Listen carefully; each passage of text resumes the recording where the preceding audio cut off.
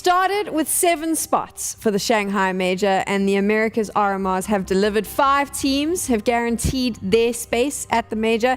There are 2 spots left remaining, and today is the day we find out who gets them. This is my favorite part of the RMRs. It's the bloodbath that is about to occur. My name is Sam. I'm going to be your host for the next 4 best of 3s. Joining me to start the day, Blair and Maui Snake are here. This is the fun one, right? Someone has to play twice today if they want to make it to the Major. All the pressure is on, everything on the line. This is where dreams are made, hopes are dashed. You're going to see people crying both tears of joy and of sadness. It's pure emotion, pure cinema. Absolute cinema. And that is exactly what I'm waiting for. Every RMR we have this privilege to witness the teams. Obviously, qualify on day 1, day 2, it's still going to be emotional, but it gets heightened because the last day, it's one shot, one opportunity, or else mom spaghetti everywhere. And right there, you have it. 1 spot remaining. I would argue... Rather, 2 spots, my biggest part. 2 spots today. The biggest favorites coming into this, or at least the team that I think most people thought were a sure bet, finding themselves here, fighting for qualification, Furia. I don't believe that they've had themselves in this position for a long time. So that's got to be riding pretty heavy on the brains of all of their players. And then, of course, you have a lot of those other teams that I would call them the fringe teams, the 9Zs, the Imperials, the M80s, who desperately want to make it. And it's a big opportunity for them. And now they know that the big dogs are waiting in the wings. I feel if you look at the way it's played out, in all honesty, it hasn't been too many crazy surprises, right? We saw a couple of upsets on the best of ones on day 1, for example. But if you look at the bottom 5, if you look at Boss, KRÜ, Legacy, and all these guys, we kind of expected them not to really make it out of the RMR. And that's exactly what happened. The big surprise, obviously, Wildcard going 3-0, incredible performance. But I think it's kind of played out the way we envisioned it would. Obviously, Furia having to play out on day 2, that is a big surprise as well. But overall, it hasn't been as chaotic as we envisioned it would be. The opening BO1s had a tinge of chaos, but a lot of the results stabilized themselves, which actually is credit towards the way that the Buchholz system has been implemented. The strength of schedule, seeding has actually improved this sort of Swiss system, because before sometimes you just get teams that are too strong playing against each other way too early or in actually pivotal moments. But now, for example, Fury played Liquid in in a less impactful 1-1 game, so it's not like either of them were fighting for their tournament life at that point. So I think that things have shaped up actually pretty well, despite the fact that day 1 could have gone smoother for the favorites. So now if we take a look at yesterday and the 3 teams that made it through, Pain Gaming, incredible fashion that they did that, obviously annihilating 9Z to make sure that they got their spot. And then Liquid. That was the big one, I think, because a lot of NA fans watching that very closely. What did you think of their qualification? I think Liquid have honestly, after the mouse debacle and the vegetarian debacle, have really screwed their heads back on straight.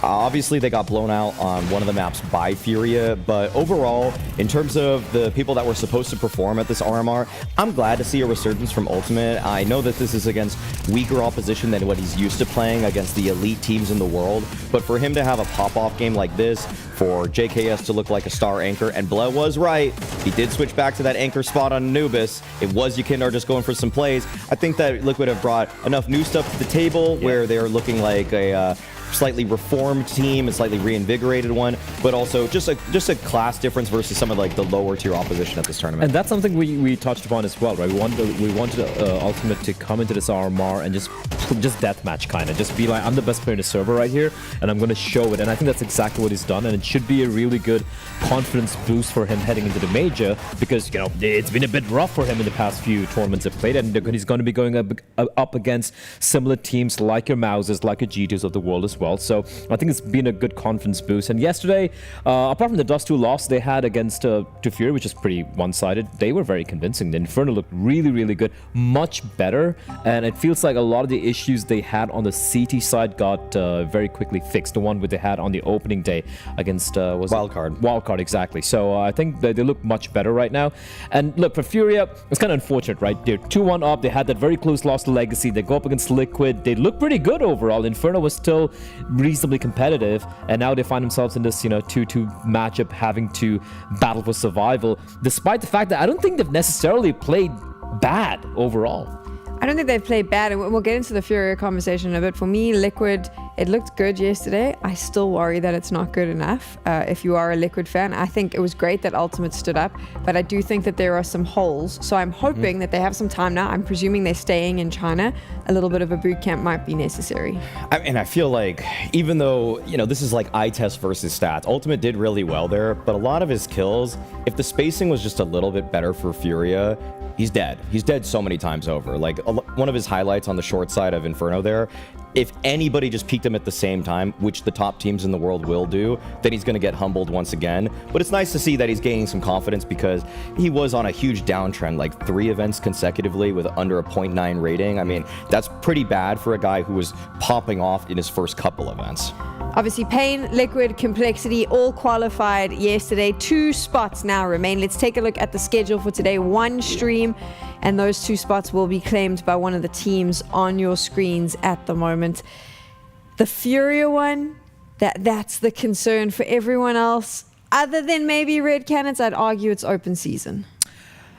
It has to kind of play out this way, because Maui mentioned in the beginning of the RMR that Furia have dropped 1 series out of what, 13? It was like 15-1 going into this RMR. Into this RMR. Now they're battling for survival. And again, they haven't really played bad. If we go back to the game against Legacy, who are now out of the tournament, by the way, it was Legacy playing an incredible game. A couple of small little mistakes costing Furia and forcing them to play here. But yeah, it's going to be a battle for survival. I think this matchups are great. Red Canids, from Maui's pick, they've battled it out, man. They're pulling it off. 0-2, now 2-2. 9Z, 2-0, now 2-2. And then, of course, we have this Furia match with 9Z.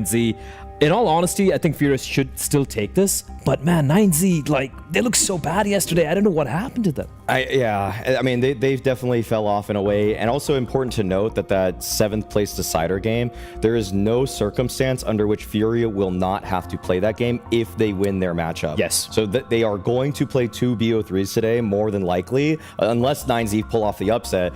But for other teams like Imperial, for I think even Red Canids, probably more like an M80 or Bestia, if they win their game, there's a good chance they just make it outright. So they're going to be battling for stickers, for major qualification, and that means they're going to give it absolutely everything.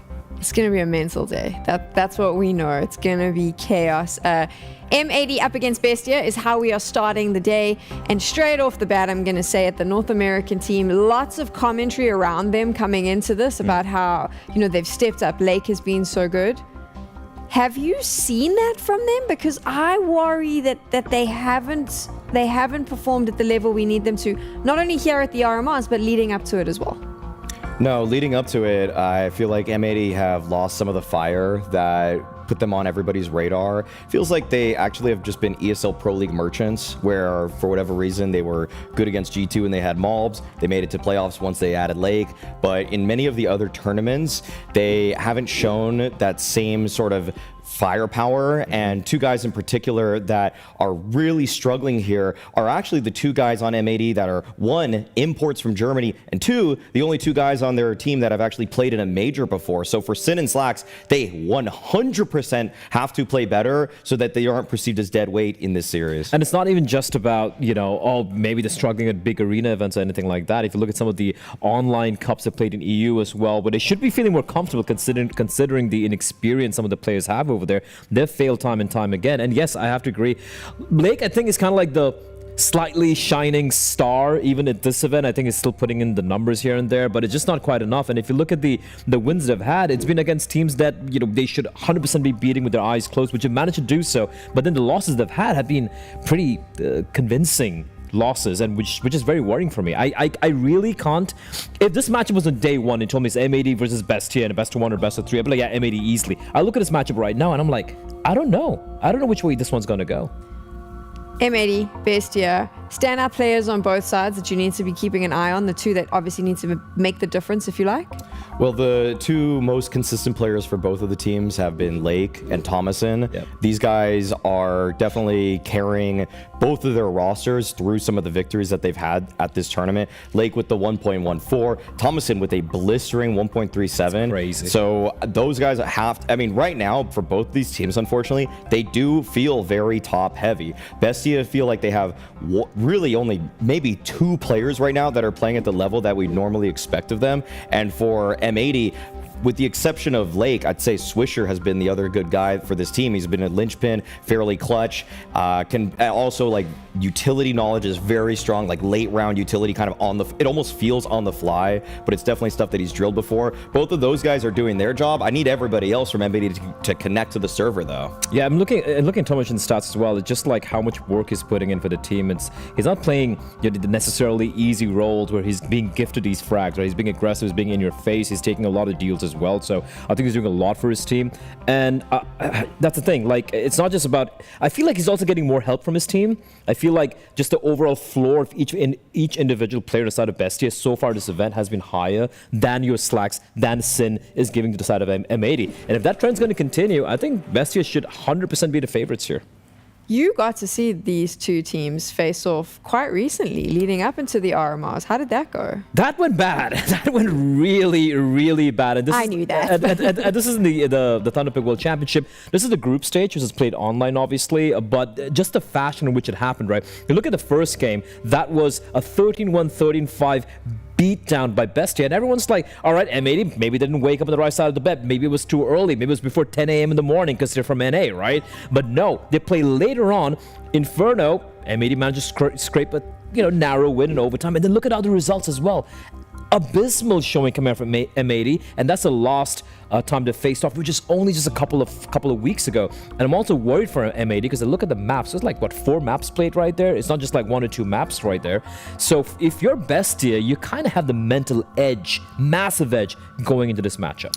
And I want to see if the veto reflects that, because they've won Anubis twice in this matchup, so they could go for it as a pick, thinking that they're just going to win 3 times in a row. But they've been favoring Dust 2 at this tournament, and they actually go back to that. They haven't, despite the fact that we just saw they won 4 maps against M80, they haven't beaten them on Dust 2, so that's a bit of a surprise to me, Bleh. That is 100% a surprise. Like, why don't you just go with something, we just kind of tried and tested. You know that you have the number on every single time. There's Mirage was also available. Mirage being picked by M80. They did that last time, didn't they?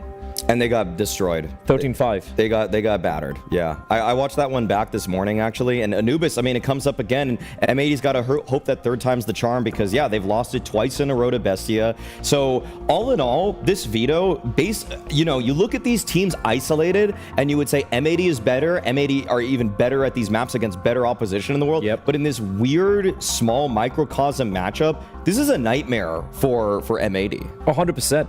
And even the Dust 2 coming in, it's such a curveball where even if Bestia wind up losing Dust 2 their own map pick, I look at the other two and I'm like, Bestia's still going to be feeling comfortable. Yeah, exactly. This is like a 3-0 potentially for the side of Bestia. And man, I hope M80s is like they fixed their problems against this team. I really don't know what went wrong in those 2 matchups. So I mean, okay, looking at how they played these matchups before, one thing that was very apparent from the first time they played each other is that Bestia have a slightly weird style. Like, Thomason does a lot of crazy stuff by himself, and I don't think M80 were ready for that, because he just sometimes, like on Dust 2, he just comes out ramp by himself, sometimes just takes a couple shots, comes back, and then goes back to mid. It's very awkward to play against them. I think if they watch the demos back, they should have a greater understanding of how the 2nd and 3rd map are going to be played out, but I think that's also why Bestia might went for Dust 2. They play a weird style, and I don't think M80 are really good against weird styles. There's a spot in the Perfect World Major up for grabs. M80 is facing off against Bestia. Vince, Jackie, are you ready for this one? Oh, we are more than ready, Sam. We're really looking forward to this one, Vince. Hell of a way to start off the day. A lot of storylines, twists and turns, Vince, for potentially all the teams remaining in the Americas RMR. Yeah, exactly, and it's not necessarily all within their own hands either. We're in a very strange position where some of the teams will be hoping on other results taking shape, but all they can do is make sure that they get it done on the server and they let that talking do the work for them and put themselves in that best possible position. Yeah, you got to get out there, beat whatever opponent's in front of you, be ready for the potential outcome of 2 BO3s in one day and show that you've got the stock for it, because of course that slot of the major does not come easy, and with 8 of the 10 players in the server looking to attempt to make their first major, Vince, there's a lot riding on this one. Oh, massive. We saw yesterday the elation, the tears, the emotion that Snow and the rest of Pain showed when they managed to make it, and you better believe it means just as much to each and every single player on the server right now. Bestia starting on the CT side. They have touched on this, that maybe Bestia are a bit of a kryptonite team for M80. M80 losing twice, but it was against Complexity. In that best of 3, they got kind of slapped around a little bit, but fair enough, it is Complexity with Elige popping off. But what can they do now on this T half? Noxy forced back. I think he did just see a pixel of a player on the approach. Dials it back to Long alongside Naz. Smoke now deployed and M80 looking to get aggressive. Noxy waiting for the run out on the site. If he was close ramp, he would have been barbecued, but luckily enough, he's in position to try and deal damage. Up close, it's Lake, the entry machine that goes in. Picked off by the USPs. First frag's good for Bestia. Trade straight back. Bit of damage on the bomb site. Post plant developing, but the shots are connecting. Rek equalizes and brings us back into the 2v2. Slack's last man standing, but only 31 HP to his name. Surviving that barrage of bullets somehow, only taking 15 damage in the process. So still alive, still in the fight. That smoke's going to be a problem, though, as he needs to come out, but there is no kit in between these two CTs, so they've got to get a move on. Tickling the bomb right now, trying to go for that full defuse, and there is Thomas in once again, on point to deliver the bodyguard frag, and Bestia will successfully claim first blood. Pistol round secured. Great way to kick things off. And for Thomasin, you touched on it a little bit there. If this is a trend that's going to continue, if this man finds his form early, he really does come alive. He has been dominating over the course of the Americas RMR, and he did the last time they went head-to-head as well. Ridiculous stats looking back on them, Vince. Thomas in the second series they played over the course of 3 maps was 70-46, sporting a 94 ADR, 1.42 rating, and he has not fallen off. Swisher, fast out on Long here, taking the fight, does get the early entry onto Naz. Yeah, with Sin and Slacks kind of dropping off a little bit, as they touched on the desk, it has been up to the likes of Swisher to maybe up his level. We know Lake is typically a consistent player for M80, but Swisher has been pulling out a couple of shifts here and there alongside Rek. We saw his impact in the pistol round. Early 1-for-1 trade, Luchov taking quite a bit of damage though, down on his M4A1S. Falling back to the site where he will meet Lake. Need to make sure they don't line up for him. Spots the second head. And Noxy now under heavy duress. 4 players for the T's moving in, but Thomas in. There's the aggression we were talking about. Straight into the face of Sin and goes one better. Down to low HP, finalized by Rak, who goes into a 1v1 with just 55 seconds to try and make a decision. I think he's heard Noxy's footsteps as well. I think he knows that he's up on mid. He's got the read. Audio cue gives the game away, knows he can take his pace slowly towards the A site. Does his due diligence with a look down onto CT in case it was a bit of a bait and switch and he was setting up for the close angle. He'll guarantee himself the plant, throw himself into the 1v1. Quick clear, confirmation that it's the A site, wrap back around from Noxy. 54 health to his name, M4 in his hands, it'd be his second frag. Losing this one, it will be a sore way to start off the game. For M80, it could be a great way to kick the doors straight open. Rek backs off towards Goose and tucks in. Oh, so much time's already depleted off the fuse. I just think he's took way too much time here, Noxy, even if he gets the kill at this point. And he has to jump out to the open because of how long that took. M80 secure the equalizing blow, Rek up to 5 already. And Bestia, they had chances there though, Jackie. They found that window twice with Thomasin's MP9 push. Still unable to capitalize. Yeah, Thomasin on mid felt like he could do no wrong, right? It was very uncomfortable in the first fight, turns it around, gets 2 of them. Thought he had done enough there. But not meant to be. So from the pistol round, it's punishment back from M80, and we do go 1-1. Cash flow problems will arrive because of it, so CT side got to make the best of the buy. Investment into Deagles, 5-7, scout on Noxy, he takes the peak mid. Land a couple tags, soften them up, and look for those conversions a little bit later. M80 can afford to play a far slower round here. Yeah, exactly. Just waste the time. Try and deploy as much of that utility from the CTs as possible. They may be feeling compelled to make a move and walk into a bit of a trap. Flashbang into peak. Lake fully blinded, but using the alcove as a bit of sanctuary. With a teammate just behind him in the form of Sin, who did take the brunt of the damage. He's good to go. Smoke also deployed. Bestia doing a solid job, though, of wasting a whole bunch of time. Minute now left. This is where you expect M80s to start to shift through the gears and get a bit more aggressive. The flashbang over the top could really set them up for some aggression on the CT side, and Luchov with the backstab onto the head of Sin does at least slay the first man. Uncontested on response as well, and look at the chip damage done. Rex low, Slack's taking a big slap straight to the face as well, left on 31. You've only got 34 seconds left on the timer. Paranoid about where the next peak's going to be coming from, and the timing on it for Lake could be brutal. Oh, still finds his man. Goes back down. They've shifted this one over towards the B site, but Thomasin is waiting. He's got a deagle alongside him as well. There's no flash. There is a smoke, but they deal with him on the cross. You can see him looking down, trying desperately to survive. He's been evicted from his home on B. Alongside the rest of Bestia with 7 seconds left, they start to dial in the digits, and they snatch this round away. It was looking like the pop flash into peak on the 5-7s on middle was the key to success for Bestia, but M80 not panicking, making sure they dial in towards the end of the round and they get their man. And they get their round on top of it. But there are warning signs being shot out here from Bestia. Even these low eco rounds, they're still pressuring M80. Oh, wow. Felt that one, didn't you? God damn, Noxy. Fair play to Swisher, though, Vince. It seemed like, you know, the storyline being that Sax and Slin, that's definitely not Arid said, have been playing, you know, a little bit off-kilter compared to how they usually do and what we'd sort of expect from them in this kind of environment. Swisher's been the one that's been stepping up. We saw that before, the last outing we had from 80. It was him and then Lake as well. Lake was so aggressive, right? Really explosive with his entries. He was taking space, creating a lot of initial openings for the team. And again, in this round, even with such little time left on the clock, Swisher's the one that gets the two-piece to give them control towards the bomb site. Scary round, but a round nonetheless. Well, there'll be many, many more from where that came from today, I'm sure. As Slacks gets nailed by the scout, Noxy seems so on point with his gun. Missing out this time around, though, and Luchov will pay the price. Lake dispatches of him. Spills blood on catwalk side. And Noxy is undeterred. He wants to stay in this position as long as possible, anticipating a lower ton peak. Not forthcoming, though, from M80, who are backing to the spawn.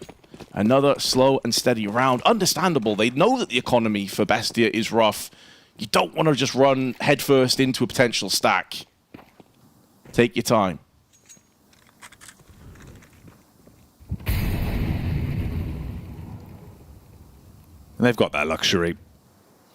Range advantage to work with. Just under a minute on the clock. Slowly make your play up, out through long, head towards the A site. The pistols are on the roam, they've cleared out upper. No one lurking. So they can see if they can make it a little bit more costly at least, especially Noxy on the scout. We saw previously how crisp he was, but timing could be tight to get up on the bomb site and find an angle. Forced to drop off, they've already slipped in through ramp. Peppering back the bullets. USPs want to swing together. They go for the cheeky boost. Oh, so brutal. Nearly denying onto the bomb plant, but Wreck with two. And following on from that, it's just Zoc that gets the trade back.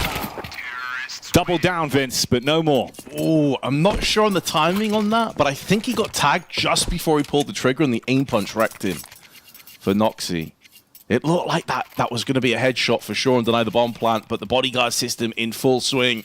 M80 in tandem, high-fiving into a 3-1. They're going to have to deal with M4s now. No AWP.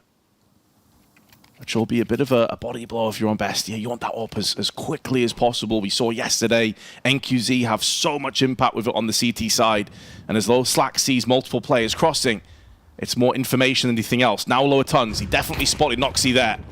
So this is allowing Rec to be privy to that information alongside Lake. They're not going to get caught out in an awkward spot here. They bypass any of that early aggression. They force the CTs back. He was aware he had been seen, so backed off. They throw the nade out, trying to reel in the players that were looking for the trade onto lower. Instead, Noxy, from his advanced position, he's able to get another one. And it's Lake that goes down early. He can be a real big piece of this M80 team. He has Nitro for breakfast. He goes out, he blows up the server at times. He's able to hit heavy on the entries. So if they can cool him off, try and keep him isolated, that's one of the ways they can find a way into these rounds.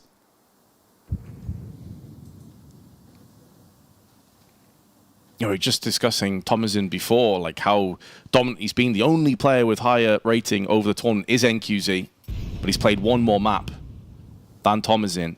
But on his T side, he's averaging 95.5 damage per round on his T halves. That is outrageous. A 52% kill participation on the T rounds as well, as Noxy finds the perfect timing, shutting Swisher down from the back. 30 seconds now to try and execute on the site, but Naz is in position, laid in wait with his M4. Shot's good onto Slacks. First man falls, Rec replies.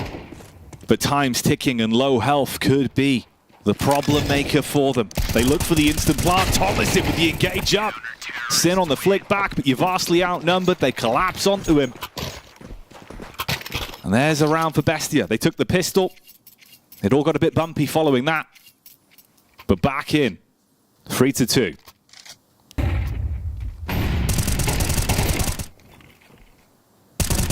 And on top of that as well, just to add a little bit more color to how solidly Thomasin is performing, especially on those T sides. Nearly 25% rounds with a multi-kill. That is such a ridiculous stat to have at this level of Counter-Strike. With this much pressure on the line, Noxy, while Flash still pulls the trigger and silences Rec on that push. Some nice impact. He's keeping you guessing with the way he's approaching it right now. Towards mid, towards long, playing with the tempo, using the spawn. Great shot as well. So another round where you find the first pick and there's no room for M80 to get a quick trade. Goes uncontested.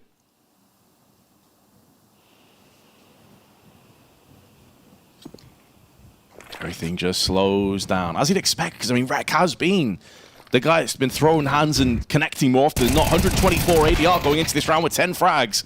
So it's up to Slacks now to try and deliver, and he shall at great cost to his own health, however. And again, mid has been a problem. Luchov this time gets aggressive, catching Swisher, and a second player too. Lake had no idea. I think there was flashes being tossed in as well, and amongst the extremities of Catwalk. And now Slacks is dialed in a second frag, and the post plant will be coming to fruition. But with him falling by the wayside, Sin now in a 1v3, cannot weather the storm. And he goes down with the bomb, 3-3. I'm loving this aggression from Bestia though. Yeah, they've woken up early. I was a little bit worried. But immediately they've shown they can answer back, keeping them guessing with the fights they're going for. And the lurk from Luchov straight round the back line. Even getting the follow-up onto Lake as well. So heavily committed, expecting the push towards short. Just get shot in the side of the face. And they tie it back up. 3-3 split. This was the opener. Really nice connection there.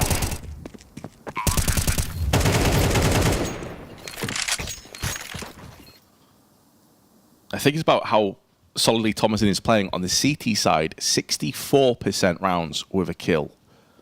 So he's doing it on both sides of the equation. There is no escaping this man. Depth now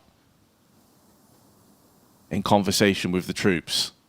Seems pretty animated. Yeah. Throwing the hands up. The fingers are coming out. I feel like that was always one of his strengths as well. Like, he does get his point across very well. Quite a commanding voice as well, Vince. He's an articulate guy as well. Like, he knows what he wants. How to get the best out of people. And that's exactly the kind of leadership and coach that you need at a time like this. So much on the line. a place at the major up for grabs. M80, favorites coming into this game for sure. But as we've already discussed, when it comes to the stats between these two teams, in the last 3 months, by the way, it's 4 maps to 1 in favor of Bestia. And you can understand why with how often they're catching the T's out in these weird positions on middle. 1-4 trade, though, is going to open the door to B, but Thomasin is there to lock it back down again. Swisher with 1, and Zoc seem to have no idea that they're already up close. He's found and fragged, and suddenly a 2v2 retake comes in. Seemed like it should have been easy, but instead it's anything but. And now Swisher and Slacks are both armed. Luchov looking to aggress, has the HE with support of Naz up close and personal by the window. HE over the front line.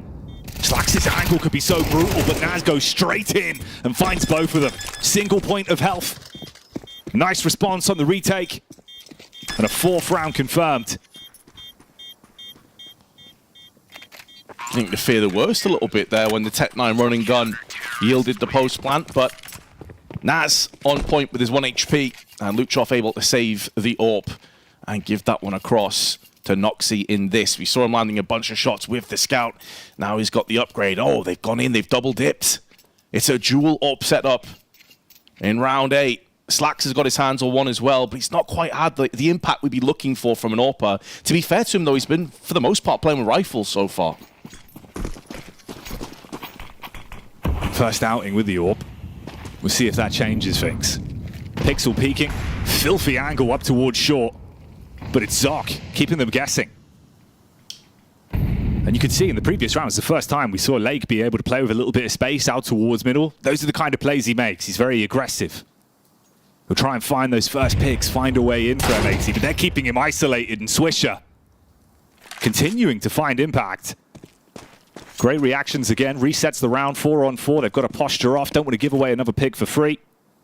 He lost the early advantage. Slow it down a little bit. Had a lot of success early on in this half when they did slow things down. They weren't hemorrhaging players in the first 20, 25 seconds. Sin now Flash, more designated to allow him to cross to the Xbox and get up on catwalk alongside Swisher. Luchov flash out, gonna go for a peek behind that one and find that no one is home for the T's. So M80 systematically opening themselves up. That's a solid grenade though, tenderizing 3 on the approach. And Luchov now in a good spot here to just watch, relay information for his teammates. If he can get a kill or 2 out of this, it could be good enough.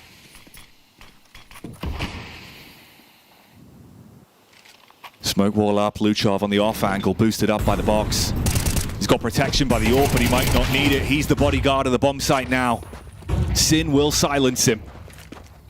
From a 3v3, it's down to a 2v2. Nice nade from Thomasin, clap straight back, time ticking away. They've got to be speedy about this one, trying to slip on. Rex looking for the wrap round. Good read with the Molotov, force him out of position, bait him in. Thomasin down, bomb being planted. Noxy looks for the deny with a wallbang. Slightly off target, couldn't fully commit to it. That one's going to connect. Oh, if he hits that first shot, Jackie, with the kill, it's round over. There was 4 seconds left on the clock. No way that Rek would have got across to pick up the bomb. But he's going to do as much damage on his way out, knowing the economy is still tender and fragile. So these shots that are being connected is a problem as he comes back in again, now anticipating, like, hold up, I could even outright win this round. I potentially weaken Slacks to try and finish him off. Or at least take him down with the bomb. At this point, Slacks is a dead man, whatever happens. He's going to win the round, but it will be at the cost of his life. This is going to be a hefty rebuy for M80. You get the round, but everyone around that $4,000 mark, you will not be able to afford another AWP coming into this one. Outcome on that one works out pretty well. Even though you let it loose, it slips through the fingertips, like you say. It was the first time we saw Slacks be able to afford the AWP and bring it out. Couldn't hit the mark with the weapon. Falls at the end there due to the bomb blast, so no rebuy on that. He's down to a scout instead. Quite back and forth for the moment as well in the first half. This is what we wanted from this one, Vince. Oh, absolutely.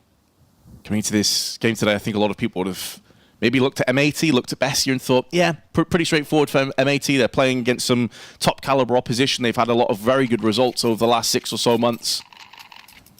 But that doesn't paint the full picture as to how this game's come down. Some of those key players have been off kilter. Slacks and Sin Sure, they've got some kills in this one. I don't think either of them have quite hit that 8-game position just yet. Thomasin's had glimpses, but it's mainly been Noxy, I would have to say, over on Bestia, with the Scout and AWP that's just put so much damage in, been a real pain in the backside. And although there is a Scout for Slacks, heavy smoke wall denies him any real intel. 4 players up on long. Oh, they want to get hot and heavy. They want to push straight out through the smoke. Pedal to the metal. Take long control early. Still got a boatload of nades to work with as well. Molly onto the car, flash around the corner. Cross is covered. Grouping back up towards the short angle here. And Sin covering for the lurk. They peek out for the info. Get a visual on his angle, know where he is. They can attempt to swarm him together. They dive out. Cause the crosshair to flick off the angle we wanted to cover. Zoc with the pickup. 5 versus 4. Thinking about the retake now. Slacks playing from pit this time. Watching for the run out on long. It'd be Naz that goes up against him. Rest of the squad running in. Oh, the flash. It did affect Swisher, but they weren't up close enough on the extremity of the smoke to punish him. And with that double, that's the round done. No real utility. They tossed all of it in on that catwalk play. You could see what they were going for, but Swisher's off angle was so powerful. And he made the most of it. He continues to impress on this off. M80 will be taking the lead once more. Looks like Bestia will be able to hold on to these 2 weapons. Tons of cash just a couple of rounds ago, and now they're down to just pennies and cents.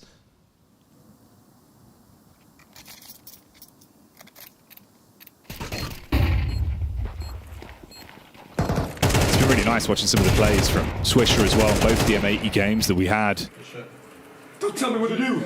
I still remember, man, in this very room, Vince, the 1v5 near AWP clutch, right, on Ancient with Swisher. Oh, yeah. Where he was just going absolutely ballistic. Nearly had, like, the play of the RMR. This man can do some wonderful things. Always fun to watch. Just love that as well. Looks across. Don't tell me what to do. Jovial. He's, like, obviously joking, but... yeah, when you're balling, just let him cook a little bit. And this half is kind of in the balance right now for Bestia. I mean, realistically, M80, they could cruise to an 8-4 lead. Noxy, though, once again with the AWP delivering when it's required, when it's needed most. On the cross, he may get picked off, though, by Sin, as Gnome was home on catwalk. I do love the switch of pace in that previous round as well from M80 after being conditioned so many rounds in a row for very slow T-half. Bestia get caught by a straight-up rush through on long. And it looks like more of the same here. They've lost their AWP. No player can possibly go and pick that one up anytime soon. Although 2 are going to try from long. Luchov also bested. And that should be the 6th round coming to fruition.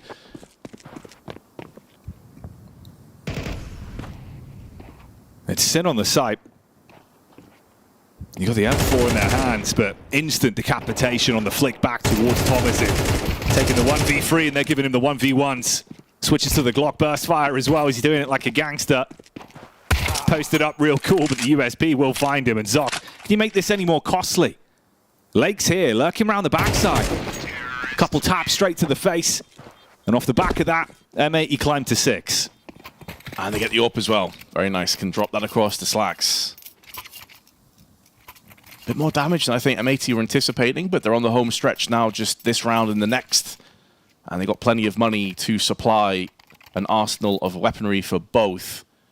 Same could not be said of Bestia, though. Again, they're going to be without the AWP. Interestingly, Noxy electing to go for an M4 over the Scout. We've seen him use that a lot already on this first half. Good spawn for Slacks, but the flash is good alongside the molly. And that's going to force him back. We've already seen what sort of caliber of damage Noxy can do with the scope in his hands. So we'll see just how far he can take it with a rifle. It's Zoc on the jiggle. Incinder in his hands. If he gets contact, instantly dash that one down, peel back, buy yourself a bit of time. Try and isolate him on the push. Smoke walls are up, waterfalls to block the entry. They run straight through it, flashbang out. It's Thomasin. Smoke in his eyes. Teammates dying all around him. Needs an opportunity to make the play, but eventually as he peeks in, Slacks delivers. He had a chance. It was fleeting. But the way he's been playing, you expect him to get a kill or 2 out of that one, but didn't quite work out, didn't quite pan the way he was hoping for. And the same can be said for Naz as well. Frustrating for him, FAMAS in hand, can't really do anything, can't even really upgrade this gun. Needs to back away and have something to play with into the final round of the half. To put it in perspective as well, by the way, because it feels like Noxie's landed so many shots, but he's on 9 kills. He does have 109 ADR. He's just been chipping away the health bars round after round, just really unlucky not to have someone there to finish off the weakened players. Yeah, we saw that with some of the scout tags, the pistol tags. His aim was looking crisp. As Tom is in, there was the meme machine we were setting up coming into this one. He has been soaring very high throughout the Americas RMR.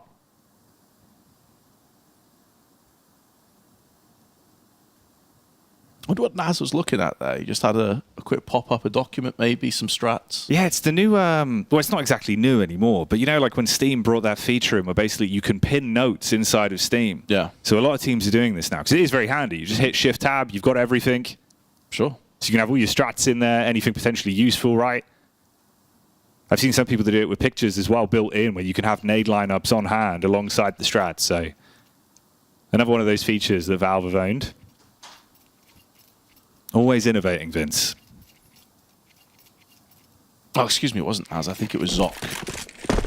The Uruguayan flag on the back of his chair should have gave that one away. My apologies. But there is the scout. Let's see if the fortunes would change a little bit. Double up set up on the T side for the last round. Spray a little bit labored, but Lake gets his man all the same. That's all that matters. And although there is a skulking, stalking player in the smoke in the form of Zoc, he's backed out of there now once it starts to fade away. May have missed his chance.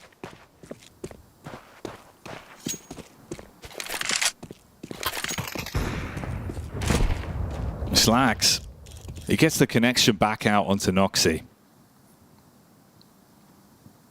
Bestia really put under the pressure here into the 12th. Looking like if this was going to go 7-5, it'd have to be something absolutely miraculous from this point forward.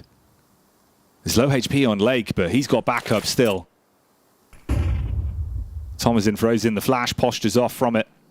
They're taking space towards long at least and getting a bit of a read on the round. If they go out through mid here, maybe there's room. I mean, Thomasin up close and personal.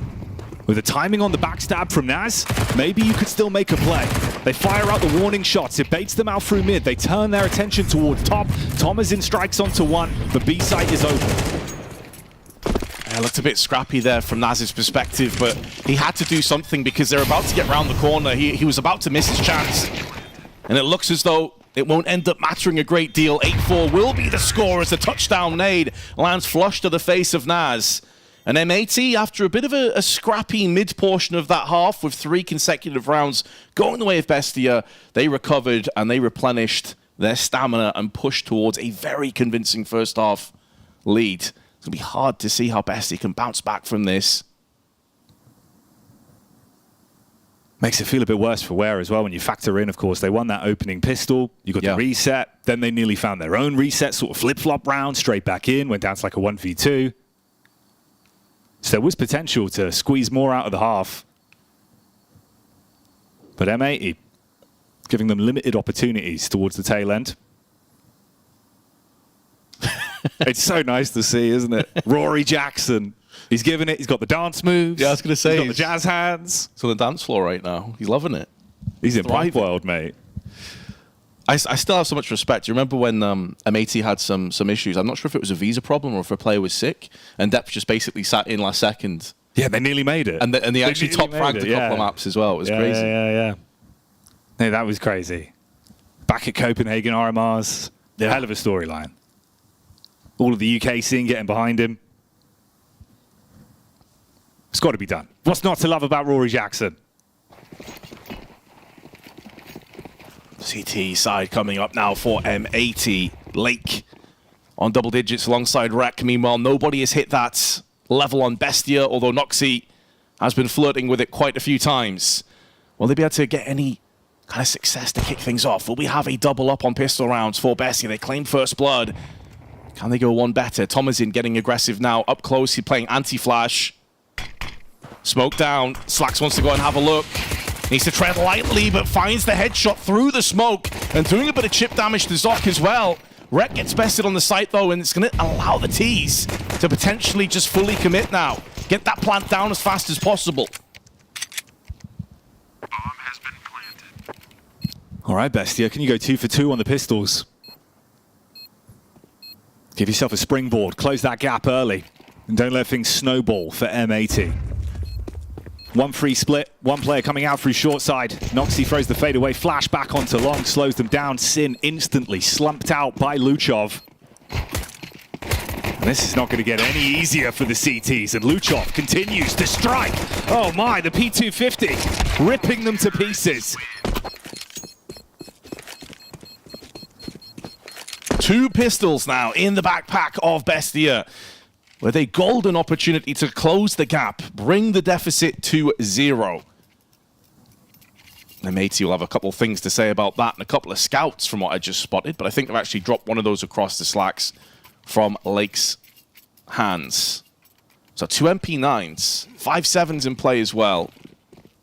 Yeah, that was some exquisite P250 work from Luchov. Up to 10 he will fall alongside Zoc. Just what Bestia were looking for. Slacks the meanwhile. Speculative shots through on the smoke. Nothing connecting. Apart from onto Sin, who's dropped to nearly below half health. That's the sole defender of the B-bomb site. Wanted to play up close and personal with a 5.7, get the cheeky taps off straight to the face. Instead, he's wrapping out. Wants to set himself up close left on mid. Take that control back towards short. They invest 1 flash to set themselves up for it. Slacks tucks in on the off angle towards Shoxy. Rest of the squad can roam on in. Sin, he's got to find impact here. Overwhelmed, and now B-bomb site is completely barren, but Swisher flicking again with the assist of Rek. It's only Luchov that denies onto Lake, and Naz with the fadeaway shots. Oh man, you saw those bullets whizzing by Luchov's head, and he's low HP, he's on 3. It looked like for a second, as soon as they lost the first player in the form of Sin, it would be a save. But that 5.7 would have opened their eyes to the prospects of a stolen round. Instead, Slacks will have to hold on to the scout, and he will be backing out to save. I'm not sure if he picked up a 5.7 from one of his teammates as a sidearm. He could obviously toss that across to a teammate going into the next one as well. Not sure if he was able to get out there into the lion's den. Either way, he will be the sole survivor more than likely, as Bestia have drawn us back to just a 2-round deficit. 6 rounds now on the board. And it's not that Thomasin has had a bad game, kind of a victim of his own success, realistically. In fact, Slacks may not survive. It's being pushed down and hounded. It was only Naz. Very nice. So he will hold on to his scout. It's not that Thomasin's played bad here, Jackie. It's just that he's been so damn good throughout the entire rest of the tournament. It feels like he's dropped off just a tad. But as I mentioned earlier, his T-round impact has been outrageous. He is so good on this half. So I'd expect to see him step it up quite a bit here. Yeah, find your footing. Set the pace of the game a little bit with the AK in your hands. Just make sure you keep things in check here. Don't want any upsets against the light investment from M80 with the pistols surrounding the saved scout for Slacks. It's Lake taking a ton of damage as well. Strong breeze could blow him over at this point. 12 HP on the back of the bomb site. Swisher's nearby to assist. Rek tucking in towards Longhouse as well. It's Zoc that needs to find him. Smoke dissipates, instant frag. Connects that one, shuts him down. And again here, looking like you could build off the back of this now. Got a manpower advantage, play with the pace. Bombs back in spawn as well, so no free information. Yeah, Rek really starting to slow down just a tad. He was one of the main players for M80, resting on him in those first 5 or 6 rounds. I think at one point it was like 12-4, 13-10 now. Once those rifles come into play, expect to see him start to deliver once more. They're taking their sweet time, are Bestia, taking a leaf out of the playbook of M80 perhaps. They have the wraparound option onto B, which would see Lake on just 12 HP to try and withstand an almost impossible task. Smoke beginning to fade. It's not looking good for Lake. Living on borrowed time, and Luchov will collect.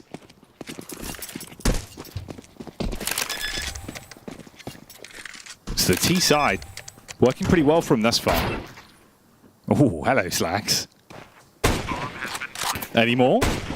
He's looking for him. Getting the little tags out. Might not be a way back into the round, but it's certainly enough to make him feel a bit uncomfortable. Warm himself up with the scoped weapons. Noxy just looking to pepper back through the doors. He's going for the quick peeks. Playing with confidence on this one. You might as well try to do something with it. They know they're trapped and effectively being collapsed on by the T's, and it's Thomasin that wants to feed here. Wow, Swisher. Good shot with the 5-7. Room to upgrade and save the AK. They're being encircled, though. Actually, that's not the case. Noxy's running back towards on A side. He's looking to try and boost up onto the catwalk and push from a different angle. Time of the essence, but it looks like they will hold on to the AK. So that's a nice little boon, a nice little bonus, a power-up for the CT side. And Slacks can throw away the scout and upgrade to the AWP as well. So they are pretty much dialed in for this round as much as you'd want to be. Some lovely shots from Slacks. And he was basically playing with this much confidence because he had Swisher up there on catwalk. So if they said, screw it, we're going to push you, well, Swisher would have been loving life. Death from above with that 5-7. He could have got 2 or 3. So deficit down to 1. But this is where things start to get really interesting. M80 have everything they want, and Bestia with a good spawn for Noxy's peak. Slack showing he can do it with a scout. No reason that we shouldn't believe he can start to perform with the AWP as well here on CT side. You give him opportunities, peek into him. He could really pack a punch. Early info towards long. Outside of that, you wrap back. Secure upper. Bring the bomb over. Slacks, he's round towards car side, supporting Rec in case they do come out on the A-bomb site. HE down on middle from Sin. Just by the doors, smoked up there for now. Thomasin fires off the warning shot. Seeds of doubt. Trying to bait them in. Not giving the full info on the round. Smoke wall goes up on B just as the peak comes through. Swisher won't know it from his perspective, but the timing on that smoke was exquisite. You could see the T's were about to push. And as soon as the smoke comes down, like, oh, hold on. And it's allowed a third player to now rotate through a middle. Sin is now here alongside Swisher and additionally Lake. They're moving into a trifecta of a crossfire. This is looking so bleak for Bestia. There'll be flashes tossed in. They're not going to expect this many players here this quickly. There's a player still on car as well. Lake has gone unchecked. They have no idea about his presence, even if they take down the first, which is Sin, which isn't even possible. He stands tall with 4 HP and delivers a smackdown to Bestia. Bit of cheering as well in the M80 camp. It was Def that was trying so hard, obviously, to wake everyone back up and still what he wanted them to do. And around like this, you keep them guessing. 2-player setup towards car. It was supposed to be the bait and switch, didn't need to be. They do it themselves, close that one down. And you feel the knock-on effect. Far weaker buy going back into it. 1 MAC-10 on Luchov, Tech-9 in the hands of Naz. Galil's surrounding that with only 1 AK for Noxy. They're going quick though, Vic, straight in. Swisher tries to turn the flash, still gets 1 pick. They dealt with the wraparound player, though, as well in the meanwhile, which was Noxy. So, although they're going to concede this bomb plant, when you consider they have 2 Molotovs, 1 incendiary, 1 Molly overall in Lake and Sin respectively, a ton of smokes and flashes. Once these smokes clear, that's where you're expecting M80 to put this utility to use. Now, they had 2 AWPs, but they traded to an AK instead. Allows them to be that little bit more mobile, trading guns as well alongside nades to try and supply each other with that entry frag they're so desperate for. Back onto the site, Thomasin though pushed up with a Galil. Really important trade goes against it. And now it allows them to rush through. Late with the AWP, gets both entries. You madman. M80 gonna pick up a 10th. Oh, that's what you wanted to see from Lake. Sorry, saying, man, he had no fear yesterday whatsoever, right? Like, he was so aggressive. Damn good to see him coming back in. Racking up the stats as well, 16 to 10. Relatively quiet over the flow of the first sort of 7 to 8 rounds of the game. Wasn't able to play his style of CS. They were countering him. He was always sort of the first pick on his T side. Let's fucking go! Instantly fired up though. That's what you want to see. That's some stellar AWP work. Looking across the slacks and saying, all right, now your turn, Jimmy. If I can do it, you can too. Lake has been on a different level this tournament, man. We were discussing coming into the game how he's been their top performer by quite a margin. Very good with the rifles. We didn't mention how solid he is with the AWP, but there you go. You see it firsthand. 2 ridiculous entries. And considering how close the timer was to detonation, by the way, if he doesn't get both of those, or even one, it's probably GG for the round. So that's an unbelievably good play by Lake. Yeah, it's really big. Heads up call. Going for it's one thing. Hitting both of the shots is completely different. Seems like a back and forth here, of course, in the technical timeout, figuring out what the issue is. Over on the camp of Bestia.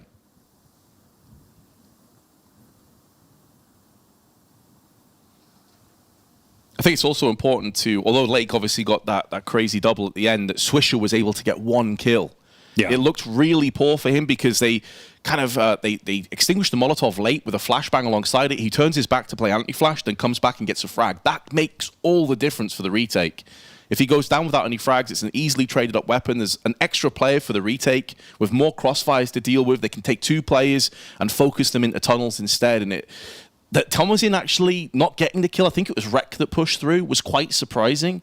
Because again, we've kind of built up Thomasin as this beast, like the best player for Bestia by quite a long distance. And he's one of the best players performing right now at the RMRs. He's on 56 ADR, Jackie. It's been a bit of a fall down considerably. And that's always the question, isn't it? It's one thing to perform in the first couple of games. When you're in the deciding matchups, the nitty-gritty, where there's pressure that is really on, are you able to bring that kind of performance to the forefront? We saw NQZ do it yesterday, had a bit of a rough start in the map, but once it got into the second map and that 13-0, he was smurfing. So we'll have to see if Thomasin can find that form again. He's not playing bad by any stretch, don't get me wrong, but not at those dizzying heights that he has been for the previous 5 maps of the tournament. And this is one of those games where you need everyone absolutely popping off. Like we were saying before, I mean, the head-to-head paints the picture that Bestia, when they go up against M80, they've been pretty damn comfortable. They've been able to manhandle them, control the rounds, control the games. Only the 1 loss in the space of their 2 meetings in both of the best of 3s. That was a 20-22 loss in overtime on Inferno. Whereas everything else, it's all painted green. Yeah, we're kind of discussing how maybe Bestia are a bit of a kryptonite for M80, but so far, although there's been a bit of some shakes and some scares, I think it's safe to say M80 look like they're on the fast track now to potentially putting an end to this one. To put it in perspective as well, by the way, that 56 ADR I just mentioned is the lowest on the server. And Noxy, who was the scouting fiend, an AWPing fiend on the CT side, went from 109 ADR, and now he's at 76. It feels like he hasn't had a kill in quite some time. Hasn't really had too much impact on this half as of yet. Still plenty of time and rounds to play with, of course. We've got a referee also coming in. That's never a great sign. Yeah, communicating the issue. Seeing what the problem is and working to resolve it. But man, Vince, it's one of those as well where you've taken both pistols in the series, right? Instant reset from M80 back on the first half. It was super scrappy. That opening 5 rounds, there was a lot of twists and turns of how it could have developed. Considering they've then come out swinging into their T half, building off the back of it. If someone else steps up to the plate, little bit of help, another player awakens, then yeah, there's room for this one to be a lot closer.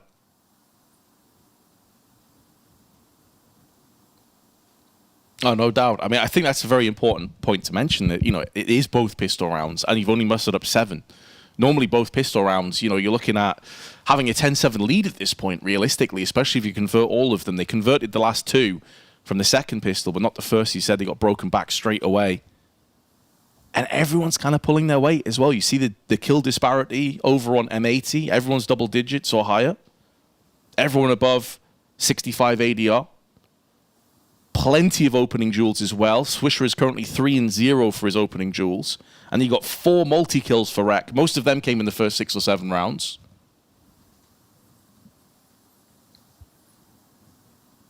And with a man on your screens with Lake, it's pretty impressive how much of a reset he's had in the game. I felt like he was getting countered a lot first half. Something snapped, though. He went back to basics, starts making some huge plays. And Swish has been Mr. Consistent. Like, even in the rounds where he's finding one pick, it's impact. It's always impact frags. Yeah, exactly. Like that previous one. Just getting the one kill. There he is on your screen now, Swisher. The one kill on the B site really, it did stop them from fully overwhelming the site and having sort of surplus players to send out into tunnels and take more forward control. Very important in that first half as well, where Slacks and Sin started a little bit slowly. It feels like they have now picked it up a little bit. I think you were right in saying, like, when he had that scout and he was just kind of free-flowing, just getting warmed up, you could see him. Confidence building with every shot that connected. There's something about it, Vince. You start hitting headshots with a scout, you're taking fast peeks. Yeah. Drills you in, it wakes you up. Then suddenly you're like, yeah, all right, give me the AWP. Body shots? Ooh. You do wonder as well, momentum-wise, who this actually affects more. Yeah, it's always interesting, isn't it? Because obviously both teams are very much affected by this. On the one hand, M80 have just won a couple of rounds in a row, feeling pretty good.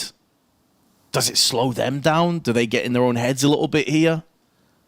Obviously, players can't really discuss anything with each other. They just sat there in silence, just pondering, stewing on what's just happened. It could go either way. You see it all the time. You know, some players, like, they really go off the boil off this basis. This is a test of mental fortitude. I think you see it in the body language, right? Of like how different players approach it when you have these sort of extended timeouts. Some recline back, some stare straight into the screen, some are just thinking about other things. Hopefully not replaying rounds in your mind that you want to try and forget about. Keep the hands warm.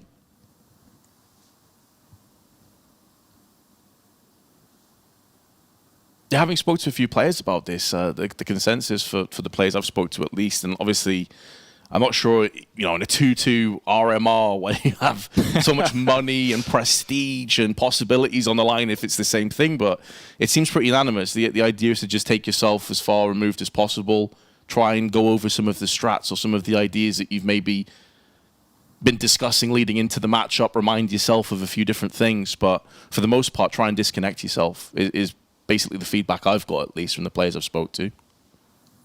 Easier said than done, though, obviously. Yeah, always hard. Always hard to do it. Thinking about is one thing. Actually being in the moment, completely different. Now, in terms of the tiebreakers, the case for the Major and the decider matchups that could be ahead, for M80, they're looking for Furia, Red Canids, and themselves to win, of course. That would result in them taking the 6th place. However, there's multiple different outcomes where you would have to go ahead. A 7th place decider.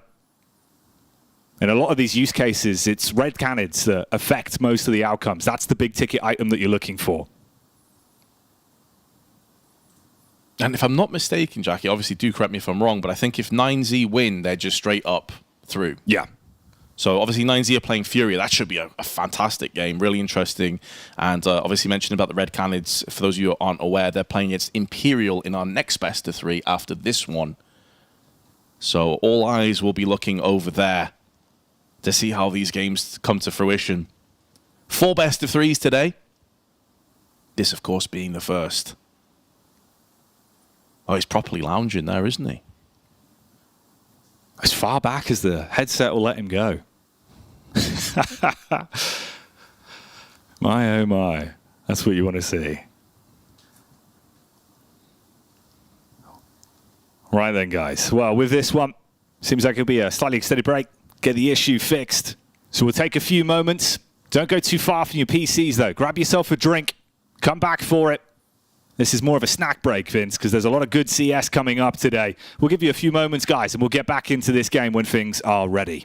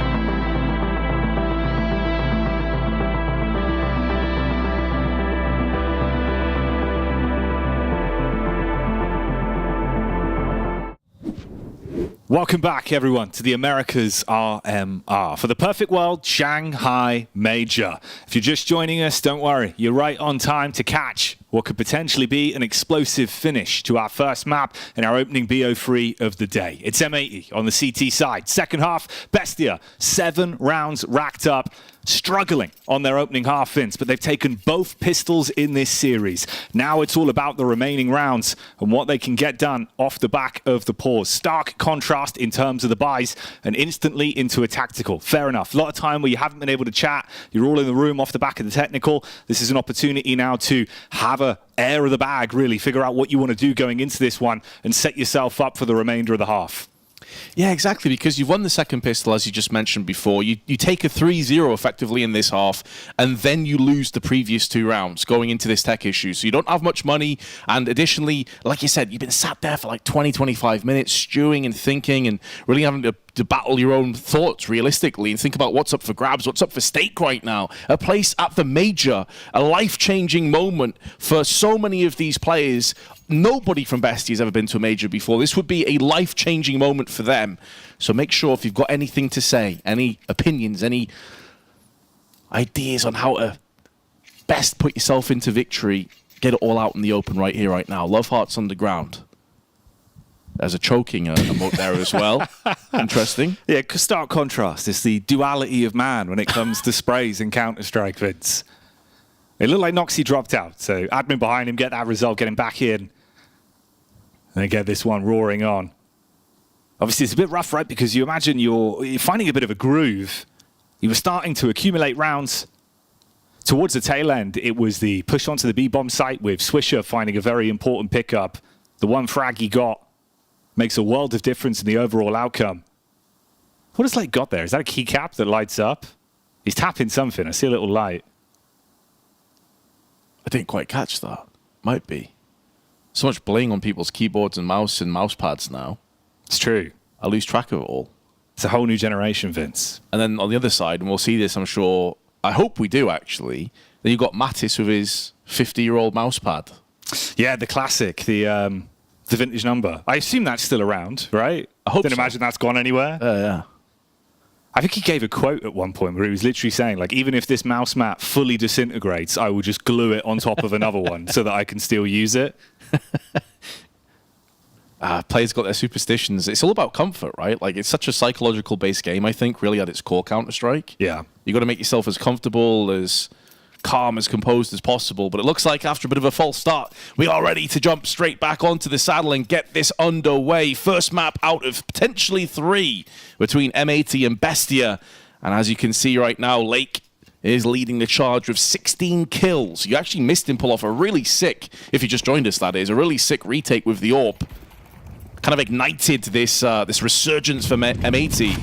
You're fancying to pick up an 11th here, Jackie. They're going to try and dust off the cobwebs, though, and get aggressive. They're taking so much damage through middle. All 5 players getting smacked down by grenades and AWP shots. And the first nade was enough to soften them up. The second is the one that finishes them. Sin eventually pays the price as he falls to Tomazin. But it's only Noxy left. 1 versus 4, outmanned. Ooh, maybe not outgunned, though. Noxy, he was the star player, shining bright on the first half, had a lot of impact.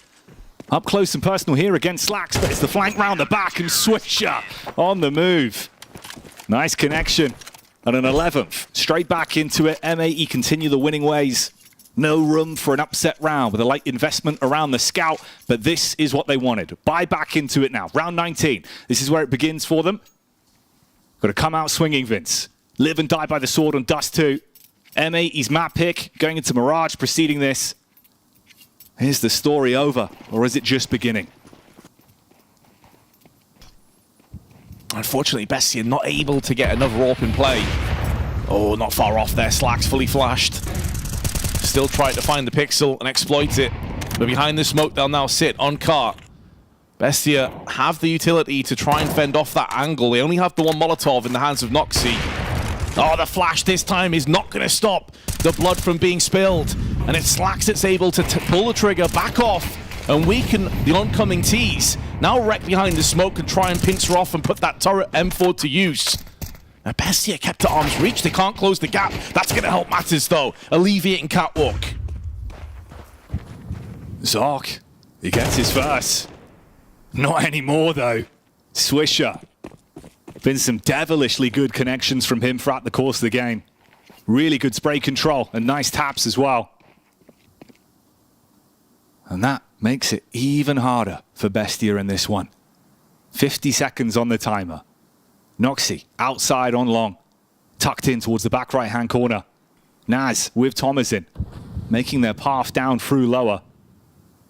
It's Lake that's up close towards the doors with the M4 in hand. Oh, he said the footsteps as well. They have to get a move on because of 30 seconds. Oh, Lake should have them dead to rights. May not get both, but the one and done should be good enough considering the time and positioning of the remaining Ts. It is putting a lot more, though, on the shoulders of Rek, who's gone unchecked so far, hiding behind the boxes. Can hear the footsteps of Thomasin and will devour him. Pinces in for the frag. Noxy does counteract, but 10 seconds on the cross. He's been whittled down to 48 HP. Still needs to retrieve the bomb. There may not be enough time regardless, and it doesn't matter because Sin in position vanquishes him on the cross. And M80 have 5 map points now on their choice of Dust 2. Might have just been enough time by the skin of his teeth to get the plant down if he wasn't tagged through the smoke, but bullet tagging slowing him down made it uncomfortable on the run-up. Hell, even if he did grab it though, like you saw, fast swing out from short, close down the round and put yourself into this position. 1 round away now from guaranteeing yourself the first map. Living it large on your home turf of Dust 2 and sending it forward to Mirage 1 map up. Here in the RMRs. Broken by really as well. Thomasin, the only one that's armed. It's a Galil in his hands, supporting it SMGs, Tech 9s. They've got utility, yes though. A few flashbangs. But still, the nades from M80, they've been nasty in the opening moments. Towards mid, they've been taking a ton of damage every round. Felt like it was going to be a nuke landing on Naz's face, but 19 damage instead of what looked like it was going to be a whole bunch more. But as you say, I mean, they've been so good with the timings. Like a couple of times they've thrown out a smoke. Perfect moment to deny a push, to slow it down. And now the smoke is being utilized by the T. Shot straight down the middle. Trying to pierce and penetrate onto the oncoming terrace. But it's going to be Zoc with his MAC-10 that's able to claim the first. Oh, Swisher with that one tap. He looked like he was a dead man walking. But he'll take one to the grave with him. And in doing so, puts it into a 2-on-3 with a low Noxy on the bomb. And he's scared to go for the plant in case a HE lands on top of his head. With a swish and a flick, it's goodbye to the first, and Thomasin is the only one that remains. Unless he can get gory with a Galil, this should be as good as done. And M80 take a 13th. They will find it as Sin strikes back onto Thomasin, and they close the opening map. Good shit. Nice shot, man. Well, there you go. M80 is 1 map away from making sure that they have a better chance of making the major, because of course it's all going to come down to the third game to see how those results play out. But for them, I thought this looked much more impressive from them than what we've seen here during the RMRs, Blair. Yeah, this looked completely different. Actually, the M80 that I wanted to see coming to play here, but I have to address the massive elephant in the room is the fact that for the side of Bestia, what was that? Like the first half, especially on the CD side, some of the rounds we're witnessing, I'm just holding my head in my hands, the pushes, individual plays here and there, just relying on. It didn't even feel like a 5-man pug stack team. It felt like 5 solo players coming in and just going for individual plays every single time. And sure, it might work out a couple of times here and there, but it's not a recipe for consistent success. And that's what M80 were able to abuse time and time again. It just felt, even on the T side, you switch over to second half, it just super fast plays again and again and again. No real defaulting coming out, if you ask me. Just trying to work with this pack mentality. And it felt like once it didn't pan out, they didn't really have a plan B or a plan C, which is kind of crazy when it's your map pick. It is a bit strange. I mean, Bestia are a team that sort of wants to create a little bit of chaos. I feel like they play a lot off of intuition on various rounds, but for M80, I will say that even though, you know, Bestia threw out some crazy plays, some of them did work at times. So sometimes they were catching M80 off with their seemingly random and what I would more consider overly aggressive style. And I think that right now with M80 in this matchup, they've found comfort in it. Yes, they have lost it 2 times. We were prefacing it with the fact that Bestia have won 4 of the last 5 maps these 2 teams have played against each other. But that is a learning experience for a team like M80 that have a great staff, great supporting staff. They have players with good heads on their shoulders and are going to be able to learn and adapt to an opponent that plays a less orthodox style of Counter-Strike. When you put the two together, though, would you say that M80 was the more structured team with a little bit more foundation, and Bestia didn't really know how to adjust to that? I think for Bestia, they just came in with this sledgehammer approach, where like this is what they're going to do, and this is what's going to win us the game. And when and like Maui pointed out, the first half there were a few rounds where they're pushing long with 50 seconds left on the clock, catching some great timings on the M80 players, and they were able to steal a few rounds away. But then if you look at the other rounds, for example, they have these heavy kind of gamble-ish stacks, gamble plays coming in, and just the fact that M80, I think they played more default-ish, they had a better read, and that's why they came out on top. Also, I have to say, there were some big individual pop-offs from seemingly every single player on the side of M80. I do need to point out that there was a little bit of confusion, so we'll just rectify that. This was, in fact, M80's map pick. It seems there was confusion in the Veto building into this, so M80 actually chose to play on Dust 2. Change any of your thought process at all, boys? It does. That does change things, actually. Yeah. Because it felt like Bestia was picking a map they hadn't played so far against M80 because they wanted to be random. And that's sort of how they played. They played this crazy style. That changes everything, actually. And now we see it, and it's like, oh, that's just because they didn't have as many plans in place that would have made this look a lot cleaner. And so now, well, we're going into Mirage, I think, next. I would then imagine that it's going to look more like what we've seen in the past, where Bestia actually thoroughly trounced M80 at the Thunder pick during the online group stage on this upcoming map. Yeah, it was 13-5 in the first time they faced off against each other, and then later on, I think the second one, in the second series they played was the Ancient, I believe, where they again won very convincingly. So Mirage, this makes way more sense now. I feel like, okay, there's some normalcy kind of in this particular series, but yeah, that explains why a lot of the plays were seemingly very disruptive, why they thought they were just going to throw curveballs and be aggressive in your face for M80 and try to disrupt them. But then again, M80, I think they did a very good job overall, able to kind of stave off that sort of aggression, because there's so many times, like I remember watching, I think it was Furia versus Imperial or someone like a couple of months ago. It was Dust 2.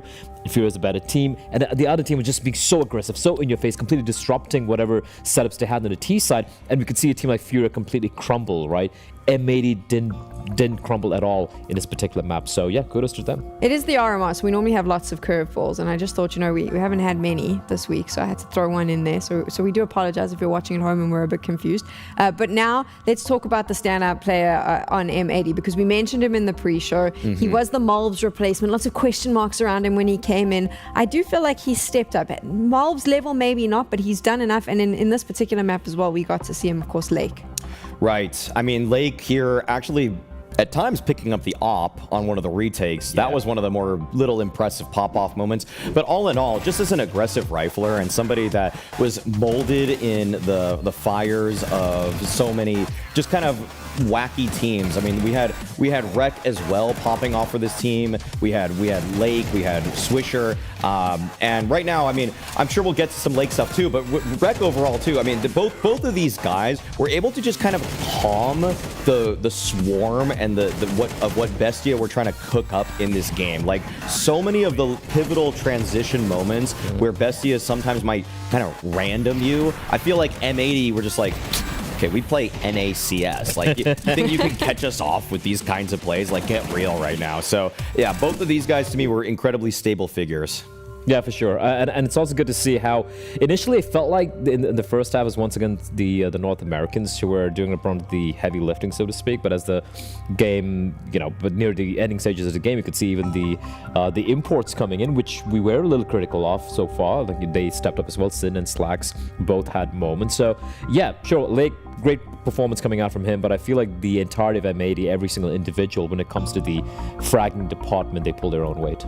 Fun fact, out of the 5 players in M80, the 3 who have never been to the Major are the 3 American players. So I'm sure that's sitting firmly in the back of their brains as well.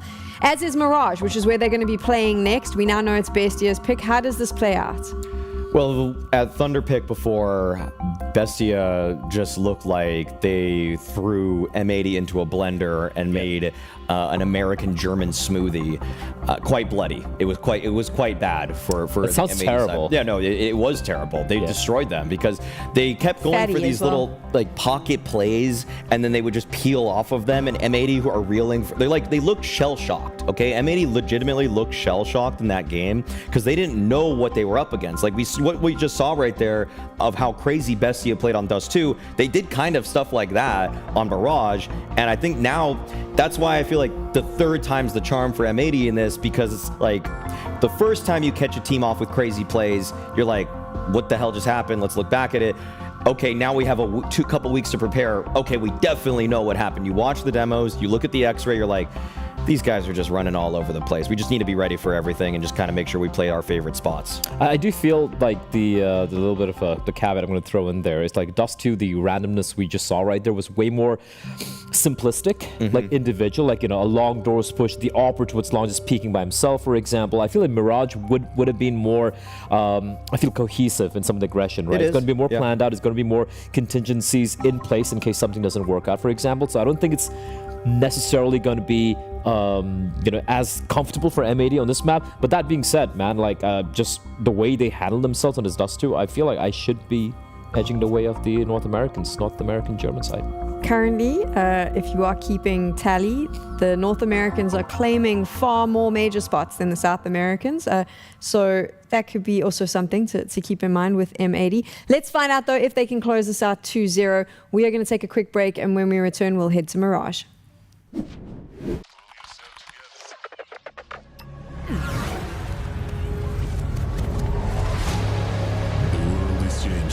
Quickly. Clear. Shoot it.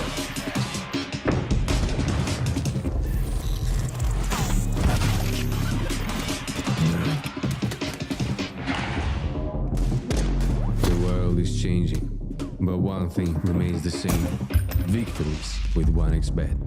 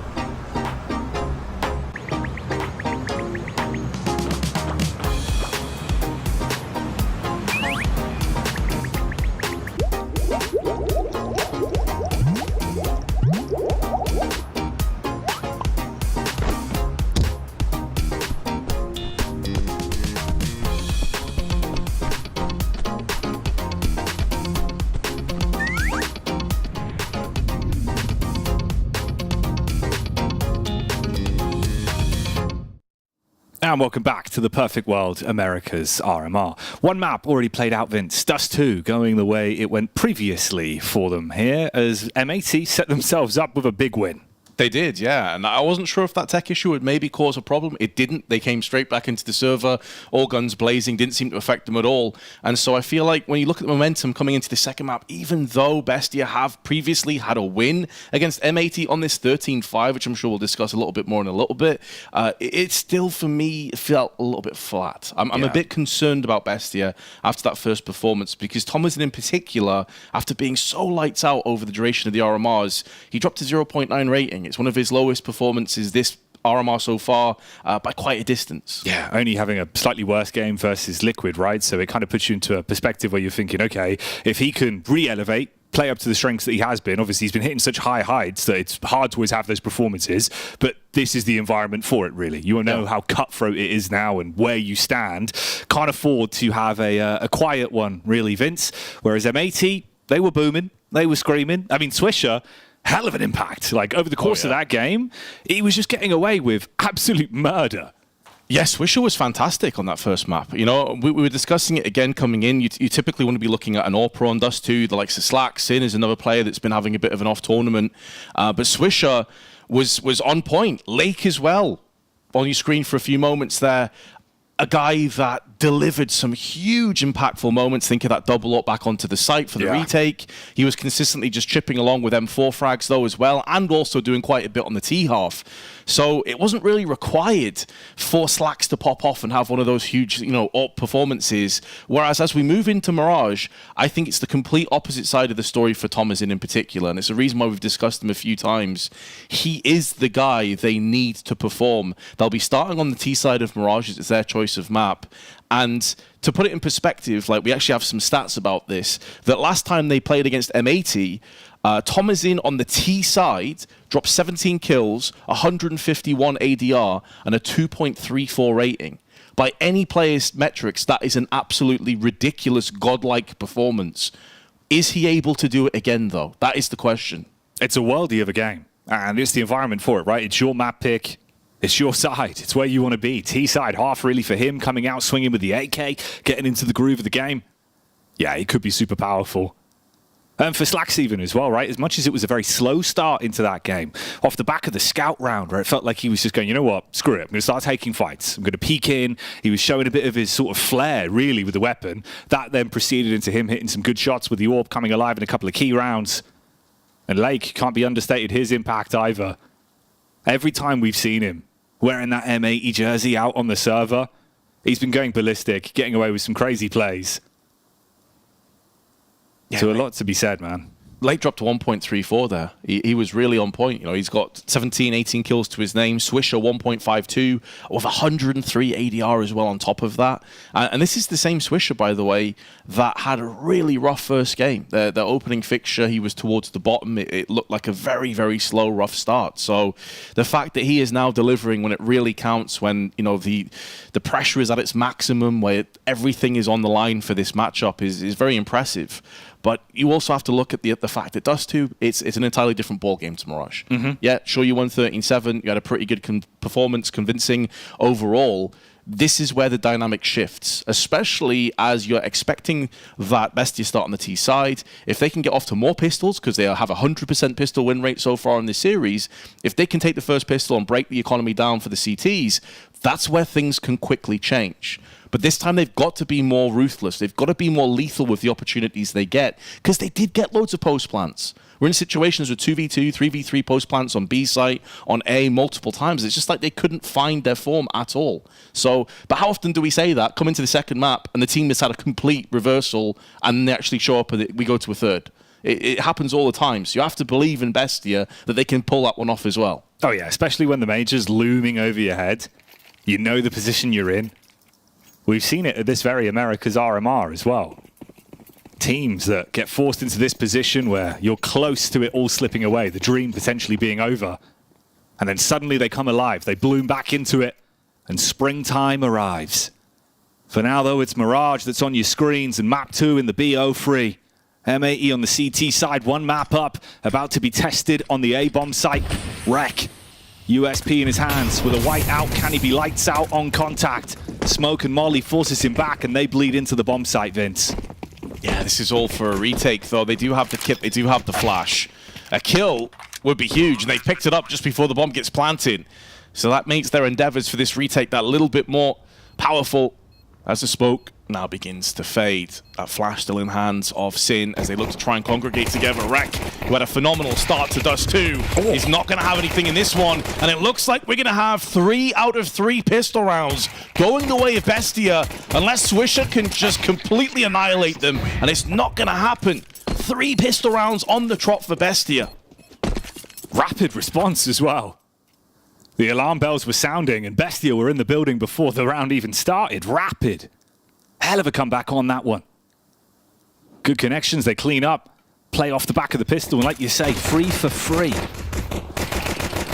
It's a good stat. You've got to win those rifle rounds as well and not get reset. That was the problem last time. Good energy at least off the back of the pistol.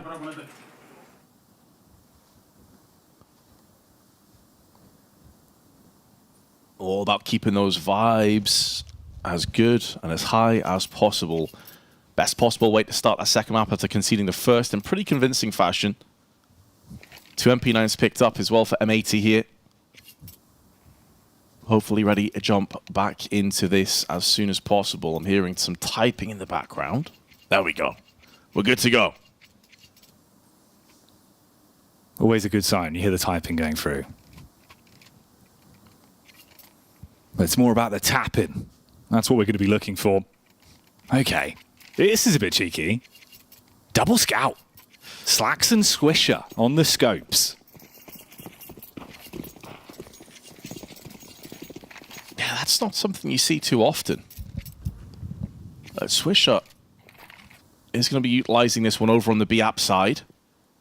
Meanwhile, double. Oh, that's a pretty nasty pitfall to drop into if you walk around that corner. That's a lot of bullets. That's a lot of firepower in your face.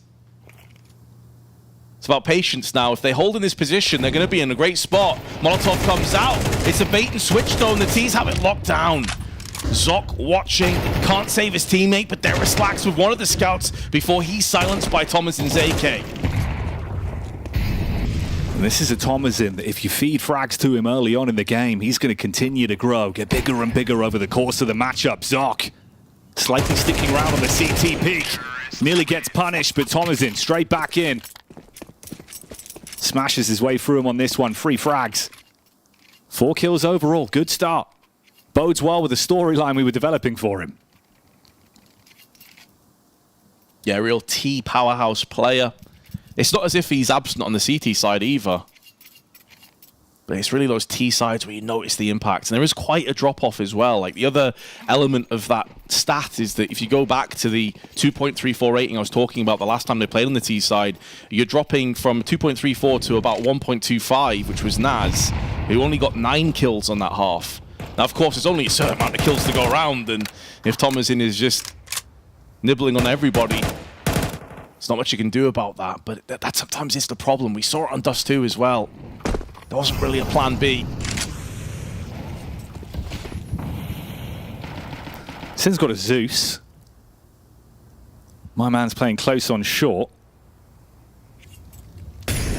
Wants to try and make this one a little bit more electrifying, but I don't know if they'll really give him a chance. I mean, maybe. Noxy, he's walking up. Ooh, could be cheeky. Hearing the footsteps, he's hoping he's going to come running around the corner. Clears out towards the window side at the minute, just tucks in case anyone's close by. If they go for the rotate, he can catch them. Talking of which, it's a lurk around the back from Lake.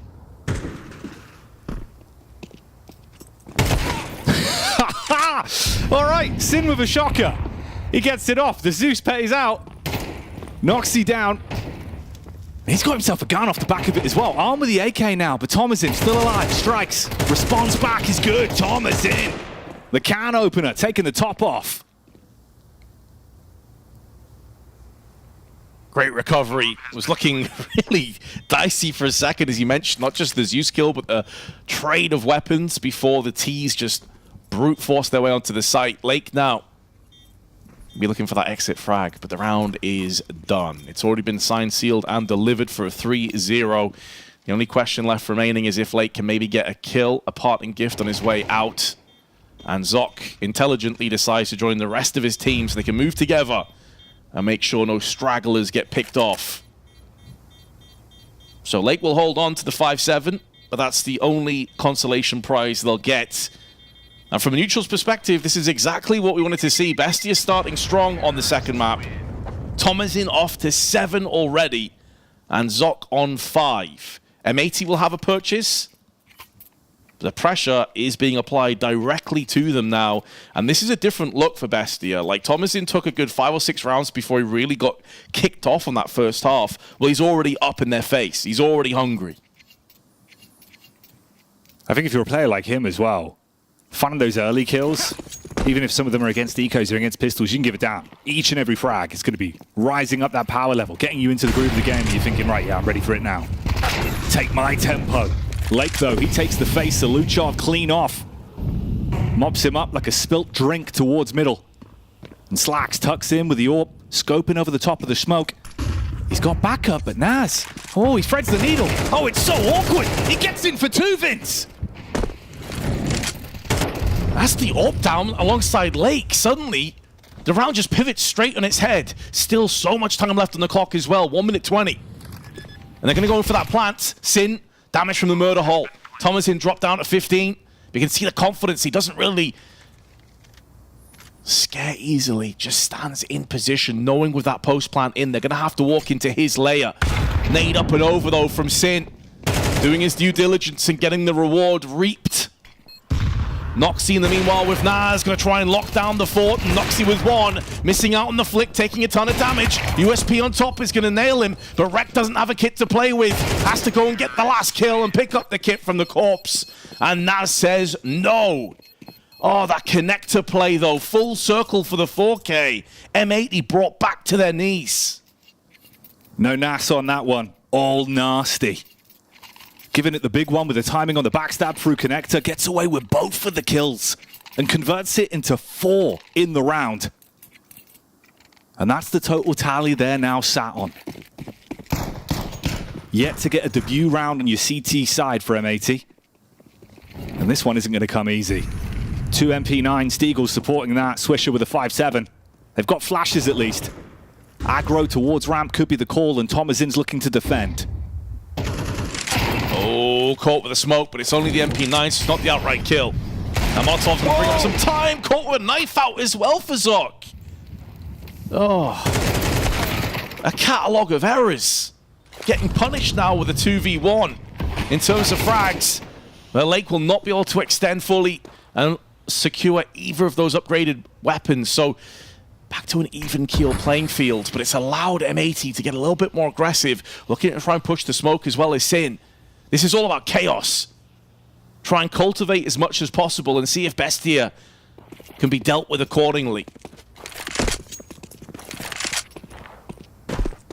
Throw him into a tailspin. And then leave it up to them to see if they can recover or not. Still time to play with. And a bundle of utility in the back pockets as well. Flashbang, smokes and Molotovs. One of them being used to block off the angle over towards stairs. Restrict connector. Problem is, you're waiting for the flank that's never going to come. They're already round towards mid-side, going in through connector. Luchov paranoid about the back of the bomb site. Might have heard the footsteps, though. Actually could still pay off for Naz. He's going to con that across the late lurk in through spawn site. Sin. Bullets going over the top of the smoke. Don't dome them. Oh, he was so close, though. Just a couple of millimeters away. Naz now moving in. Footsteps were heard, but still gets the drop on Swisher. A fall from grace from that first map. He'll be bitterly disappointed and grab onto that frag. It would have opened the door for a potential retake, but as it stands, it will be a save instead. Slacks wants to hold on to this AK. They've got a bit of Kevlar to play with as well. Sin on 1 HP. That will be Bestia off to a 5-0 lead. History potentially going to repeat itself. Last time they met each other, it was a 13-5 victory to Bestia. A very comfortable one at that. And they got 9 rounds on their T side. Well, the projection right now is looking pretty good, though. May even go better than that this time around.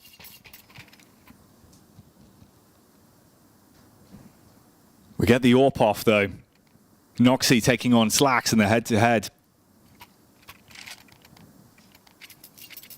Fair play to Naz, 7-0. Tasty tap around the corner as well, Vince. Baited him back in, took the engagement, dealt with him. Pays off massively in the early game.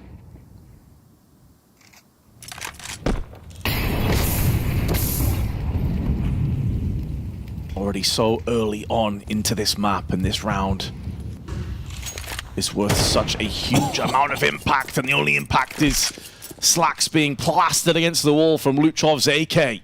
The AWP will have no impact here. From the CT side at least. Noxy still has one in his hands to try and utilize.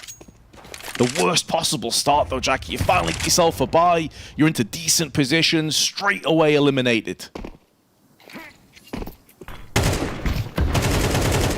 Zox out, looking for the fight. Quick trades back though.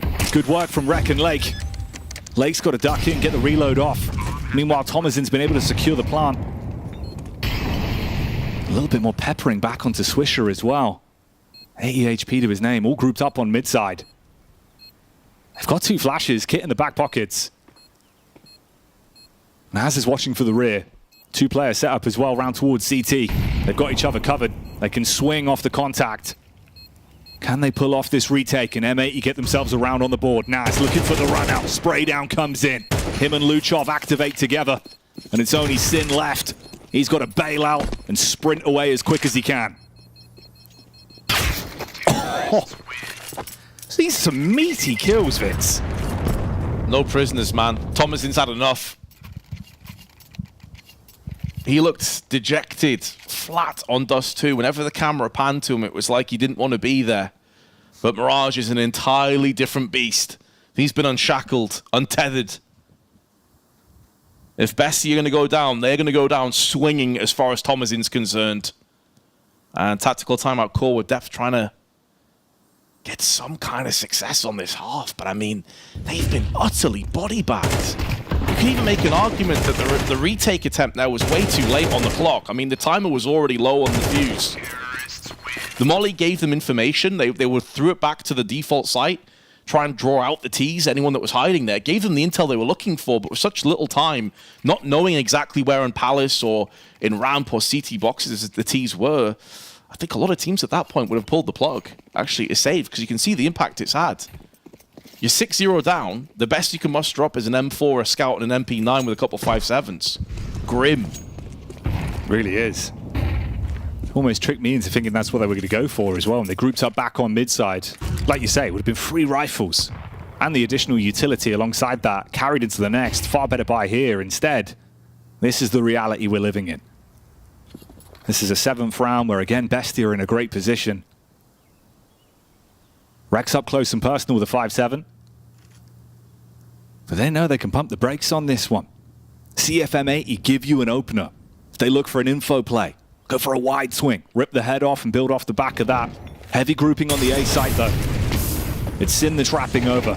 They get the audio confirmation with the Molotov as well onto the close man. 5-player stack on A. Do like this as a bit of a roll of the dice. You know your buy is pretty garbage. Stick together.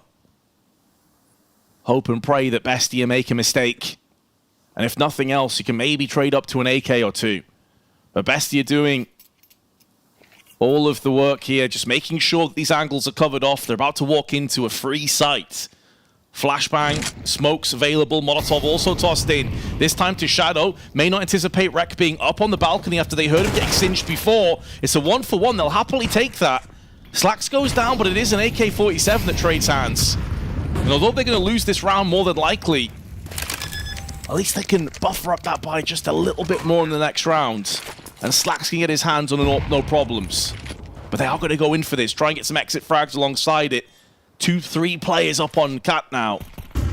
And Swisher coming through with that Scout into the market. But Naz nailing the first frag onto Lake. Want to try and let the bomb do most of the talking for them at this stage, but Naz is making moves, opening up a bit of space. Swisher connects the shot onto Thomasin, and Naz will go down. But it will still be a 7-0 scoreline, regardless from this point forward. This is still an extraordinarily strong start to Mirage.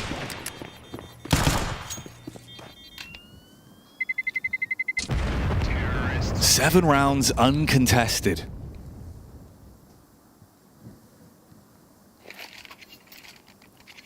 There's far more to how the script looked like it was going to go in this series. Thomasin alive on the T side, the team winning ways. M80, at least with the weapon saved as well, they're able to bolster the buy back in. Like you said, Slacks, he's got enough in the back pockets to invest into the big green gun. So AWP once again in play for him. Noxy being his counter. Only one frag in the matchup at the minute. His teammates have been doing a lot of the work for him.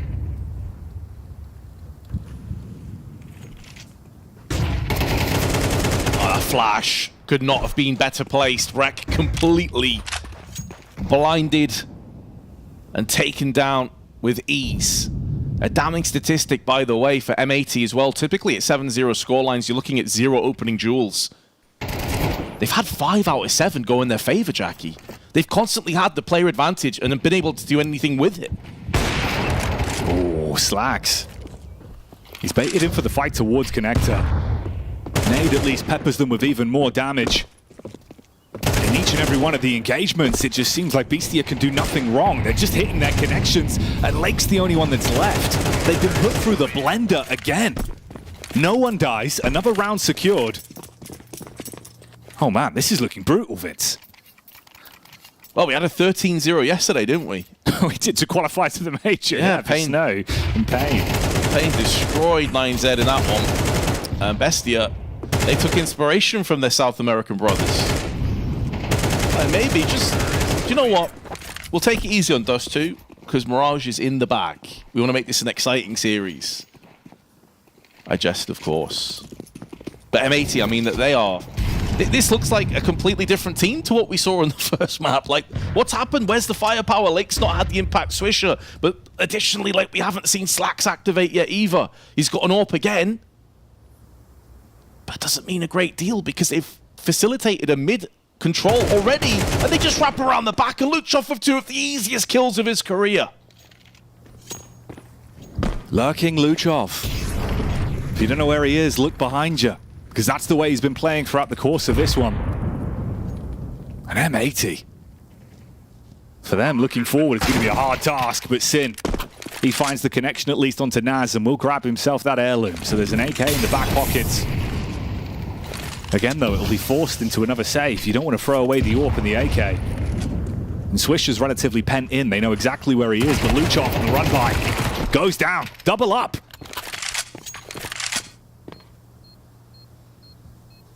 It's a nice couple of kills, but it's not going to stop the bomb from detonation. And that will be a 9-0. At least he's able to trade up to the AK. Bit of confidence as well on top of it, perhaps.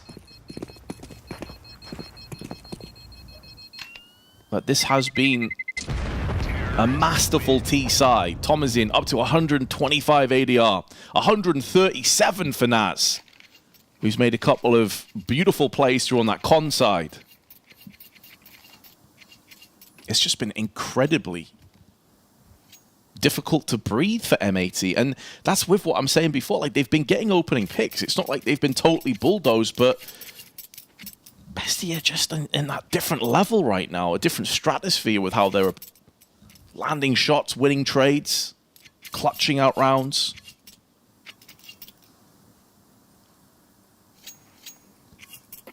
I mean, some of these tactical timeouts have been pretty lucrative for M80 previously. Obviously, we saw how much Def was really trying to get his point across into the previous one. Very animated. Almost looked like he was trying to instill them to go for something a little bit more bold, potentially some audacious plays. Just get a gut feeling, go for it. And with the AKs in their hands, especially on Swisher as well, with the taps he was delivering back on the first map of Dust 2. This would be one to wake you up. A splash of cold water on the face. Slacks, good movement as well for the window jump out, but the timing on the connection is not there. It's Luchov again. making moves out through middle. Flash is good, but so is Noxy on the AWP. Headshot delivered. Oh, Luchov double tapped this in. Never stood a chance. This after a tactical timeout, and you have just been styled on, M80. Noxy was on 1 kill for so long. In that instance, he takes 2 sick ones on the way out. And the tap from Luchov as well. Last 2 bullets in the magazine, right on target. First class post on that one, Vince. It was not going missing. It's been so clinical, so surgical from Bestia. It's like M80 just can't put a foot right, and Bestia can't put a foot wrong right now. Slacks on 2 kills. ADR must be around the 20 mark. He's had the AWP several times, just hasn't really had an opportunity to utilize it. Slowing the pace down are Bestia. They want to get this one done as clean as possible. Luchov out to the open, and Slacks misses his shot once again. Not punished with his life, but he'll have to forego window control. And the T's are going to make the most of that. They're spilling out to the side. They're playing with so much confidence. And why the hell not when they can land shots like this on the regular? The drive-by one tap from Naz, a thing of beauty. And Swisher with one. Nearly finalized by the nade. And Thomasin round the back snatches 2 more lives away. At this point, the 13-0 just looks inevitable. Feels like it could genuinely be happening with how they're playing. Every engagement, every 1v1, it goes their way. Some incredible rifling. And Swisher at least gets one to grab himself an AK. But he's still going to be pushed. They've got money in the coffers. They can afford to go for something a bit more audacious and make sure he doesn't save a single thing into the next. And Thomas in. That's another great round. 3 kills, more multi-frags. He's in his groove. Man, I would love to have been a fly on the wall for whatever kind of team chat went on with Bestia after that first map. I would love to just listen in. Because whatever was said, it's worked. Yeah. And then some. Like, they've got a real pep in their step. They're loving life right now. They're enjoying their Counter-Strike. They were hating every second of Dust 2. They didn't want to be there, but they're making Mirage an oasis for themselves. And in a couple more rounds, it could be a champagne supernova. Again, Naz, flick up, takes the head of Sin. Rek replies back with the Founders. 3 versus 3. Scrappy round, but Tom is in and aggro.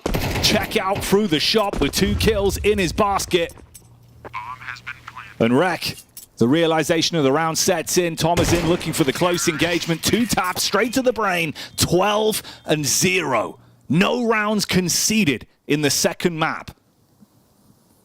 Well, we said coming into this, Thomasin was going to need to wind it back to his crazy T-half performance the last time these teams met with 150 ADR, that 2.34 rating. He's not far off it.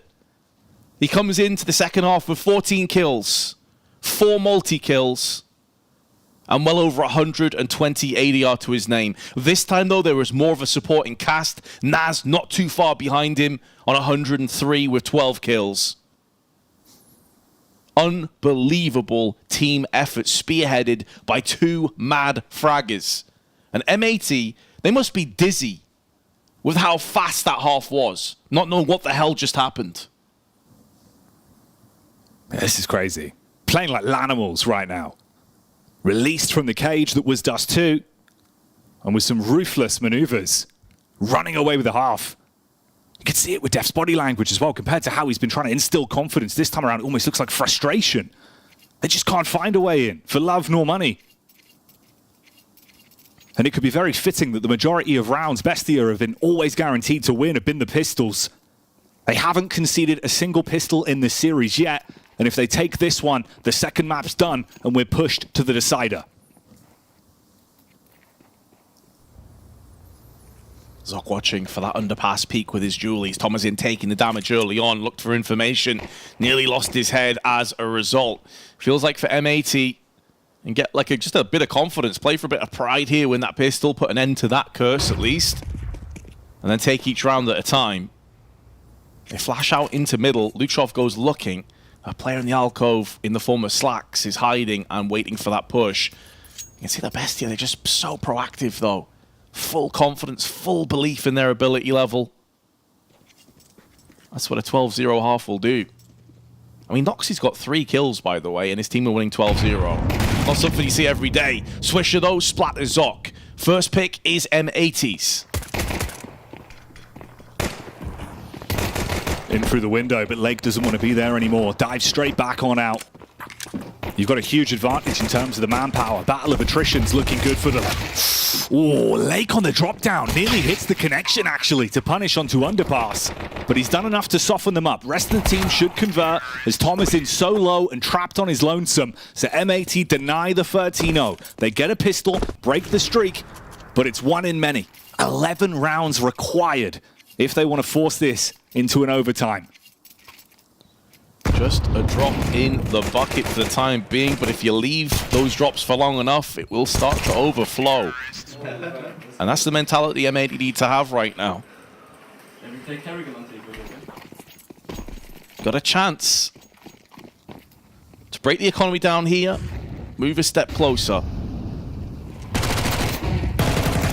Back 10 out, shooting gallery opens up, and Lake will oblige with a triple. Had those stats just a little bit more. M80 looking good for that second round, but yeah, I mean, this is the beginning of a Herculean effort that would be required. You're that first rung of the ladder, and there's many more to come after this.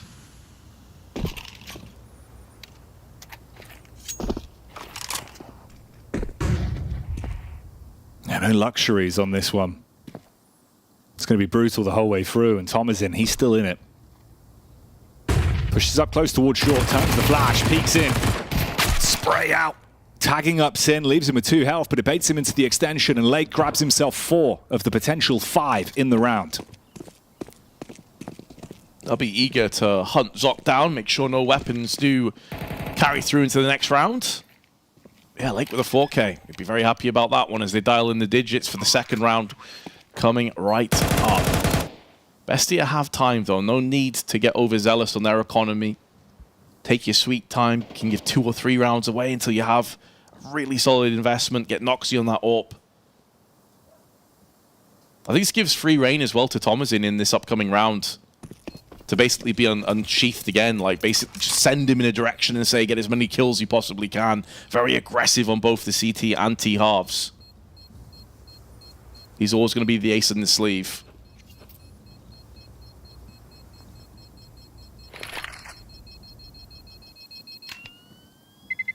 Scary situation is all when you think about what we're going to be working with going into the third map for this one. Anubis, last 2 times they played against each other, it was a 13-1 and a 13-7 for Bestia. And this very well looked like it was going to be a 13-0.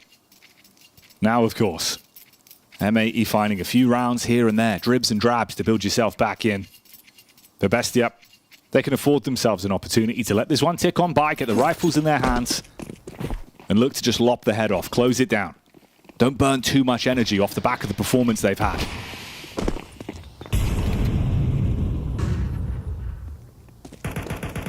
Swisher in prime position to try and send these 2 players packing. They bait out with the jump across, and Zoc will do exactly as was intended. Let's get the return frag. Lake with 2 more. Yeah, but that Anubis looming overhead is a very tantalizing prospect. I mean, you would assume that the entirety of M80, having been beaten so comprehensively twice, would pay even closer attention to where they went wrong in those previous encounters and would, you know, iron over the gap, so to speak. Hold on a second, though. This map could be dangerously close. It's hanging by a thread all of a sudden. I'm not sure entirely how M80 have put themselves into this position, but it's going to be taken away as Zoc's life deemed forfeit. Was a couple of seconds there that got a little bit shaky. Kind of talking like that was an assumed round, but nearly not the case at all. Yeah, that'll get the hair standing up on your back a little bit. Let's see if anything changes as well in the head-to-head of the two AWPers here. Noxy on the CT side this time around. Of course, Slack's moving over to the T half. For Noxy, he was on one frag for quite a while. Found himself a nice two-piece with a no-scope to close it. Relatively quiet from both of them, though. It's been the other players on the server doing most of the fancy footwork. Aggression out on middle, Luchov. He was good with the backstabs previously. Full frontal assault here, dashes in the nade, good chip damage onto 2. $300 investment well spent. Sin now in headshot range from all of these rifles. And same could be said for Lake as well. Molotov down. Not going to extend fully to Swisher so he can hold in position. But Luchov lurking in the shadows just above on window. Seems to have such a good game sense, a good read for the rounds, the timing. Always seems to find the right moment to pivot in and strike. Maybe Zoc's turn though if he pushes down on ramp. And Matey have mid control though. It's going to facilitate them to smoke off jungle and connector. Start to make moves up. This is where this forward position for Zoc could be so very important. He's joined by Luchov, who takes the bullet, but it may bait them into Zoc. No, Slacks checking his angles and make sure that banana peel is navigated across without any further bloodshed required. Another round going their way. Got to give it up off the back of the maneuvers they've made. Noxy and CT just watching on the pixel peak in case they come running towards him, and Naz backing up to save. So Matey with a 4th. 4 on the trot after winning the second half pistol. They've still been close. That's the scary thing, even with some of the weaker weapons. And Slacks stepping up in this one. Nice 2K, good response. Looked like Zoc was in a great angle there. I was expecting him to actually do a ton of damage on the peek out, especially off the back of the first frag. Felt like he was going to swing in, find his man, maybe slow them down a little bit, but not here, not this time.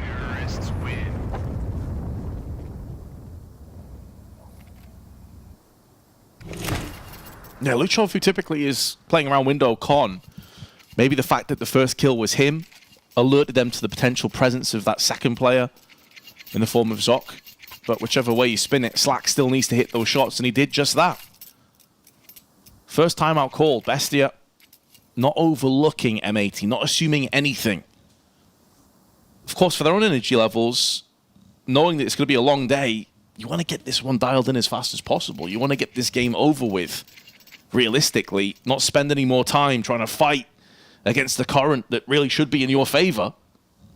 Let it take you downstream to the third and decisive map of Anubis, where they will be favorites. Like, you look at the stats, they are the favorites in that game, I would have to say. Although it is a bit of a weird one with M80, isn't it? Because they're typically beating teams and players that you would say, no disrespect to Bestia, are above them in terms of the rankings, above them in terms of skill level. But for whatever reason, Bestia just seems to be like a weakness that they can't quite fix. It's weird, isn't it? You know, you summarized it and basically saying like they're kryptonite, and it does feel that way. They just have the answer. Especially in that first half as well, it was just the raw firepower. Just every one of the duels, being able to take them with ease.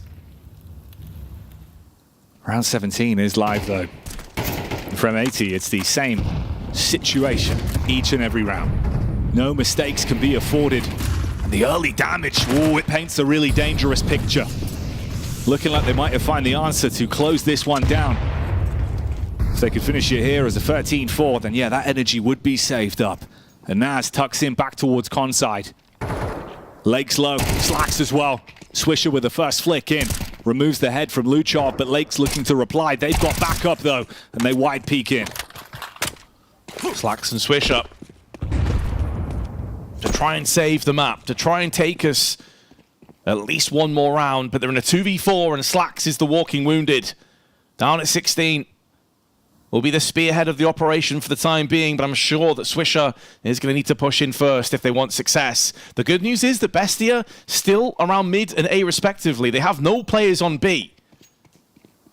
Of course, M80 don't have the benefit of that information for themselves. So they'll be taking a little bit longer on the approach. Now going in, all in position, but Thomas nails Slacks, finishes him off, leaving Swisher in a 1-on-4. Already dealt with the first.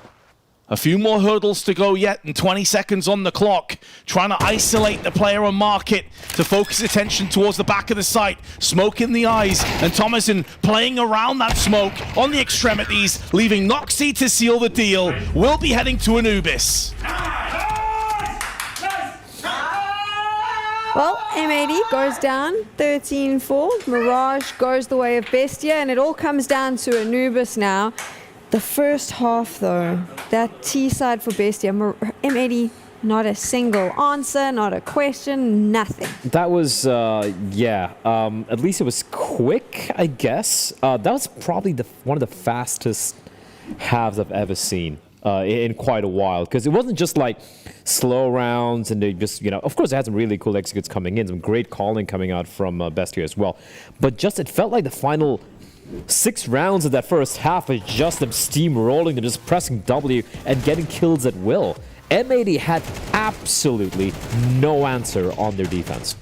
So Bleh has been getting these cluster headaches, and they come up now and then in waves, and I think they're contagious. I have a headache now after watching. They're not, but I can see it. Yeah. I have a headache after watching what just transpired there. And Belez's been handling it like a trooper, by the way. No complaints whatsoever. But either way, I mean, M80. How many times do you have to play this team to learn how to beat them, man? I mean, I'm just kind of shocked at this point.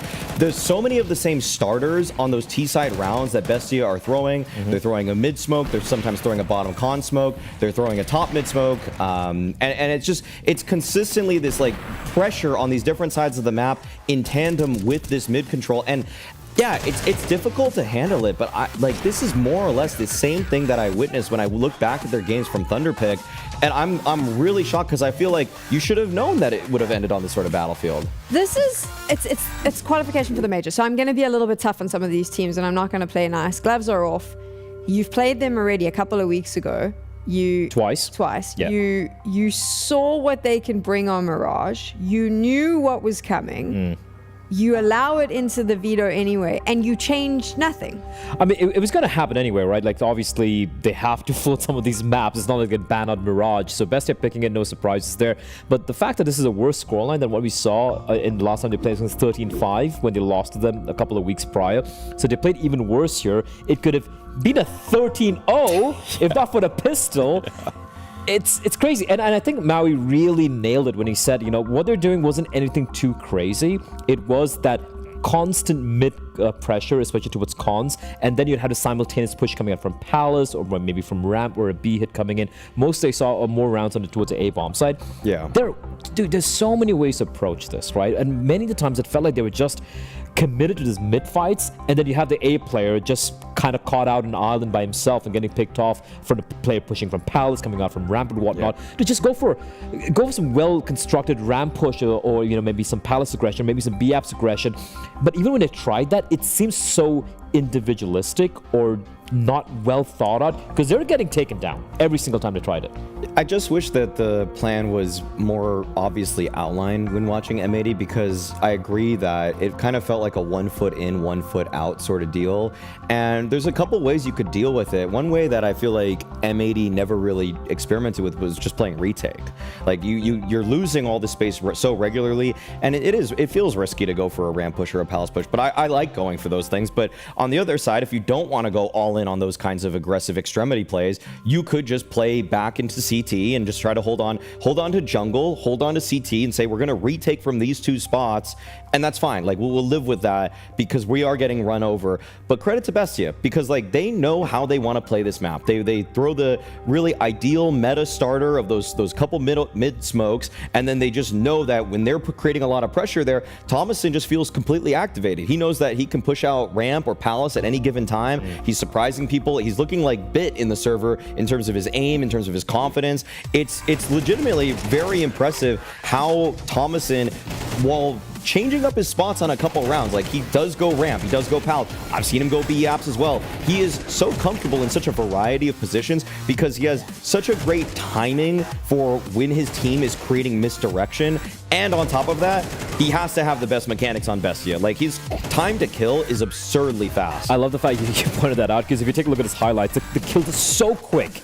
I actually want to see like the a separate highlight section where just his victims dying to him. Yeah. Because it's almost like you have no time to react, right? And if you look at all the kills he's getting, it's so consistently quick, so fast. But what I love the most is the confidence. Just running in is like, I'm just going to kill you. I'm just going to kill you. And I felt like that was missing from every single player on that M80 side, in addition to the failures we spoke about under, the CD defense. I mean, they kind of set themselves up for it. They knew what was coming against Bestia. It feels like they didn't really have a game plan in place. So it's now equalized, right? It's all going to come down to that one map. We're going to Anubis. Bestia up against M80. How does this one play out? They have 8 rounds in 2 maps, and the 2 Anubises they played last time, right? So despite the fact we try to rationalize this, surely Maui, they've learned the lessons. They know how to figure this one out. We saw the win they had on Dust 2. We're like, okay, maybe they can prepare it. Maybe they seem to have an answer for this. And we saw Mirage, potential 13-0 right there, thankfully avoided. Now heading to Anubis, where the most they got was, I think, 7 rounds the last time they played, and then previously was 13-1. I don't know. I feel like Bestia just look like the better players and the individuals and a team right now in the server. Yeah, I'm super worried. I'm super worried for M80 because I feel like many people, including us, had them as favorites to make it through and to potentially get taken out by a team that, by the way, has never made a major. Like, nobody on Bestia has any tenure in S-tier tournaments. I think there's maybe like 1 or 2 that have maybe played like the opening stage of a LAN before, but really no deep runs, no majors. And M80 are looking as a team like, they've invested a lot into this team. Their org has talked a big game behind them as well. They're talking a big game when they're facing off against other people at LAN. You need to show that all of those resources are going to be with you on what is now your 3rd time playing this map. Like Bless said, like you've gotten beaten 26-8 over 2 games of Anubis. Like, you need to find a way to flip the script, because like that Mirage showed me that there was no change in what you did from then to now. It's so heartbreaking, but this is the RMR, so that's how it works with North American fans who are fans of M80, because there was this upward trajectory happening. I feel they've dropped off in the last few months. I was hoping we'd see a change here at the RMRs. As of right now, not seeing that change, but maybe Anubis shocks us all. Otherwise, Bestia will be 1 step closer to the Shanghai Major. We're going to have a quick break. We'll be back in a bit.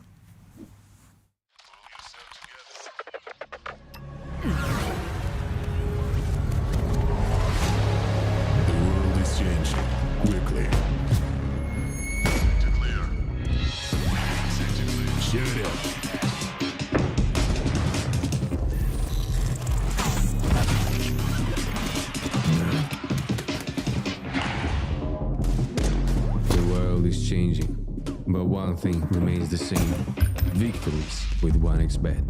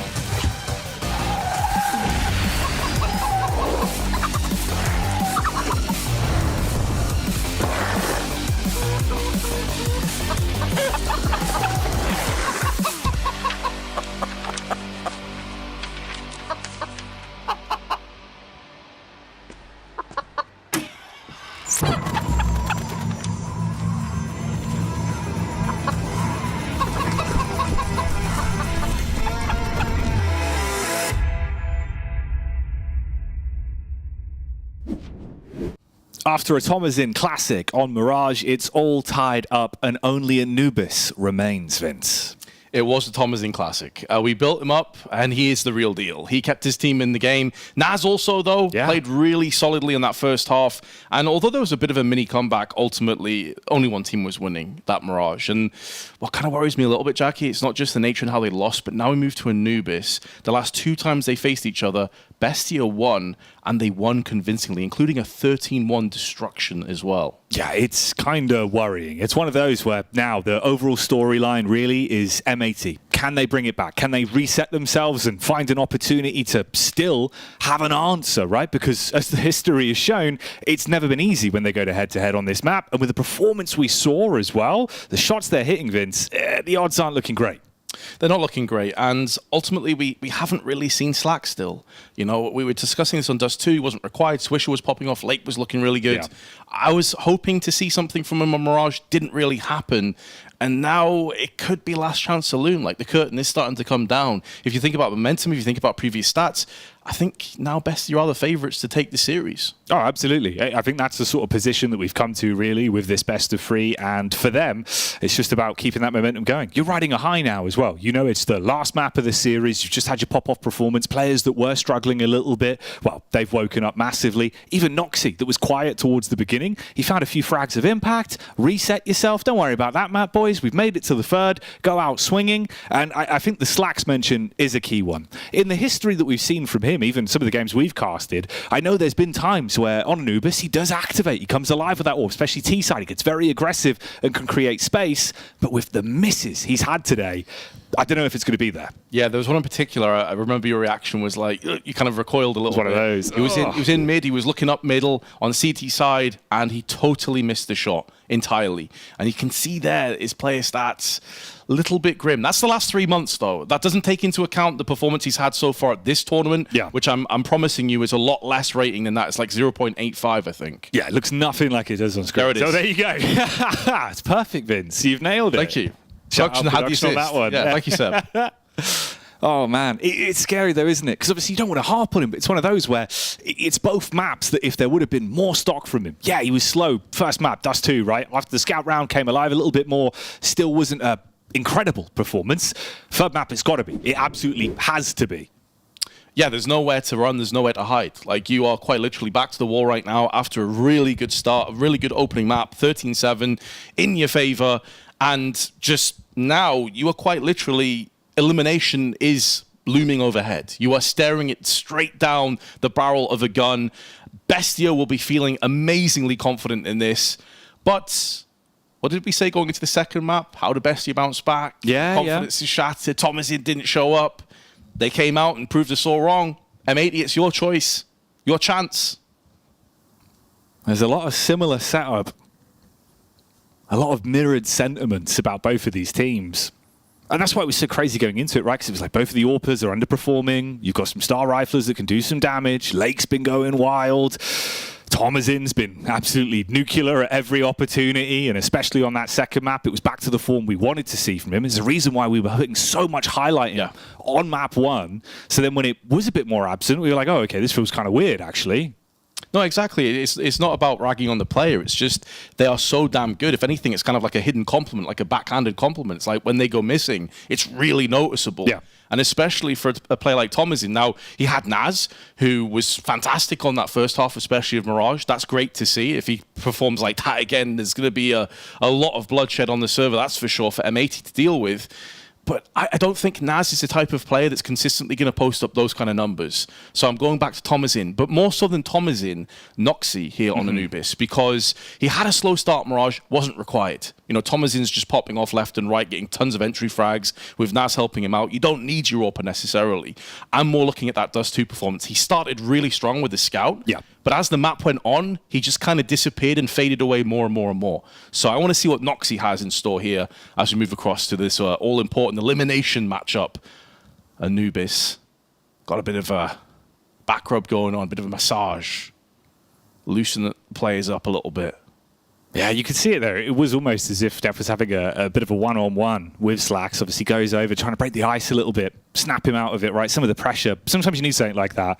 I think that's what we've seen. He actually is so good in that coaching role. Even when he was on the server last time around with the RMRs, super vocal, always has to get his point across in a very short space of time, which is something that you actually have to factor in as well. Like, you don't have long. He's so articulate, but always seems to get it across. Even very animated. I'd love a little collection of him just showing off, and he was like throwing the nades. Yeah. He was kind of dancing in the prac room. It was very cool to watch. Yeah, he's such an animated guy. And interestingly, in that second map, he was sat down the whole time. Yeah. So I'm not sure if that also played into it, if there's a lack of energy, or obviously this is pure speculation, but that's all we can really go off right now. But yeah, I like to see him really get involved again. I think he's a very important part of this team. They all get along so well. Obviously, really respect him a great deal. There he is on the screen, the man in question. He is up, he's moving around, limbered himself, and deep in thought right now. Our Bestia fully focused. Damn, Naz has got that killer instinct in his eye. You can see he's ready for business right now.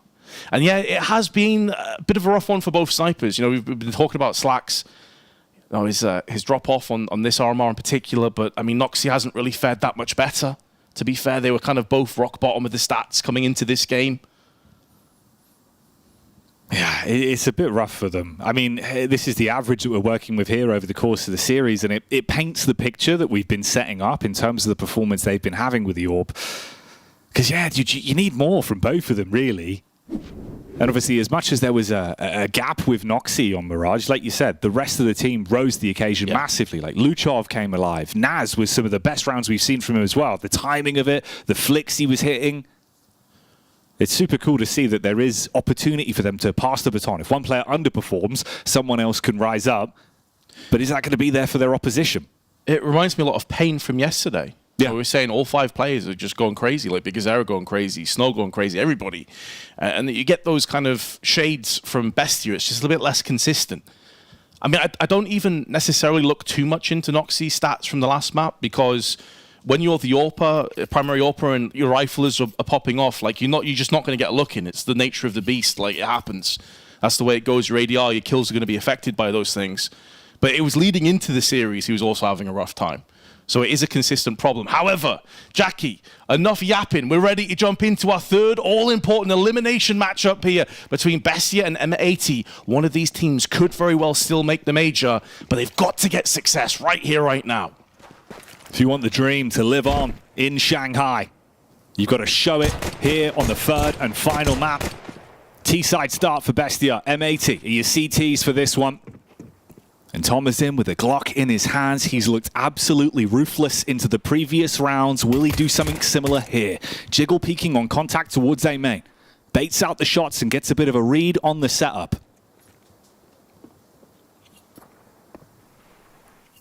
Oh, he so desperately wants that fight. He knows players just around the corner. It's going to be Grek and Slacks. Between the two of them, don't have any utility to fend this one off. Just a flash for Sin, but he's nowhere to be found right now on the other side of the map. Now making moves onto Cam. They're so slowly edging their way back over onto the middle portion of the map, and Thomasin, proving that patience is a virtue, holds his ground, and he delivers the first kill. And this is where the collapse comes through on mid-side as well. More pressure being applied here for M80. Slacks needs to shut them down on the push. Can't be done. Noxy beheads the first. Rest of the squad on rapid response, running on up. It's Lake living lavishly with a USP. Good for the first connection. Noxy uncomfortable on the backup. He's caught by Sin, and they're running away. Back towards the other bomb site, leaving you scratching your heads by the time you realize that Zoc's already punched in the digits, and they're now in a 2 versus 3 post plant. Oh, he's heard the footsteps too in Temple. He knows at least 2 players are over here. Flashbang was faked by that decoy, and now they push in. Zoc is up to the task alongside Naz to deliver one fatal blow, but the bomb is planted on the wrong side of the site. Naz needs to kill quick, and it wouldn't have changed the outcome anyway. Lake had Sin defusing fully right behind him, and the full house of frags, him with 3 and Sin with 2. See M80 get their second consecutive pistol. And with how many pistols Bestia have been able to pick up over the course of this series, the amount of stock that's given them, finding a pistol round here into the third map is gigantic for M80, especially with the start we saw. Off the back of the info play deep into A main, the unchecked angle. I was getting a bit worried for them. Even looked like they were going to make it work on the late rotate back off. Nearly found a way to steal it away on the B-bomb site. But not this time. So Bestia, off the back of the slight bloat of cash she'll take from the bomb plant. They grab themselves some Tech 9s and go for the instant engage. Running on in. 1-for-1 trades each and every fight though. Equalized instantly. 3 versus 3. Sin backs off. Noxy finds his window in, but they know to spam. Direct on target. Silences him and puts him back in the grave. Oh, grenade is a lot of damage though. Naz pays the penance for the bomb plant. The penalty, though, not quite death just yet. As Thomasin, 1-on-3, may line up for the young star, but he's unable to deliver as the leaping across player baits out the bullets, and Sin will seal the deal for the 2-0 lead. 2 consecutive post plants go in favor of M80. A 4K in the round for Sin, starting incredibly strong. As much as we were talking about Slacks as well, it was him and Sin that were struggling. They were the 2 players that looked like they were having a rough performance at the RMR. So Sin starting things off with 6 kills bodes a whole lot better. Gives him some confidence back in himself. It means that you can set up a buffer of rounds here. Taking bomb plant, sure. You need to get yourself rounds. Tech 9, scout in the hands of Noxy. They've got flashes for it. It was a quick pace pop into B-bomb site last time around. Here you're setting up, looking for potentially some aggression to come out from M80. And Swisher flashed out to clear. Get a read onto where they are, see if he can spot them and set up in the off angle. Flash is good, and the follow-up damage is there. Zoc affected by it. Swisher wants to try and scamper off and save his life, and Lake will afford him that luxury. Doubles down with his A1S. And Luchov forever lurking, about to come out into the light. And Lake will vaporize him with the M4. Thomasin with 1, low HP, and will be finished off. And at the risk of sounding like a bit of a broken record here, Jackie, last time they faced off against each other on Anubis, Thomasin, a 2.79 rating on his T side with 150 ADR. There is a reoccurring theme, I feel like, with this man on T sides. Yeah, that's where he absolutely thrives. He can live his movie, be the star of the show. But will he arrive on the red carpet here into the 4th round, or will it take some time? 3-0 so far. But finally, rifles to work with. Early utility thrown out. Get a bit of a bait play towards the B site. Make him believe there's potentially more than what's really lurking outside, as everyone is situating themselves round towards A main. Close inside of the smoke, though. The CTs go for the info play. They want to fight for the control. Close grouping. Oh, timing on it could be rough. Switching with the utility, but Rek, he'll connect. And Luchov laid out. Yeah, great buddy system there. Rek doing the heavy lifting as he got caught in an awkward spot. 3 HP separates him from his demise, but with that smoke being positioned perfectly onto main, it will allow them to recuperate and send in some reinforcements. A 3rd and 4th player have now joined the A-site defense.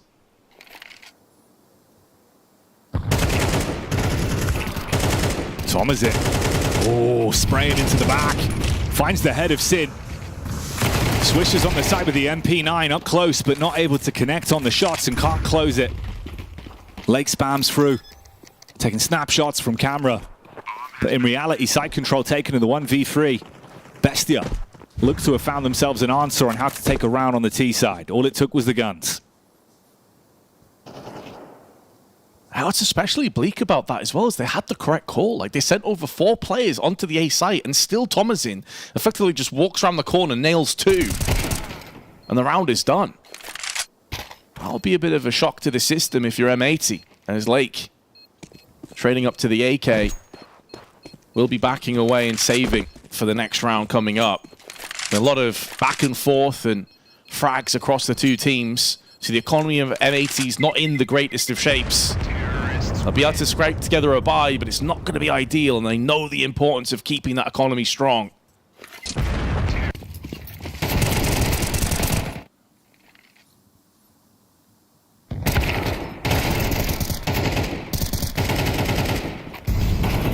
You can see Thomas in as soon as he saw that window of opportunity. Straight in with the snapshots. Good reply. It was a nice opening play. They got the first pick, tried to deviate back from it, play the numbers game. Doesn't work out. I mean, we saw M80 taking a ton of opening duels as well back on Mirage, but it was the conversion of those rounds that was really problematic for them. They've been caught twice now pushing outside of A main. Tom is in with the Tech 9, and then the AK in that previous round has really dealt some serious damage from that spot. So it's going to be something that M80 need to be cognizant of going forward. Yeah, it is the mark of a player that's feeling confident. No second guessing. Once you've made your decision, you follow through. And you execute flawlessly, and that's what he's done time after time. A slow peek into the AWP could be death. And Slack shoots right down the middle. That baited out shot is going to force him away from cams alongside the flash. So mid-control now falling underside of T. And they can use that to drop down from the window and quickly wrap around onto the B site, but there is a lurk in play. Swisher in position, but Naz sends him packing. Insta headshot. That's nice to see as well. We were worried Naz might not have a similar performance to what he showed us in the previous map, but that is a snapshot. And it gives them so much more room to breathe. Running out into the bomb site, they get the info, visual contact into deep CT.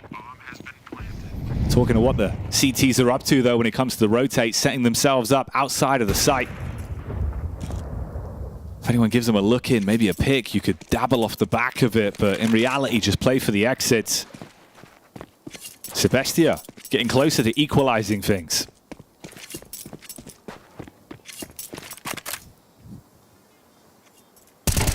Oh, looking for some exits right now, but Naz may have ran into the wrong neighborhood.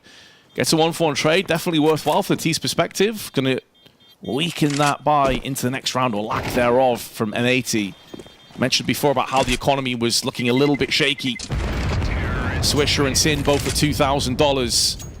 But with 3 save weapons, they can drop across. Have a pretty decent buy all the same. Maybe a lack of utility here or there.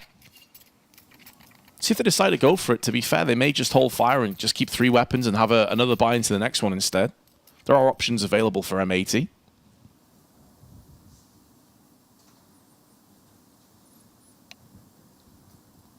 Tactical pause from Bestia.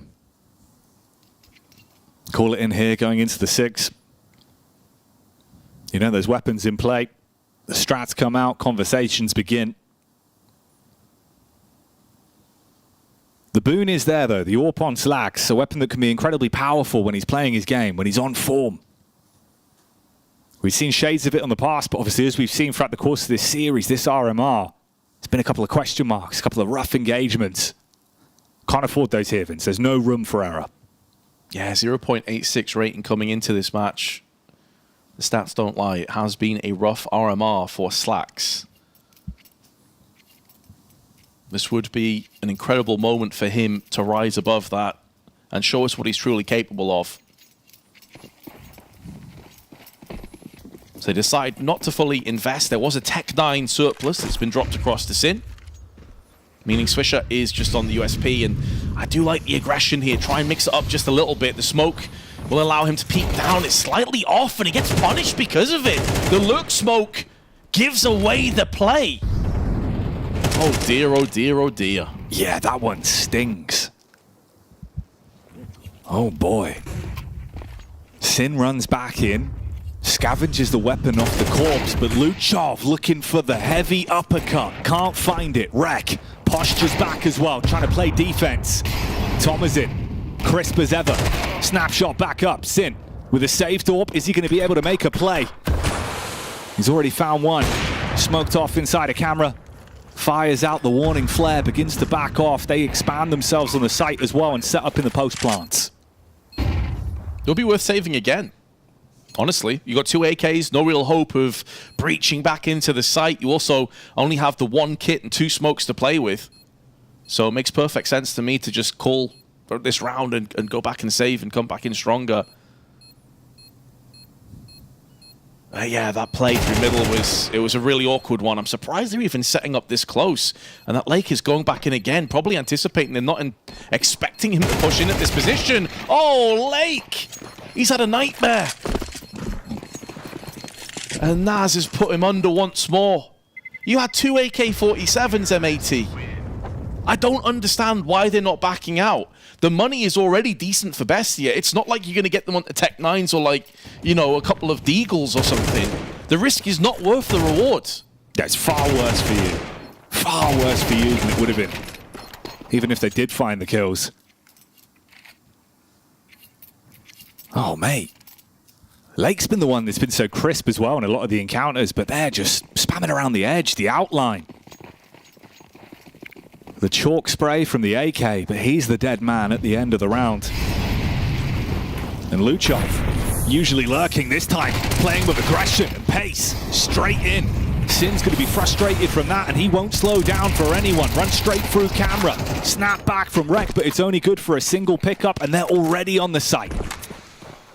Love that turn of pace. Especially with the casualties that were put forth, they would have known that M80 would have been lacking a bit of utility and unlikely to throw it early on in the round, catching them completely and utterly unaware. And it will be yet another save, and this time, they're going to fully commit to it. Lake's got himself 1. Up to 9 kills now, but a lot of them have been exit frags, to be honest. Not really the most impactful of 9 kills that you'll see. It will put Bestia in the lead. 4-3 in their favor. And that's the kind of play as well that's going to condition M80 for future rounds to put someone in middle, maybe throw down smokes and Molotovs down early on as well, because you're not sure, are we going to get Mac 10 rushed again? Is this another round where we just suddenly have players in cam? You talk about the impact value of the kills as well for Lake there. It's the other man in Sin that obviously, the kills he was finding, they were utilizing those to convert rounds, but of course he's cooled off a little bit. In the past 2, still stuck on 9. Fair enough, now is the opportunity to call in that pause. With the rounds not really going your way, and still weaponry to play with, call it in. Give Def that opportunity again to instill some faith back in the troops, figure out a winning formula. The one sign of aggression we saw with Slacks on the AWP, he was trying to take the peak down. Look for the opener on stairs, peeking towards the water. Smoke went too far, he gets shot in the back of the head. Sin had to grab the gun, tried to make a play. Kept the gun alive, sure, but nothing more came from it. Counterpoint to that as well. Noxy, it's been mostly rifles, Mac 10s. Now he gets his signature weapon again. Slacks, this time, round towards connector, peeking in through dark. Takes the fast face down. Already beating him on the timing to get ahead of it, but he'll charge straight up if they're ready for this one. Nade slows them. He sees it. Good opportunity to get the opener, and that one doesn't go wrong for him. Connection onto Luchov. I love that M80 are at least being proactive.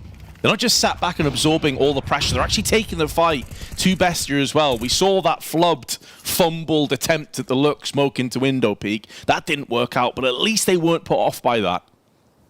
They get the pick, they run, they have the advantage. That's exactly what M80 desperately required. Now it's important that Slacks hits this next one. Quick peek, quick death. He is in an awkward spot now, going to get found from the back, and that's going to be Zoc that puts him out.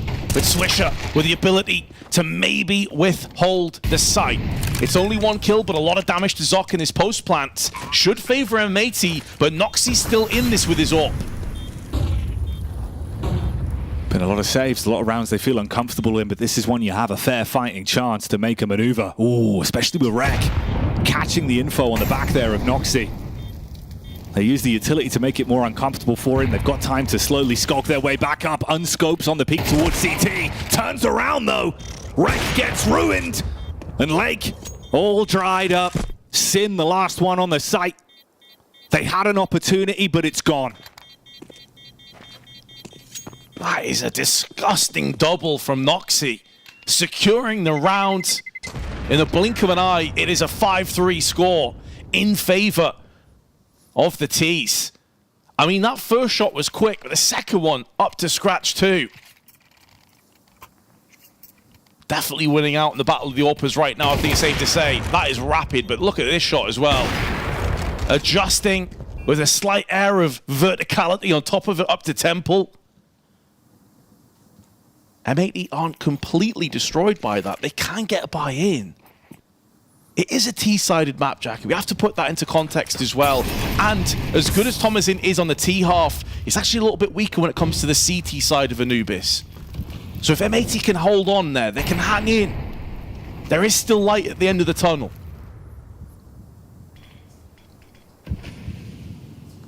Go for the boost walk out for the face, and it works. Slacks has been switching it up in terms of the positions he's been fighting from with the scope, keeping him guessing. And that one will catch Noxy off guard. Close grouping inside of the smoke towards A. Wreck throws out the incendiary, but the timing, it's already allowed Thomasin into the bomb site. Trade back from Lake. 4 versus 2. Gigantic manpower advantage. And with Zoc on the run, it should finally be another round for M80. They took 3 on the spin off the back of the pistol. There's been a drought since that point. Well, unless the Rock'em Zock'em robot can do something ridiculous here, Vince, this should at least be another one. 4 on the board for M80. It has the bomb. They can buy again into the next round regardless of what happens at this point, but obviously you don't really want to gift wrap an AK across the CTs on top of everything else. But it's well worth the gamble. The reward is vast. If you can take a player or 2 down, the economy is affected significantly for M80. Incendiary out from the CTs. Zoc making moves is going to be heard from a mile off, and Slacks a chance to put an end to this round, and he will not miss out. 5-4 the score. Much better on M80. Stabilizing just a tad, but they still have to deal with more AKs coming right at them in round 10.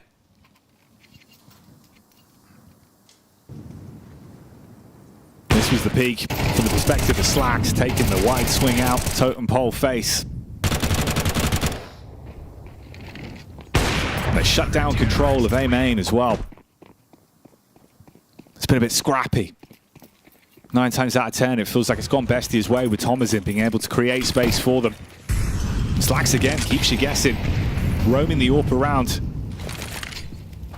Early utility to control towards Dark. Rex looks for the face. Ooh, spam through the wall. 14 HP, scurries out of there, stays alive. That's what matters.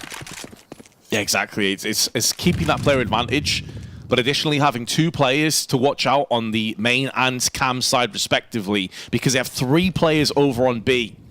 If that's a 1-4 trade, they're going to have to send a rotational element off of the B side. So huge they've kept both players alive in that trade. Now a smoke. Oh, they're going to go for a PK? Oh, this is so audacious. This is so cheeky. And he gets him. Noxy dead and buried. And Lake just pulls the plug, pieces out of there, giving his team the advantage. But Thomasin will not allow him any further part of this round. A bit of a flub Molotov, though, is going to cost them. And now they make a B track over onto the A side of the map, but they can't do it just yet because Zoc's actually isolated from his teammate. They fake it out more than anything else, and they're hoping and praying that Zoc and Thomasin can get that next entry. Fake noise, go for the wrap back in, but it's all about the shots. Oh my. Thomasin and Rurk somehow connecting those.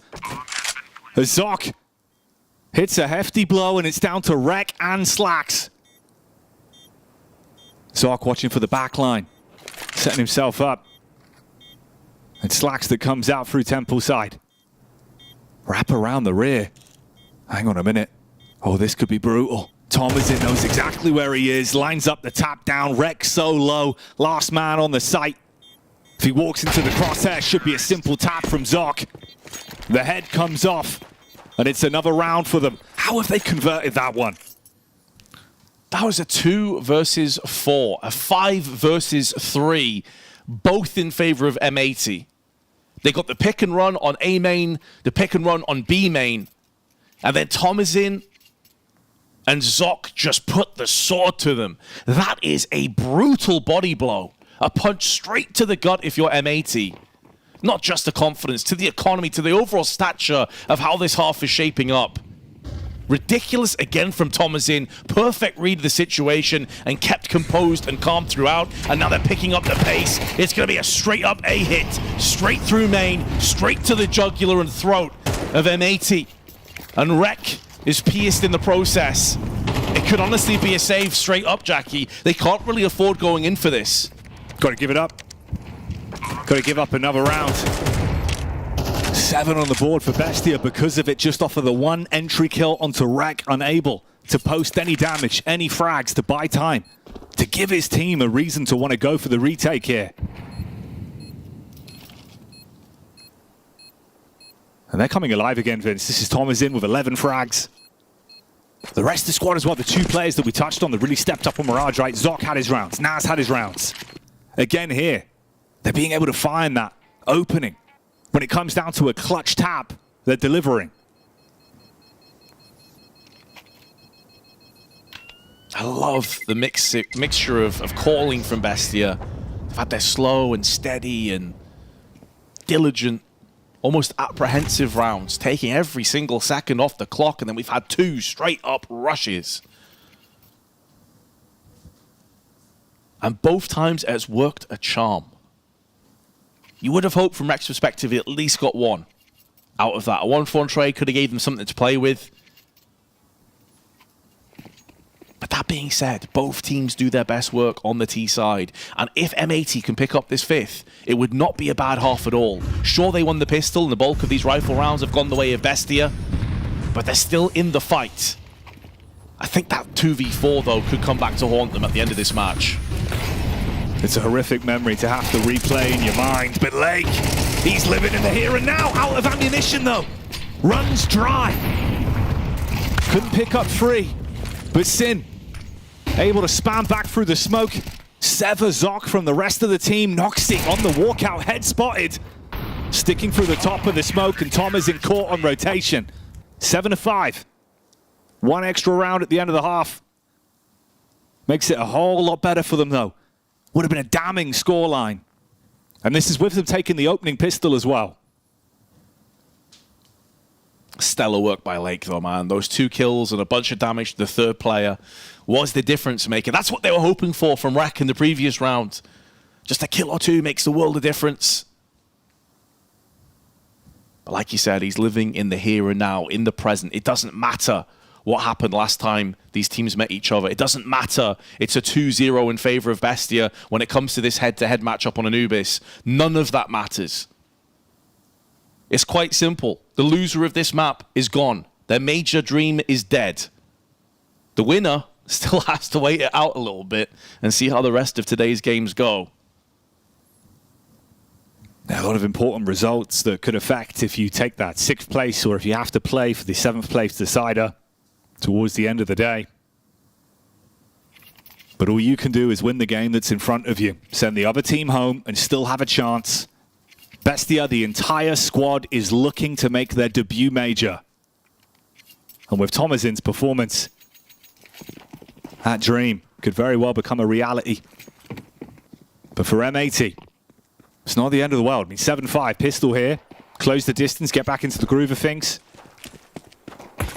What have they got for us here into the second half? Sin initially taking damage from the peek out. 2 players facing round through dark side. It's Lake that closes the distance. Get up close, tuck in, support with Rek and Co as well. Yeah, trying to activate Lake wherever possible. The guy is feeling it right now, and there's another one. Add it to the slew of kills, up to 14 already. They've lost Swisher. Had a bit of a rough map so far. But they're just going to pile straight out into the site. Thomasin and Luchov, though, laying them down with the USP. And Luchov spins left and right, decapitating foes. The executioner for Bestia. And what an important round that is to pop off. That is beautiful. Corker of a round from him. Hell of a moment to snap back into it as well. Final shot onto Slacks.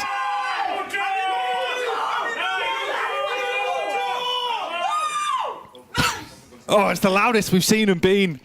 And fair play, Vince, right? That's the exact moment you would want to start screaming. You know how much that second half pistol means? Oh, they know that's just put them a giant leap towards the major. That is a huge, massive step forward towards the finish line, towards dreams being realized. There's still a lot of twists and turns today, though, potentially for Bestia, but they've put themselves in the best possible position right now. It's full Glocks, no post plant means no buy. Bestia surely gonna take a 9th and put some serious daylight between them and M80. All 5 players clumped together as they run out into a crossfire. And those bullets, well, they will lay waste to the T ambitions of a post plant. Just the 1 kill in return, and Bestia will be very happy about that outcome. For M80, it's a round that could have a knock-on effect. Bestia know this, calling in the tactical timeout opportunity to discuss it here. Rifles in the hands of M80 on their T side. But the defensive plays, and the majority of the squad stepping up massively as well. It's looking good for Bestia. Noxie's still relatively quiet with the AWP, but hey, I mean, if his teammates can do this sort of damage, it might not matter as much. Naz making sure he's nice and hydrated. Sure, there'll be some shaky hands, some sweaty palms right now between these 10 players and the coaches, of course. Yeah. And the families watching on. It means so much to so many. But here we go. AKs in tow for the entirety of M80. They won't get many more opportunities if this goes awry. The pressure swelling to fever pitch. A potential fulcrum point of this entire tournament for both teams. And Rack is slowly maneuvering his way in, has the MP9 to play up against. Zop with 1 pretty clean kill, and does a ton of damage to Slacks as well. He softened them up and was hoping Noxie would blow them all away, but they bail out on the game plan. They show a bit of stock round towards A main initially, and then call it quits. 4 versus 4. There's a lot you could do with this on the T side of Anubis from 80. Naz trying to take space back towards mid side. Doesn't overstep the mark. Molly comes in, gives him a bit of a read, knows there's 2 players here now.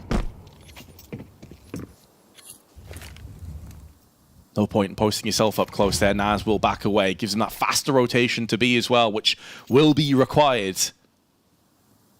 We have the benefit, the luxury of seeing that coming to pass as the wall of smoke's about to be built dead center on Anubis. Try and isolate, segregate these CTs from one another, but they're not pulling the trigger just yet. They're allowing Lake to make moves over on A main side. He is flanking. He's waiting for rotations and try and backstab them. 30 seconds, though. At some point, M80 have to push forward. Lake trying to draw away one of those players, and it has been successful. This leaves Naz all by himself, using that smoke as a bit of a reprieve, but Sin shuts him down. That's the door open, but Luchov, he's made some major moves before. Nade bouncing around the corner, lucky to be alive. Low HP on Slacks, but the same cannot be said for Sin. Down and out. All Swisher on the bomb site, and no more showmanship. He's had some nice rounds, some nice flicks, but in this one, it's all Bestia again. Retake goes flawlessly. And from 9, they move on to 10. Oh, an awkward middle ground economy as well for M80. Mid to high $3,000, except Sin, who's on that $4,200 mark. So it's going to be Tech 9 half buy. Maybe a Deagle thrown in the mix, or a Galil on Lake. So a bit more firepower, but still nothing significant, nothing too crazy. Is this where we see M80 throw caution to the wind and try and get up close and personal? We saw Bestia have a lot of success with those Hail Mary rounds a couple of times. Do M80 have that in the locker?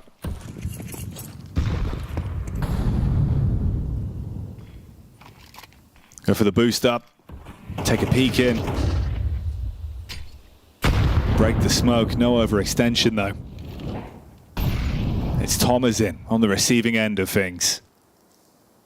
With how much damage this man can do, taking the fight to him head on might not be the best course of action. He'll deviate further back, use the utility that he's got available. Still an Incendiary in the pockets.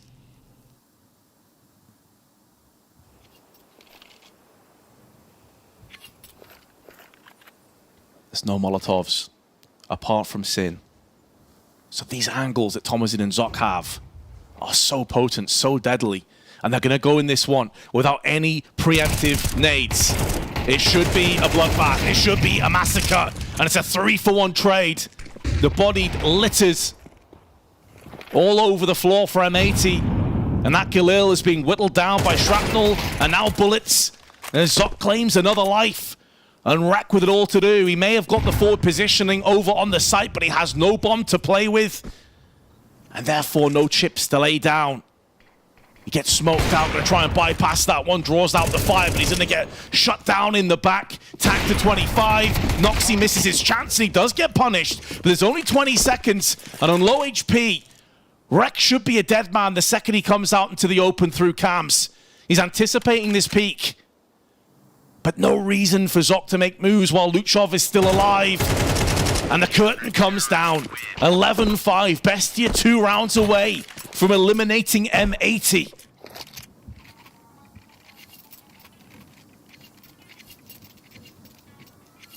Reaching a fever pitch now. Tension at an all-time high for them. From a 13-7 way back on Dust 2, it has been a slippery slope. Bestia replied on Mirage, looking confident with a 13-4. And a majority lead here. Round 17. We get back into things. AWP a piece, one for Noxy, the other in the hands of Slacks. On the T side, is there room for him to spread his wings, find a way in? For the CTs though, it's aggression again towards A main, putting a little bit more pressure on. Noxy up close, pre-scope, no audio cue. Oh! Sees the wince on the face of Lake as he puts the barrel in his mouth. Exquisite shot. No damage inflicted across to him. Or nothing significant, just one chip is removed. And immediately, the top player on this map is suppressed. Extinguishing the life of Lake very well could mean the rest of M80 follow. As the smoke clears, Slacks will get the drop. But that's one of many. Molotov to Glyph is going to be good. Should affect Naz. He has to get out of there. In fact, he doesn't fully extend. He's able to just stand in there the whole time. There's a flash tossed in as well, and it baits them into a false sense of security. Rek, though, comes in and cleans up. And now Luchov, forever in position to deliver death, is sent home for this round. But Thomasin's actually managed to sneak his way in. I don't think they realize he's in this off angle right now. He's going to get the drop onto the open, but now they know exactly where he is. And Slacks will evade any further death in this round for M80. They live to tell the tale, Jackie. 11-6. But my God, that was close. They look terrifying. When he's in the back of the site, Molly doesn't spread, he gets the first kill. Whew. Even Tom is in that sort of position. He's been a hell of a playmaker. It's not the end of the world for them, but for M80 it means so much to pick these up. Bestia have to make concessions though on the buy. Noxy with the AWP, Zok on the M4. And it's Thomas in the MP9 that is running straight into their faces. Good adjustment shot from Slacks. Here we go. Starting to come alive on Anubis. Give the man credit. He's had a rough go of it over the last couple of days, but he is delivering now when it really counts the most. 14 kills. Nice shot onto Thomasin as well. He was mid-air and just plucked him out with the headshot and then followed up with a kill onto Con. In doing so, the 11-7 is looking good, and this was a full committal, a full investment from Bestia, who would be onto an eco. But you can't overlook this because they're about to push out of main. The timing here could be so vitally important. 2 kills go the way, nearly a third on top of it. And although they hemorrhage bodies and lives, M80 still have the advantage. That did not go anywhere near as clean as they were hoping for. And Luchov now has a chance. But I think, is he deciding to just save the AWP instead?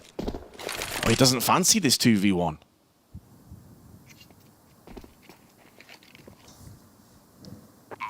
A slight instance of cutting noise, making him wrap off towards the B bomb site, leading him to believe potentially they had gone for the lurk back.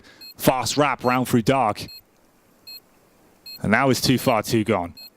No reason to hang around anymore. He will full commit to the save, hold on to the orb. Smoke, HE and the armor. But that looked terrifying. The walk out through A main. There's back and forth blows, man. The fact they get away with so many kills.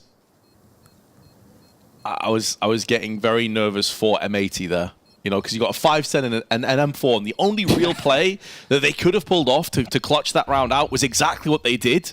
And it's like the T's, because they were bottlenecked in this really weird claustrophobic engagement, they were kind of tripping over each other. You don't want a team kill, you don't want to start popping your teammates in the back of the head. So that carnage really did favor Bestia. Fortunately, the superior firepower and numbers got M80 across the line first. But they need to do that 4 more times just to tie us up at even. And they will still need to contend with the AWP. Back in the very capable hands of Noxy. 5-7 for Luchov with a little bit of utility across the board sprinkled in on top of it. So M80, they looked dead and buried. Maybe a second wind here. A second lease of life afforded across to the T's. And it's Slacks that's starting to dig them out of that grave. Noxy, he needs to make plays like his counter has been doing, with a hero AWP in his hands. Pre-scoped up. Has a little clear round towards carpet side. There is a player there. It's going to be wrecked. It's just lurking in position. Meanwhile, bleeding out through middle. They spot the info. Zoc's got the information now as Lake makes the move over, tucks in back towards the box side. Nade thrown out from Luchov. Try and soften them up a little bit. You need them to play into your hands, though. They've got to get up close and personal to put those pistols to good use. Noxy could wrap out, look for the dedicated save. Everyone else could attempt to make plays with the pistols. Wouldn't be that bad if they go down, but any weapons they take out of their hands is the dream scenario. Yeah, you expect it's going to be a save from Luchov and Noxy, as Luchov has the 5-7, but more importantly, the kits. And he can safeguard for his AWP. And then the other two are just basically expendable. Naz and Tomazin, why not? But Noxy's been caught. He's been surrounded on the site. I don't know what Lake was looking for, but he's not found it. He's only found death. And it's another scrappy, damage-ridden round for M80. They have lost 3 players. How is Thomasin still alive with that USP? Man. That's 2 rounds in a row. M80 should have been clear. They should have been out with maybe 1 casualty, worst case scenario, and they're sweating and they're desperately trying to get themselves the victory. Jeez. Yeah, man, that was a rough one. Lake looking a bit lost in the source on the peak back down towards the bomb site. Gave Noxy the opportunity to get the 1 shot off, and then Tomazin taking liberties with the USP. Bestia, they're showing they're not going down easy. You've got to fight for this one, M80. Round 20 live, 11-8 being the split on the scoreline. MP9 for Noxy this time, no scope. Everyone else, though, with the rifles to play with. Good damage to kick things off, though, on the side of Bestia. Wreck tagged down to 53 off a HE, I think it was. Meanwhile, Noxy also feeling a little bit worse for wear. M80 may have been fighting for every single round, clawing each inch forward, but they have brought it back to a winnable position now. They know the economy is hanging by the thinnest of margins. Luchov wants to try and get outside there. Smoke comes down, but it's the first frag that goes in favor of M80. A clean kill on Noxy. A bit of damage there onto Zoc as well through the double doors. And with having mid control, it does give them options to quickly rotate through onto B or A, depending on how they're feeling. Zoc up close, but he's not finding any intel for his teammates other than just clearing out this angle. Nades in. Jiggle on the peak. Jump up towards the back line. Luchov. He'll get the opener as Swisher goes down. Tom is in, able to activate as well, and they're edging themselves closer to that 12th round. Wreck replies back down towards Dark. Puts a little bit more pressure on the split. They have 2 angles to attack towards the bomb site now. And Sin, he's out, brawling in the middle of the site, looking for peaks. Wreck assists, Zoc's gone. Slack slays on Anaz, and Tom is in, the hero for Bestia. Unable to clutch this one. Oh, he was landing jabs here and there, but he didn't quite have the power packed behind it. Tagging Slacks down to 16. A player of his caliber, you felt like he had a chance. Yeah. And another snatch round for M80. Another opportunity to roll over and eco rounds. What we've seen time and time again, though, Jackie, even against these USPs, these 5-7s, these awkward buys, is they have struggled to get it done clean. So do not write Bestia off. They've got Deagles, they've got an MP9, and quite a bit of utility on top of it. They can delay this round for quite some time.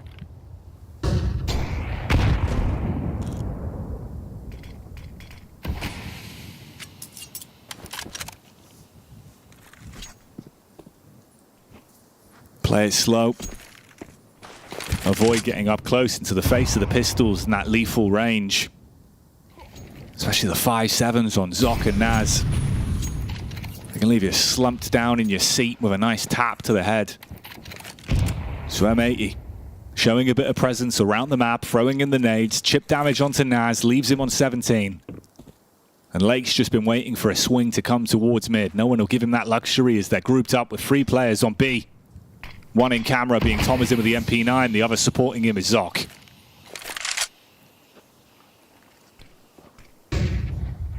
Much more streamlined, collective effort this time around from M80. That flashbang is so good. And Sin will make the most of it as he doubles up. Luchov tries, he may with a Deagle. Can only nail the one headshot. And that is M80 on the fast track to the site. Have to deal with Naz first. Bomb has been fumbled on the ground, but Slacks is there to pick up the pieces. Double Tech 9, double digits for M80. 1 round deficit. Oof, that pressure, I can't imagine how Bestia must be feeling right now. I wouldn't be surprised if they called a timeout, and there it is. Makes perfect sense. Calm things down. And the storyline between those two AWPers is obviously both of them underperforming really coming into the series of what you'd expect. Lowest rated on the teams and needing a performance. For Slacks, he certainly found that. He was taking initiative, going for peaks, coming alive here now as well with some very important connections. But Noxy, he's got the AWP again, Vince. The difference is, it feels like he hasn't broken that curse. He hasn't been able to suddenly bloom into this beast, and they need that. I think the only time we saw a glimpse of that was that double he got from Con, those 2 flicks. Yeah. It was a really important play, massively impactful because it saved them the bomb. They planted, they were in a post plant when he pulled it off, but there is definitely a gulf in impact between him and Slacks, who's on 17. Has been putting that AWP to use. Strangely enough, it's Swisher that's falling behind, and he has been so good for M80 over this tournament. He's their top performing player by quite a margin. So you have to think they've got a sleeping giant there in him. And may start to awaken. Could be the difference maker, especially if we start to get towards OT, which that's not off the cards just yet. Molotov comes in, forces Noxy away. Rek flashed out, and a smoke in his eyes as well. They're still going to pull the trigger on this one, it looks like. Nading open the smoke, trying to get onto the open, but Zoc is there. HE in hand, but the M4 spray is good.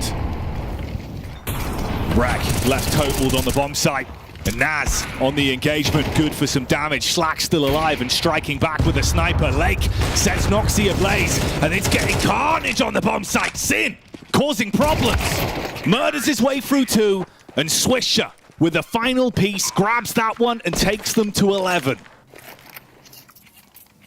Man, this is more like the Sin that we expect to see. Oh, yeah. Show up and deliver. He started strong on this map. He was 7-0 at one point, and we've gone full circle.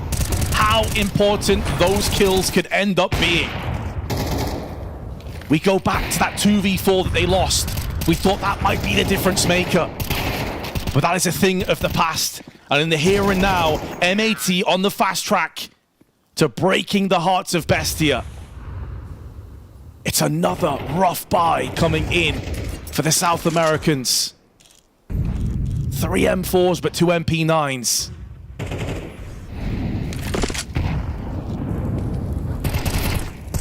Trying to push the extremities, take control. Fight out through A. The damage, though. It's a big blow to Luchov and Naz early into the round. 68 and 37 HP between them. And M80 They group themselves back up. Ton of time on the round, not even hit the minute mark yet. Utility's there for them. Slax' orb that's been such a reinvigorating weapon, still firmly in his hands. Walk up from Noxy, supported by Luchov. Rek unable to get the drop on them. And the potential early damage makes it slightly easier to convert with those MP9s, and especially those M4s on a run out as well with the dink onto Swisher. Still a lot to be said for this one. It's not going to go over easy. I absolutely love that call from Bestia, though. They have no utility left. They have a lacking of firepower. They know they have to be proactive. They've got to do something to turn the tide in their favor of this round. They've done just that. The time at minus 30 seconds on the clock. But Lake has struck. Luchov caught in transition, unaware. Silence down, and with a smoke in the eyes, they're going to try and push through here and see if they can envelop the site. That much is already done. The invasion has begun, and now it's up to the CTs to reclaim what was once theirs. But Swisher and Sin say no as they deliver with two. Swisher falls down, but Sin, oh, he gets one. Down into the one-on-one. Slax spotting the player, rushing the shot. But the bomb is planted on his side of the site. And there is no kit for Noxy. Oh, this round should be done. Slax just needs to play time. Noxy caught in such a bad spot right now, but comes round with the MP9, sprays down the AWPer, and sticks on the bomb. It's going to be incredibly close, but he may just have this in time. Oh, oh, he's a second late. Oh, the soul-crushing taste on that one. We're watching on, just waiting to see the outcome. So tight on time, he makes the play. Seconds of difference in M80. They get the round off the back of it, mate. That is brutal. I cannot imagine being Noxy and the rest of Bestia there. You are about half a second away from taking match point. And the lack of kit made all the difference. I'm saying Slax just has to play time, but he was in an awkward spot. Noxy played it really well. Maybe a bit indecisive at the open of sort of 5 or 6 seconds, but... oh my goodness.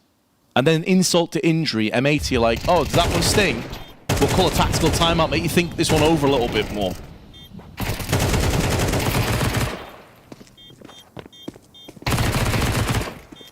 Whoa.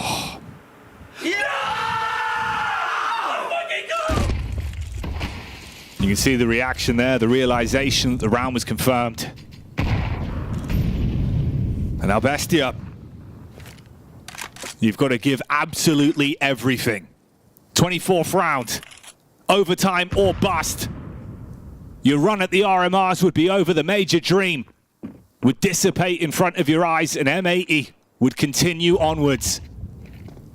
Naz up close. Smoke out, but Sin beating the timing. He's really been coming alive. Had some sick sprays, some great taps. Here it's damage onto him. Naz barely burnt alive. He's able to tuck in, keep himself on the board, but it's only 16 HP. And 3, make it 4 players have no grenades on the CT side. It's all centralized on Noxy. An incendiary and a flash to withstand 50 seconds on the timer. They may be in a familiar territory where they feel compelled to try and make a play. We saw this in the last round. 40 seconds now coming up on the clock as M80 start to make moves in. Now there's just one flash left. Luchov has it in his hands. And in come the T's. 2 players on A main will be pushing their way out. Rek needs to be eagle-eyed, trained onto the entrance. The timing may have worked in their favor. And Noxy comes in, delivers the hammer, drops it onto Lake. Naz also found in the meanwhile, and I'm not sure if Rek even realizes there's a player below him right now. That could be a key part of this round. But Rek, he's gone down and Sin's whiffed. There's a way back in, and Bestia take it with both hands. It could have been over, Vince. Could have been a 13-11 with M80 closing it. But Bestia, with some very important picks, keep themselves in the game, in the series here. And potentially in the runnings to make it to the Shanghai Major. And Noxy, man, he's had some rough rounds. But that one frag so important, the follow-up from Thomas in as well. And the engagement. Oh, the engagement on the wraparound from beachside, man. How didn't he find the frag? I think you'll be a bit devastated if you're M80, but you've got to put it in context. You were down and out. One more. It was 11-5 at one point in favor of Bestia. Put it into context, you made an amazing run to take us into OT. But now it's all about the here and now. They've got to do it in the present, Jackie. Once again, cast their minds away from what's happened up until this point. But there were a number of duels that realistically M80 probably should have won. Yeah. It's the adrenaline as well. Like Noxy, getting that pick, he knew how important it was. You could see him shaking, going back into the second. And the player cam's there as well, drinking the water, trying to calm himself down. Arms trembling. You've got to compose yourself instantly. You're still in it. Forget about everything over the course of this series. All that matters is what's happening here. Overtime is live. You're afforded some luxuries again. They've been playing with broken buys, lesser weapons. Now you've actually got firearms to your name. And more importantly to that, the utility as well. They've been doing it effectively dry, round in, round out. Close fight towards connector here. Camera going to be blocked off with the smoke as well. It's Luchov that's on the inside. He's been good with the flicks and he shows us that again. 1-for-1 trade though. Naz answers back.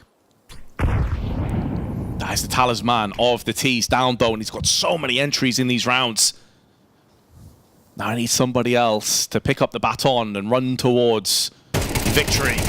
Lake a little bit slow, but not punished by Thomasin. Rack in the meanwhile hasn't played this angle as of yet, and this time he gets the upper hand on Zoc. That's been a trade going back and forth on both sides, but Thomasin finds the perfect window of opportunity and exploits it.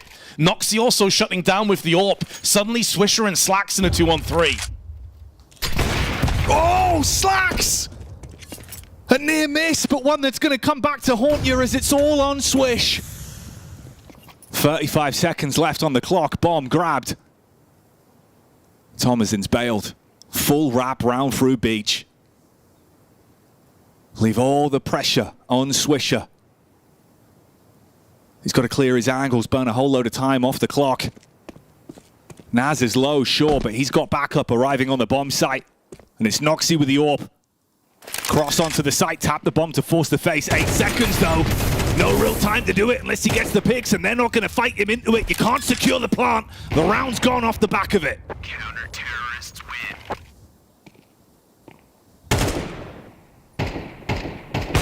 Stalemate at the end, but it's going to be Bestia with the best foot forward. Oh, key integral moments. Yeah, that miss from Slacks. It could have opened up business onto either side. They could have wrapped around us too. But it does not matter. Didn't come to fruition. A thing of the past. He's going to have an AWP again in play. And keep in mind, out of the 24 rounds, 10 of them were CT-sided. So already Bestia with a great advantage in their favor. HE's up and over, Rack in the exact same position as last time. Those grenades, though, going to be shielded by the boxes, so he's good to go. And hold in fire early on.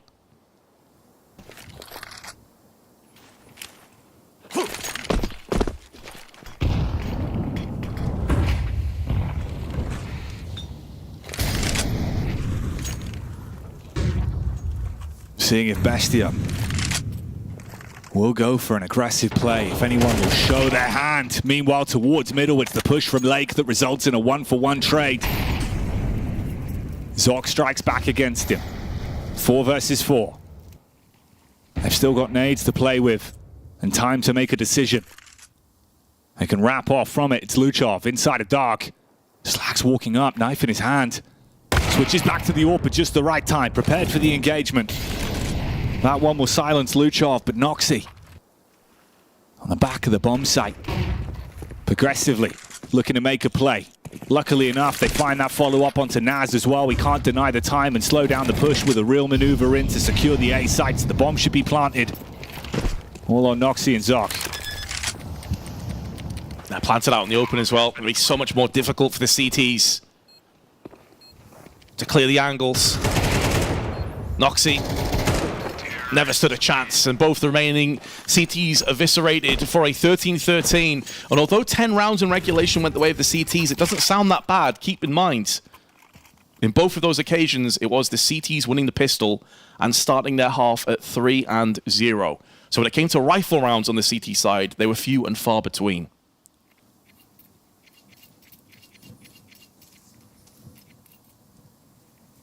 This round could make the world of difference for Bestia on their CT side.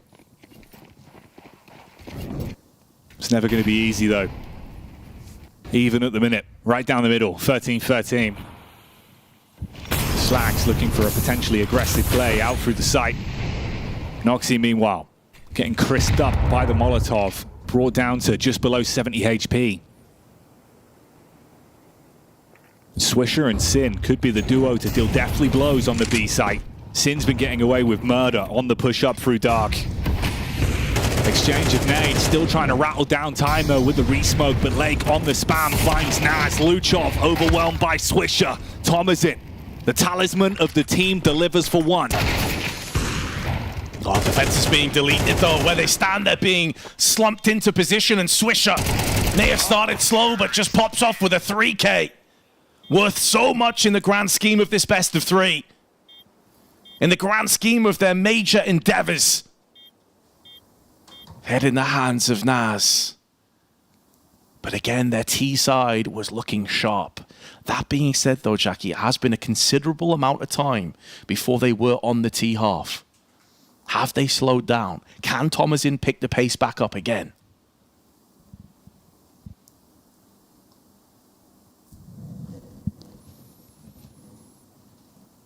Def, again, with an opportunity to talk to the troops. The change of body language on both teams has been quite miraculous throughout the course of this game. You've seen the highest of heights, the lowest of lows. Contending with individual mistakes, opportunities to close the game from 80s that slipped away from them. Awful lot running through your minds. We're back into it. Second half's going live. One round of advantage for M80. CT side now. 25 kills to the young gun himself, Thomasin.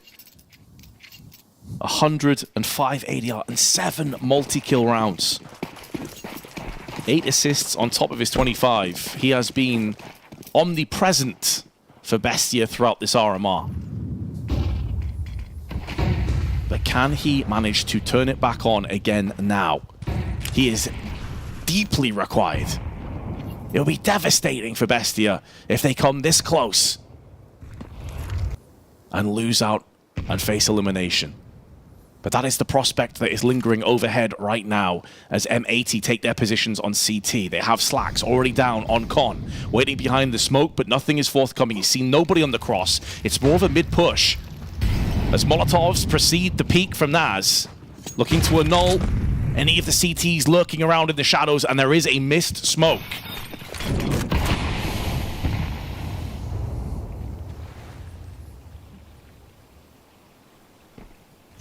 Luchov, flash over the top. Smoke up to block off towards the heaven side as well. Sin about to have pressure put onto him. 1-for-1 trade, shot in towards the back though. He swivels. Good connection. Swisher through the smoke, strikes back. Removes the head from Zoc. But Thomasin, up close, unchecked. Swisher didn't know. He gets the backstab because of it. And now you're in a 2v2 with time to get the plant down. Headshot angle on the stairs, taking the fight towards Lake. He knows how important it is to wait for his teammate on this one. Posture out, buy time. Allow Slacks to try and cook. See if he can chef him up. He's got the blade in his hands, ready to make the incision. Meanwhile, it's Noxy on the front of the site. Lake looking for the backstab. He's seen the leg. Connects that one. All on Thomasin. He's been having some huge rounds. This would need to be a 4K. One step closer to that reality. Slacks on the weapon switch. Closing the distance, baiting him out. But the time is the real issue. Panicked, overwhelmed, down and out. Thomasin with another one. They equalize again, 14-14. A 4K in the round for Thomasin on top of the clutch. He is having an unbelievable performance again for Bestia. The shining light on Mirage illuminating the way again here on Anubis. But we're still yet to have one team fully pull away from the other. It's still tied up. 14 apiece. 16 the magic number. There's only so much that one man can do, but Thomasin is filling the quota and doing all the heavy lifting. He looks to assault again through an A main alongside Luchov and Naz. You know that they were so mixed up in their pace, their tempo all over the place on their T side. This time, they take a nade though straight to the face of Thomasin, and there's a second one. Down to 22, and he's not seen a single pixel. Runs out to the open with Luchov, and Rek is there to deliver. 2 big kills alongside Sin. And this round comes to an abrupt end. It's up to Zok or Noxy to reignite and re-spark the push. And I don't think they're going to be given the opportunity. Because out comes Noxy through the smoke, and Lake pushes him away from the site. Phases through on his own. Meanwhile, Zark setting his attention on the other bomb site. Audio's going to be heard. Flashbang through dark. Might have a safe plant at the very least. Swisher could have an angle onto the back though, and that's the peek in. Zark falls. M80 off of the great defense towards the site are able to pick that one up.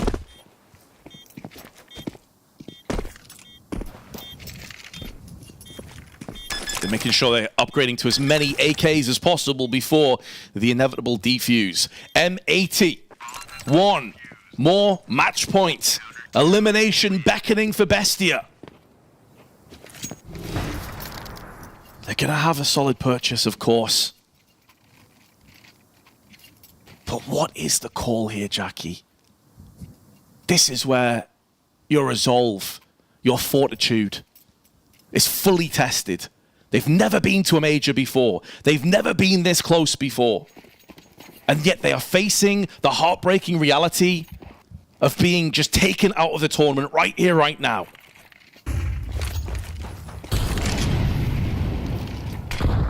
They faced this reality, and they were able to overcome it to force us into the overtime. But it comes right back around. Same position again. If they lose this, it's 16-14. It's all said and done. If they can run it right back, we could head into a second overtime. Still have a fighting chance, but it's up to their T-side performances. Thomasin's been going above and beyond time and time again. But M80 feels like the whole squad's starting to work in unison now. Showing what they're made of. Pressure applied towards mid early. Slacks on the peak down, but it's Noxy. Strikes against the sniper. Goes back in for more. Noxy with the double up. They still believe, Vince. They've still got room for this one. Thomasin gets both. How the hell's he got the second out of that? Oh my God. Second overtime. Out of nowhere, Noxy just doubles up and Thomasin continues his godly form. 31 kills. Oh, M80 looked disheveled, dejected. They're thinking, how many times can they survive? That second shot from Thomasin must have been outrageous, by the way. Yeah, but had to have been. Classic Thomasin, isn't it? Multi-kill to force them into the second OT, put himself on 31 kills. And Noxy, pressure cook around. Some AWPers in that situation, it gets to you. He delivers. First onto Slacks, then the follow-up to give them an even better situation to contend with. Looked like the easiest round of the bunch, and we run it straight back. Double OT. The frustrating thing for Slacks as well is you think, like, I had a chance to kill him. Yeah. He was out in the open. The crosshair wasn't far off. How that could have changed the dynamic of this round, because Rek would not have pushed out of A main if they hadn't lost 2 players out there on canals. Either way, whichever way you spin it, second OT coming right up. Both teams ready. Chomping at the bit to get back into the saddle and get some success. At some point, you've got to think that Thomasin's going to run out of steam. I keep thinking that of this guy. and it never happens. If anything, he just gets better as time goes on. But look at this. We've not seen a push like this the entire game, and it's going to catch them, but Slacks has missed his chance.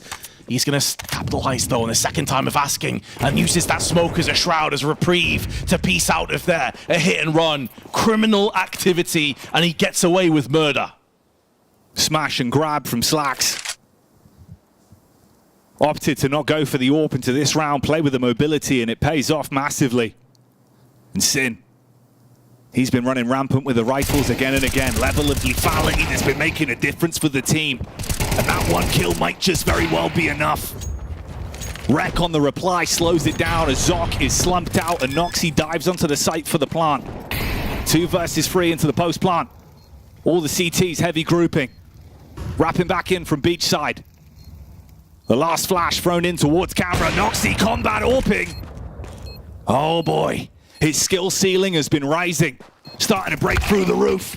Saw them, but couldn't get the flick shot off in time. Thomasin, the beast of the team, again in position, but unable to deliver on this one as Slacks with the M4 connects the headshot. First round of the second OT is destined for MAT. It's theirs, but not without a couple of scares along the way. I mean, first off, I think Slacks' heart was probably in his mouth after he missed that first encounter. Made up for it with the second. And then here, yeah, as soon as it's in that 2v3 and Noxy nails the first shot, you're thinking, oh, they've let this one slip. Especially as Thomasin was the last man standing in main. Proves he is mortal after all. And now MAT have the advantage one more time. Sin up to 29 frags. Slacks on 24. The top ADR, though, is still Thomasin over 105. With 9 multi-kills. The closest player is still on 7. Looks like they're going to be pressing the button, though, and getting hot and heavy in just a few moments over on the B side as a hail of smokes and molotovs are traded between the two teams. A lot of noise being made. Looking for the full commit now on the run-up. Swisher. Just a tag, no conversion into the frag. Even the nade won't blow Luchov away, and Lake runs on in. Barely missing with a spam through the smoke. This time Wreck as well. Bested down in dark. It's Lake on the bomb site. They clear Sin. Re-peek onto it. Zoc finds that one. Slacks miles away from the action, unable to get involved. And the metronome of this matchup continues to swing between both camps. Considering Swisher down at just under $2,000, it would do well for Slacks to hold on to this AWP, although it's going to sting to do that. But yeah, that pendulum continues to ebb and flow back and forth. Ooh, nice re-peek. He's going to have to deal with Naz, though, who's coming through from the A side, and additionally Zoc, who's coming through from Canals. Peeks back in. He will be able to hold on to this. So he can drop across for Swisher. Lake can drop for Wreck. They should be good to go. Another incredibly important round coming up. These CT rounds have been difficult to muster up for both teams.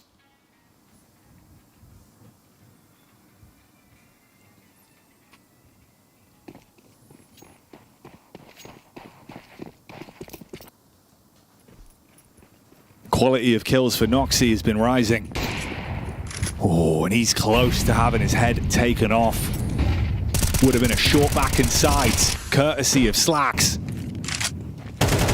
But with the bullet barely missing, it's a stalemate on the peek out towards B, and they instantly posture off. All 5 Ts beginning to shape up just outside of A main. Keeping their options available, peering into Canals as well. Luchov fires out a couple shots as it gave the game away. Well, for the time being, MAT have actually rotated all 3 players off onto middle. Now going to be isolated from the Molotov and the smoke that's tossed in. They've played very forward up on mid side. This is effectively leaving Wreck all alone to defend the bomb site. And now the T's going to start to spill out into the open. The flashes are so good. He was blind for a good 5 seconds. And although they've wrapped around the back, the damage has already been done.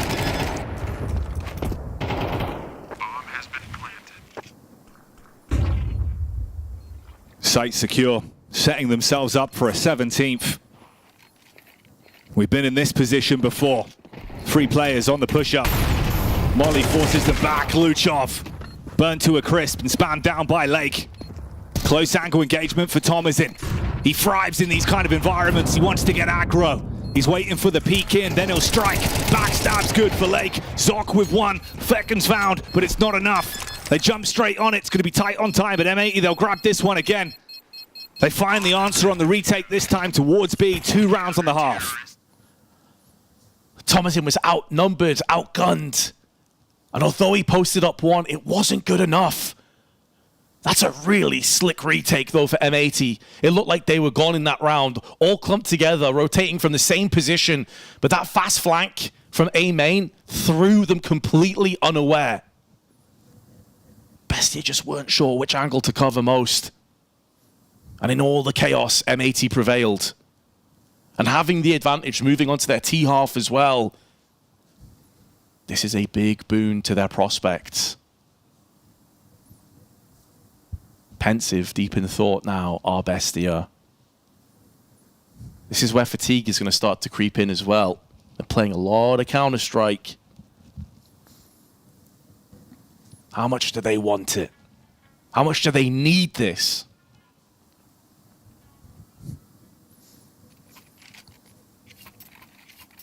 The opportunity, the legacy, everything that comes with it.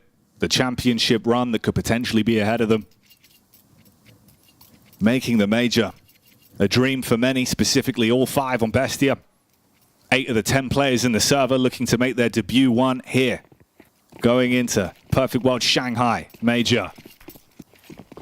And we're back here. That 1 round of edge from M80 now moving on to the T side. Slacks with the orb. Knows the location of Noxy on the peek out down towards Dark.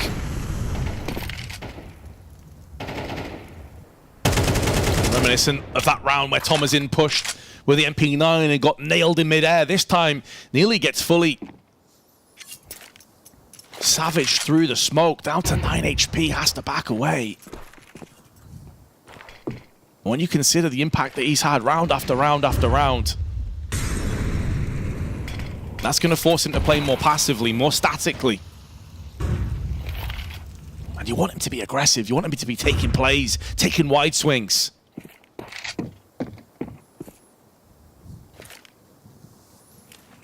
And this is the environment where the strat book's thrown out the window. The tendencies over the course of this map, it all starts to change due to the nature of the double OT.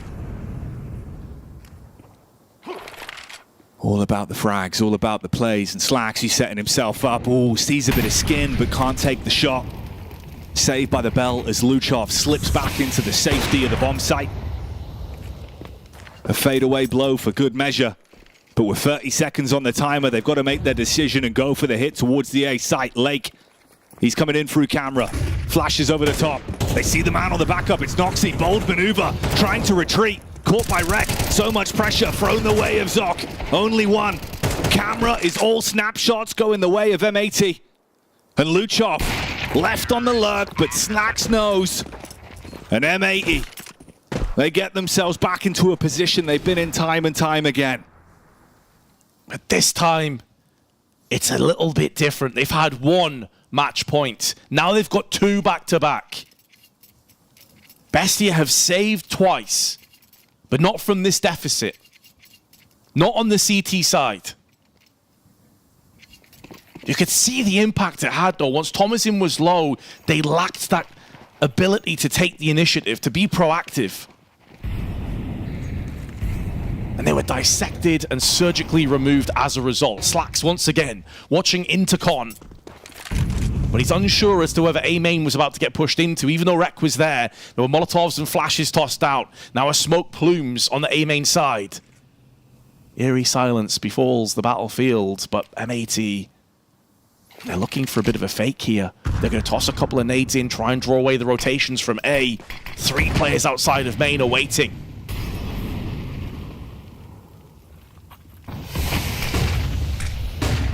Swisher through the smoke, looking for the walk in. Tried to find the gap to make the all-important play, but it's the rest of the squad on the run out. This is where they found so much success. Tom is in though. He's the one to defend. He repositions, tucks into the right-hand side. Bait shots to force him out, but the snap is good. Oh, Tom is in. Here we go. Still continuing to find impact even into the OT. 3 kills here, 36 frags. Sin trapped back towards the main side. Molly burning time off the clock.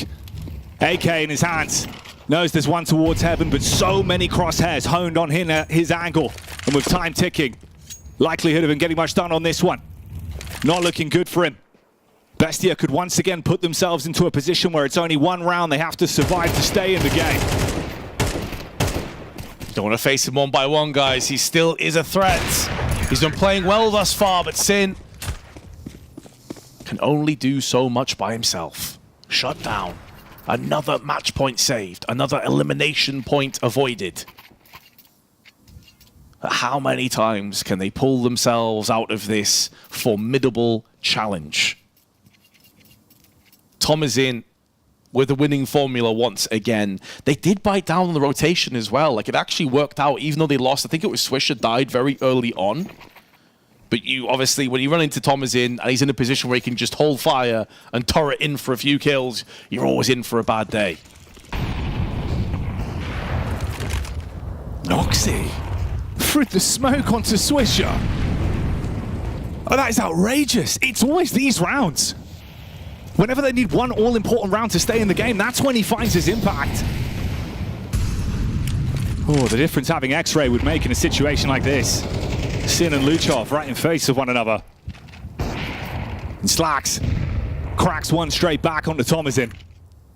That's the bomb in his hands out towards mid-side, supported by Lake. Again, the all-important plays towards A could continue in this matchup.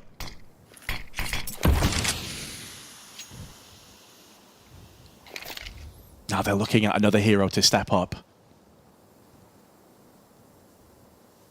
Looking at somebody to have that impact. They're going to be walking out slowly, peeking in. Slack's not going to miss that shot and spots a second player. He knows where one of these 3 currently reside, and they're going to just go straight up for the B site. Not waiting around, not allowing rotations to come in, and it puts all the pressure on Zoc here with the AK. No flashes preceding this peak. Could prove to be a costly fatal flaw. But Rek comes in with 2, and it could be the beginning of the end. As Naz in a 1-on-3 has to bypass the smoke and bypass 3 players that are desperately starving to make their way to the major. And Naz has no idea that he's on death's door, and Rek puts him down. Elimination for Bestia, and M80 live to fight later on today. M80 will fight later today, maybe. Obviously, their fate is no longer in their hands, but they've done enough to make sure they're still in the game. My goodness, though, if you are an M80 fan, you must have grey hairs, Maui. There were so many moments they were at match point where they just watched it slip away at the end there. I thought, surely you have to close it out at this point. Sure, M80 are playing from what is essentially a practice room, but the LAN nerves clearly were right there for them, and it was hurting them. It was clearly hurting them. The lack of trading against Thomasin, who was a god, by the way. Like, Thomasin is a revelation for Bestia. You know what hurts me? What? The Thomasin's not going to make it after that. Yeah, I know, right? Dude, like, he was winning duels. No one had any business winning. And sure, I agree with you. Like, you know, the trading should have been there. The spacing should have been better. But still, the shots he was hitting, oh my, single-handedly just dragging his team along. NT. If I ever have to say NT, it is America's RMR. NT to Thomasin. For quick clarification for the people at home wondering, did M80 make it to the major, though? They need a couple aspects of the later tournament to play out in their favor. Yeah. They need Red Canids to win and Furia to win, and then they don't have to play the decider matchup. Almost every other iterations of wins and losses results in them having to play that 7th place decider. Just a reminder. You know, it is kind of sad on the side of Bestia, like you mentioned. I want to jump on that. Thomasin, he's not going to make the major, but he's so getting picked up very soon. Someone's looking at this going, damn, that is a talent we need. Gotta. I mean, Thomasin, I mean, he's the exact kind of player I feel like so many teams need, where he's an extremity player that can have such incredible impact, because he's not just farming stats. Like sometimes extremity players end up with really good stats, but you're just kind of like, oh, he did really well, but like, they didn't win or whatever. And it's like, yeah, that's when you bait a lot. That's when you play back and for yourself. But Thomasin actually tries to throw himself into the fray of action. He tries to rotate into the fight so regularly. And if he didn't pull off, well, what I felt like was maybe like 15 multi-frags in this game. I don't know the exact number off the top of my head. It was 10. 10 multi-frags. Close enough, yeah. In terms of impact, it felt like every round was just absurd. So many multi-kills as they're coming into his bomb site. And even in late round situations too, he's making so many sly little moves to take advanced positioning, catching off the M80 players. The time to kill was just crazy again. And it is just a shame, because this guy is clearly one of the top talents from LATAM. Oh, yeah, absolutely. And 100% should be picked up here. It is obviously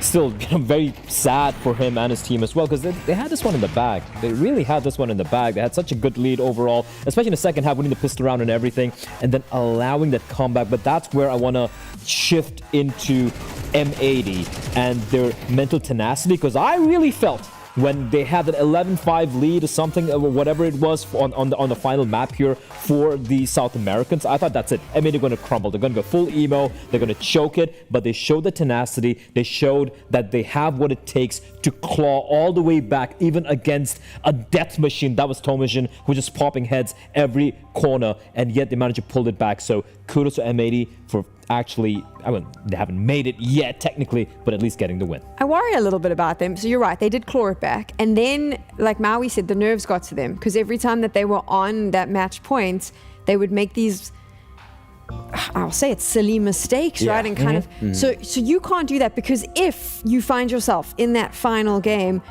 the opposition will punish you for that. And that is a concern that I have for M80, not only here in the Americas RMRs, but moving forward as well, is how they overcome what I presume is a bit of a speed bump, I suppose. I would suppose so. I feel like playing through this kind of game is going to mentally prepare you for what could come later today, where it's even higher pressure, higher stakes at play. And one quick shout out to Sin and Slacks. They've obviously not had a great tournament so far, even leading up to other maps in this series, but Sin and Slacks themselves were hugely instrumental in delivering M80 this victory.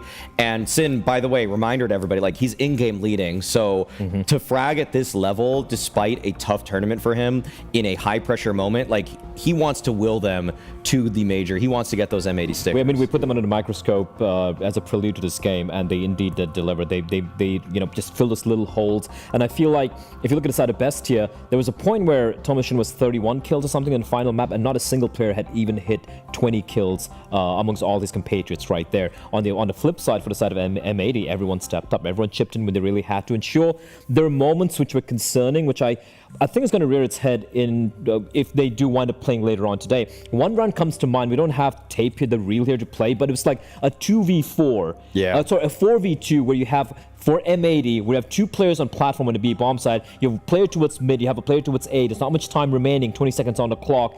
And the B players start getting a little antsy. They move out from the positions, they get taken down, and a 4v2 just gifted the way of, you know, to their opponents. And that shouldn't be happening. I don't know why they're getting so antsy, so, you know, just uncomfortable or whatnot, and they need to cool things down a little bit, or else I feel it's going to get a little bit more hectic, especially against potentially a Furia, potentially an Imperial or Red Canids.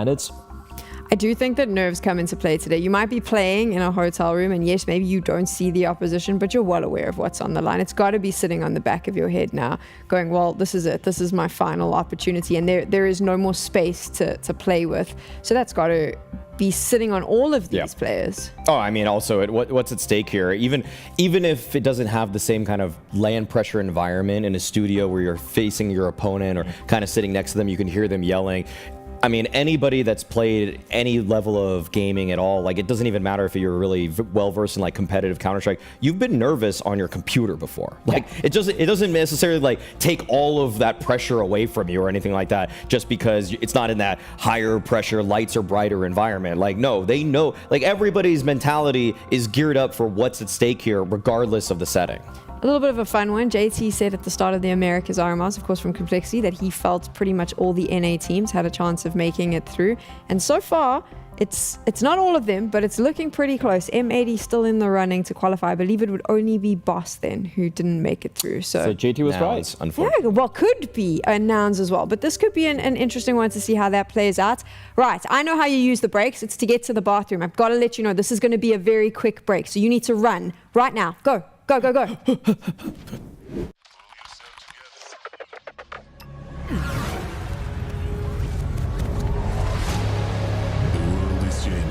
Quickly. Declare.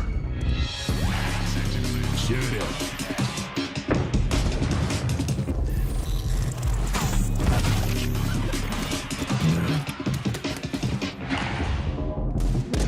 The world is changing, but one thing remains the same. Victories with 1xBet.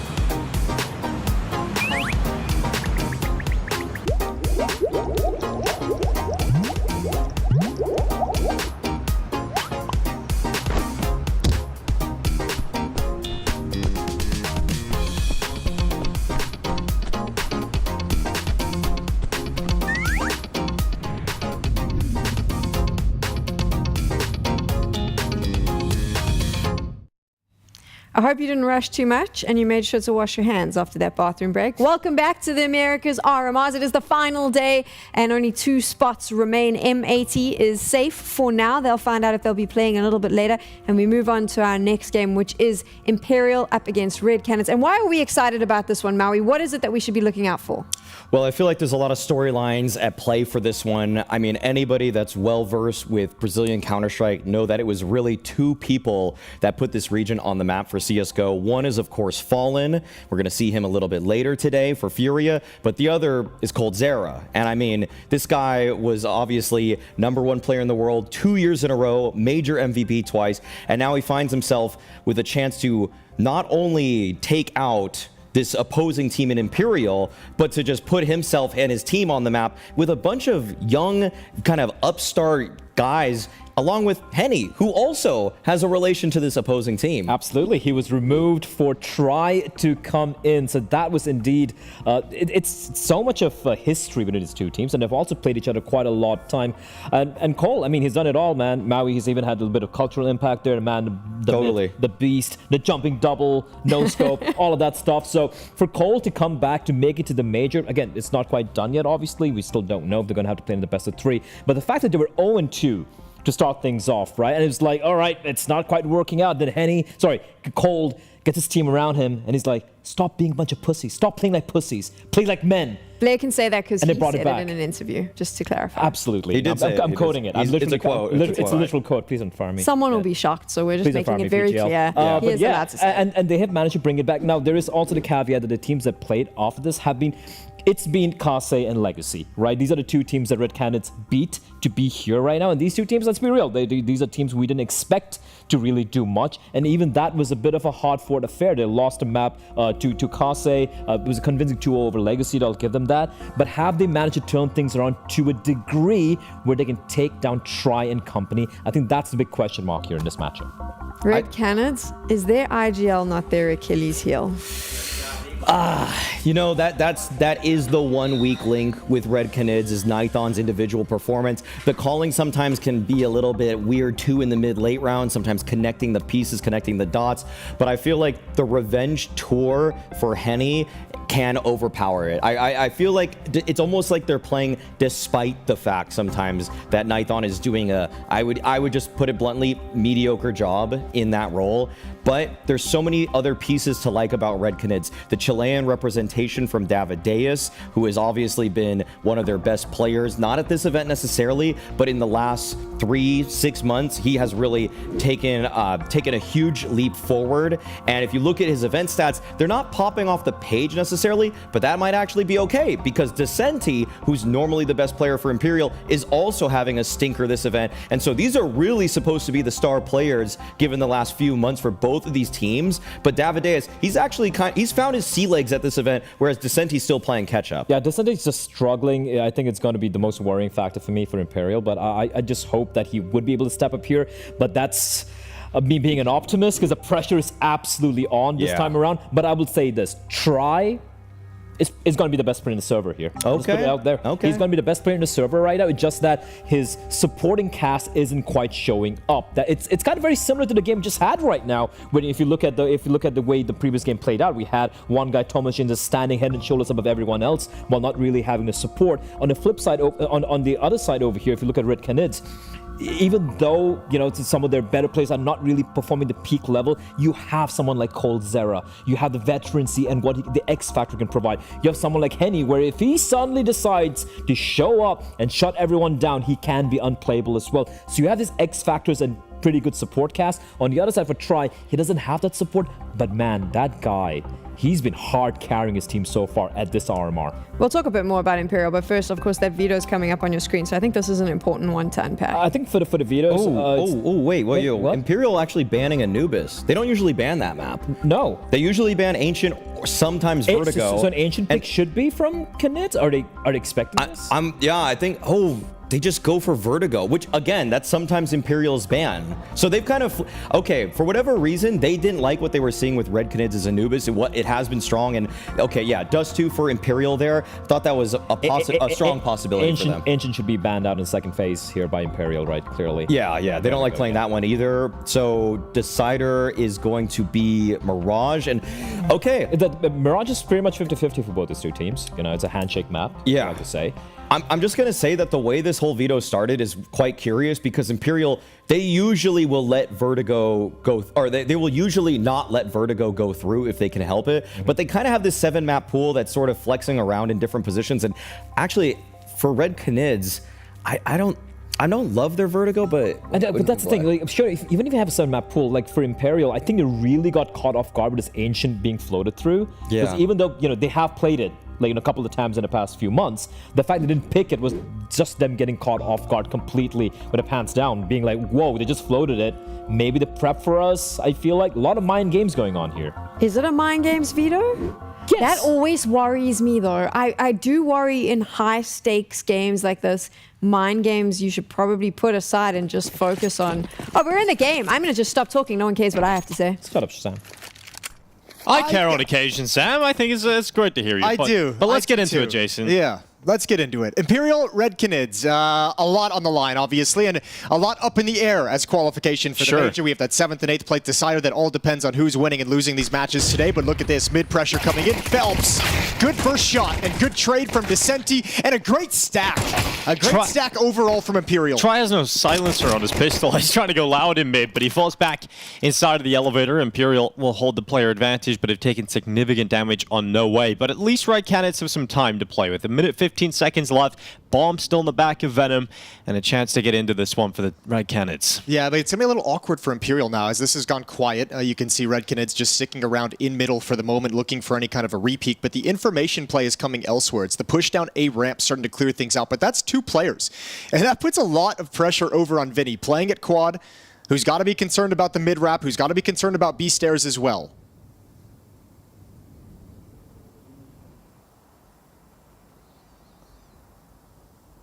There's a universe in which this little A push from No Way and Try gets kind of caught. Now they join up at the B bomb site. They're going to think this is entirely clear, but Red Canids is just following them. And they're going to start shifting over to the A bomb site. So Venom, Zera, and Henny have somehow blindly walked themselves into the perfect situation. Yep, sometimes you're having a pretty lucky day. And this B bomb site now completely open. Venom Zera makes his way into the site. This is actually so mental. Bomb's going to go down. They're going to immediately realize, how is it B? They're like, what the? Oh, at least they have a kit. They have a smoke. So they're running back over. There's some time to play with, but Red Canids have been given a beautiful opportunity here to close out this pistol. Henny starting to fight Venom Zera, and that's all about his peek out to the right side of the generator, and he's got one locked in on Try. Trade from Vinny, No Way with a final headshot, and despite being pushed and pulled all over the place, Imperial eventually get back to the right side of the map and close out the pistol round. Really, really good patience from Imperial. I think maybe the only improvement I could point out on that one is maybe just send No Way in with the low HP to kind of bait out the positions, and then you still can play it very similar, but you're not sacrificing high health. Regardless, they do recover that pistol round, that tricky situation based off that beautiful stack in middle to start things off. Well, this will be the 9th series of these two teams playing each other in 2024, Jason. They play a lot of each other, and we always hear it throughout events and through tournaments. When you play an opponent a lot in officials, it makes the games that bit more difficult because you have the mind games, you have to change the VD, you have to figure out what extra edge and advantage They've played each other on the entire map pool like twice throughout this year, and I mean you could hear kind of Maui talking about the map veto and the intricacies of it, and certainly you're trying to find every single edge based off so much information, and then you also combine the fact that both teams are intimately knowledgeable of how the other one likes to play. Exactly, but none have been as important as this. You're on the brink of getting through to the getting through to the major or getting knocked out on the final day of the Americas RMR. Red Canids charging up, Try, good for 2. Phelps alongside of him, and it's a shutdown. So Red Canids dealt a pretty bad hand, and it's going to be a 2-0 lead here for Imperial. And to build on what you were talking about as well, they've played each other so many times, but of the last 4 series in recent months, Red Canids has actually won 3 of the last 4. Oh, yeah. They've come out on top a number of times. In fact, the only one that Imperial won was actually a best of 5. They won it 3-0. But here, obviously, you'll trade all the losses this year for this one victory right now. Exactly.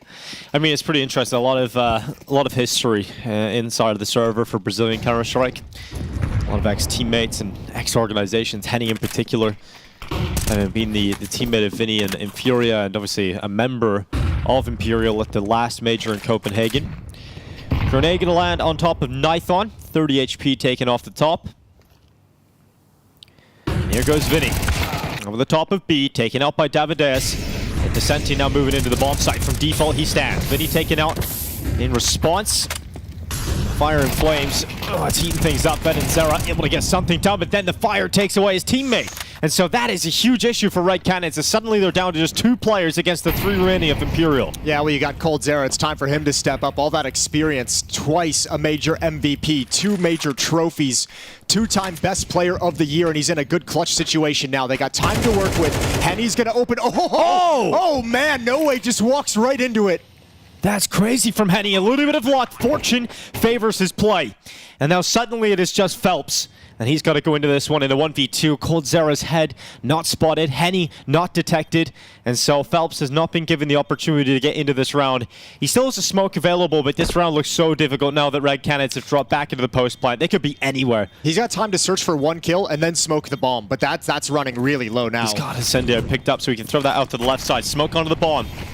Last-ditch effort here from Phelps to try and get the job done, but he can't find that bomb, and Cold Zera just takes the fight. Red Canids take their first round win. Takes down his former teammate as well in the clutch. So yeah, so much history here, Jason, I know, isn't there? We could go on for this entire series about all the interactions between these players. Nicely done. Flash play doesn't work. It looked like Vinny had a kill on one blind player behind the box, saved by his teammate. But the Henny double kill is a real turning point in this round, right here. So unfortunate for No Way, who steps into an AK-47 bullet. The interesting thing about Red Canids so far at the RMR is the fact that they went 0-2 down, right? They've had to battle their way back into contention through the best of 3s. They lost to 9Z and M80 in those opening best of 1s. They then beat Kase 2-1. They dropped a map to one of the worst teams in the RMR. And then they beat Legacy 2-0. So getting into form at the right time are Red Canids. And if they break the buy here of Imperial, they send them down to the eco. And then Red Canids should get themselves into the lead here on Vertigo. Okay, shuffling a little bit of utility. It looks like they want to go... I thought they were going to maybe boost someone up behind the boards. That's not happening quite yet. So being patient. Venom Zera playing anti-flash in case another one of those aggressive plays come in from Imperial. A defense is settled up, doubled up over towards sandbags. A bait and switch inside the smoke, trying to utilize this limited utility of Imperial's defense as efficiently as possible. And here comes the boost a little bit later on. Up he goes. Venom Zera onto the wood. A lot of spam coming his way. He did actually take a shot. I'm not going to drop him too low, though. He'll sit in the cubby in the corner, just allowing his teammates to start to make that move up B ramp. This smoke, though, puts so much pressure on the B defenders. They're really nervous right now. They know the boost can be there. They know they could have had players already at the top of the stairs, and here comes the execute, the set piece. Well, Vinny waiting behind the Tetris. He swings into the open, and it's going to be one for Vinny. Davideus on the double. Try making some magic happen with a kill of his own, but he would love a multi-kill here. No utility for Try to stop that plant. No kits. And they've got to just start taking frags now. Oh, Henny protects his teammate. Nithon looked like he was going to go down, guaranteed. But Imperial, their money is on the brink of collapse, and they are not close to winning this round. They are a long way off. Yeah, they're going to have to drop back and save. Absolutely. No chance of getting into it. Nicely done from Red Canids over towards the B bomb site. And again, that smoke that gives so much space makes the defense fall back. There's nothing they can do with the limited resources while that's up. And they know so much space can be taken. It's a lot of pressure to apply to that B bomb site and the full exec after the fact. And again, without the utility, without the counter flashes, the counter Molotovs, Red Canids have free reign to just swing throughout the bomb site. Little exit kill here for Phelps to take some money away, but not any kind of huge impact. It's 2-2. We're tied up.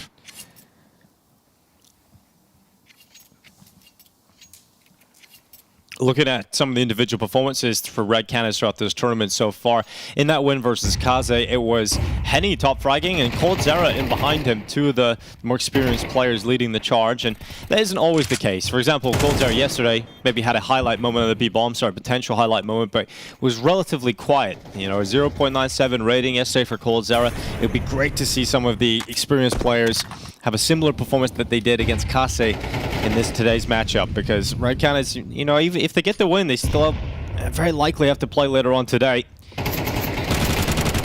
Imperial, M4 for No Way, FAMAS alongside Phelps that was saved over. So those are the two weapons that have to get something done here if there's anything to say for Imperial. And if you're Red Canids, you're thinking we have to be really cautious if we keep moving up this A ramp. We have to be clearing out all these boosts. Low econ buy. You don't want to mess with that. You don't want to allow an M4 or a FAMAS boosted up to get a double kill. With that smoke up, Phelps is waiting for his timing. Trying to find a pocket, a window where they've already cleared this, and oh, it's going to be perfect. Not looking whatsoever. Nithon caught. And that's a good advantage provided by the saved weapon. Oh, but the M4 in the open, oh, nearly goes down, but Decente, with the damage done by No Way, is able to close out that kill on Davideus. And the CT side have put themselves in a decent position, but Venom Zera's reaction to come up that B bomb site has opened up so much space for his team to play with and get Red Canids back into this round. Yeah, smart play from Red Canids as well. They had all the information. They saw the FAMAS get the kill on the boost. They got into an engagement with the M4, and a USP got a kill. So they made the call. 3 players over at the A bomb site, including both weapons. So pick up the pressure. Even though you're down in a 3v5, you have the advantage on the other side of the map, and they crack it open again. Well, they're just going to save what they can here. Another AK could be saved if Phelps gets out of there. So Imperial decide to just cut their losses and take some of these upgrades into the next. Which is sick. It's actually a really nice round for them. Yeah, it is perfect. And Red Canids are going to go into the lead, but Imperial will solve a lot of their money problems moving forward in this CT side because you've got some great weapons picked up. These salvage weapons just basically buy them a free buy round moving down the stretch. So 3-2, Red Canids take the lead, but Imperial in a good place to bounce right back. Still, this B bomb site pressured a number of times and taken over a number of times. Going to start being a sore spot for Imperial's defense, and something that maybe Red Canids wants to lean on a little bit more before addressing elsewhere on the map. They haven't really had to mess with A-ramp a whole lot yet in the gun rounds.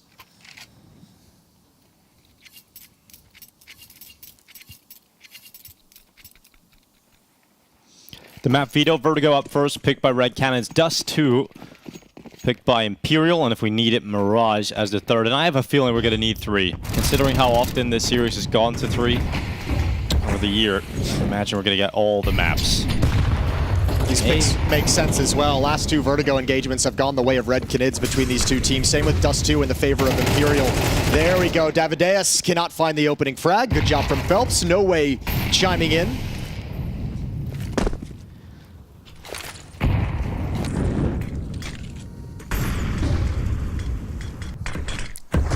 Early ramp fight not going the way of Red Canids in back-to-back rounds. It was Venom's Zera that created the space in the B-bomb site to get Red Canids back into the round.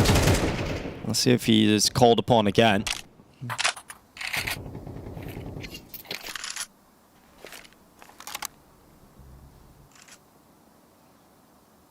Back to the A-bomb site. This time Red Canids want to have the finishing move, and this might be that kind of mind game where they said we finished at the B-bomb site with success a number of times.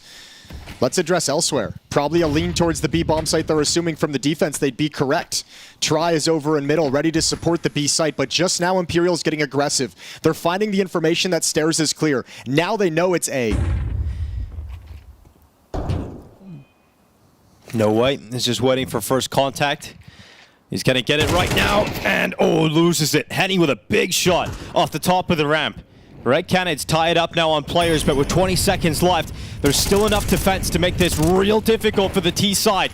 A lot of damage being done. Try gets annihilated. Follow-up kill from Venom, and now suddenly the bomb is going to go down.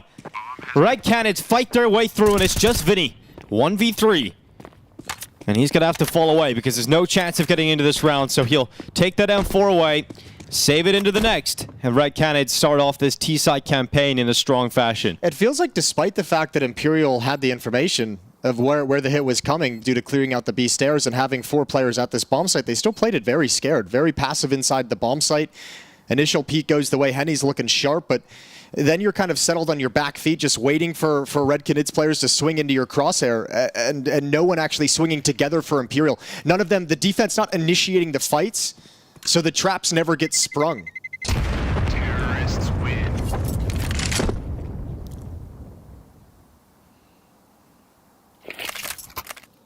Henny's AK is looking real solid, but here's that essentially, free buy that's been spotted over to Imperial based off salvaging all those weapons in the previous round. Plenty of money, and Try's got an AWP.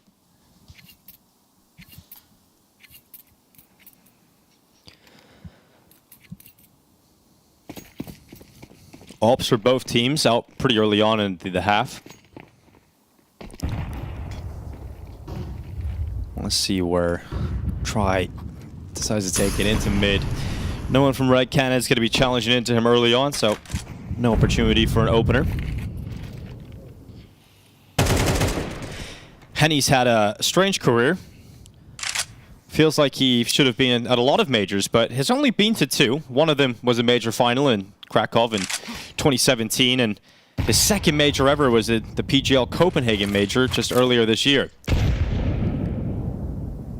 He's had some odd roster change. Like his departure from Furia was very strange considering how strong he was with them. That was maybe the best stretch of his career individually. Which is weird speaking. To say because he didn't even go to a major with Furia. Most of that was obviously during the online period. COVID online era.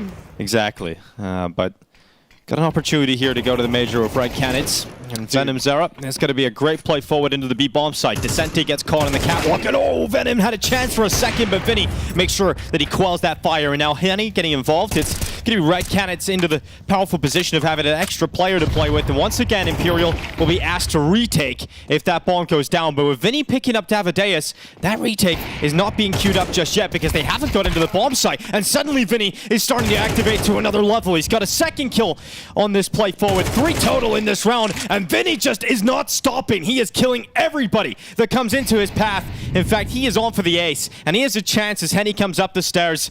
We just talked about Henny. We set him up, but can he 1v2? With 14 seconds left, he cannot. Vinny with the ace, with all 5 kills as he defends the B-bomb site on his own. And they needed it. They needed something to shut down those B hits because once again, Henny's had some great kills, but the pressure Venom Zera is putting onto this B-bomb site is almost even more important than those frags. The way he's been able to exploit that bomb site and make it feel like a weakness for this defense has been impressive, and it's only the heroics of Vinny that saved the day. I don't think that's going to dissuade Red Canids from going back to the B site whatsoever.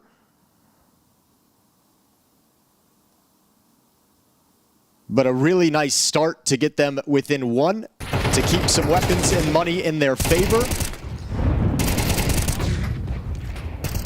And I think this round might have just gotten away from Red Canids. They had a good standing, they had that good opening kill, but everything after that is just one by one, and Vinny picks them all apart.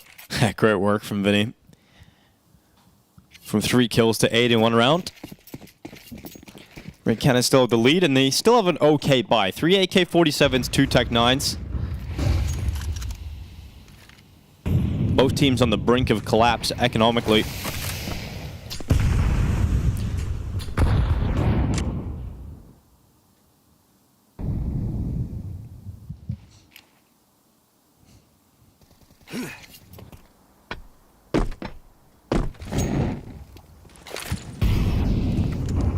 Elevator smoke out from Henny. Util going into middle. Vinny under pressure again. Did not crack in the previous round. This time drops back to safety, allows his teammates to come in, and Descente with the double. Red Canids not breaking through this B defense. The Tech-9 finally arrives. Vinny is taken out. Smoke goes in, but Descente moves forward, and he wants another kill out of this. Finally getting dropped by coldzera, but there's just too many players early rotated for Imperial, and the scoreline is now tied up. It's a really cool defense as well from Imperial now that they have some more utility to be able to thrust out during those executes and set pieces. This time they're not playing more aggressive towards boards, toward white boxes. They're playing further back. So actually the execute utility doesn't really bother them a whole lot, and there's no one close up for Venomzera or anyone to get an opening kill on, which has been such a weakness. So playing far back, using your own counter utility to make the hit disjointed, make it disconnected, and picking players off as they come into the bomb site. And now Red Canids have no money to fight with. Back to unarmored pistols as we get tied up 4-4.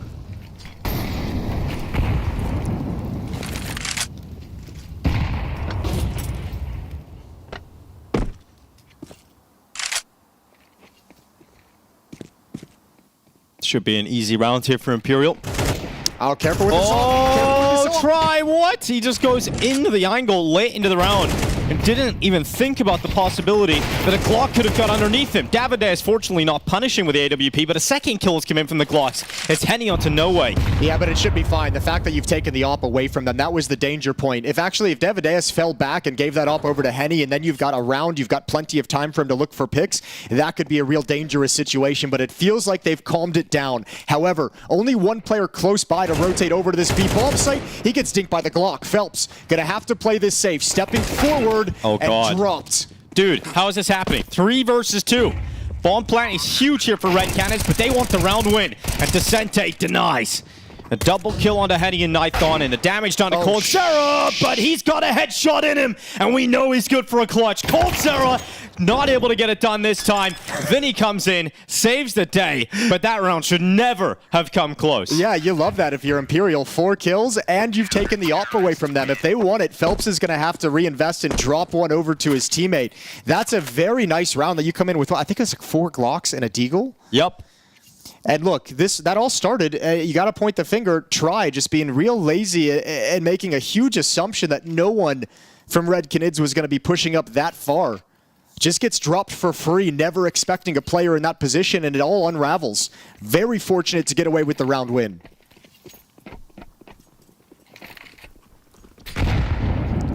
Allows Red Canids to have a little bit of extra cash to play with, thanks to that bomb plant and the amount of damage that they did. Also stops Imperial's money from being able to swell. That should be a round where they build up some reserve cash, but not to be. Red Canids have them on the ropes again. This is exactly the half of Counter-Strike we wanted to see, and we were expecting between these two teams. An even matchup.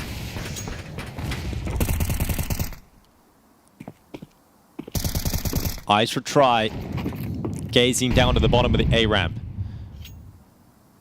Looking to make up for his previous mistake in the last round. He's got a lot of targets coming his way. Doesn't see them yet, but eventually will. Flash ineffective. Onto the angle of Try. He'll throw his zone out and perhaps now go for a peek. Oh, risk involved going against the rifle, and Venomzera is going to win that fight. So Alper down in back-to-back rounds. Try's having a tough time. Yeah, a really, really rough sequence of rounds for him. We'll see if it has any long-term effects on his play. Running out of utility is Imperial. Smoke, Molotov, and Flash. There's the reverse boost. Almost found what it needed. Nade coming out. Could have been better. We'll say that. seen better in our time. We have seen better. Well, the boost is good here. Phelps up on top. Dude, this is so exposed. If he doesn't get a kill on this, if they just eventually come around the corner, they're in some trouble on this boost. It's so frustrating. They're so close. Eventually, he's got that chance. And so Phelps able to get away with Nithon. And now the commitment forward into the bomb site. Descente swinging to fight. He gets traded pretty quickly, though. And No Way and Phelps still standing strong in this defense of the A bomb site. Plant, it's coming in. Close to being denied by No Way, but the bomb plank's confirmed. Venom Sarah won't be able to flee the scene, though, and Henny caught in the open. So Imperial go up to 6. And this CT side's looking good. Yeah, looking really solid. They've gotten a lot more comfortable, and especially now that they have some utility and some more resources to slow down those B hits, and now that Red Canids isn't having as much success there, we can see they're struggling to find a solution to this, even with an opening kill onto the AWP for free. Now, we talked about Vinny. He obviously had a big ace, so he's up at 10-4. But it's Phelps that's been having the great game here for Imperial. 11-4 start. And Phelps is a player that we know his skill ceiling is so incredibly high, but has maybe struggled with form throughout his career. It would be an amazing time for for Imperial rather to have Phelps playing at this level. It feels like the peak of his career was at a really unfortunate time because the Brazilian lineups were so strong. Now, he did have a decent run with them, but he had a chance, but FUR existed, and that kind of exactly ruined everything, didn't it? Yeah, it's always funny to think about.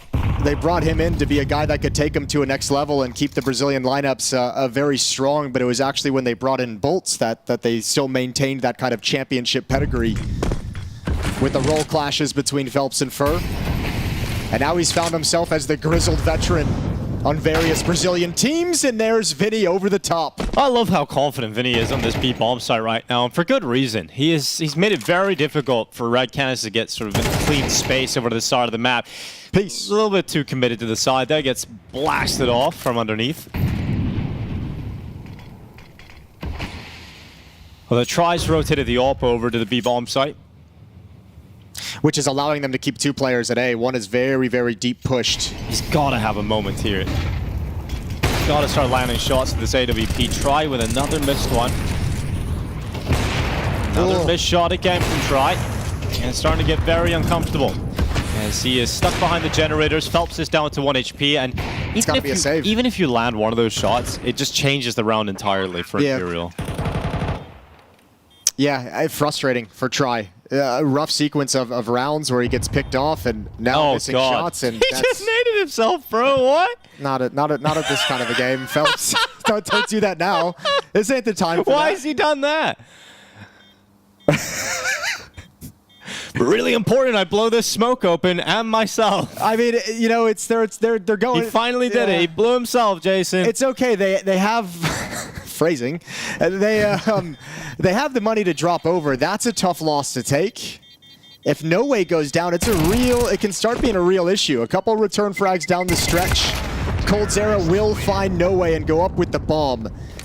But losing all those M4s and weapons down the stretch for Imperial is going to hurt a lot coming into this last round. Try can drop an M4 over, but really not a whole lot of cash, so you're going to see some MP9, some upgraded pistols as well.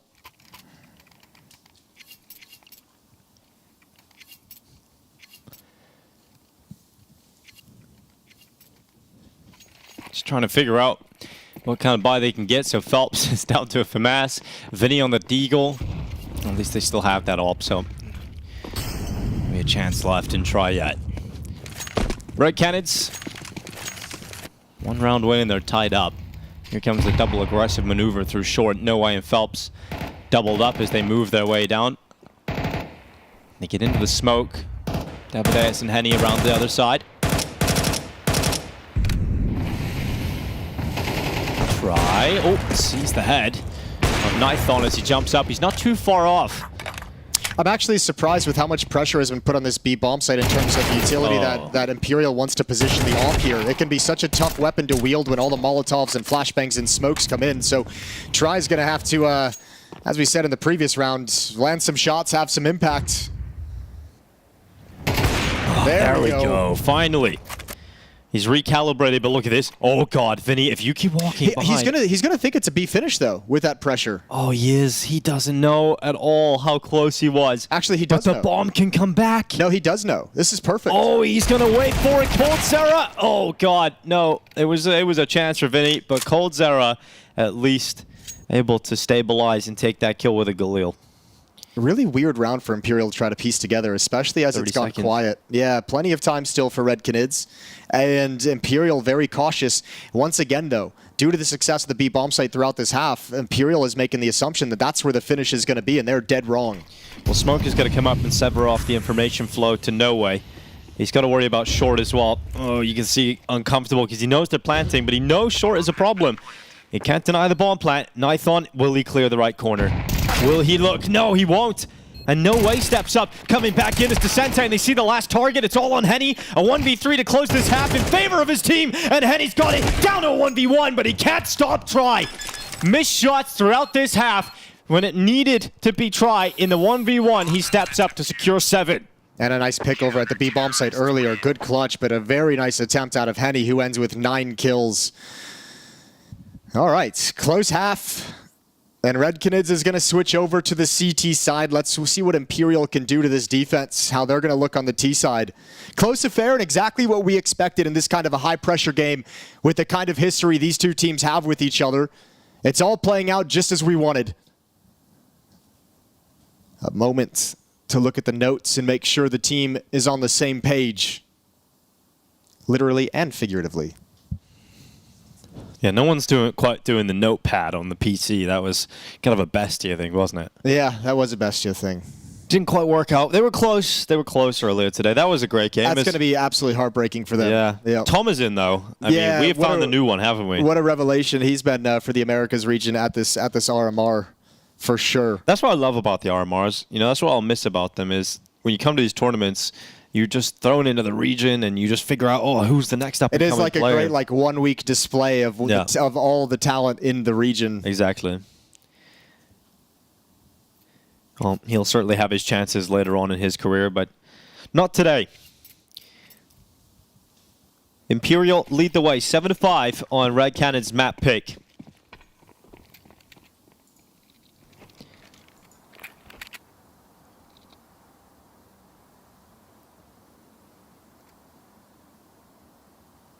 Utility on Vinny. First fight might go down in middle here. Davideus and Venom Zera playing together. No Way around the corner in mid. They've boosted Phelps up onto the wood, so they've got that option, but here they go. Aggressive on the CT side. They decide to activate it. Now comes the play from Imperial. Cold Zera, undetected a quad, but he's missed his shots. Oh, finally composes himself, and they have shut down this attack from Imperial. Okay, and a nice finisher as well. Yeah. You wouldn't just took a moment. Right, he just had to get things lined up. That's awkward, and that feels crappy when you're that player and you miss those initial shots. You miss that timing on that swing. Still, very nice, strong position that allows him to recover. Well, that double puts Cold on the top of his squad, and we wanted a good performance in Cold today. So, decent start to the second half for Red Canids. Imperial did not get a bomb plant, which means they don't have enough money to get a strong force buy here. Scoreline should be tied up. And we've set the scene. We expect this to be a 3-map affair today. In terms of just how often they've played each other throughout 2024. How familiar they are with each other. How many times recently we've seen 3 maps. Venom Zera, Nithon cleaning up. And that round is dealt with swiftly. So scoreline now tied. Imperial back to a bye. And we'll see what they have and plan what their game plan is going to look like in this first gun round. No money for the AWP yet on Try, so he'll be on a Galil. Same with Vinny, and they have utility. Red Canids can play around a little bit crazy. They've got the MP9 on Henny, so we'll see if that gets activated in any kind of aggressive sense. But 7-7.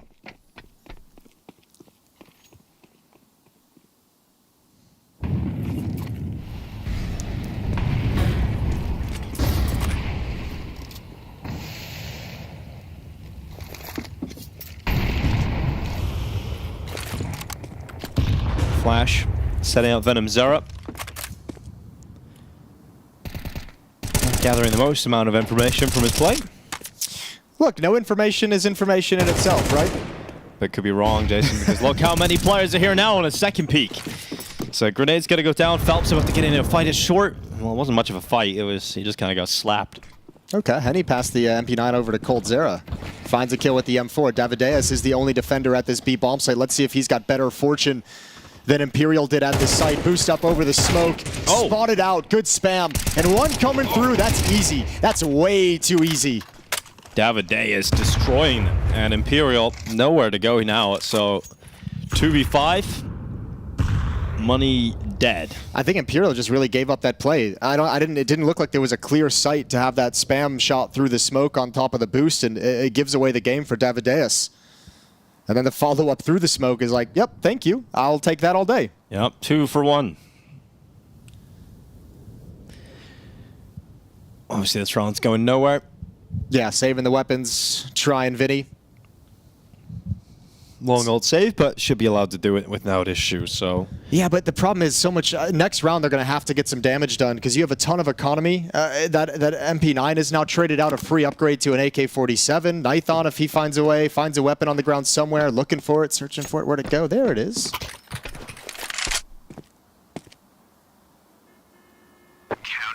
Tons of free cash for Red Canids as they get bolstered, and they take a one-round lead.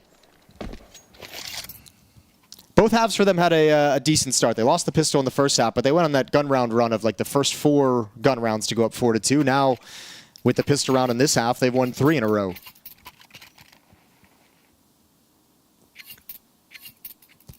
And I'll tell you what, I have a feeling this defense is going to get so much stronger when Henny eventually does bring out the AWP. Yeah, it's true. That's something that we're all really excited about. Here comes a quick play towards the B-bomb site. Tech9 already out towards the bottom of the stairs, and Descente. Ooh, you don't like that. You do not like that at all. That grenade was caught in his front pocket. As the T-side B-stairs player in our stacks, I also hate that grenade. Yeah, you would not enjoy that. With a passion. You just got to play the rest of the round softened up. You can be dinked by anything and die instantly.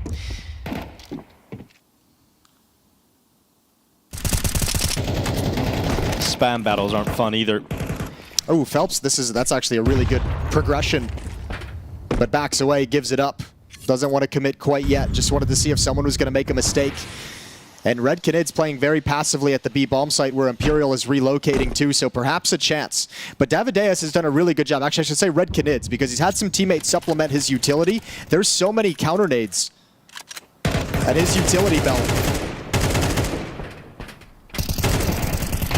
Cold Sarah, double kill. None of them. Finally, Phelps and Descente fighting back, but Nython's still at the generators, and he will generate another round win here for Red Canids. You could see the difference in the way this B defense is working for Red Canids than Imperial, where they're actually challenging at the top of the stairs, and because they keep focusing, there's a priority for this defense of replenishing smoke at the top of the stairs to give that B defender some comfort. Imperial was playing kind of close up, not really challenging at the top of stairs, and there was a lot of space for Red Canids to work with. They were throwing that lurk smoke to give them some safety at the top of the stairs as well to establish that. That's pressure Imperial hasn't been able to apply to that bomb site quite yet. Yeah, first time out used. Even in rounds where Red Canids lost the B-bomb site in the first half, they were still able to usually get into the site for a bomb plan, right? As Imperial just not even getting that far. And this T side is being very weak so far. Haven't won a round yet. Red Canids in control, and you can see why they picked Vertigo. They look really comfortable on it. One gun round though so far for Imperial, so let's give them at least the second one before we commit them to a loss. Gonna have another crack at it here. Especially since this is their first time out, right? They have a lot of chances to try and figure things out. But yeah, which is interesting. I was actually thinking about that during the first half. They never took a timeout to try and figure out that defense, right? Even when they were getting kind of abused at the B bomb site, and you can give them credit for perhaps being confident and comfortable because they did end up winning the half 7-5. Henny's in mid with the AWP. I mean, you mentioned the last round, we're expecting this to sort of change the game, and it's working pretty well so far. Henny's got the opening. There was no trade potential, and so that's it. Red Canids will play the start of this round with the advantage. Henny's got the opening kill in both gun rounds. Gotta be careful, though. Played so far, yeah, missed the timing. Nython a little bit too close. Boost up over the top. Venom Zera got to drop off. Knows he's being pressured. Henny can't get away either. And what a pounce from Imperial. That is a great shot from Phelps. And obviously, when you know it's the boost, the second player has to be there. So 2 kills locked in quickly, and Phelps is pushed up all the way at the bottom of the catwalk. If he went on that flash, he actually had a free kill. Davideus was completely blinded. But Phelps does not want to give up his powerful position until he feels like the time is right. And he strikes again, right into the heart of Davideus. Henny has to save the AWP.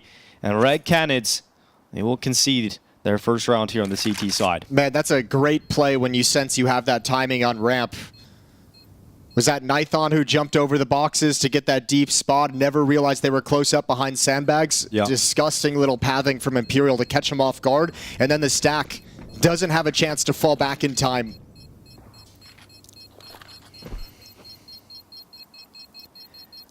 And when it comes down to those fights as well, Phelps was just so sharp. It felt like there was still a decent opportunity for Venom Zera to get away with a second kill, but it's just with how accurate and how quick Phelps was around that corner, nothing they could do about that. Well, also, I mean, Venom Zera kind of, you know, when you're the top player on the boost, you're kind of the one dictating, you know, the bottom player doesn't have information. So when you're that top player, you're kind of the one dictating of when you need to bail out of that boost. And Venom Zera goes for that like extra little spam reaction towards the ramp after he gets the first kill at scaffolding. And that time probably should have been used to drop off and back away. Yeah.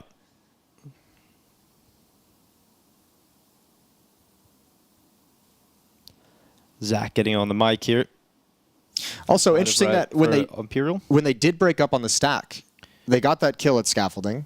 Yeah. They could have gone there for safety, right? You could have actually just pushed that way instead of falling back towards elevator. I mean, there's a lot of decisions to make in that microsecond, but... And you're also playing with the teammates, so your teammate's like, okay, if he's fighting, I'm fighting. Yeah. I guess that's something you just have to work on after, but yeah, definitely a couple of better options than the one they decided to take. At least you've got a good buy here again for Red Canids. You've got the op still for Henny, saved over. You've still got rifles and everybody else. So a chance to bounce back again. Yeah, due to the strong start, so much money. But a good first step for Imperial to start digging themselves out of that hole.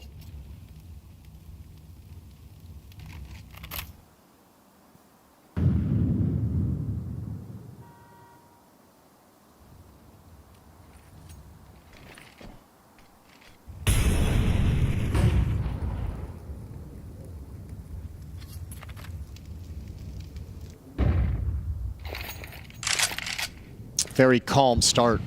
Imperial, I think, realizing the op is still on the boards, have no desire to stumble into it again and give up an opening kill. Flashbang is out to take away the yellow peak. Phelps is going to be in trouble. This three-man boost, he'll encounter the boost much earlier than he expects if he continues progressing forward.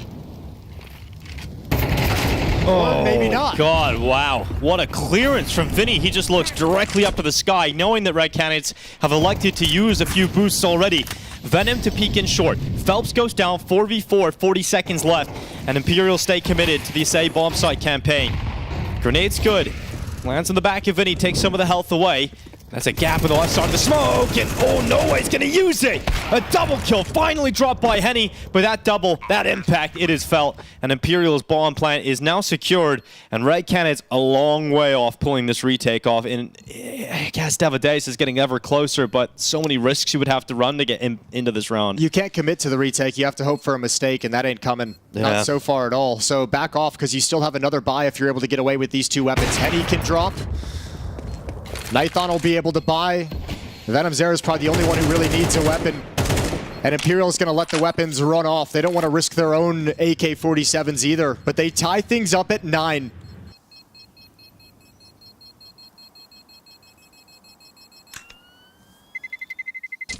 Terrorists win. Yeah, because Henny is consistently saving. He's got a lot of money left over, so lots of options here to get a good buyout for Red Canids. But Imperial, after that timeout, as soon as they get the buyback, it's been great. This is really the, I mean, depending on what's saved in this round, this is kind of the last of Red Canids' funds. Very important round as we're getting close to the end of this opening map. 9-9. Trizop is out on the board as well. He's going to peer up ramp looking for a challenge.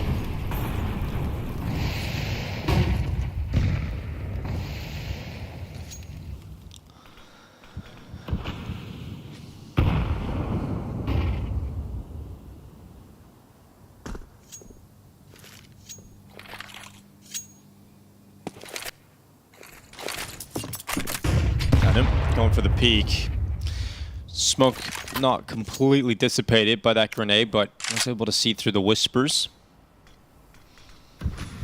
Not spotting anybody. Imperial just going to go back to this very slow opening, not giving away any picks, letting some of the initial round of utility from Red Canids subside. A lot of their little pop flashes for information aren't gathering anything. Util is kind of being negated by the pacing from Imperial. And they'll start moving now. Applying some pressure, showing utility to take a ramp and pressure that bomb site, but heading back towards the B site.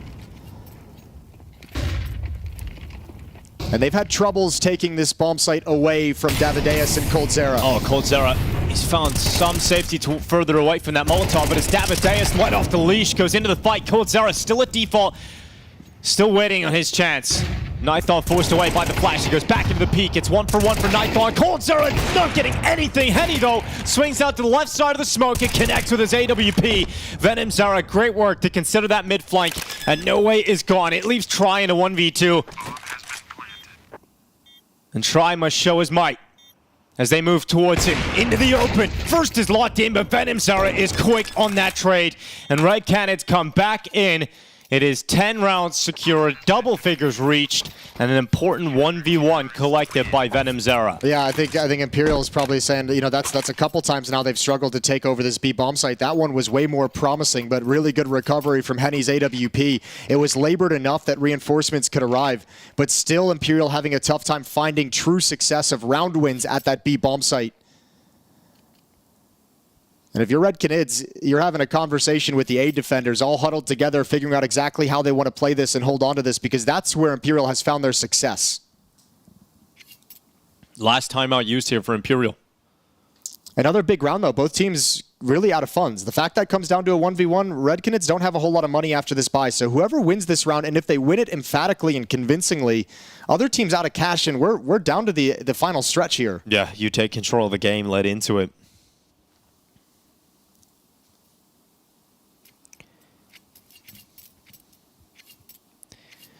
Ops present for both sides. Try and Henny still have theirs. FAMAS for Nithon, but a lot of utility out for the defense of Red Canids. So not a bad buy, all things considered, but you're right about the residual cash left over for both squads. Decisive round coming right up. It's faster towards a ramp. Phelps going to get aggressive. Ooh. Change of pace works perfect. Blind as well. Oh my god, he got away with a second. Nithon was caught in the open. Red Canids have lost 2 players in a split second, and Imperial have so much time to play with. Minute 30 seconds, 5v3. That is a nasty call. That is a nasty call from Imperial. Red Canids lured into a false sense of security by the slow pacing of the last 3 rounds. Completely caught off guard. coldzera starting to feel uncomfortable, just sitting back. They realize in a 3v5 situation, there needs to be some sort of information being gathered, and so coldzera is taking steps forward. I love this risk, though. It's a very risky reposition over towards sandbags, but would you ever expect this if you're Imperial? If Henny can get 1 kill with the ult... Yes, they're going to expect it. Throw a grenade in. You don't have a Molotov to clear him out, though.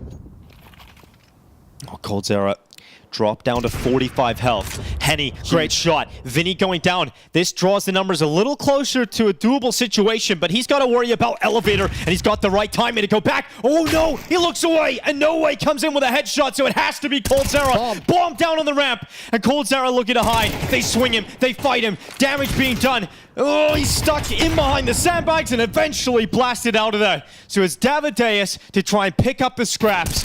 Oh, nice shot. No Way's down. Damage onto the second. And Red Canids make it competitive, even though it looked like it was over before it really begun. But it's still Imperial get the intended result, and they've broken the money of Red Canids. Oh, thank God that Imperial got that clean opening, because there was actually a real chance Red Canids brought that one back. I love the play from coldzera. It almost pays off.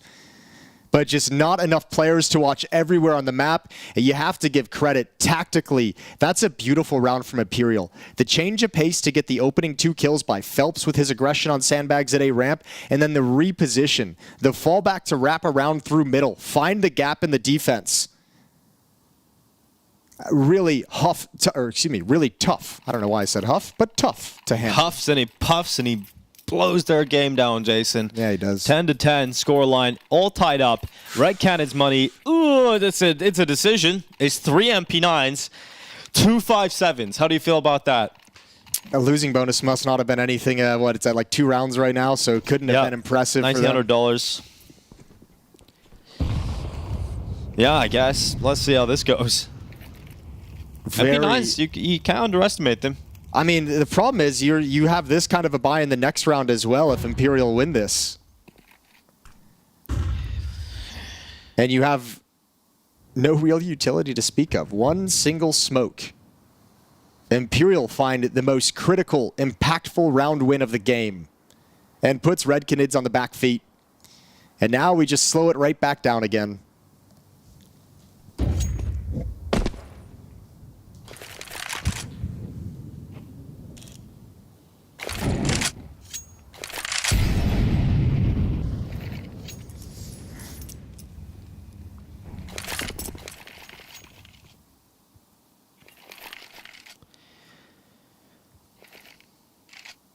Not the best B defense here for Red Canids.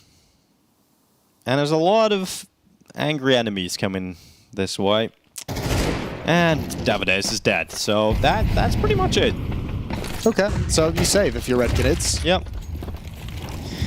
Now the question is, do they want to take the gamble in terms of risking some of these weapons to go for some exit kills to see if you can get some AK-47s, or they just want to say, we'll just replenish and buy a few extra pieces of utility in the next round?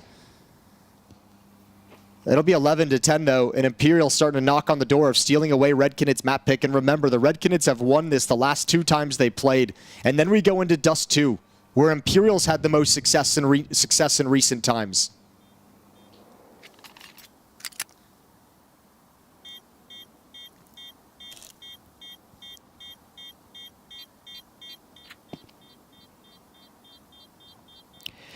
Imperial know how much winning Vertigo increases their chances of a 2-0. Terrorists win.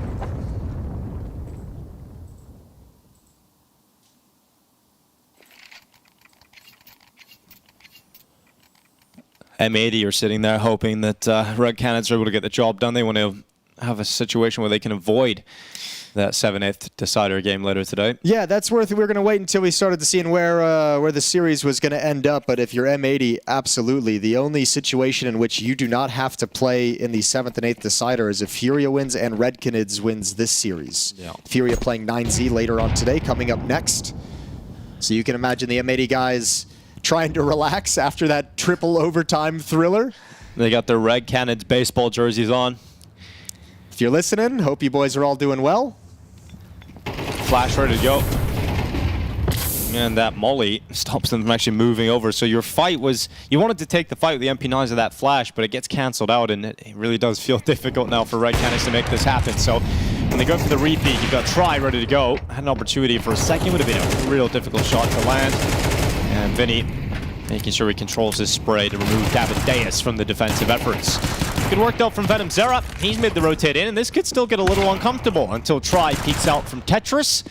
But he won't be built back up. It is Henny to make sure that 5-7 gets some work done. Try's starting to hit some nice shots with the AWP as well. Been a lot more impactful, so he's got to be feeling really good considering the way this started. And Imperial is up 12-10. And really, it's just been a solid performance across the board for Imperial, and then a couple big rounds from various players. The ace from Vinny in the first half to really get that CT side going, to allow them to settle down and actually feel some comfort. Phelps his double entry at A ramp with that aggression just a couple rounds back. Try starting to have a few nice shots. Decenti's just trucking along, building frags. And Imperial's got 2 chances to take this first map away from Red Canids. Red Canids get back to a bye. Got some economic woes over the last few rounds, but finally everybody has a rifle in hand again.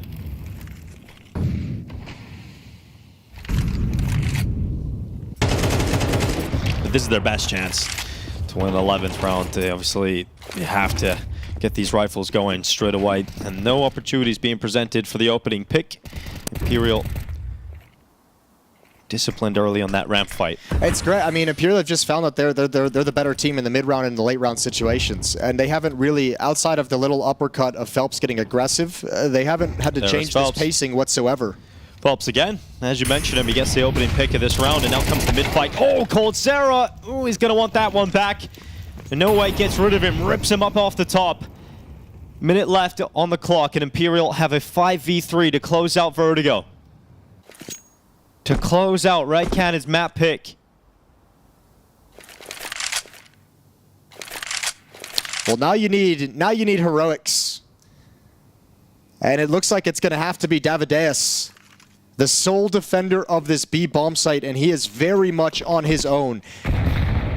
Henny not peeking towards middle whatsoever. It's a gap. They've got no information. Davideus looking to deliver, and he will not. Spray is not good enough, not a single kill. 5v2, and through a series of timeouts in the second half and individual step-ups, Imperial turn this game around, and they get the job done. Vertigo will go their way, 13-10. Venom Zera off the edge. It is only a matter of time before he meets his maker, and it will be a 13-10 victory for Imperial. They come out swinging, and they take the map pick of Red Canids.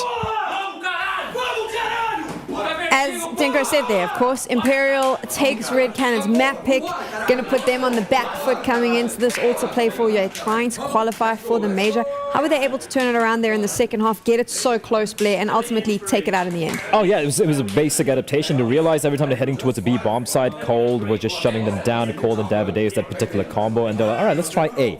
Let's see what's happening at A bomb side. And we were talking about this, we were watching this game in the green room, and we're like, Nathan was just giving a free opening kill every single round, honestly. And once it figured out that A bomb site is where they need to attack, I think they won almost apart from one round, they won every round. They went A against full buys, by the way, and they had no answer. It's unfortunate, but Red Canids had no answer there, and it was some good kills coming out from the side of Imperial, but overall, just A defense just leaking through. The way that Imperial was able to pretty much just lock in for the second half there, like Blez said, the way that they moved up A, even after they realized that they were losing these B takes repeatedly, they just started using more utility. They started flushing out every single angle, being a little bit more procedural in that util usage to make sure that there's nobody behind the half wall. They're going to always molly out the proper angles and everything. We could see actually even in how Imperial was playing their first CT side that they were getting owned on these B side execs also, and then they played an adaptation to play it further back. They decided they didn't want to die at half wall or on the bomb site at quad or default, so they just decided to play more towards construction, more towards middle, and it felt like Red Canids, they never had that second gear in these halves where Imperial always made adjustments based on what was happening. And as you can see the highlights right here, we just look at the scoreline, it's action taking place only at that A bomb site, and we saw a couple of switch-ups coming out from the side of Red Canids. We saw them trying to go for like a, just kind of double pumping with the defense, so with sandbags, for example, mixing things up a little bit. But what I really like from Imperial, I want to give credit for them, is the final few rounds they were completely out-calling Imperial. Also, they were dotting the I's, they're crossing the T's, making sure there was not a single angle left unchecked. There was one round in particular with coldzera. I think Nithon died behind sandbags, and coldzera finds a timing to sneak back into sandbags, and you're assuming surely he's gonna win this round by himself. No one's gonna check it. They in fact throw a nade, softens him up, and even though he manages to get a kill, they're able to just nullify his position right there. So they were very, very solid and very well composed, I feel, during the latter stages of that game. Do you think, this is a mean question to ask after someone just lost a map, a more tenured IGL on the side of Red Canids would have been able to adjust a little bit better here? Well, I don't want to put all the blame at the feet of one player. That's why I said it's a bit of a mean question, but I do have concerns. Nithon's switched up his roles. He was an opera before on his previous teams, and even this one before they grabbed Henny, and then decides to take up the in-game leader role just so that he could basically fit in. And you could sort of tell based off of, I'd say, a lackluster ability in rifling and also not the best adaptations when it comes to calling, that this might not necessarily be the best long-term solution for him nor Red Canids, but they've been fighting despite that, and they've looked pretty good in some of the games where there's a good game plan. But I do feel like actually Imperial, we talked about it, the Veto is where they might have caught Red Canids off. Like Red Canids were like, I guess we have to punish pick Vertigo here, when in reality they had a sub 50% win rate on Vertigo, but they just thought, well, I guess we have to punish this. And it's kind of reminiscent of like, you know, Spirit at the Major last time around, where they just decided to go for it against FaZe, because it's like, well, we're really good at this other map, but if you're gonna let us try to get this, which you don't normally play, we should play it, so we should win it. Yeah, so I think that it's kind of like everything's worked out. Like the game planning and everything that they talked about the night before is where actually, in many ways, Imperial won this game. And I don't want to just put the blame solely on Nithon, especially when you have someone like Cold and you have people like Henny and, of course, the coaching staff as well behind you. But I feel just the lack of adaptation, and they did look very, very reactive and just very defaultish when they realized they're hitting A every single time. And again, just to highlight why they were trailing behind the calling department, there's one round where they had just I think a bit of a half buy happening there, and had a 4-player stacking towards A, and then a call comes out from Imperial immediately. We're hitting B this time around. Cracks open a B bomb site, they have to save, and they were trailing the calling department 100%. But till it was like that 8-9, 9-9 scoreline, it was very even Stevens. But that's when the switch happened at A bomb site. The switch happened, and then there was no change back. There had to be a reading of the game. Now, Imperial looked good, but it was still very close. Is it going to be as close when we move to Dust 2? No, I think this is 2-0. I think this is 2-0, and because you look at Dust 2, and yes, all these matchups we prefaced all these games, especially in the final day here. It's going to be messy. The pressure's going to be on. It's going to be very rough. But I look at this particular map. This is Imperial's best map. This is a map where even recently, I remember watching the Thunderpick event just a couple of weeks prior. Yes, it was online. Yes, it was Mongols. It's not their best map, but I've seen Mongols destroy teams on Dust 2 as well, Tier 1 teams. It went to overtime where they did lose eventually. This is a team back in EPL where they almost took down Mouse. They took down Big. This is a map that are comfortable on against some of the best teams in the world. Going against the Red Canids right now, who are 0-1 down on their map pick, it's over. This is another harsh question, but I mean, we've got another map in the mix. Could you argue, if this is a 2-0, that Red Canids lost this in the Veto? Yeah, I think that they probably expected to be picking, say, like an Ancient here, or feel like there was one other map. Maybe was it Anubis? Anubis, yeah. Anubis is the one that Imperial banned. Yeah. I think they could have probably gone for either one, or they thought they were going to go into one of those. I don't think they really expected to go into Vertigo necessarily. They probably would say that they had an idea, but either way, looking forward at Dust 2, I'm watching Red Canids play against 9Z the other day was just the super passive style that if you're the underdog, which Red Canids have to recognize them as being, they need to be a little bit more disruptive for my liking. You don't necessarily have the better players across the board. And the scariest thing also is that Phelps and Decenti were having pretty poor tournaments for Imperial thus far, and they made it to this point. Well, they just both shared top fragging in that first map. That's pretty terrifying when your only win condition was kind of hope that some of the better players on Imperial are just having a stinker in China. And unfortunately, that's just not happening today. And the most unfortunate thing here is they should have been expecting, I don't think they're going to be surprised whatsoever with the Dust 2 pick coming in from Imperial, right? So they should have the prep ready. But I think it's going to be almost nigh impossible for them to completely switch up what we saw from them against 9Z, where 9Z were just being slightly aggressive towards mid, for example, just it's the way the map is played nowadays. It's the current meta of CDs being a little bit more aggressive towards mid, towards cat, towards slower tunnels. And there was a complete lack of solid fundamental, just defaulting on their T side from Cold and company. And I don't see them switching that up in a span of 2 days. Yeah. They wouldn't have had the time. So even to switch a few things up, even if managed to improve a little bit on the T side, so to speak, you're going against a team who are 1-0 up, and it's their best map. Yeah, you can't just change your philosophy in a single day or 2 days. It's just not likely. And it was so rough that even like Henny was just, I think it was a bottom fragger in that map on Dust 2. Yeah. That's how rough they looked. So I want to see a map 3 here, Sam. I enjoy the cinema, but this one's a short one. A bit of doom and gloom here on the desk. Red Canids are going to be leaning very hard on those tenured players and hoping that someone like Cold Zero might be able to use his experience to push them up so that they can equalize it. But according to my analyst desk, it's probably not going to go that way. Imperial might be saving their place here at the Americas RMRs.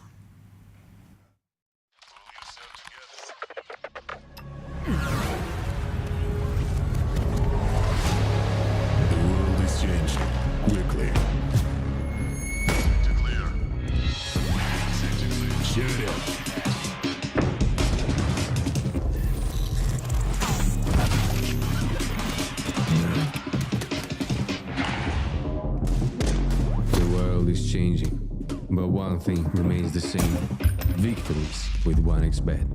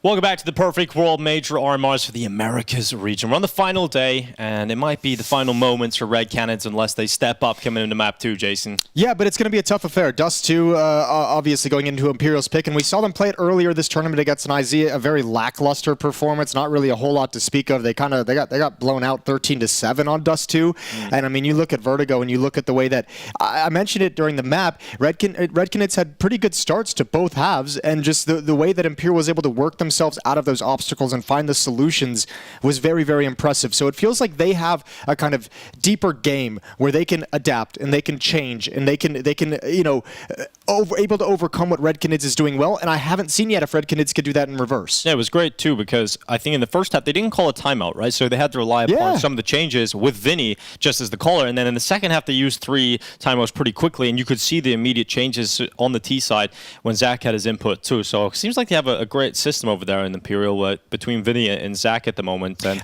Red Canids didn't change much. I think you can expect that as well. That's actually a very good duo of leadership for the Imperial side, Zach and Vinny. So much experience between them as well, and they also are 2 players who know what it's like to have to go through the grind of improvement and then actually reach and accomplish your goals. And also from interacting with them over the years, they're both great people, right? Both very temporary personalities. Absolutely. And obviously we'll be able to have that teamwork off of one another and no arguments. So Imperial versus Red Canids. CT side start here for Red Canids, and Imperial will show us what they got on the T side. Plenty of utility purchased here by the in-game leader Vinny, and we've got Try on the Smoke.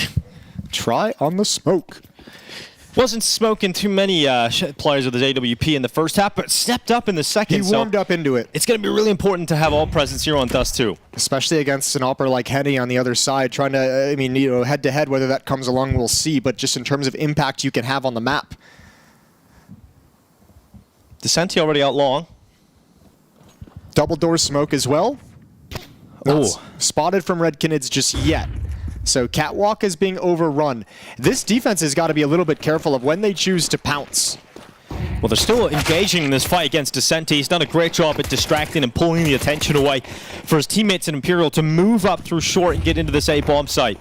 So Red Canids still have 3 players out long. Now the rest of the rotating players coming in from CT. Davideus steps up with a kill on Try. So bomb is planted, but it comes down to these fights. Can they hold on? The answer to that looks like no, but Vinny, he still could close this in the 1v3. He looks over the top of the wall, and it's a bit of a tough clutch ahead of him here. He's got multiple targets firing at him from all different angles. Vinny has still got his health, and that is something that many members do not have here in Red Canids. He can't get a follow-up kill, though. Just too many players to bring down. But a bomb plant secured allows the force buy in the nice, but Red Canids off to a good start again. Really good for patience from Cold Zare on the jump-up box as well. With that low HP, biding his time, waiting until he knew Vinny was just trapped. I actually don't even mind the reaction from Imperial as well. Look at the way they drop down. They realize 3 players out at long. They want to take space elsewhere. They want to eliminate the other half of the attack. It just doesn't work. I think the response is good, just didn't land the shots. And 1-0 for Red Canids.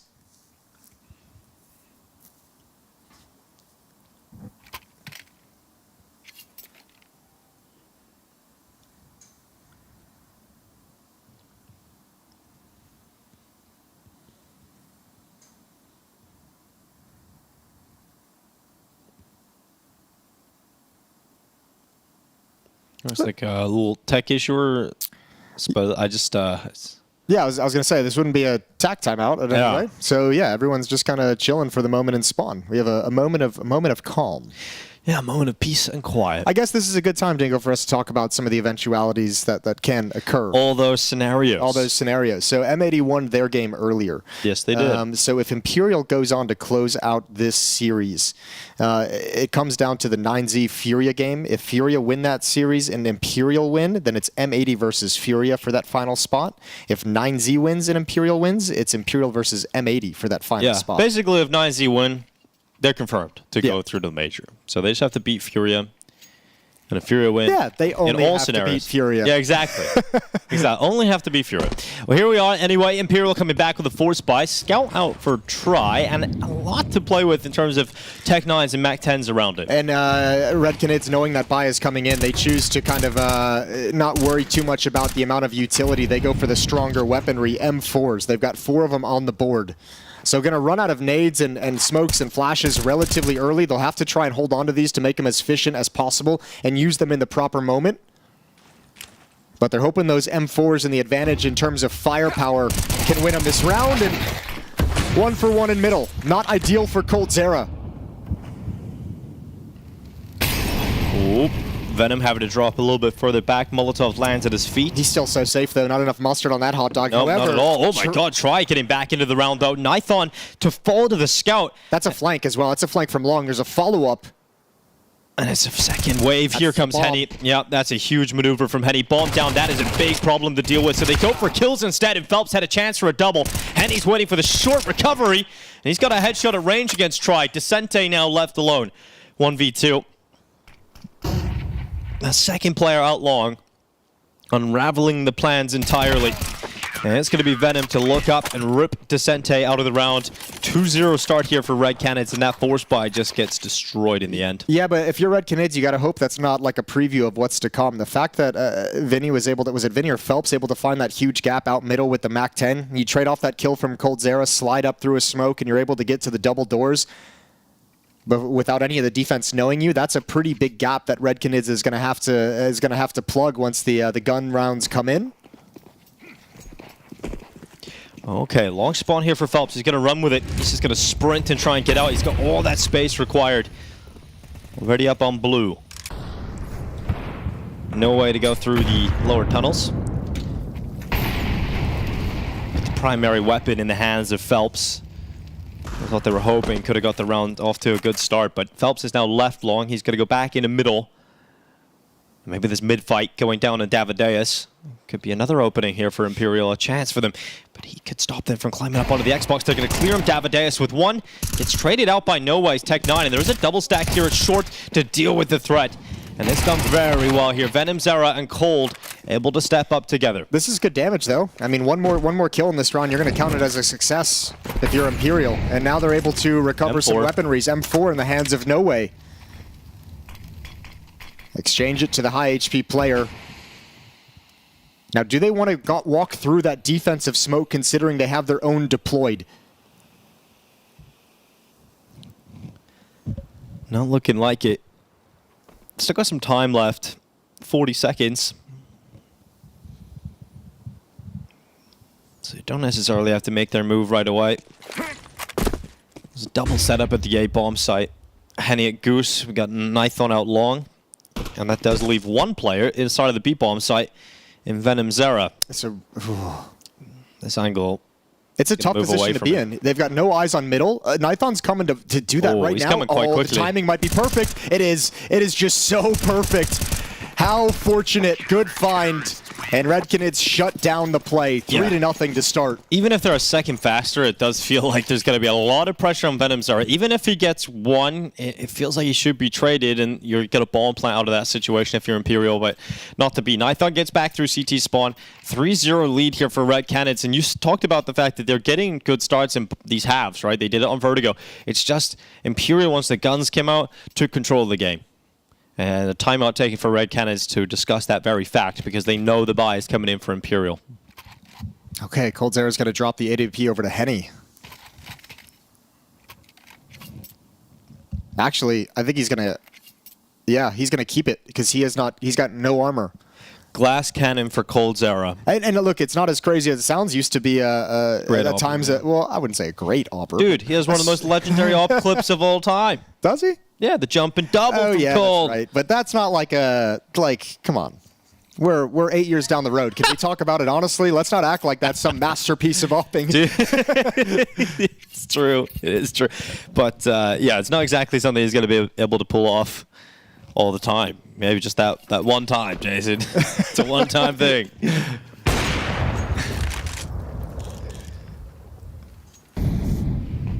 But he obviously wanted to trade it over to Henny, but without the armor, he's got to take hold of the op. Red Canids setting up an aggressive defense to keep control of middle, Xbox, and Catwalk. coldzera with the deep angle. Davideus pushed to Xbox. Henny watching lower. It's Venom Zera who might be under the most pressure. Descente's going to challenge it, but can't get past the smoke. And now coldzera swings out a little bit wider. Good cohesion and a perfect setup. Well, No Way still fighting. Still wants to keep Imperial in this. And he just got Venom Zero down inside of that B bomb site, but the bomb is dropped top mid. And they've still got to try and get back to that. At least they have a lot of time to do it. But look at Henny. Lower tunnels, strong spot. No Way needs to land a banger here, and he just can't do it. And he'll drop him, leaving Try 1v3, and that AWP needs to be saved. That's really the best option, but it's a full minute to save here.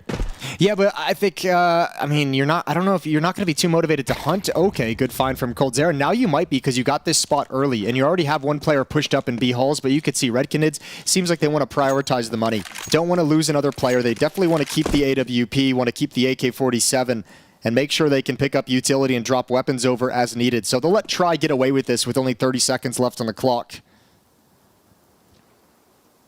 But 4-0, another good start to the half for Red Canids. But remember, the advantage that Imperial had on Vertigo was their ability to adapt, to change, and to overcome whatever obstacle was put in front of them on the first map.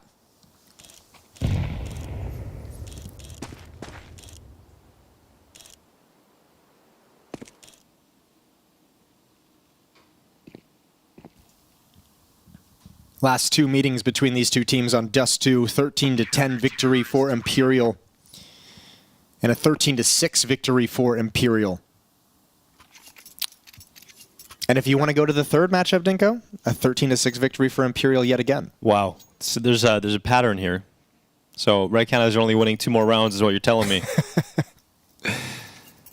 Well, the first tactical timeout used for Imperial, as we mentioned earlier, they didn't use them in the first half on Vertigo, but that was the CT side. They used them very early on the T side. In fact, they burned through 3 of them in what felt like 5 rounds. So let's see if it works out for Imperial early on Dust 2. It's been a really strong start here for Red Canids. Zach very vocal in this timeout. You have to be cautious of those mid setups, right? Especially when the AWP is on the board with Henny, loves a little bit of aggression. That's what shut you down in the previous gun round. You know there's going to be 1 or 2 more of those setups coming out from Red Canids at some point. Double AWP setup is switched into for the CT side. Henny's got his AWP and Coldzera's passed his. Now that he can buy armor, goes to the AK-47. Davideus is going to be the secondary AWPer. Everyone's getting a go on the AWP. Try because he kept his. A little investment around the AWP. If these Tech 9s can find any kind of success, if Imperial find themselves in a bomb site, a double AWP setup tough for the retake, as we all know. That felt It's tough to get past them sometimes. Yeah, you just got to get past them for the first time. Oh, double setup in the B bomb site. Here come Imperial. They're going to attack into the Zera brothers. Coldzera towards the back of the site. Venom Zera using that distraction. 2 for 2 on the B-bomb site defense, and Davideus is locked out of the window. And this is what you're talking about. Getting the bomb down inside of the B-bomb site with a double AWP setup, having to retake. This is where it can get difficult for Red Canids. Plant is in, Imperial digging deep, and they haven't been able to go just yet for Red Canids. They're going to place the utility.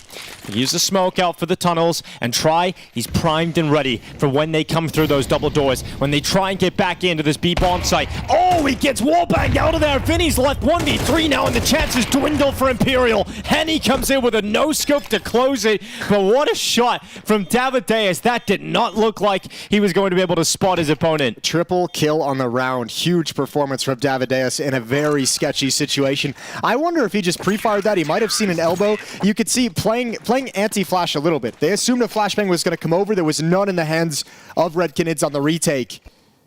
And we get to see it here on this final kill. I'm intrigued as to what he's seen. Oh yeah, it's the elbow. That's the right IP can get you, man. When you're you think you're behind the wall, but really your elbow is just poking out there. Disappointing in that for Try, because that really was teed up to be their first round win. But he gets right back into things, straight into the long peak, and Davideus is out of there. Yeah, great flashbang as well. Henny's aggression. Henny could get taken out here. You imagine? Pretty difficult. Ooh, okay, that was close. I was going to say, you imagine he wants to fall back while that smoke is still up, so he did find an opportunity at the end of the day. Is he going to go for another one? He wants that equalizer. Try is looking for this exact peak as the smoke clears. Here it comes. The Immortal finally dead. 6-1 now instead. Trying coldzera blow for blow, but it is going to keep Imperial ahead on the player count. Steps being heard. Venom Zero is going to hear them moving in towards B. Try actually heard that rotation, and now he's... Ooh, if that smoke was just a second later, he had a kill on the crossing players. But coldzera gets up into the window, and Imperial, they hear all the rotations. They know how many players have come back over to the B side, so they're leaving. They're getting out of there. They're going up short to A. All right, they're gonna give a shot at actually holding on to this. And Ithon is just getting here. Oh, he's isolated with the Molotov. Needs that headshot. He's got it, but Try's having his impact. The AWP is ringing out for Imperial. And Try has opened up everything in this round as they make their way into A. And it might be time to call for a save. But at 2-on-3, coldzera and Venom Zero want to stick around a little bit longer, see if they get an easier opportunity. See if they can get one kill to open up the possibility. Well, they're hearing that plank go down now. They're going to boost up. This is a cool move. There's a smoke in the site right now. And oh no, the smoke just hit him off the face. Oh, that is a horrible way to die for Venom Zero. His position given away because of the utility. And coldzera now left in the 1v2. He'll climb up. No way he's not peeking. coldzera has to take that fight instead. He's run out of ammo. Time will start to tick. And Try was the player to open it. He must now close this chapter and close this round. He misses. coldzera gets them right back into it. Straight to that defuse. What an unbelievable round from coldzera. Huge time to step up for one of the greats. A 1 versus 2 in a sketchy situation, and that's another round Imperial is going to look at and say, we let it slip away. All the advantages in the world. Beautifully pieced together by coldzera. 4 kills total in the round. He undid all of the hard work that Try was able to set up. And this is more than a good start now for the side of right Canids. 6-0. They're winning the clutch situations. 2 retakes back to back. coldzera through the smoke, somehow still alive. Oh, he's gotten away. I don't know how he's gotten away. That is daylight robbery from coldzera.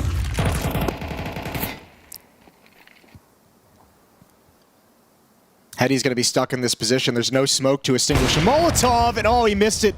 coldzera's gone down. If flames come to the car, Heady's going to be forced to get aggressive. Venom fighting against Descente, but he's going to lose the fight. Nice shot from Try. Utility forces Henny into the open, and it's just Davideus.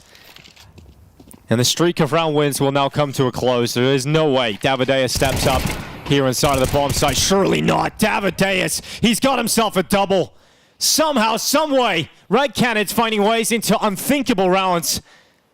And Vinny just takes his time, waiting on his teammate. Good discipline from Vinny, not to offer up his life and just allow Descente to come back through CT spawn. Yeah, good attempt though from Davideus. Just such a tough task. Way too many players to have to find.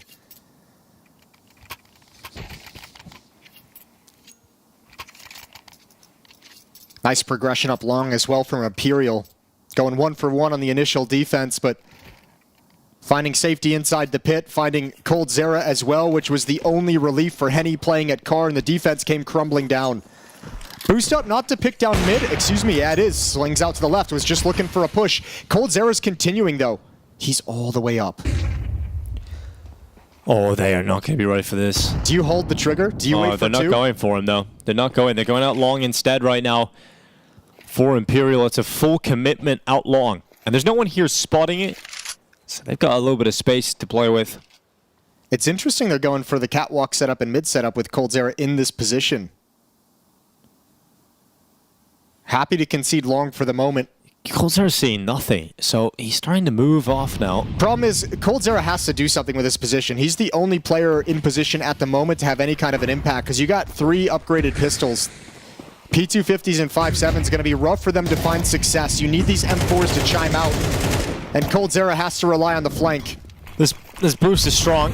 Davideus sits upon the foundations that his teammate has set up, and it works out for a kill on No Way. They need 1 more kill before coldzera can move. Oh, Vinny, he's taking Henny off short. coldzera is still waiting to activate, and nice shot from Nithon. Now coldzera will start to move forward, but he's being watched. Try has eyes on long, and so coldzera is locked in this longhouse for now. He can't get out. And Red Canids a long way off getting into this round. They're going to try and get in through short. Venom Zara still at CT, Here's and the maybe there's footsteps. enough distraction. Try's actually just left. Cold Zara misses his chance. Try comes back. Cold Zara down, and the rest of the cleanup squad is here for Imperial. Might not have even been enough time, even if Cold Zara wins that fight, but pulls the trigger a little bit early. Got really eager with his timing on the flank. It was a very good read, good patience. And here's the footsteps, and just misses the opportunity for a clean kill. 4-round lead for Red Canids, but much like Vertigo, it feels like this might be a turning point for Imperial where they start chipping into this lead. Now it's a full-blown save.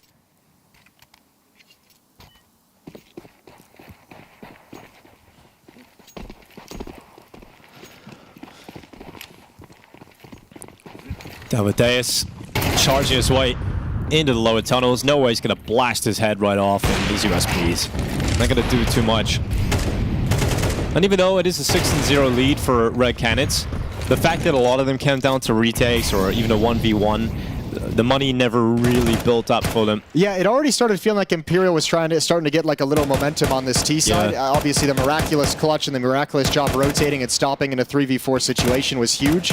There's been a lot of those rounds. But if you're Imperial, also you're thinking about this, and it's like they've accomplished a huge goal. They've taken most of the money away, and I mean, there's no more opportunity for that double op setup into the next round, which obviously Red Canids preferred. They can, I mean, actually they can't really get an op. Nithon would have to buy it, and that'd be glass cannon, and you can't exactly trade it over. So Imperial's taken away a big piece of this Red Canids defense with no op in the field. They go for a scout instead. I really feel like they need to get some sort of sniper presence on the server, but it's just going to be a scout at this point in the game. Imperial can very quickly draw back this huge deficit.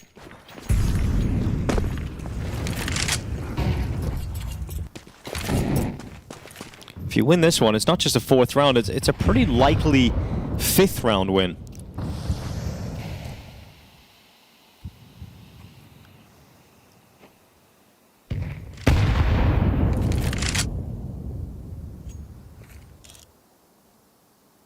Just defaulting for Imperial. Allowing Try to work short with the AWP alone. Pressure about to be applied towards B. Sente being sent out with the covering, suppressing fire of his teammate behind him, but it's just way too easy, isn't it? We didn't really even consider that possibility. I mean, it's a play. You kind of know going into that this is kind of we're taking a big gamble with There's this. a risk involved in this, yeah. Especially when you don't check the boost. It's hard to check the boost with that kind of a smoke veered off to the right. Yeah, because then you got to worry about the left side. Yeah, the left wall, you get spotted from platform. So yeah, just a tough situation for Decenti to figure out the exact thing. But that FAMAS can now be upgraded to an AK-47. And Imperial play a 4v5 into a mid to B split. No way, the only one in tunnels, and he's alone with the bomb. Ooh. This would have seen the head of Try. Here comes the charge up, 30 seconds. The B bomb site know they've got to defend. They know what's coming their way. There's no utility, though, to really get in here. No flashbangs. Oh, it's Dry straight through the window. Phelps needed the trade. He got it. But Venom Zera still at the back of the platform. That's a big problem for Imperial to try and figure out. Phelps will certainly figure it out very quickly. But the bomb is stuck. The bomb is stuck, but Phelps, oh my god, that is just savage. Out of the window, into the double, and Henny suddenly alone in a 1v2. Makes the perfect aggressive play when it's called upon. A limp-wristed smoke because he was under fire, but Phelps provides everything necessary. Red Canids just got so tunnel vision on not allowing the bomb to cross with that time. And Henny's not going for this. No kid on his back. No way into it. Phelps makes the winning move. A 4K secured in this round. A huge individual step up from Phelps. We haven't seen Red Canids go back to that mid setup as well. I mean, these last few rounds, they haven't really had the AWP that's been necessary, or that they've wanted, and maybe that's what's preventing them from falling back into that setup. But once again, Imperial just keeping a slow pace. This is a 4v5 conversion, losing that opening player, but just relaxing. And then in the mid-round, setting up a wonderful mid-to-B split and trading their way into the bomb site.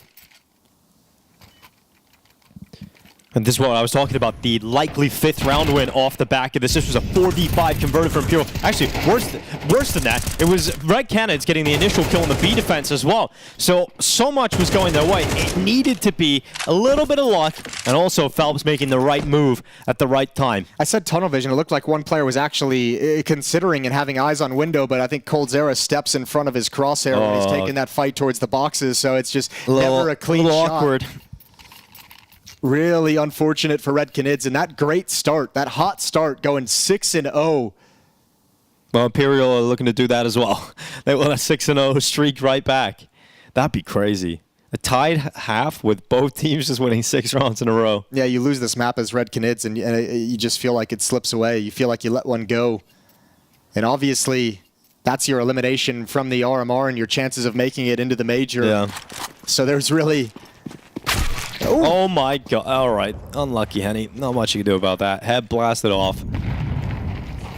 Try with a gray shot. They're going to go for a boost again. Smoke is up this time. Nope. So 4v5 for Red Canids on the defense. A unique problem to try and figure out with weak weapons, lack of players, not a whole lot of control.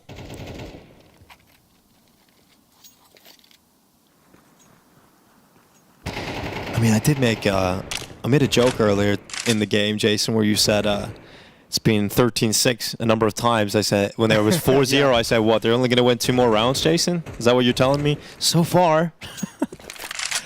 So it's your fault. Kind of. Brazil, his Twitter is just Harry GG.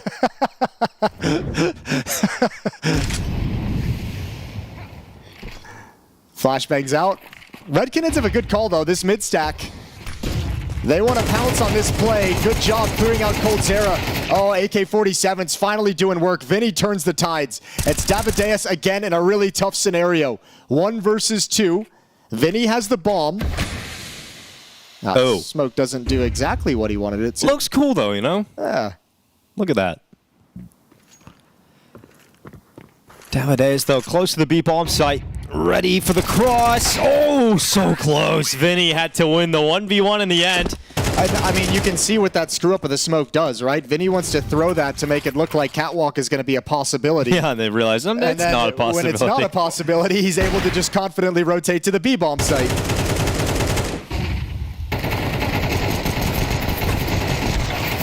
Smoke and mirrors, but he forgot the smokes. Great work from Vinny in this round, though. Just great trading. It's one of the great things about Vinny is the fact he's calling, but he's also good at fragging, Jason. Yeah, he's been a lovely little support player coming in throughout this series, rotating into great situations. On this T side, obviously doing a good job setting his teammates up and finding some impact as well. 6-5, and we got the double up setup back out again. I wonder if we'll see any sort of those mid plays. You know, the catwalk aggression towards lower, a player in lower, maintaining some position at Xbox. They might be a little bit nervous because Try's op has been effective in this half. Yeah,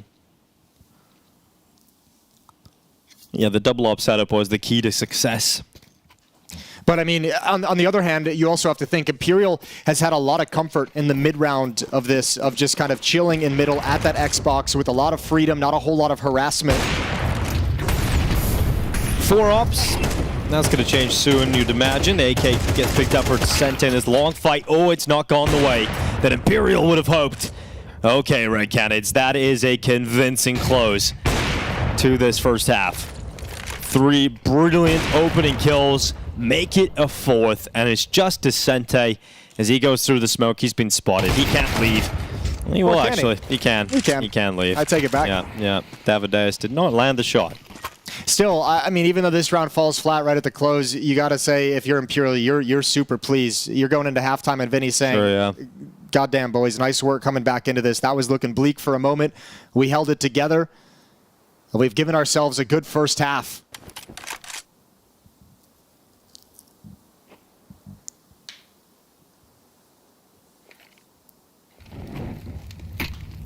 That sucks. Oh, nice shot. Ooh. No. Don't give him an opportunity here. Come on, give him an honest shot at it. Give him a puncher's chance. One more peek.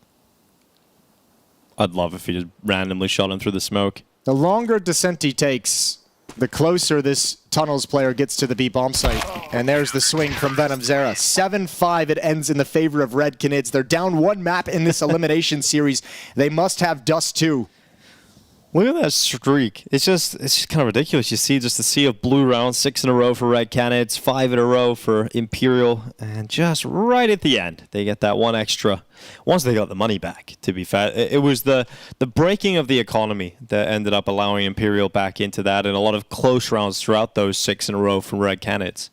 We mentioned the Cold Zera clutch, the Nithon last second rotate through CT spawn. They had the retake where Davideus is able to blast try through the box. Those are just 3 examples. That's 50% of the rounds that could have gone the other way, and we're very close to going Imperial's way. So kind of fortunate to get 6 rounds there for this side of Red Canids. Yeah, had some good recoveries. That magic seemed to come to a stop, though. Imperial found their way around it. A lot of implications in this match as we're figuring out the final teams going to the Shanghai Major out of this America's RMR. If you're M80 team or M80 fans, you're really rooting for Red Canids at the moment. That half was probably really exciting to watch and then a little bit depressing to watch. The Red Canids win this series and M80 will be through to the Major. If they lose this series, they will have to play. That is a Furia win too, right? Furia would have to win. Furia would have to win as well, yeah. Nithon. I guess I am making a large assumption there. All right. Well, given how Nouns have played, it's probably not a bad one to make. But Descente double kill out long. Okay, nice and clean. Vinny left with Jewel Berettas. Red Canids, man, they're good at pistol rounds. They are good at pistol rounds. This would be the 3rd of 4 played so far if they're able to convert it 1 versus 3. But Vinny, he can be such a menace, and he's done a good job in tough situations. And Cold Zera just hiding around the edge of the smoke. Vinny trying to get a quick wrap with the timing, shut down. An easy, standard, typical long take into a pistol round victory. We don't expect Imperial to force by here, right?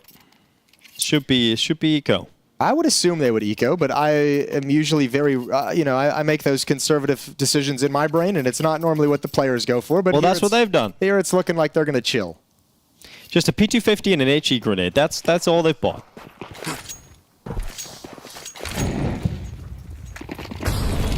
A charge into the lower tunnels. Davideus. This could be a lot of fun or a lot of misery. Yeah. Really, that's a sick first jump from Vinny. Yeah. Making it a really difficult target and allowing the rest of his teammates to stream out. So AK-47 recovered, and I think you probably just saved that weapon.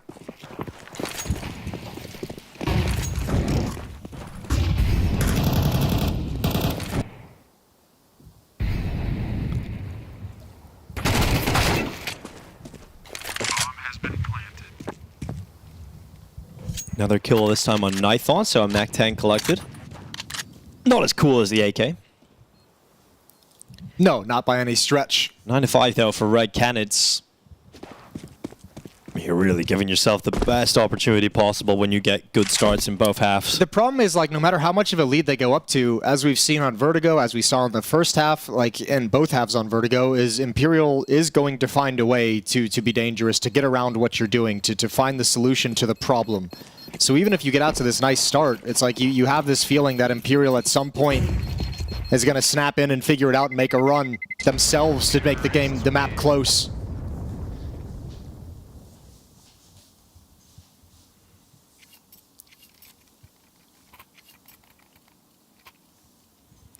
Mirage is that 3rd map if we need it. So they hang on to the AK-47 and the MAC-10 that were saved in the last round. I'll give them a little bit of extra cash in their bank accounts. Vinny obviously being the soldier and taking that MAC-10.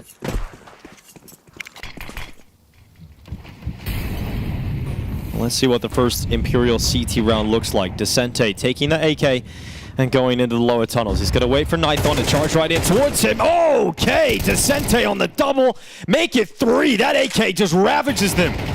And that's proof why you don't want the AK to go hands, or get into the CT hands rather, but they continue to fight. They continue to force the issue, and they lose 2 kills in an instant. Maybe it might have been too much there from Imperial. Yeah, do you want Descente chooses to continue after that triple kill, fair play, but you stick around too much, and you've given Red Canids a chance to convert this 2 versus 3. 2 versus 5, I should say.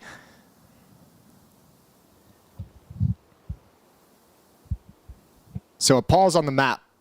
But because both Venom, Zera, and Henny were known, it gave an opportunity for Vinny with that MAC-10 to push up into Upper Dark. He's got great information. He can cut off any kind of a fallback. And he can hunt whenever he chooses. Going for a late mid-take. Henny spots it out. Good shot from No Way. And now it's up to Venom, Zera. But he doesn't realize the numbers that are about to be brought to bear down upon him.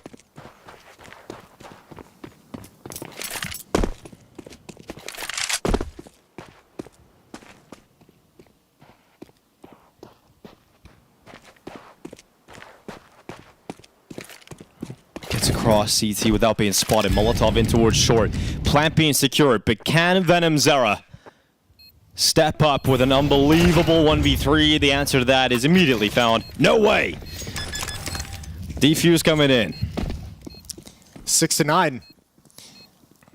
Gap is just 3 now. Off that opening from Descenti. 3 beautiful kills. And now you can start bringing out an AWP if you want it for the Imperial side of things. Red Canids don't have that luxury on the other side of the map.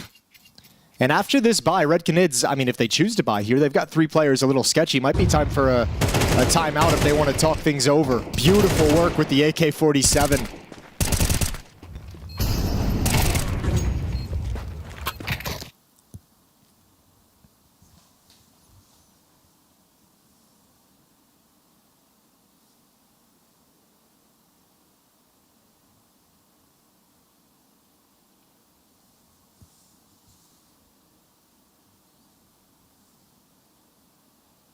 Little bit of a chit-chat, shuffling through the notes, picking a tactic for this round that has a little bit of a sketchy economy for the Red Canids side, what they choose to do, if they want to force up into it or if they want to save, let the gap close a little bit, maybe go for a half buy on a couple players. And they're fully invested. Op is out on the hands of Henny. But that's at a big cost. Venom Zera, no armor. He's been dropped to Deagle in return. Prioritizing the AWP on both sides of the map. Let's see what Henny can provide him. He did have a good spawn, so it kind of makes sense. He had the long spawn, takes the angle. Now they don't. And they smoked him off. No way. He's just going through it? What? That's a bit much. I won't lie. I'm not I'm not the biggest fan of... He went all in. Straight in the middle of the table. When I go in, I go all the way in.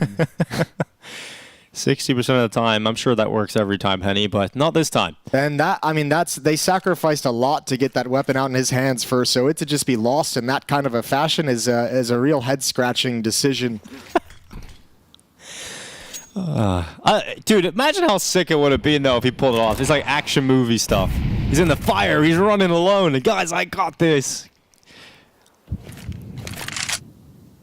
Slapped in the face by reality. This isn't a 90s action movie, so it's not going to work. coldzera's found a good little spot. Through the lurk smoke in middle. He's going to be close. They've got the first kill. Oh, Vinny, you feel like you're really having issues today. Nice tap, but he gets a second and try with the ult from range, and Phelps closes it out. Imperial right back in this map. The force buy from Red Canids does not work whatsoever, and now it becomes a problem. Dude, Vinny's just the man of impact. The back of the site. How does he get away with another one just before he dies? That's huge from Vinny. And you said there's always going to be a way that Imperial become dangerous in the half. Despite having slow starts, they're always going to find a way once these guns come out to put the hurt on you. And that's what's happening right now. Red Canids are down to the Glocks. And a Deagle. 8 rounds teed up. That Henny play just is like the perfect encapsulation, and your comment as well on top of it of like the historical issue with the Americas region is like making decisions based off what you want to happen and what would be really cool versus the high percentage play, which is just back off, you didn't get the shot, go reposition elsewhere on the map. It's like man character energy. That's great. But I mean, those are the kind of plays, I guess, that have made Henny a dangerous operate. Like, that one's maybe a bit much, but he's always taken that high-risk kind of play style, high-risk kind of decisions with the op. 9-8. Imperials within 1. And that's why he's considered inconsistent as well. Yes. Yep. And money's pretty good for Imperial as well. They've got a buy or two behind this this round as well. Well, Henny doesn't have an op. Yep. Which sucks. That's a bummer. AK-47, though. Decent amount of utility for Red Canids. Let's see what they pull out for this T side.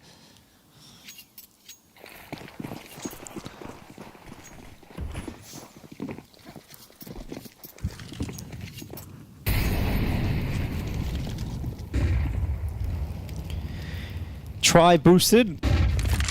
Peering down into the lower tunnels, and it is a commitment out long here for Red Canids. They've got Nithon and Venom Zera out towards blue. Now, it is a very powerful position to have this early in the round, but there's no challenge from Imperial. They know that they've lost it.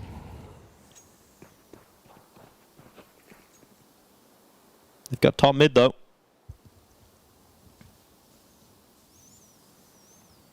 Red Canids beginning to drift away from long.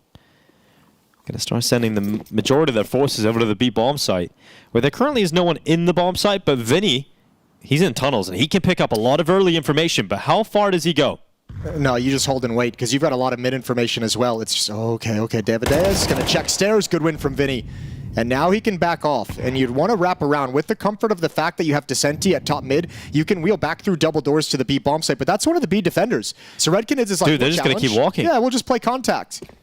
And B bomb site will be lost. It's going to be a retake scenario. And normally this would be so tough to get into. But look at the amount of utility. Oh, Double Vinny. smoke at doors as well. Oh, Vinny goes through the doors. He's waiting for a flash. He's not going just yet. Here comes that flash. Here he goes. Oh, Vinny not able to make it happen. I believe he was caught by the flash as well. Henny on the double within the site. And try, important kill to keep these numbers even. But this from Venomzera.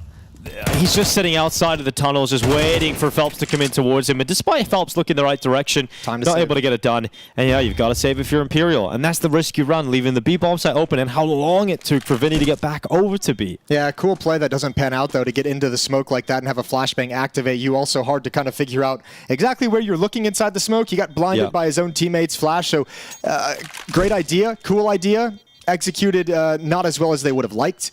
And Red Canids keep the lead. They push it out to 2, 10-8. Imperial get close, but they cannot close the gap further.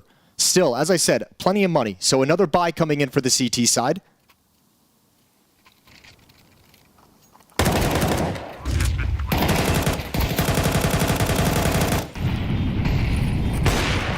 It's interesting as well, with Vinny in that position to get that kill, you didn't see any kind of prioritization of someone shifting over to the B bomb site. He was really kind of slowly falling back. Descenti stayed top middle. Everyone else was at the A bomb site. They really did not expect that contact walk into the B bomb site after the fact. Good call from Red Canids. They didn't see this boost in the last round, so they can go for it again.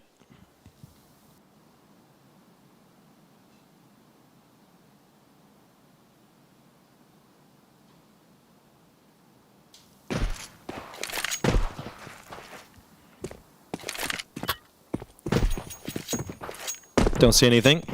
Red Canids with a passive default. Real slow. There's a double stack out towards long. That's a lot of resources for this CT side in the mid round as well, so you're going to start seeing No Way shift back. Smoke off double doors for his teammate. A boost up onto blue box will free up one player to be mobile across the map and reposition. Tries AWP in the back of the B bomb site, which allows Vinny's rifle to be mobile and move towards middle as well.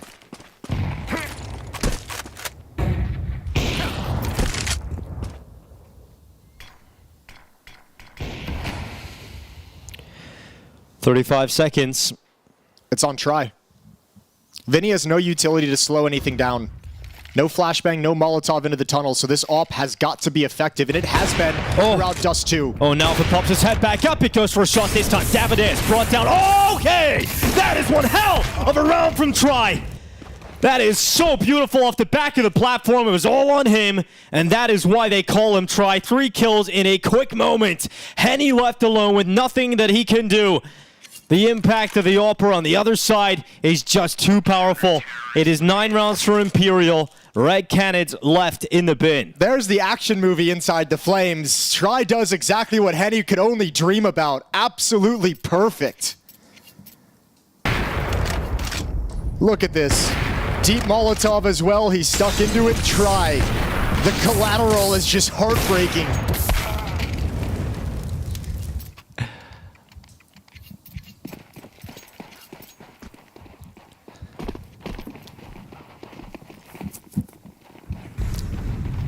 A lot of players into tunnels, 4 of them for Red Canids. They go a little bit faster pace. They want to pick it up from the previous round. AWP is going to peer up and see no aggression on Catwalk, so Red Canids have an avenue with the smoke up at the double doors to hop onto Xbox.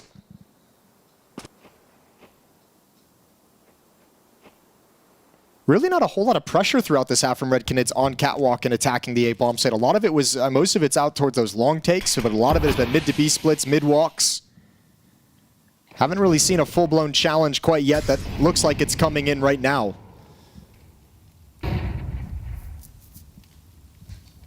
And once again, Try is the point man with his AWP.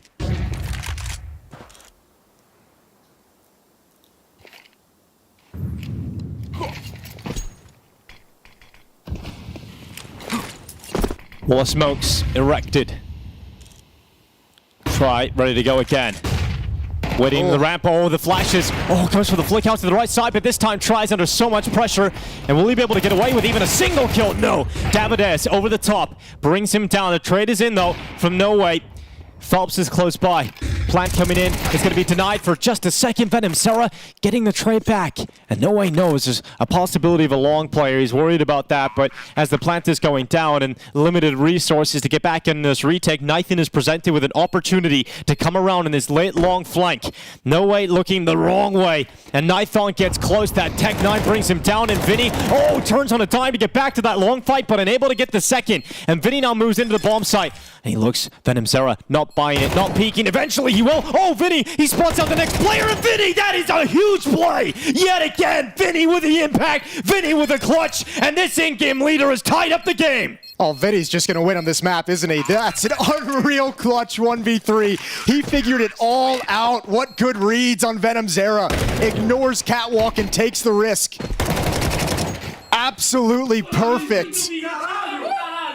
Vinny's having himself a day. It was the ace on Vertigo that got them into that game from Vinny. This clutch just tears out the heart of Red Canids. It's got to be dead quiet in that room.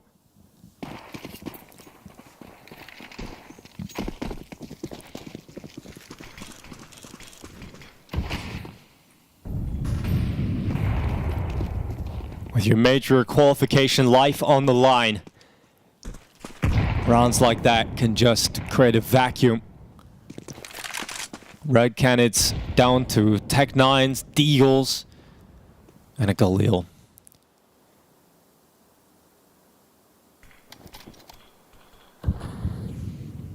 Phelps will play it Goose. Out long is No Way.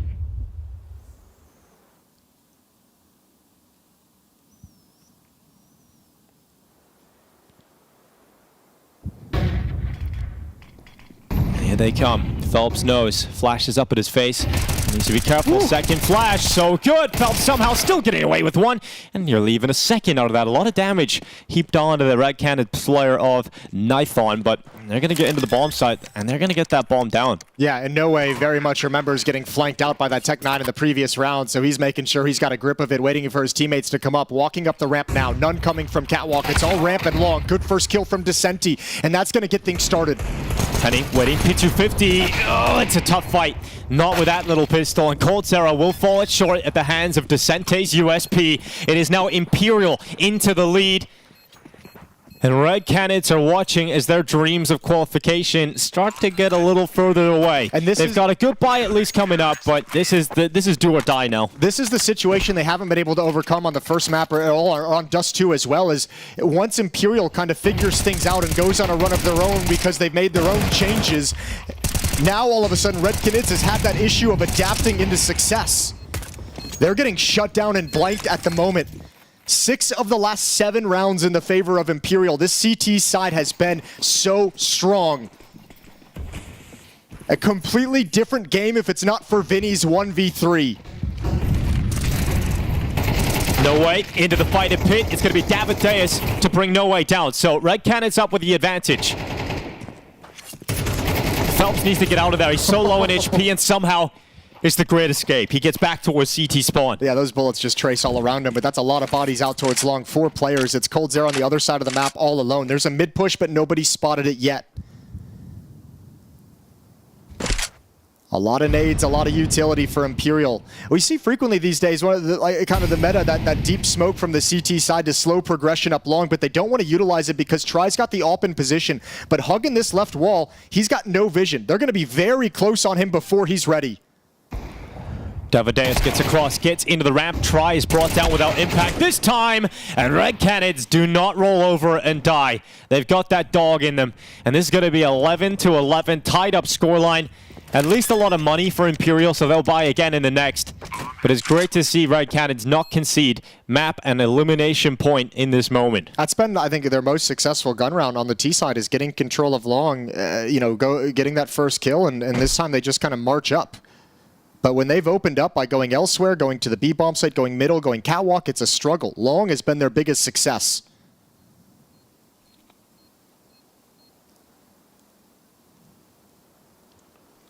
And Imperial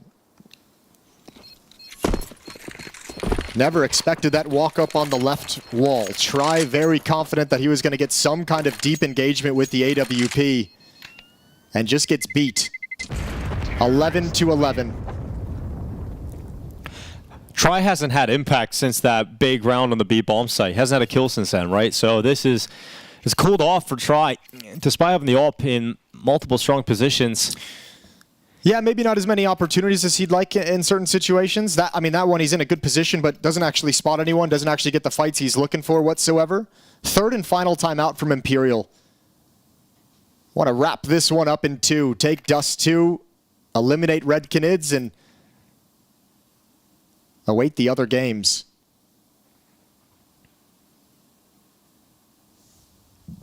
Yeah, if Imperial do wrap this up in 2, they get the job done, they take the win. Then they would qualify if Furia beat 9Z. They wouldn't have to play that 7th, 8th decider. It would be M80 versus Furia. And if 9Z win against Furia later today and Imperial take the W, they'll have to play that 7th, 8th decider game.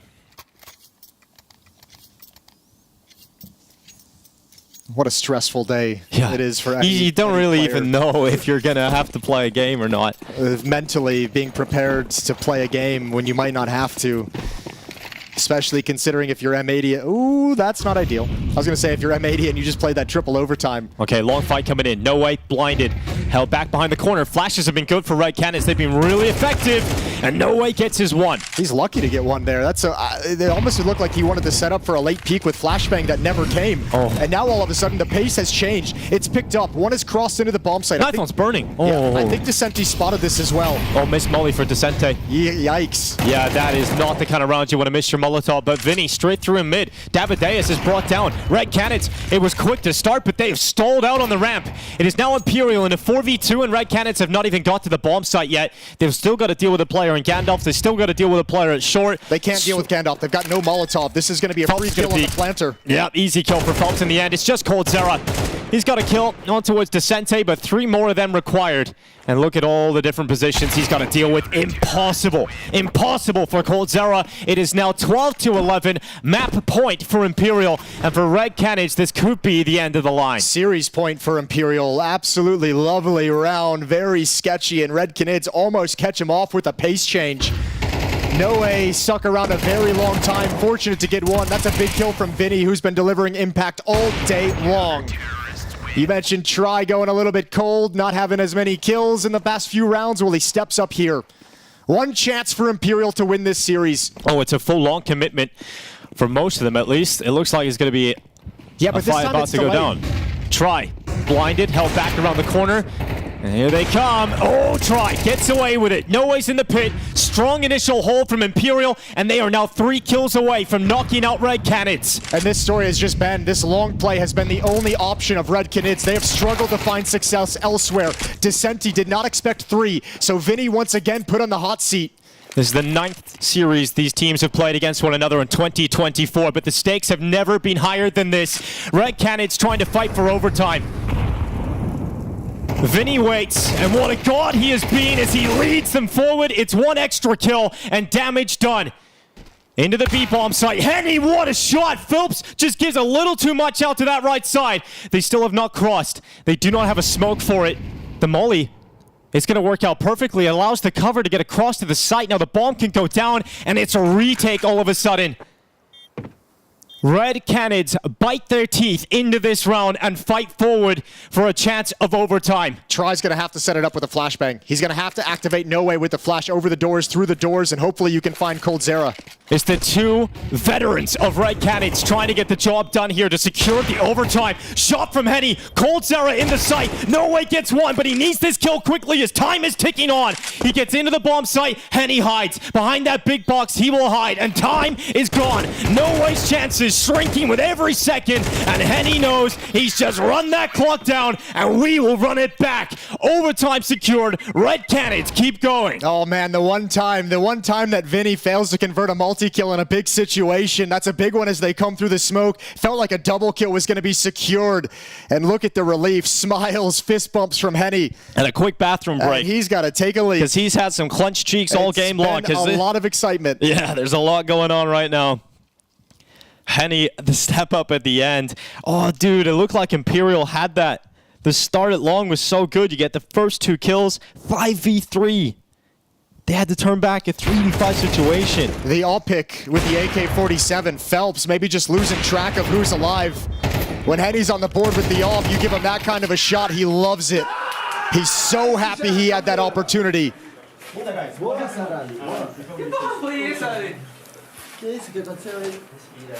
And a big time clutch. It's like he forgot he had to take a piss. He was like, oh, yeah, I got to go to the bathroom.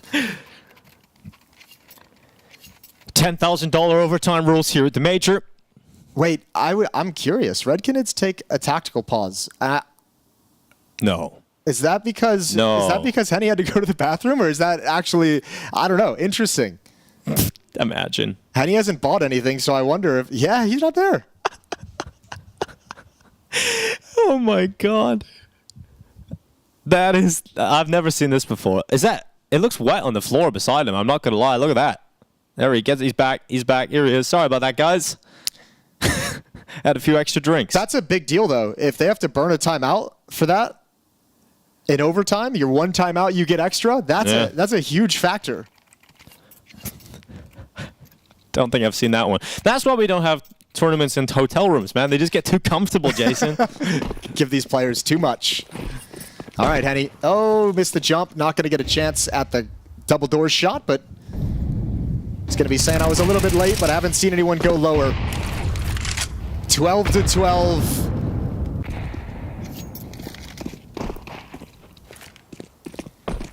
And Red Canids don't do any pressure out towards long, which is where they have found their success for the most part, except for that final round, the late B play.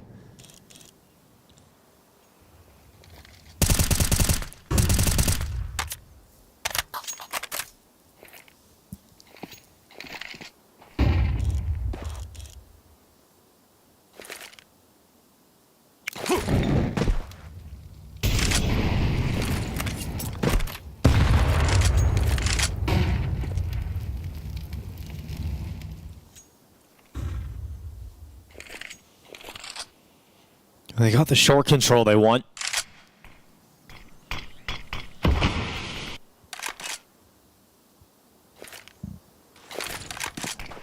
Gonna drop Henny back into watching the mid cross. This looks like it's a fake. Yeah, there's only 30 seconds left in this round. It's going to pull Phelps back to be cautious. Oh, the reverse drop. He hears that. Okay, broken legs, and Phelps going to come through. Big win. Descenti as well. Bomb is dropped. Molotov on top of it. Oh, Coldzera, beautiful. There's no way. Coldzera gets away with that. That's huge. And now Henny peers down into CT spawn. It's just Vinny in the bomb side at B.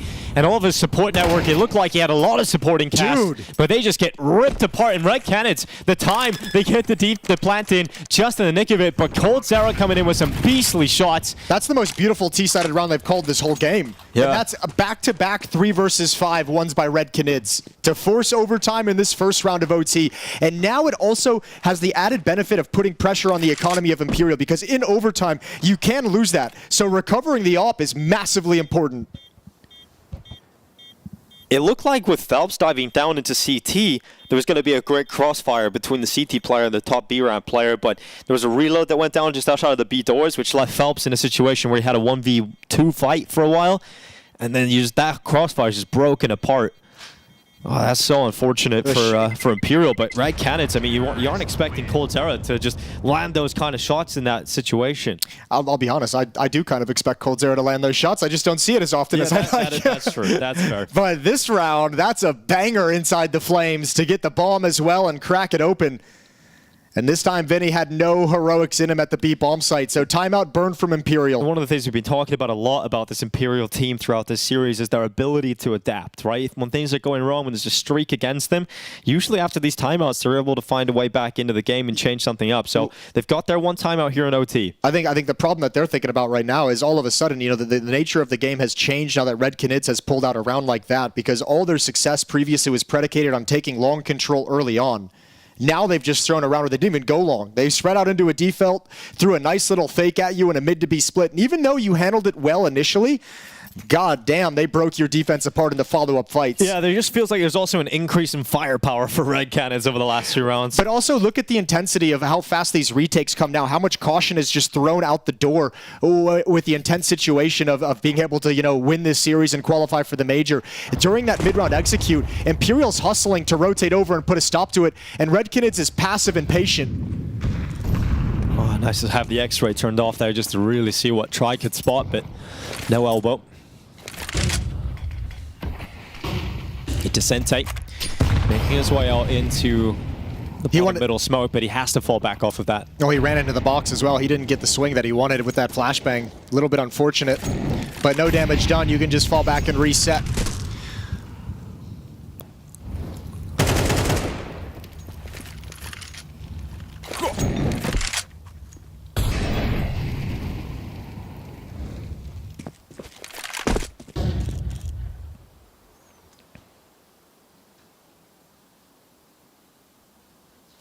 One minute on the clock. Once again, Red Canids have short, and we've seen what they were capable of pulling off in the last round.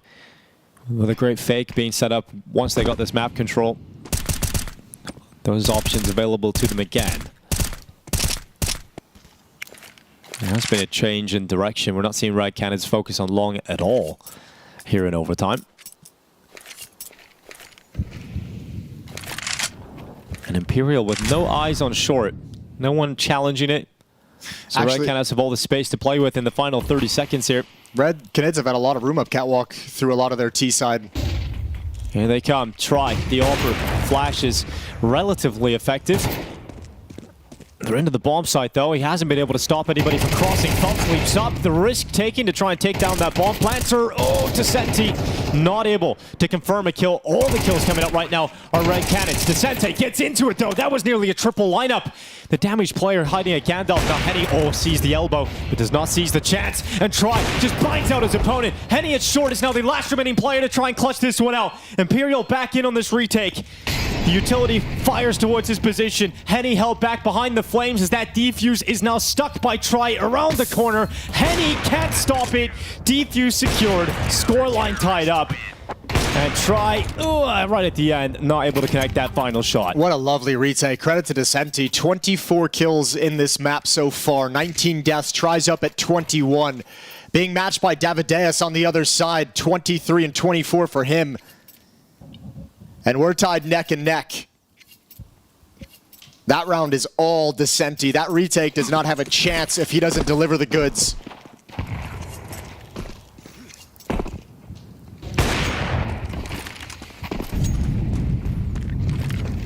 T-side double op to open up just for the shot on the cross. He'll swap back out to an AK-47 on Davideus.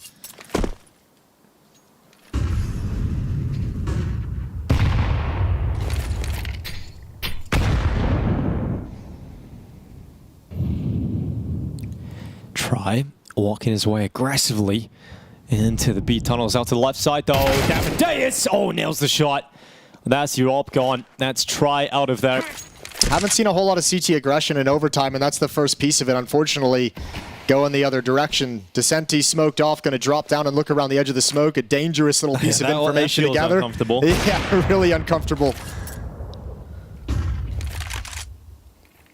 This time, the catwalk defense is in place. Oh, they got the flash ready to go as well. Phelps is just going to call for that flash. No way he's going to... I don't know if he's going to have an indication that anything's coming, though, right? Because they're expecting to throw that flashbang when they start seeing the catwalk take utility, the Molotov thrown onto the railing. Sure. But most of the attack is going to be coming from catwalk, so at some point you'll just call for it just to clear. 35 seconds again. The only eyes on long are Descente, and he's playing from car. Oh, here comes the aggression short. It does not work. Does not work, and now Descente. Oh, are they going to clear him? Lazy peek, and Descente's away with a 1. Oh god, he got a second. This is huge. Descente gets away with a second. Finally dealt with by Henny. With 17 seconds left, they still have to make their way to the bomb site, and Davideus, he's got to go. Oh, no way, straight through the smoke. Davideus is left alone. 10 seconds. Got to play for elimination. Vinny better run. Better get around that corner. Flash goes in. Vinny in the fight, and eventually wins it. These rounds are coming down to the wire, but it's Imperial into the lead again. Back-to-back rounds where Descente is the deciding factor in overtime. Huge. Massive. You mentioned it, a little bit of a lackadaisical clear over towards Carr. You kind of do it just to show that you did it. And man, he's just lying wait in that corner. Kind of caught me off guard about how well he was able to perform in that situation. It did not feel like Descente should have got away with more than one. Even one. Even having a chance at the Opera as well. But I mean, look, give some credit to No Way as well. That flashbang inside the bomb site was nasty. He got the extra kill through the smoke as well. And remember this, look, Red Canids won 2 3v5s, one to get us to overtime at 12-11 and one to win the first round of overtime. This is a response, a 3v5 one from Imperial on the defensive side. What a wonderful recovery in the round. And a tense situation as Vinny, you were saying run, but you can't get away in that scenario. He had to take that fight.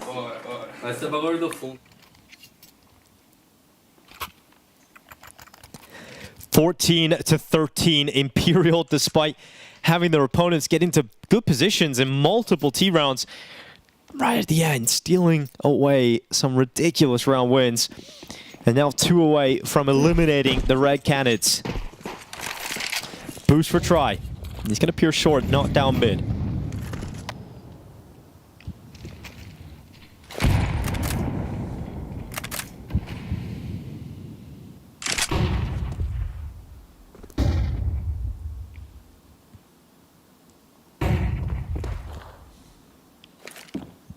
Something Red Canids were leaning into a lot in regulation was the double op on the CT side. With $10,000 overtime rules, it's very expensive to run that.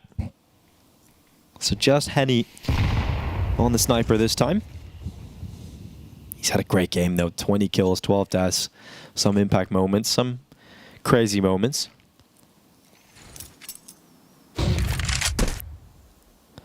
But he's got his sniper at short. B-split being set up, though, by the looks of things here for Imperial.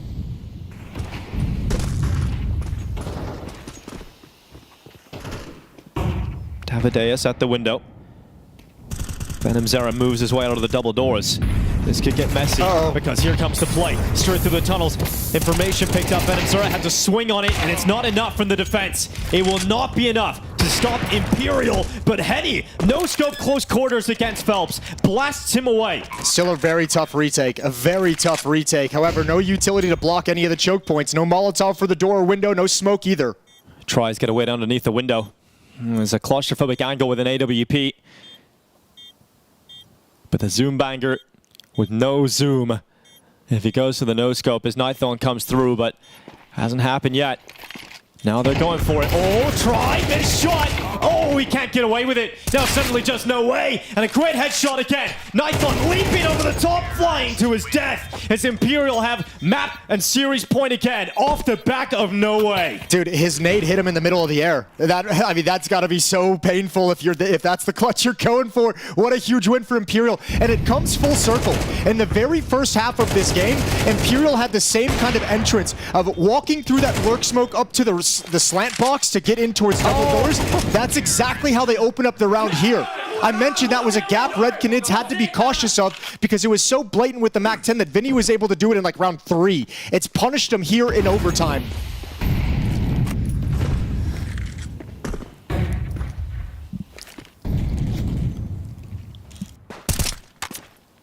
They've been here before, Imperial. Series point.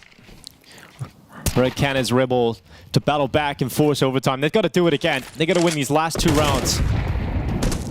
And Imperial are playing with some fire. They get through mid. I'm surprised they don't just say, oh, we can have mid control for free. There's no utility down. We've already kind of walked out and cleared close. Now there's the mid to B smoke. Gonna start putting pressure on Red Canids. Just punished by a very similar tactic in the previous round. But this time it's only an AWP that's gonna be taking a peek towards the B bomb site.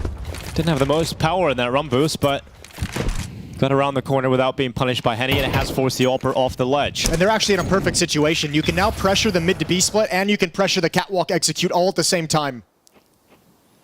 Try hops up on Cat. Coldzera down in CT. Henny on the ramp. And Knife on out long side, just watching for that late lurk that might be activated by Descente. Here comes the final play. Imperial, will they march on? 30 seconds left. Henny holding the short peak, not spotting anybody, but eventually peers his head up, and he gets away with one on Phelps. Coldzera beside him. Nithon peeking into the long fight, loses it against Descente. And Imperial, oh, it's a bit of a fumble with the flash. Coldzera's still standing though. Finally traded out at Henny. He's low, but he's dead now. Descente comes out long, 2v2, 10 seconds. Bomb plant coming in, and Davideus running it down. No way, denied by the jumping kill of Venomzera. So close, so tense. Imperial could never grab control and comfort in that bomb site. With only 9 seconds as they finally get in to plant the bomb, Descente's got to be aggressive to try and protect and cover his teammate for the post plant. And it's a perfect play from Venomzera. Coldzera and Henny do just enough on ramp under a ton of pressure. Second chance for Imperial.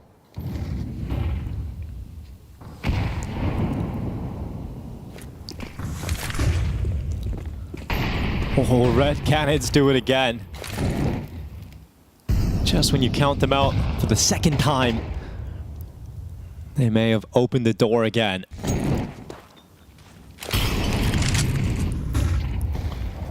Double pit setup here for Red Canids. If this long play comes out from Vinny, you would have to deal with quite a difficult setup designed to deal with him.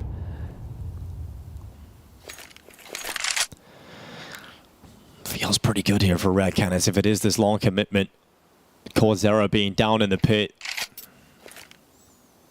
Yeah, we saw this bait and switch setup as well.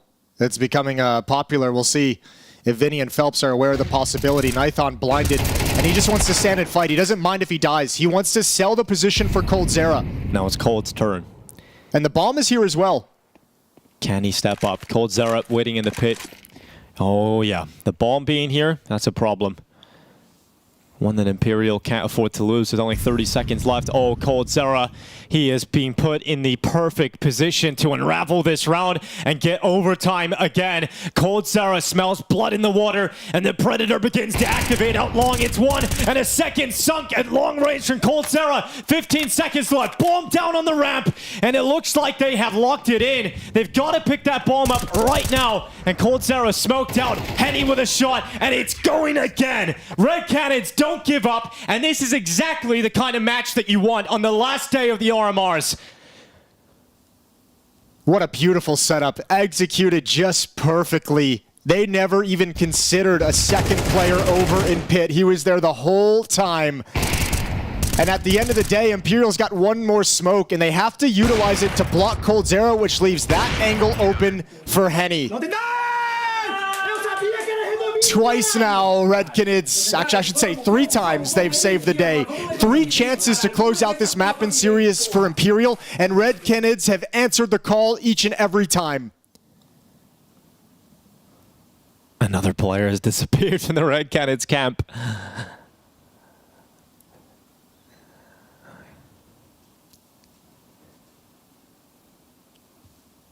Zach is going to make the most of this moment. He's seeing his players get to the brink every time, but unable to take the one that matters. They are 1 map up in the series still, Imperial. If Red Canids are able to do it and finally break through and get the Dust 2 win, they would still have to fight on Mirage as the 3rd and deciding map.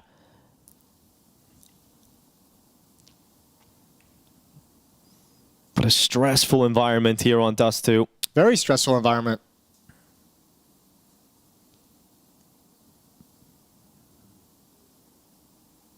In the last round of regulation, it was coldzera involved with Henny.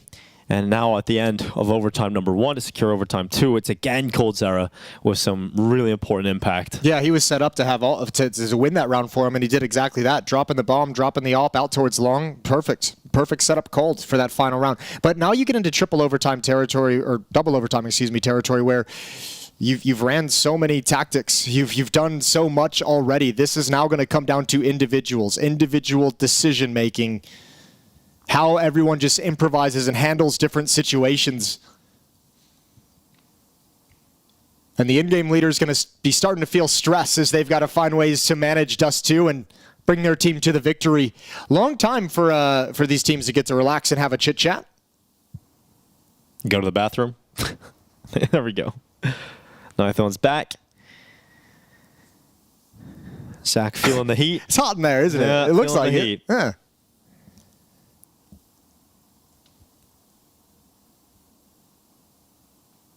I'm sure it's... He's just like, turn it down even more, bro. Like, that's not enough. How cold does the AC go? Get that AC. I'm sure his elevated heart rate isn't helping with his temperature regulation.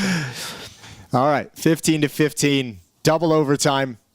You can see on the HUD, 19 is the magic number for a victory.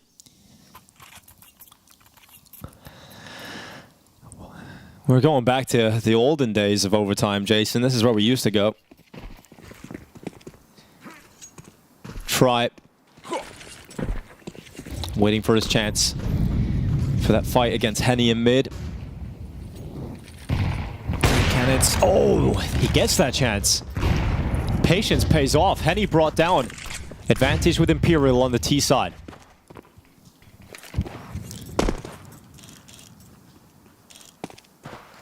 Five on 4. But the big impact rounds in this game have come from teams converting 3v5s, being in disadvantaged situations.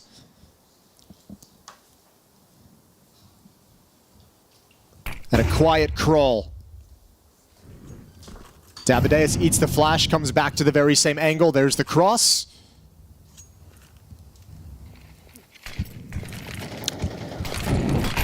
And the double smokes in mid. Oh my god, no way! That is huge! It's a big conversation at the moment, is the amount these CT Molotovs are being disrespected and the value that they have because of that. Oh, Vinny handles the spray. Eventually controls it, but yeah, just running straight through that and send out. And oh, VenomZera. Oh, a double as he turns back. Nearly gets a third in the tunnels. It's so much damage done on Descente. And Imperial have collapsed. They had such a huge advantage, but Vinny makes sure that they stay ahead. Yeah, this is where teams have to be really disciplined. Again, you put yourself in a 5-on-2, and your play with 45 seconds on the clock is jumping through the smoke. And VenomZera almost just destroys that round. He even had a crack at Descente. That's a very... Dude, if he had an extra bullet, he actually gets him as well. That's a very scary situation, considering where it all began. 16-15. Considering how quiet VenomZera has been by his own standard, that is a nice little moment out of nothing, but no way. Just look how much damage he takes. This is barely anything. He should have taken a lot more. He would have in the past. Been shredded by the fire. But you can just go straight through it. And he talked about individual moments now. That's the individual decision-making made in that moment that allows the kill, that creates the opportunity for the round win. And beautiful to see. No way have the confidence to do it. The lead taken again by Imperial.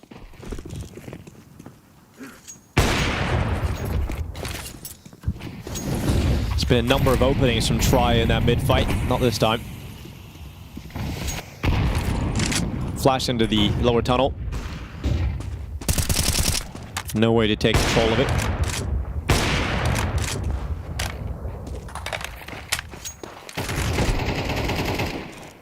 And he's in his usual perch, just on the side of short. You imagine that gets Molotov in any kind of catwalk tape? Yeah, you're going to be familiar with the fact that Henny has elected to play the same position many times throughout this game so far. And there's that Molotov you mentioned. It's not that effective, is it, Jason? Not that effective at all. Fortunately, there was a flashbang that got him off the angle, and Henny also misses his. Yeah, he's under some pressure. He's got backup. coldzera inside the bomb site, or excuse me, on the railing as well. Bombs still in tunnels, though. Bombs in B. Yeah, they're applying a lot of pressure. This is looking like a fake, and it's opened up an avenue for a player in middle. Phelps drops down to CT spawn, so coldzera gets picked off by Try. Good shot from middle. No eyes, no defense at mid double doors, and coldzera is exposed. Well, they're now trying to split this B bomb. So there was a resmoke in the tunnels thrown out by the defense, but eventually that pause button, well, it's been resumed. And Imperial, that's a confident, dominant round win. There's that very same play from Vinny that I was alluding to, the first round of overtime on their T side, and obviously way back in regulation on the third round where you just kind of sneak through. This one, a little bit different. He's got the added benefit of a couple picks from Try to give him the gap regardless.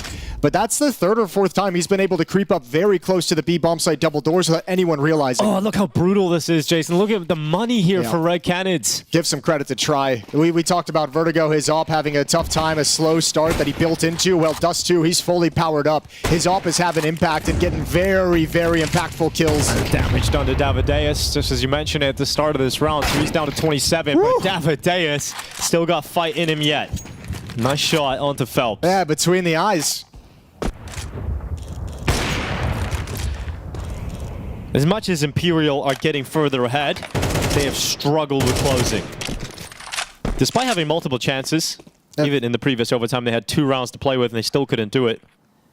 1 in regulation, 2 in first overtime. If they give themselves 3 in second overtime, I reckon that's the one. That's the trick. Yeah, well, they would at least confirm themselves another OT if they win this round, at a minimum.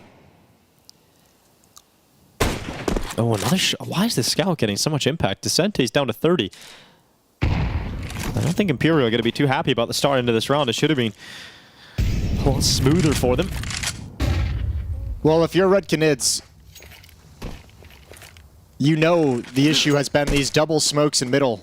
One towards CT spawn, one on the left side. That's been the finishing move from Imperial. This time it's just the spawn smoke. And they're going to start streaming out. coldzera biding his time. 2 defenders inside the bomb site. I think they want to exploit the scout. Oh, coldzera wants to go on a good timing. Oh, he's found a brilliant timing. A gap on that left side of the smoke. Venom Zera's MP9 rattling in. Decente dead in the tunnels. And the least expected round win on the CT side from Red Canids is the only one that they've been able to pick up. Well, good work from the scout as well. Davideus has good impact on a very weak weapon. The headshot initially. Try flicks over, not a kill. 14 seconds though. There's no time for this. Try's already done. So it's going to be a 16th round for Red Canids. Pretty impressive, honestly. They get the job done there with what they had.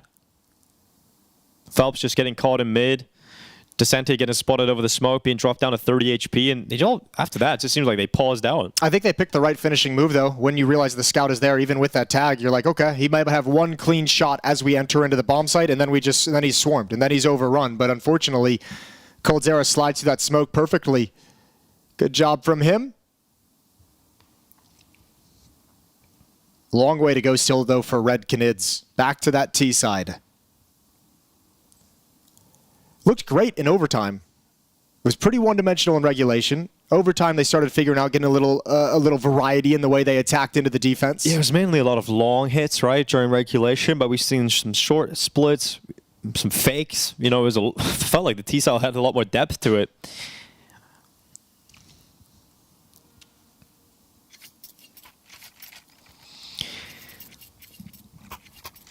If Imperial win one more round, they have, at a minimum, confirmed another overtime.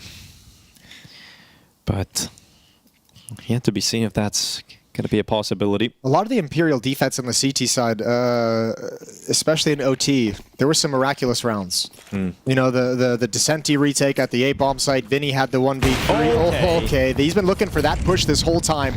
Try gives it to him. I don't think he spotted the second player, but they might be able to make an assumption. An early 4v5. That's going to be a frustrating start here for Try. Imperial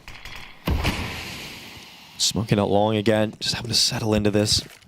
Adjust the defense, knowing that they have a gaping hole, a weakness.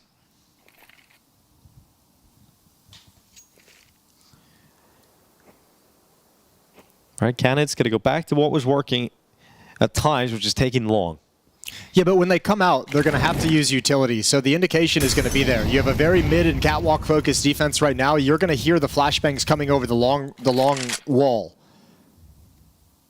Unless they just have the courage to walk out, but that feels like it'd be absolutely crazy. But it's exactly what they're going to do. Venom Zera leading the way. No information yet. Now you're going to start seeing Imperial. It's quiet on the map. Going to start peeking up middle. And Descenti sees absolutely nothing. Phelps is going to go back and try and get some eyes on this long possibility. Phelps hasn't had the greatest game, though. He really hasn't. But this would be a big moment for him to step up. His team need him. It's a requirement. He's got no way back at short, but he's out of ammo now, so he'll have to be out of commission for a moment to reload. And so Phelps, oh God, he looks away. Turn from flashbangs. Oh, that's so unfortunate for Phelps. Yeah, hard to predict when that swing is going to come in, so Vinny's going to jump up. Op covering for anyone running up. There's the shot. Vinny jumps to try and stop the plant. The only thing that might have been able to save them. And Cold Zera's here to backstab, and he might have a shot at it. Might have a chance. He's been spotted top middle. We've got a tied game again. We have got a tied game again, Jason. This has got to start getting pretty frustrating for Imperial, who keep just pulling ahead, getting closer to closing, but Red Canids, they're just so tenacious. They stay in every single fight. To the bitter end, they're fighting. Davideus has had a great game. Henny's having some huge moments. Yeah, but it's really Davideus and Descenti going blow for blow, right? 31 and 32 kills respectively. The Oppers, as you mentioned, Henny 26-28. Pretty even affair from some of these star players on both squads.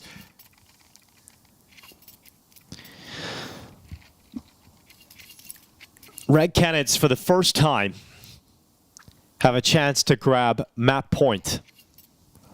They're looking to force Mirage. Looking to force map 3. They have played each other. This will be their 9th time in 2024. It's been a pretty back and forth series, but Imperial... They're even in terms of series. Yeah. 3-3 in terms of series, 1-1 in terms of BO1s that they've played. This is kind of the deciding one, and at such a huge moment. Exactly. With huge implications. The tiebreaker for the year. For elimination, and possibly even qualification if the circumstances land in the correct way.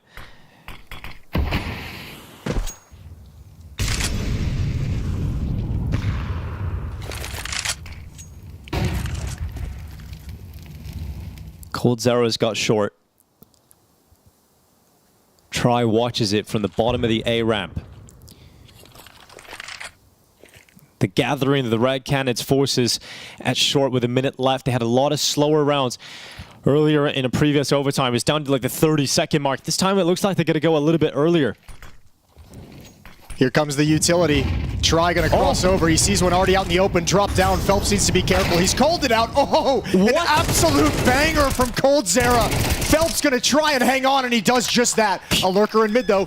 Venom Zera gonna watch for a catwalk flank. Vinny's cautious of it. He's been flanked out from the B bomb site a number of times. Head showing. Henny, oh, smoked out. Moves forward with that AWP. We know he loves a fight. We know he loves to get aggressive. Vinny's watching for that, but what a shot from Venom Zera. Henny, oh, goes down. Phelps is having a moment. And Phelps is inside the smoke, and perfect timing. Phelps is killing everything. It's just Venom left it long, and he's got that Molotov. Phelps is on the defuse, and Phelps from nothing to the most heroic play of the game. It's Imperial up to map point once more. Unbelievable how much Imperial players are stepping up when called upon. Vinny a 1v3 in regulation, but this is Phelps recovering another impossible scenario. Another 3v5 converted in the chaos of the bomb site take. And you don't need to kill him there, Davideus. You don't need to jump up because you've given him everything he needed to win this round.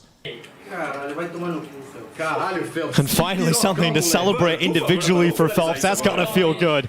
The hero moment. But they've been here before. They've had so many chances. This is number 4.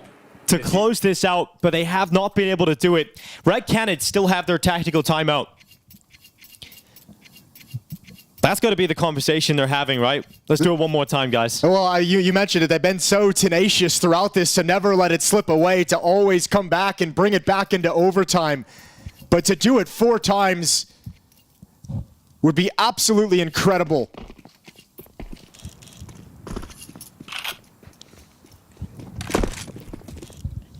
Both teams playing very conservative Counter-Strike as well. Openings have been passive. The one time we saw Imperial get aggressive, it was a pick off by Henny, so they ain't gonna go back to it. They'll say, we'll win or lose based off the bomb site executes, but we don't want to give you anything easy.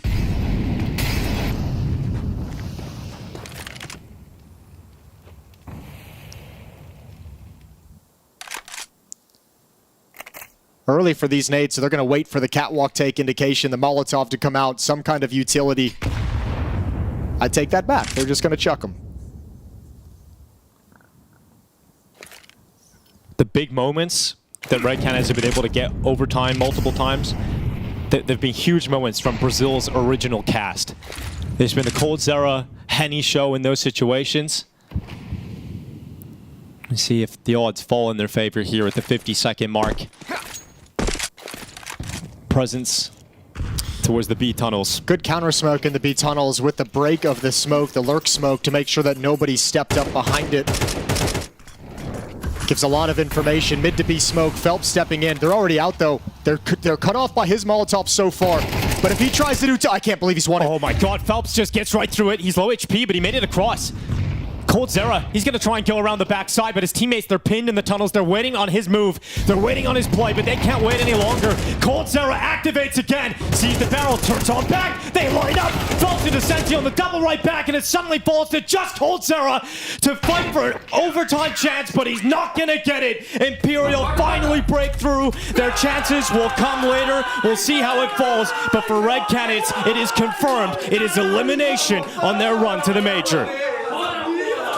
I have so many moments in those overtimes that I was like, we're going to have to talk about this. We're going to have to talk about this. Oh my gosh, we're going to have to talk about this play. Cold Zera rolling back the years. So many things going on. There's actually too many to mention. You just saw for both these teams how important winning Dust 2 was. I mean, you're talking about Cole rolling back the years with this pivotal 2 rounds. The one earlier with Henny, then later on overtime, that double pit setup, for example. Yeah. And speaking of rolling back the years, Phelps with a 4K in the 3v5, where it looked like once again we're going to be seeing potentially another overtime or maybe a map number 3, and he seals the deal. That was something. That was cinema, pure freaking cinema. Oh man, I mean, so much strength between these two rosters shared across so many of the different players. Honestly, I really do feel like everybody stepped up at one point or another. I mean, it's easy to point the finger at some of the players on Red Canids that maybe didn't have the best fragging output, but even Venom Zera, for example, who didn't have the best kill death in this game, had his multi-frag moments, tried bringing back rounds himself. And yeah, Red Canids, obviously, they're out of the running for qualifying for the Major. They had just formed in this season, made such serious strides to make themselves a force to be reckoned with in the Brazilian scene, but unfortunately not going to be playing on the international major stage. Okay, before we get into talking a little bit more about this, let's just set the scene for everyone watching at home. Imperial hasn't qualified for the Major just yet. No. Not quite, no. So it's up to the result between 9Z and Furia. If Furia win that game versus 9Z, then Imperial will qualify and Furia will play a decider between themselves and M80. However, if 9Z win, it will be Imperial that have to play a decider game between themselves and M80. So yes, a lot of elation. Obviously, you're keeping yourself alive and your chance to make the Major alive, but no security just yet. So Imperial's going to be cheering for their old IGL in the next matchup, very clearly wanting that to happen. Are we impressed with what we've seen? Is this something that everyone needs to take note of moving forward if they are to get into the Major, Blair? Look, I've liked what we saw from Imperial in the first map. They seem very well prepped. Here on Dust 2, look, I want to give credit where it's due. I think Red Canids in that first half, I liked what they did on the CP side. I liked the disruptiveness they were showcasing, and it was kind of throwing off Imperial and a lot of the setups and what they wanted to do. But then good adaptation coming up from Imperial. They were able to, have this. They were able to adapt, win I think 5 in a row or 6 in a row in the first half itself. But I do feel, as we've been saying for every game we're going to be seeing here today, there were nerves on display. And who were the ones who actually delivered when it came down to those clutch moments? It was the veterans on both the sides. We're talking about Cole, we're talking about Henny for the side of Red Canids, and we talk about Imperial. It has to be said that, everyone chipped in when they had to. Someone like Phelps, that 4K we just spoke about as well in overtime. But for me, man, it has to be Decenty. I speak about Try and how he is kind of like the highest performing player for this team, and he has been so far. But Decenty had had so many high impact rounds when the pressure was really on. So I felt like he kind of blossomed, so to speak, when I felt like he would maybe crumble a little bit. So I got to give credit to a couple of these individuals right there. And Decenti has been having a pretty bad tournament by his standards overall, so for him to show up in this one's obviously going to be important. Also, I want to mention No Way. I mean, he had an insane clutch on the B bomb site. I feel like I could actually point to every single player, though, and say they had a great clutch at one point or another. But overall, Imperial, I'd say just the margins were that they were a team that came into Dust 2 with slightly better structure overall. Red Canids sort of bootstrapped themselves to actually improve what we saw earlier at this event. I feel like they've improved their default actually quite a bit on both sides of the map. And so credit, yeah, of course, needs to be given to Red Canids for improving, but it's just that Imperial could rely a little bit more on what they brought into this tournament, which was in general a better D2. Yeah, and in all honesty as well, I do like some of the ideas that Red Canids were bringing out very late into this game, where it feels like usually when it gets to overtime in a matchup like this, sometimes Stratbook goes out the window. It feels way more puggish and way more insane, but Red Canids were able to, I think the double pit play comes to mind, which is an overtime, by the way, which is such a great call coming out from them to take it to overtime number 2, right? And these sort of things, it's not something you kind of prepare for. You're like, all right, this is what we're going to do as a reaction. So credit them for, you know, playing a thinking man's game even that late. But you can also see when it came down to some of those post plans, for example, on the A bomb side, it was shoddy, and you could see the cracks appearing in the team. But all in all, man, like, it's an NT. They were 0-2, brought it back to coming just 1 or 2 rounds away from taking us to map number 3, which could have been anyone's game in all honesty. So yeah, it's a bit unlucky for Cold and company. If you take a look at the whole of Dust 2, because there were so many fun moments, if you had to choose your favorite, which would it be? Oh man, try the 4K. I like the No Way clutch where he pegged the guy with his grenade as he was jumping onto Xbox. Yes. That was an interaction I don't normally see, like jumping from tall box on the bomb site and then just like beaming him right there, and it like stops his momentum. I haven't seen that, so that was really sick. Yeah. I actually think we're going to get a chance to see some more highlights. Yeah, This one. This is the one. He beams him with his grenade right here, and it just kind of, I mean, that would mess me up. That would mess me up. I actually did. I thought it would stop more of his momentum. Yeah. I mean, it definitely probably threw off his aim, though. 100%. Like any nade for that matter, right? But then you have a nade, an HE popping off in your face. Definitely will. I think the try 4K from the back plat standing in the fire and flames, getting the collateral and the 4th kill as well was spectacular. So many rounds, and even it doesn't even have to be multi-kill round, right? Like even moments of the cold, you know, towards pit, for example. So many. I even feel like the calling was pretty sick in this game too. Like when this game actually came to the last, say, like 10 or so rounds, we saw some really sick innovations and strategies come out where they had cat control, Red Canids that is. They did the old classic drop strat where you drop through your own smoke into CT spawn, and they bring back a 3v5 because the confusion in the round just made that also possible. So really cool setups, really cool overall strategies being thrown at each other. And honestly, this game delivered in a way that I wasn't really sure about, because we've seen Red Canids have a lot of trouble on Dust 2, but I feel like they just brought such another level into this map. Oh yeah, for sure. Dude, this was a flick. It wasn't just like a pre-fire. Oh he yeah, flicked right. It's so bloody quick, this guy. And yeah, there's so many moments, and it's kind of a little heartbreaking, honestly. I kind of wanted to see map number 3 because of how close it was, how close fought it was. But yeah, I mean, Imperial, I don't think this was a team we necessarily pegged to make it to the next stage, and they haven't yet. But yeah, they're just one step away now. That was just damn fun, Counter-Strike. That was fun. There we go. That was fun. Heartbreak for Red Canids, but excitement for all of us, and hopefully that excitement continues. We have one more best of 3 before we get into that decider. Coming up next, 9Z goes up against Furia. The winner of that determines whether or not Imperial is guaranteed to make it through. It's all coming up, but we need a break just to calm down and get ready for the next game. We'll see you in a bit.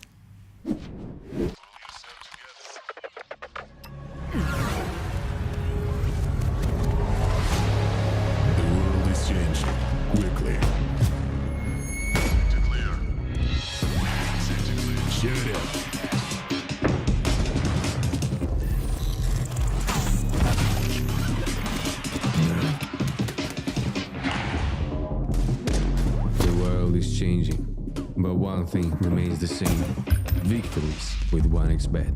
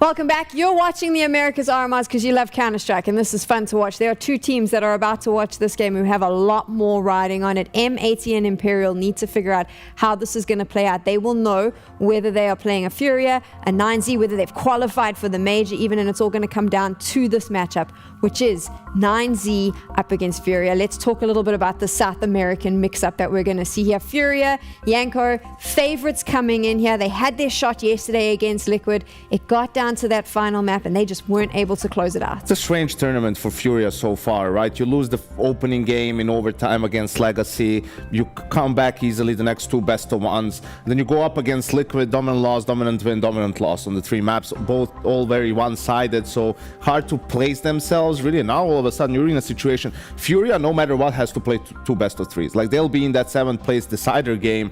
So yeah, for a team that's actually been really good at RMRs, just breezing through them and getting a spot at the major situation which they're unfamiliar with, but still the main favorite out of the remaining teams. It's going to be hard for them, Dust, knowing that they will have to play that second best of 3, and also being a team that doesn't normally find themselves in this position. At least they know that destiny's in their own hands, right? And at least they know they're going to have to play 2 best of 3, so they're already prepared for that mentally, that they're going to have to go through a marathon today to qualify. But, you know, just kind of tagging on what Yanko said, I mean, they have been hard to place this particular RMR just because of how things played out, but they're off the back of a fantastic finish at Rio, placing top 4, beating some of the best teams in the world, including Mouse Sports and FaZe. So they are riding a high, and the other big thing I want to say about it is that their individuals are in a much better form than 9Z this tournament. I mean, Yuri and Queserado have been doing very well. Cello and Fallen are playing exactly how they should be for their roles.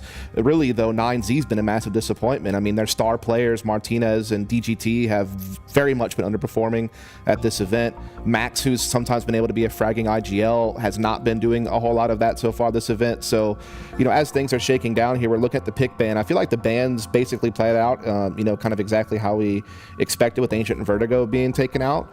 The Anubis pick from 9Z is it's certainly what I expected. It's one of their strongest maps and a map that they should feel comfortable on. Furia picking Dust 2. I thought it could either be Dust 2 or Nuke, so I'm not surprised to see, you know, Dust 2, and we'll see if Nuke makes it through in the end, and indeed it does. Does anyone else remember the 13-0 9Z suffered against Pain on Dust 2 like 2 days ago?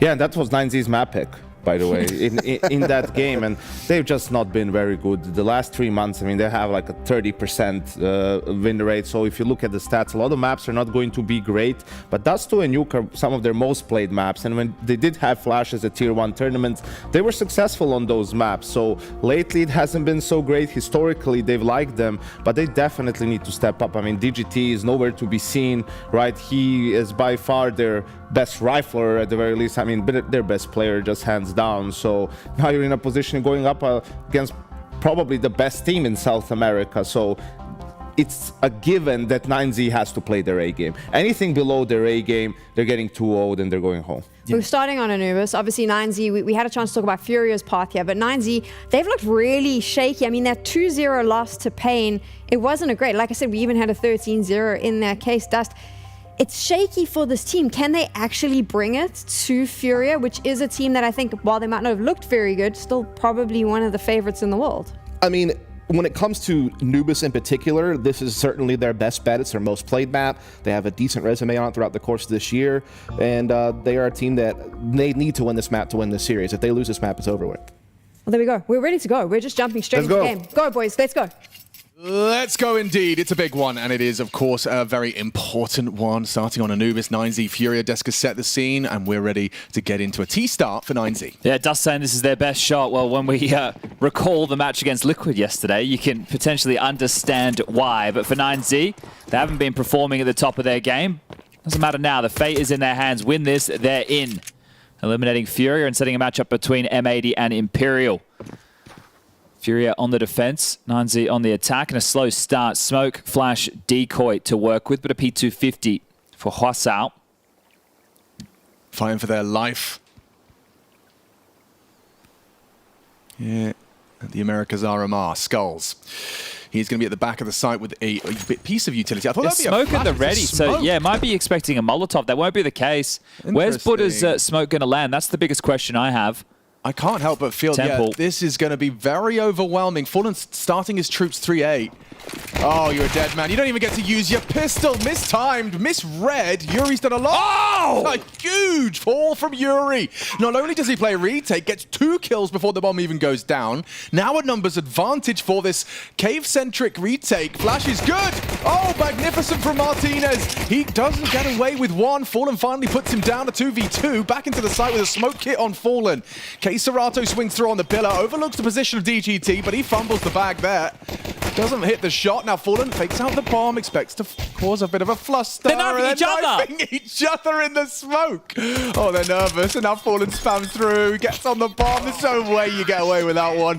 One chaotic pistol to start us off. A banger from Yuri onto that second shot as well. Yeah, really nice try. But it's coming through dark. Yeah, the flash had just hit the step. Martinez getting one while completely blind. And yeah, smoke on the bomb, but actually that works in the favor of 9Z. They just sit in the shroud of cover and wait for Fallen to start defusing for the knife kill, so that's a boon of cash. So I was uncertain as to whether that flash caught his teammates. They weren't blind. I'd had a little look there.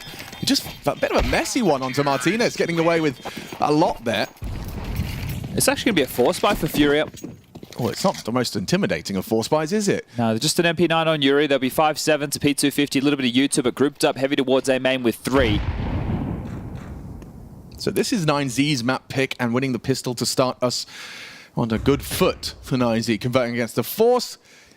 Next port of call, DGT walks on in, spotted out now by Keserato. Confirms multiple bodies on A main, and he's not shy. He has support, and Cello puts a bullet into the back of Fallen's skull. Okay, well, that's a miserable way for that stack to fall apart. Yuri and Skulls, can you get anything out of this round? An upgrade into a rifle for a potential save, because this should be the second confirmed and likely the third to follow. Hossau going to corner them off, make sure that there's really no way out. Investigating over towards Temple's side. Timing is going to be his friend or his enemy as Skulls rounds the corner, sits him on his ass. Yeah, not going to be an easy retrieval though, and yeah, a very quick headshot there from DGT, looking good. It'd be great for DGT to find a bit of confidence form, and the same for Martinez.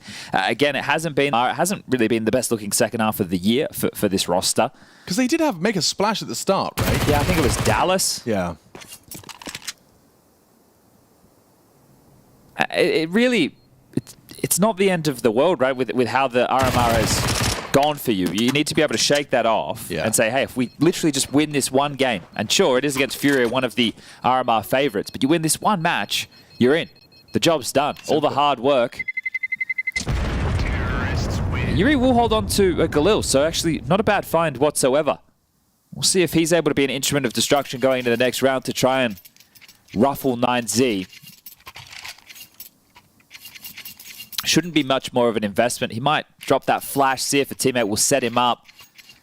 Oh, actually, he's invested into an M4. They've dropped the Galil across, so interesting little investment from Furia. Just keeps it a little more potent than perhaps their adversary expects. It does worry me, though, a little bit, Alex, because it's like Furia of old, where Art would buy an M4 and everyone else on the team would be eco. You know, it's kind of crazy, but we'll see what they can pull off. Well, I like that Skulls gets backup, Kev, because he could afford that. So you've kind of got 3 attempts with the rifle.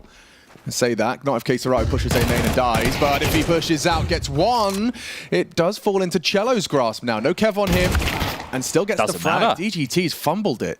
And that's not a fight for the Mac 10. Good distraction, though, and I was going to say good damage. It sounded like he hit the head there onto Max. Must have been through the thick stone. Well, 2v3. Still winnable for 9Z. They have the advantage of utility. Ah, Max, he studied at the school of Yabi. As far as postures go. Yeah, DGT is when you have to take a look at it as well in terms of where his mouse and mousepad tend to find itself deep under and behind the monitor as Buddha spots out 2 and goes down. Buddha unable to get anything, putting Max in the 1v3, and he is being clamped down upon. Keep your eyes on 8. Yep, that's Fallen.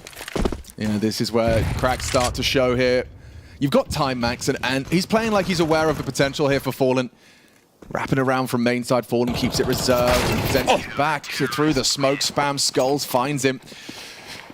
So not only Furia going for a little unusual purchases, they leave with 3 AK-47s and the round on essentially, what, 3 players saving? Well, that's huge from Yuri, right? So the fact that he saves the Galil, drops it across, buys an M4, the damage from the MP9 paying off. Keserato getting the opening. Cello grabbing one as well. DGT just swinging into his demise. So great round from Furia. That's one to get the party started early, and Skull is very fortunate on the spam onto Max. But that's going to fire you up. The Brazilians going up against the Latin Americans. Now, I know we're not skin geeks, Chad, but I learned some cool skin facts recently.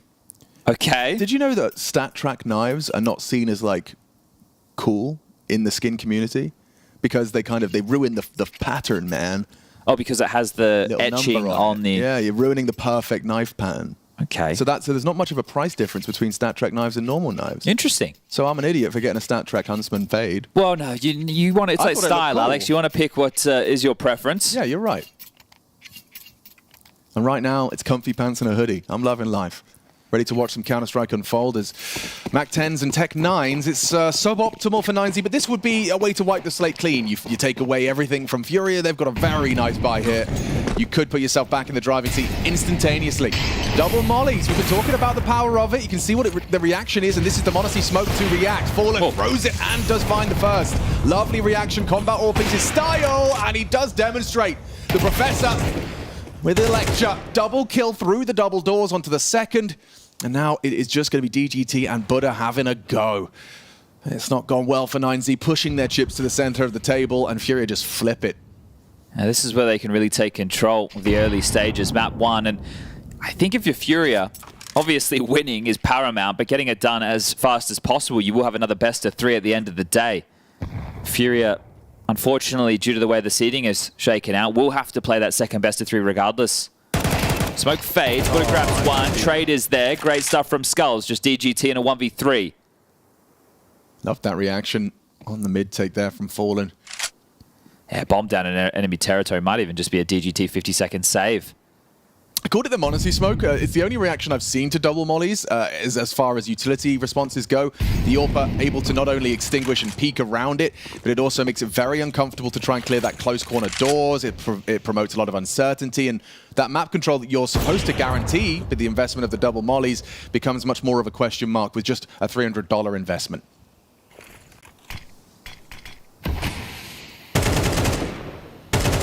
And with him parked up to Rugs, it's just going to be the save.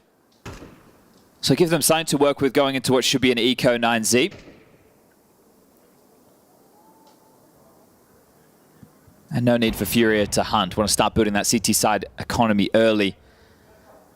2-1 and 0. Confirmed 2-2, all tied up. And well, decent impact from Fallen there to make sure nothing gets out of control.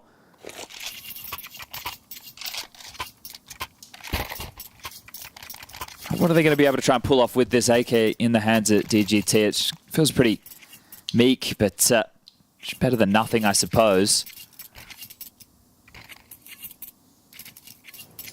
I'm not sure. I guess I would much prefer to be in 9Z's position, right? The fact that all you have to do is win the series and you're in. Whereas for Furia, they've had to brace themselves for the fact that this is going to be a long day at the office.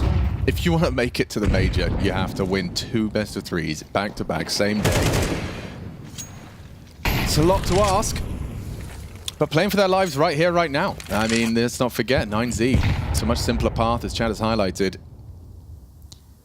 This flash isn't going to do an awful lot here from Buddha, so trying to set up or prepare for something eccentric, but backpedaling now. There has been aggression over towards B main. Is he taking it? Or he's peeking over the top of it. Skulls, okay, that's a real valuable asset to the Furia info. Well, they are coming back, so it depends on how far Skulls is going to push the issue. I like the fact that he is just going to park the bus. No need to step too far, but it has his teammates starting to rotate, but A's saying, hey, hold up, boys. There's nothing over here. There's no pressure. Relax. Stick around. Yeah, at least leave me some form of support, and Cello won't go too far.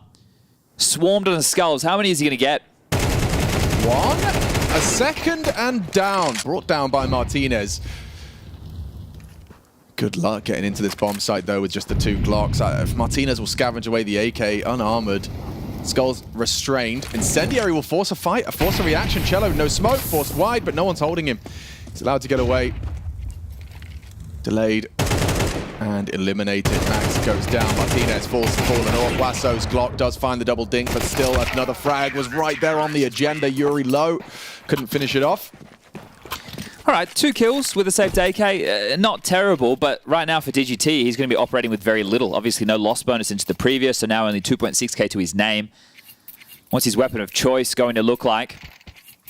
Mac 10. What's the call out of the 9Z camp?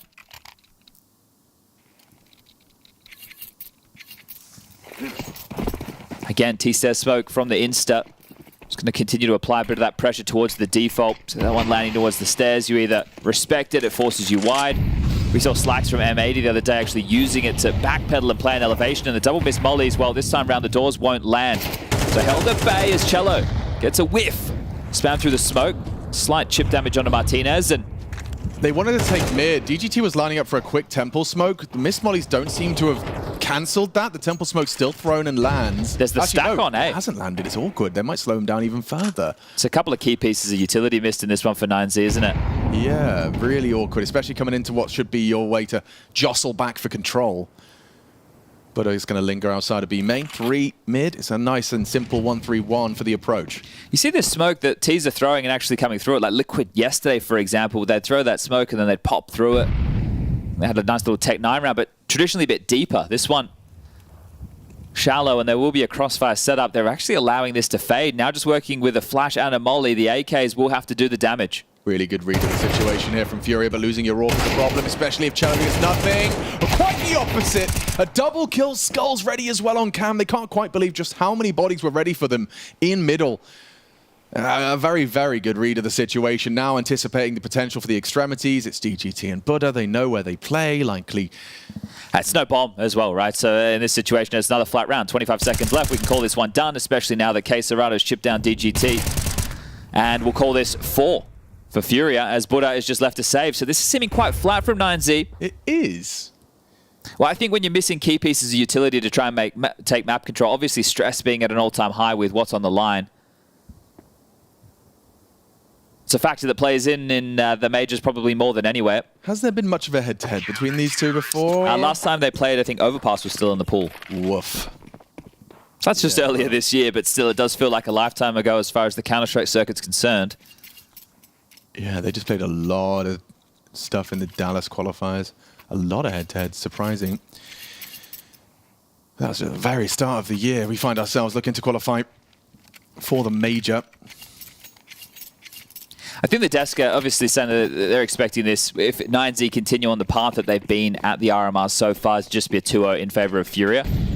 And so far, that kind of is the flavor that we're getting. We'll need to see something a little bit spicier out of 9Z. I think a CT Incendiary was destined to land just ahead of their control smoke towards T-Stairs, but that one's extinguished itself. Fallen posted ahead of the deep. Con smoke thrown out by 9Z, but just very slow. Again, look at the buy. It's the saved AK. It's upgraded pistols. It's a half investment. A few kills in a plant. You take that. It's Fallen. Will sound off the AWP. Nice. And Buddha with a saved AK hits a big shot. That's a big one. It gives them a chance to retrieve the AWP as well. Looks like Wasso is going to be the first man on the scene. Martinez, best equipped with that. Skulls. Wow, that's a hard commitment to his spray, and he has been punished for it. Martinez does retrieve Fallen's AWP. This is now a bit more intimidating than Fallen would have liked, or rather Furia. As KRÜ typically on towards that A side of the map, now searching. Clears out mid, not shy. Well, he might be able to take down a whole lot. Look at the HP on Martinez and Wasso. He's going to have to. HE, a little early. Everybody's here. KRÜ prepares himself to try and catch that pillar cross. Buddha to trade the low HP players. Oh, Buddha gets put low as well, but he goes down. KRÜ empty-handed. Interesting for Cello and Yuri now. It does feel like they're going to give it a go despite the 2v4. Lots of bodies low. And there's the first. Yuri's HE good for it. DGT, the healthiest of the bunch. He's found himself in heaven. Good positioning. Hoping to be overlooked, and he has been. Cello, a lazy clear on towards the heaven position, and that's enough. They've seen enough. Furia fumbling this round, and it all started with Fallen going down long range from Buddha. Yeah, good value out of the saved AK from Buddha. Much better than when DGT held on to his. Obviously, more investments behind it, but great job. So I suppose one of these each for both teams. Furia, obviously, with the save Galil early. Bob goes off, and yeah, I thought they may have been considering the save even earlier, but there is residual cash on KRÜ to drop one. Skulls can do the same, so Cello and Fallen will be hooked up with a little something going into the next round of play.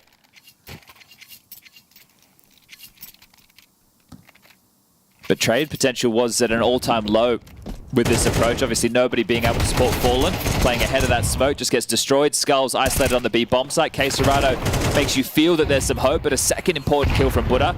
The nade entices them, but this angle going overlooked. A little bit questionable there from Cello. Not considering all of the options, and that'll be that. Trying to harass over towards the con play. You can see those nades being bounced off, giving Maxon hopefully an easier path, and we'll be able to play through his smoke. This is looking like it might be B Poppy out of 9Z. Still not throwing his smoke. Skulls. Ooh, jump scare. Can't believe he's walked through the smoke like that, Max. That's lovely. Yuri can't do much. I like it. I mean, it's only worked so well because Skulls had overlooked the fact they've given up such early space. Con resistant to throw out his smoke too early, but yeah, nice pace change from 9Z, and look what it's resulted in. I think because we've seen them, obviously they've just started to get full gun rounds underway, but a little bit slower, right? Default spread, and then this time it's just Poppy, a bit more direct. So, not an all-out rush, but still a pace change within itself. And getting caught off guard, so Furia being put on notice. Oh. And that deeper smoke is something that's always questionable, right? How do you deal with it? Do you play ahead of it? Then you can be isolated. That gives the AWPer an angle to set up and take the fight. Well, here, just waltzing straight through. So, huge work from Max. Double kill for him. Saves again. Fallen and Quesarado this time to stay alive. Bomb goes off and 9Z tied up. So, just back and forth so far. Nothing too action-packed or crazy, but working into this series. Now it's Furia's turn to try and find impact with save rifles. Oh, okay. Tactical timeout called. So an opportunity for Furia to discuss how they want to wield this AWP. And saved A1S. One of the keys is they had a bunch of residual utility as well. So with the loss bonus going into the next round of play being 2,400, as long as Fallen and Quesarado don't drop anything or invest too much money, they all should be able to get a buy going. But unless Fallen saves the AWP again, there won't be another one of those. So that might be, hey, do we want to force around this? Do we just drop some utility that we have across? Yeah, Fallen's actually dropped a couple of flashes. So as long as you can set up Quesarado and Fallen to take some early fights, there's still a chance to win a round like this. It'll be the second in a similar opportunity for Furia in the early stages. You can see up the top there, Dust2 and Nuke as the third in deciding if we need to get there.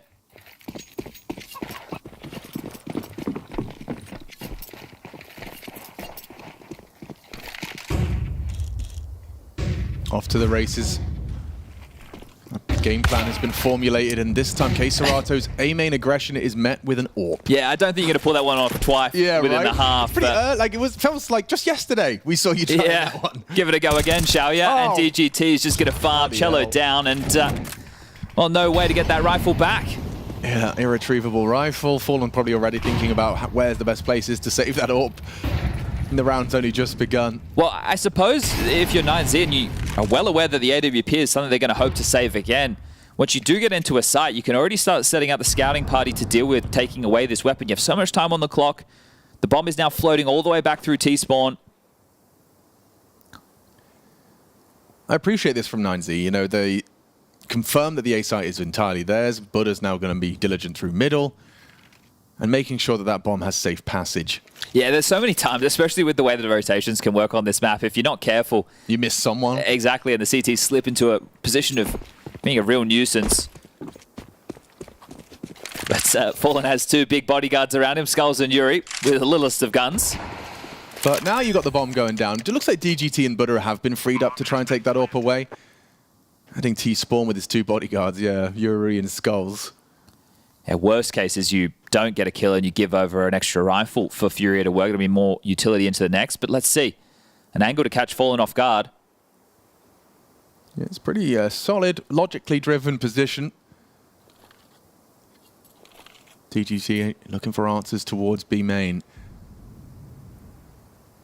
Fallen, a smart position for the save. Will DGT pre-aim this? He will not, so Fallen demonstrates his informed decision.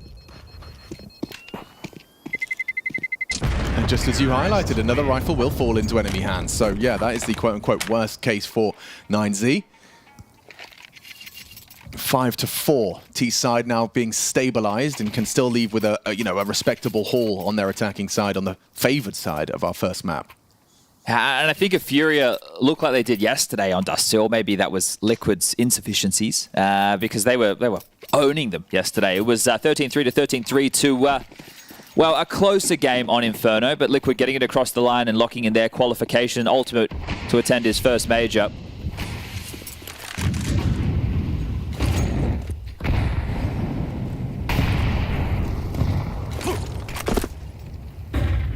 has to wait for the volley to subside, but Yuri wants to peek his nose out and have a look. And look, he will. More than look, he'll advance. So some proactivity here from Yuri. Now, they're very aware of the possibility. It's just the potency of this crossfire, right? The only thing he has to really concern himself with is rugs, so long as Fallen stays active.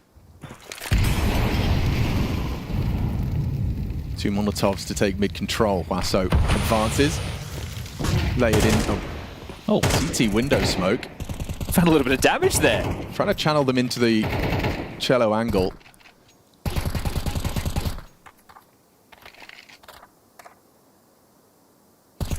"50 seconds, bomb on the back of Martinez."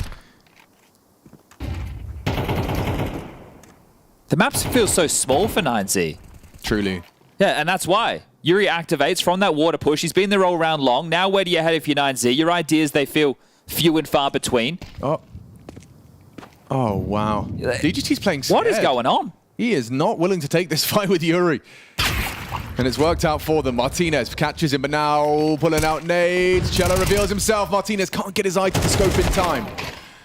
Veto advances in, one by one. This is so exactly. That was exactly what I was about to say. It feels like there's no cohesion to what 9Z are doing whatsoever. It's just hoping the individual moves, space being taken, jewels being found, can fall in their favor to string these rounds.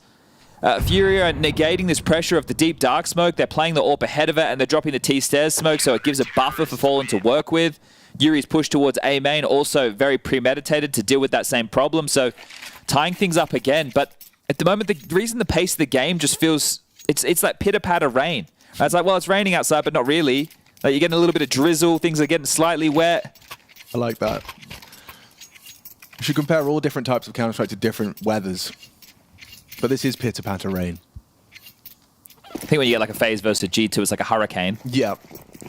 You never know if you're going to lose your roof. We've got some bit more cohesion off the rip as Martinez gets run boosted for an early pick. Can he go for this? This would be huge. Oh, he rushes the flick. Fallen doesn't even react. He didn't move at all. It's like, I'm cool. I got my angle. He gets his frag. Wasso down through the smoke. Oh, it just goes from bad to worse for 9Z. Oh, great flash. Brilliant. Very well done. Handled. Trying a pace change. Trying something a little bit more quote-unquote together. And an opportunity presented itself. You just got to take them. You have to hit those shots. And you probably could have if you gave yourself 0.5 of a second longer to just aim. I think he's just got, hold up, there's somebody sitting in the open not looking at me. I need to hit this. Yeah. He caught that timing. It's just still, it's you know, it definitely still catches off the very best on CT side. That pace change, it's very hard as well to catch the sound cue. It's not much, you don't get much. You need your mid player really to perk his ears up as well. And so a 5 alive, Furia 6th. 9Z doesn't look like a team. Not right now. You know, yeah, it feels puggy. It doesn't look like a cohesive unit whatsoever. Still an opportunity for them to tie things up going into the half time. They've taken their second tactical timeout of the half, and TGE hoping that this conversation will net that round. Imperial watching on, hoping Furia gets it done. That's an innovative message on his shirt there. Work hard. Harder. But they've been working hard since 2010. And I think you can appreciate that. It's 14 years of hustling. Damn. Damn. Now, when we were in Chengdu, you know, we found some shirts. We did. We definitely saw some shirts. Yeah. Very affordable, stylish clothing. Indeed, indeed. All right, 9Z, give us something. Bring some excitement. I understand it's only a one-round game. It just doesn't feel like there's legs to this. Furia are the ones about to flip over to that T side and start dictating the tone and the pace of this game. Max onto a Mac 10. Martinez with the AWP. AKs for the rest. The util's there. Let's go, let's go. Satellite radio. No T-stairs smoke this time. That always spooks me out when the CTs nade their own smoke. What are you cooking? Why are you doing that? Are you getting double swung? DGT will tuck rugs. Martinez at opening. Catches Yuri poking his nose out of dark. Oh, Skulls wants to try his luck. Hey, you guys know it was an AWP that just killed Yuri, right? Gives the smoke clear a go. At least looking for a little bit of damage over towards the left side with that HE. Nobody's pushed up, pressed their noses. Again, we can see them congregated top mid, grouping up for the finish. DGT to be that late element, likely after he's... Fallen's got a flash. They're flashing B main. Oh, here he goes. Oh, perfect! Max, long range Mac 10. That's an important trade. Bomb spotted? Potentially. Fallen sightline to be smoked off. Flash then smoked. This is nice. He's going to feel the pressure, but he's looking for answers. Clears it. Still nothing to confirm. Might pull the trigger just shy of the mark. Doesn't catch Max. The second time he's They're pivoting through middle. It's going to be an A split. Okay, Serato's still there. Oh! Not anymore! He didn't even counter strafe. Referee. Oh, they got to go for this retake. Cello and Fallen. Yeah, okay. Last round, give it everything it's worth. Martinez gets the bomb down. Good plant for main. Lasso first contact. Fallen 2 bullets, 3 opponents. Will need some contributions from his teammate, Cello. Side by side. Oh, late shot, but Martinez is there as well, and not gonna happen. 6-6, a recovered final round from 9Z. The level of faith in that post-plant setup is absolutely wild. Hey, Huaso, I know that you're gonna be open to com, but I'll AWP it. You just watch heaven, shall ya? Just stay really still. I can hit this. The Spanish sniper. Well. Tie things up, and maybe something for them to work with. Need to dig deep now if you're 9Z. We're flicking over to the defense. Your map choice, an opportunity to put yourself just one map away from the major. And sure, it wasn't the most convincing half. It definitely would have enjoyed 1 to 2 more rounds. They did get the pistol, the conversion, but that saved Galil from Yuri. Sent them off to a 4-round spree. So Furia doing some work. This was great from Skulls, able to get one, but traded with the Mac 10 range. And this one, damn. DGT with a fadeaway. Spots K-Serrato out, trying to get behind the wall. Wasn't ready for the fight, but still hits an absolute banger. Yeah, that's just raw reactions. And you know what? Though 6-6 doesn't seem like typical par for the course, if you get a strong start here, a pistol and that first gun round, suddenly it doesn't feel so bad on that CT side. We've seen bigger CT hauls already here at the Americas RMR. I know we haven't had a huge amount of cam shots just yet of 9Z, but I wonder if they're trying to contain themselves because of the moment. Yeah. No, I mean, this is going to be some of the largest pressure they've felt in their entire careers. I just think when you're delivered that scenario, when we're dissecting it on paper, without the emotion of being in the server and having to compete, yeah, I much know which one I'd prefer. I don't want to be in a Furious situation. Oh, hold up a second. This aggression, Goosh, immediate. Well done from Cello. Martinez with the trade, but Yuri with one back. Fallen and DGT to clash on B, but Skulls has got the bomb and needs help, so K-Serrato rejoins. Where do we go from here? Still plenty of time to make that choice. You've exhausted your utility, so contact group looks like the plan. Well, mid seems like the biggest worry because that's just where they found the resistance, but they've completely pivoted. Pressure on DGT. Yeah, he's playing retake. This is smart. Buddha's like are going to be tucking in towards Temple. As long as Buddha doesn't go down pre-plant, we've got ourselves a retake here. Flash as well for Wasso to make it even better. Timing, they've just crossed. They've just crossed. At least he confirms it, spots the bomb, gets across. Now Wasso can come to join them. Buddha from Temple. Wasso and DGT are going to be heading in from cave side. Long-range Glock from Fallen does not connect. No Kev, so living is important here. Oh, completely overlooks the potential for Skulls, but he's messed his shots up, and DGT will punish. An important one back. Looking to close the gap. K-Serrato hits the heady. 2 from K-Serrato, and nothing here for DGT. They're going to play the clock, and he knows it. This is cruel, chasing him down, feeling that the seconds have got past him. The round slipping through their fingers. And K-Serrato leaves with 3, doubling his kill total. Well, this is the man that you're going to need to step up, right? K-Serrato can be an absolute force to be reckoned with. Should be throwing them around the server. And the fact that he only had 3 kills before that round, well, that's a very impactful one indeed. Trades over towards middle. Great to see Cello finding himself the opening. Good stuff from Yuri to take down Martinez. But yeah, it felt the bleeding was stemmed, but not at all. Gave the side up, let the bomb go down, and then impossible round for DGT. Will be the full eco now for 9Z. When we had the Furia versus Liquid game just yesterday, something that they were finding success with Furia was these all-out A plays. They were putting a lot of pressure on JKS early. It was only very late in the half. Oh, just like this. Just like this. Bucket of information. I like that from Fallen. A captain's push. Only a Mac 10 given over, and you confirm that it is an A stack. Whether that was your suspicion all along, or you were just going to try and take the space if it wasn't, They don't even get the Mac 10. Just took some damage for his troubles too, didn't he, Buddha? Yeah, not so well. And it looks like KRÜ is going to be able to call A clear. This is lovely. And then Cello sells it with some util B. Oh, yeah. Lovely. Lovely stuff. Just Furia being hyper-aware. There is a art and there is technique to handling ecos, isn't there? Even though it is supposed to be quite pedestrian. I think full ecos, right, your biggest fear is you wait too long and then you creep into a site and they're doing like a tank setup and you get like picked apart. Or, you know, even when there's a saved rifle, the technique is there. Just making sure you're kind of risk averse while simultaneously not playing scared. Having a little delicate balance at times.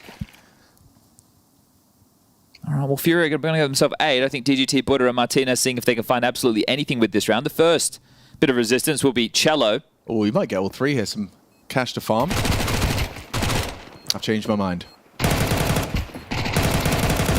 Yuri steals away the double. Now, this is going to be a very defining moment within this map for 9Z. I feel like this round is essential for their campaign on Anubis. They lose this without any saves. They get the board wiped. They're going to be onto a partial buy. Furia staring down the barrel of double digits. I'm very interested to see what Furia's opening is. KRÜ is throwing an insta from spawn. And as you said, defining for 9Z. T-Stair smoke disrespected. Yuri, Fallen, KRÜ all going to continue to push through that. 3-1-1 for 9Zs to start. Deep, dark smoke lands. Well, they really feel it's B. Max was just heading over to help out that B defense as well. That lurk smoke's just caused a huge reaction, and now Cello gets mid for free. He doesn't know it, but absolutely no one home. Yeah, a bit of a gamble from 9Z in a round like this. DGT, a lot of pressure on you. Looking to edge ahead of the standard A-main combo. Oh, you're so loud about this.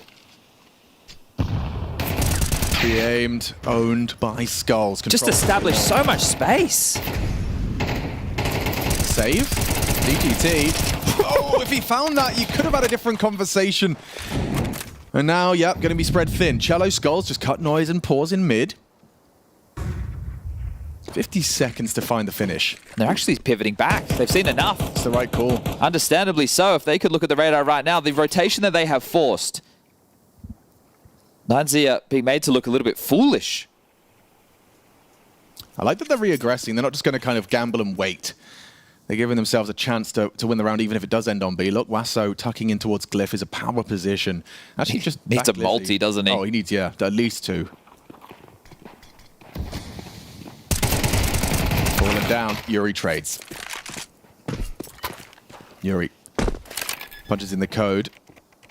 This is important frag from Martinez. Doesn't quite hit it. The rapid movement of that model on Cello. Yeah, Yuri's drilled, like dialed in today. He's been hitting some big shots, hasn't he? 14 frags. Him and Skulls have got real proficiency with that Galil, making it look deadly. And Martinez hoping to save. Oh, last seen towards cave, so they might very well find him. A little bit of util towards B. They have 4 players. They waltz in, put pressure on A and middle. They establish all control. They get a kill on the rotation. 9Z continue to send bodies to fortify that side of the map. They heard you. Oh, Martinez. Oh, maybe they not. didn't hear you. No. I swear I saw them both knife out the second he made a step. My fault. I thought I made an assumption there.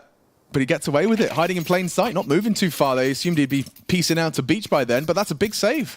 It's an important one. I wonder what Fallen invests with here. Maybe just the Mac 10 to go for another one of these Mighty Man. Oh, nope, straight into the AWP. So wants to fight fire with fire. I thought that maybe he'd operate with something a little bit lighter. Play early for info, knowing this is going to be a partial investment behind the Martinez AWP. T-Says smoke, this time from 9Z.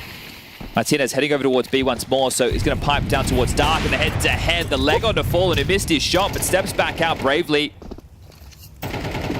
Martinez needs to keep moving with the AWP to surprise Furia.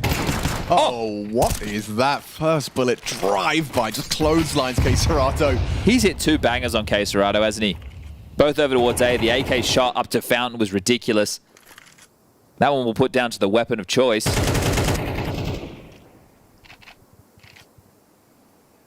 How do you bow yourself out of this one? Furia, fallen leg, but he has the AWP, so not the end of the world. Is DGT going with this? Oh! Look at the timing! Such a perfect flash and timing. Yuri's lucky to get away with that.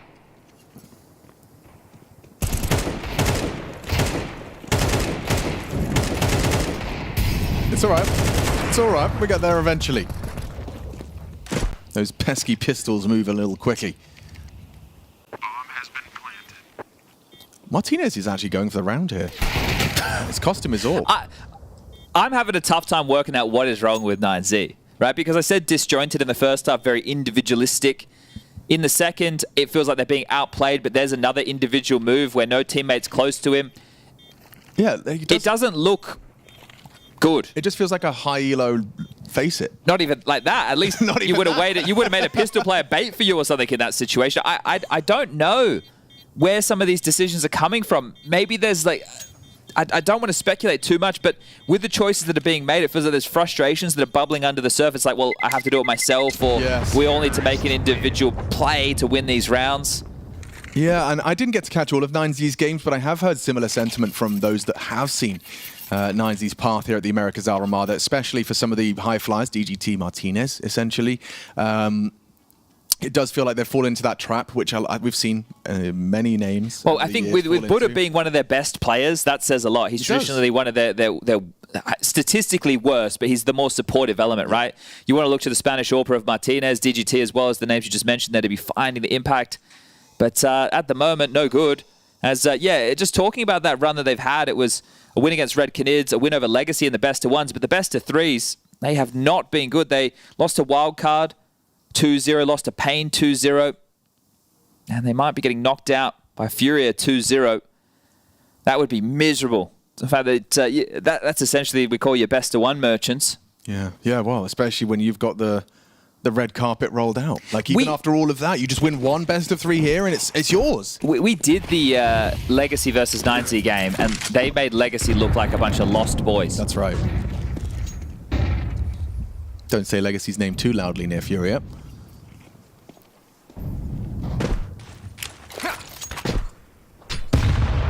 Oh, that did very light damage. Yeah, he's just not quite nailed it. Maybe the second time round. Okay, so just under the dot. How about that one? Worse. Actually worse. Yeah. Okay. Still, one bullet for the M4 to the head will kill him. That's right, Chad. Hang on. Mr. Silver Linings over here. That's a big day. It is. It is a big day. Especially for 9Z and Furia as they are locking horns. Furia, though, I have to say, looking like the good vibe tribe right now, just fully zoned in, well aware that they've got to do a hard finish here from some of their earlier stumbles. Martinez got a good angle for this. Yeah, that's a hard one for Fallen to peek into. Really nice from Martinez. He's doing everything he can to start this round off with a bang. Hang on, mid's open, DGT. Kind of for a passive temple hold. Martinez under scrutiny from Yuri. Skulls can smoke. This has to be a split. Yeah. Oh, he missed it. Martinez still has his sideline. That was a lovely pop. No chance for Martinez to react. Oh, they could have lined up for him. Martinez another. Multi-kills coming in. Support from Max does nothing. Now Martinez crumbles and the A defense. So the retake's on. GGT first on the scene. This is very early for him to be swinging through an isolated duel. Keserato takes him before his teammates even enter a main. Oh, wow. Yeah, okay. Do you just take the AWP and leave? Giving them 11? Yeah, but what are you meant to do? Both coming A main just got blocked by a smoke. The bomb's already planted. There's 20 seconds gone. What a HE. You could have tried to clear, but at that point it's telegraphed. You're still fighting through a smoke. Then all the eyes will turn to your attention. But Skull's having a banger of a map, 17 for him. I can't believe he got both coming through middle. I thought that was the A main players running through the smoke who were mopping up the mess that was starting to manifest. Are they beans, do you think, there? Coffee beans. Coffee beans, okay. Terrorists win. Maybe that's what... I would imagine Arabica. Oh, yeah, well done. Yeah, that would make sense. It's tough to get too excited for Furia because...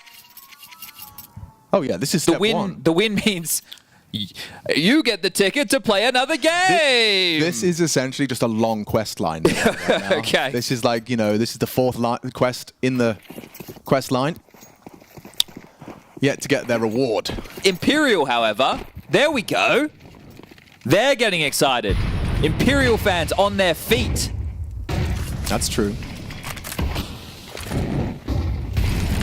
Their opportunity contingent on 9Z floundering here.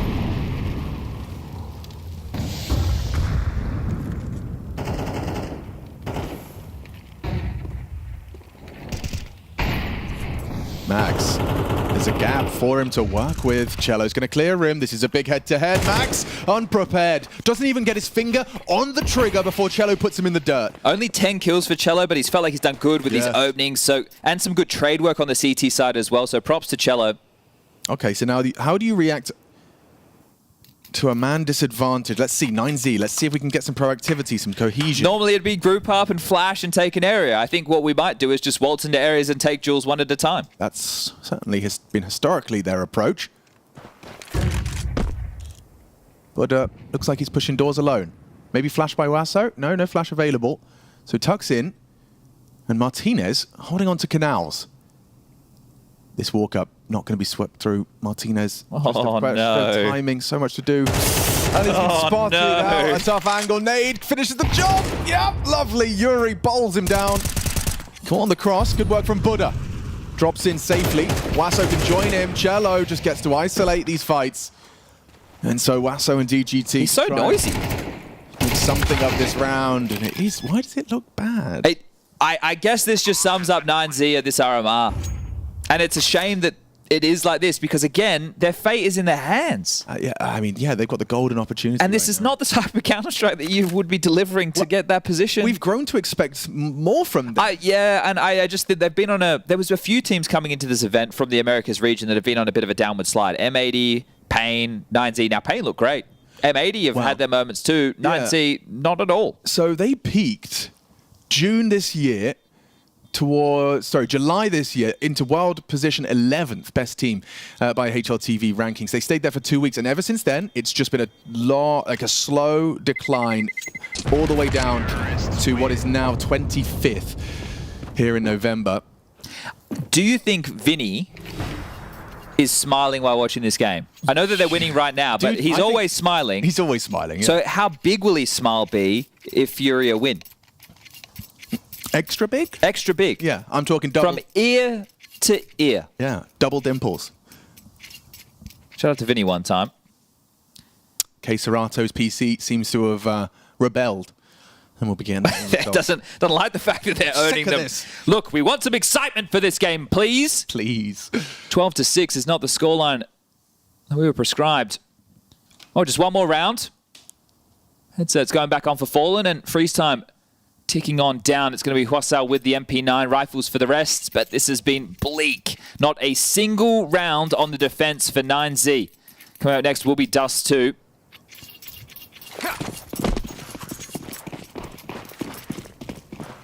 But we're looking at 7 consecutive rounds for Furia to close. And I don't think 9Z are going to stop them. You can see Furia in no rush, just happy to go through the paces, the default spread. More of these curious-looking nades missing the mark. Just the basics not there for 9Z throughout the map. And mid-control taken again by Cello. That is another nasty death. And what?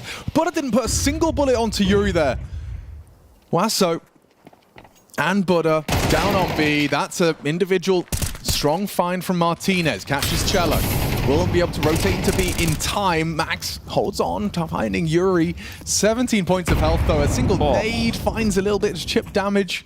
And A is open for business, says K Serrato. Come on in, the water's warm. I'm always interested what Skulls is supposed to do in this situation. When do you go, you know? Your teammate K Serrato saying, I'm heaven. You're not hearing anything B. K Serrato tucks in. But he needs to clear. Martinez can hit the bomb. Fallen. Oh, he's not ready. That's brutal. K Serrato will have to find the equal. Oh, Martinez, you're a god. Fair play, mate. Fair play. Martinez is he's a one-man band right now. He's got the accordion strapped to his hands. He's got the harmonica on a little frame. Something with the feet? Cymbals. On the knees. On the knees? Cymbals on the knees. That's smart. Yep. That is smart. Why has no one ever done that before? I think they have. Oh, okay. Accordion on your shoes. So every step you take, it goes, Yeah, okay. We put this together. Yeah. He's a one-man band is what I'm trying to say. Well, Skulls is the one man with 7 seconds and what will be the first CT round for 9Z. Yeah, the answer of what Skulls do in this situation is nothing, actually. Completely nothing. You could take that AWP away, but Martinez is hidden behind the cake, and we get something. Look, it's actually great that he does some damage there. Oh, DGT's poor. Yeah, exactly. Well, they haven't won a round yet. That's the first one. That'll do it. Look at this, though. It is, I mean, sure, Max is a contribution, but the fact that he's found this gap, taking it, and wins this duel onto KRÜ, like, credit where it's due. That's the Martinez round. Well, that's how it will be described. Full and spewing there, isn't he? Yeah, yeah. Thinks it's clear. Was only worried about the camera gap, but he had waltzed on in on the perfect timing. Did your PC crash stop your mic from working, KRÜ, or... Just at least tell me it's possible. Duck. I thought they were flirting with some aggression there, but again, we're seeing this smoke. Yeah, can you tell me why it's this and not window? It just gives them the ability to lurk through either side. And when you just have one player holding mid, you can't hold both of those angles unless you play more passive. So it's like a lurk smoke for mid. Precisely. Yeah. So you're buying yourself all this extra chunky room. Skull's going to tuck into the rat corner. Can activate late, undetected. There it is. Martinez ready in search of the 20. Not so late. First death. Skulls goes down then. And he's been the highest flyer alongside with Yuri in the frag department. A main util to take control. Has Martinez's high impact multi given 9Z something up to motivate them into a comeback of sorts? Fallen just running and dropping a piece of utility down towards Yuri to use over at Dark. So wasn't worried about a player swinging and taking that fight whatsoever. Quite brave and brazen. Rotations back towards B. That will be the finish. 42 seconds. Dark Molly in. It's only the two of them. So yeah, big test here for Buddha. No UGT's on his way. Good smoke. Good timing on that. This is awkward now for Furia. Really awkward. What's the play? It's not going to be easy to break through. Yuri makes no secret of his arrival. Doubled at the back of the site. Good work from Buddha. 9Z, they're putting up a good fight here. Need another one from Wasso. Can't get past KRÜ. Swings through, 5 bullets enough. Finds DGT, 2v2. Bomb planted, and now an interesting one for the M&M duo. It's a quick, big flank. Max and Martinez. Quick on this. Both playing at the back of the platform. And Cello, wow, he's ready for that fight. Cello, impact frags, and he can wrap it up right here on Anubis. You talked about his impact frags, well, an impact 1v2 on the menu. It's up against an AWP, so he has to be wide, has to be nimble, has to be dynamic. Martinez plays it well. More impact felt from Martinez. 2 rounds, 2 triple kills. Well, you can thank this man right here on your screen. The Spaniard heading down to South America, offering a whole lot of support right now when it's needed. This has felt very bleak, but he's been a beacon of hope. And trying to bring some fire, trying to bring a little something, because again, it does really feel like they're trying to keep wraps on the emotions because of the moment, but just holding on by their fingertips. Again, another buy that is worse for wear. I wonder if we see something pacey out of Furia to try and go for the knockout blow. Lurk smoke instantaneously thrown. T-stairs as well from the CTs. I think a B pop, right? Because they're starting 2-1-2. Cello's intentionally invested into a Mac 10. You can see he's got 2.5k, could have gone with the AK, so it will be a B explode. Yeah, not even full util, he just wants to go. Go he shall. Charges through. Util to set him up. Flying towards Ivy to test Buddha. Famas tracks him. Yuri onto Wasso. Puts them all onto Buddha. Falls back for the retake. Martinez quick to try and arrive through Dark. Skulls, this is a really risky position. If they don't clear you, great. If they do, you're screwed. And now he's actually been forced in. No one's checking. Martinez quick scope. Onto the M4. 50 points of health to try and find more impact. KRÜ on jail side. Max and Buddha pushing out Ivy. Trying to draw fire, trying to draw attention. This crossfire looks potent, it looks hard to break. Martinez still finding shots, still finding contributions. Time is of the essence. Need to get on that bomb. Smoke is good, limits the contributions, and Fallen's helped by the Famas. Buddha making it hard. He's holding the defuse. He hasn't started yet. Now on the defuse, one more Glock bullet could do it, and Furia take the first map of this one. Their fight for survival starts with a win. Well, Furia is 1 map away from playing another best of 3 today at the Americas RMRs. When this Anubis pick came in, it was kind of surprising. It was 9Z's map pick, and I worry about the decision they made here, Dust. It definitely didn't pay off. This is Furia's one of their weakest maps, but still weakest maps against top-tier opposition. Yeah, it feels like Nouns still suffering from the effects of Amaranth's fart jars and hot, bath water after losing to the Wildcard team earlier this tournament, because they just do not look themselves at all. Like, if I'm being honest with you, like, that was some of the worst Anubis play I've seen from them in such a long time, and it's one of those things where that is the only map that they could have possibly won, I feel like, in this series. Normally, they are a very cohesive unit, very good at defaulting. DGT, very good playmaker at A, or helping with B-splits through B-Con, but they just weren't getting anything done that game. They look completely disjointed and uninspired, and it's really been them in free fall for the last several months, if we're honest.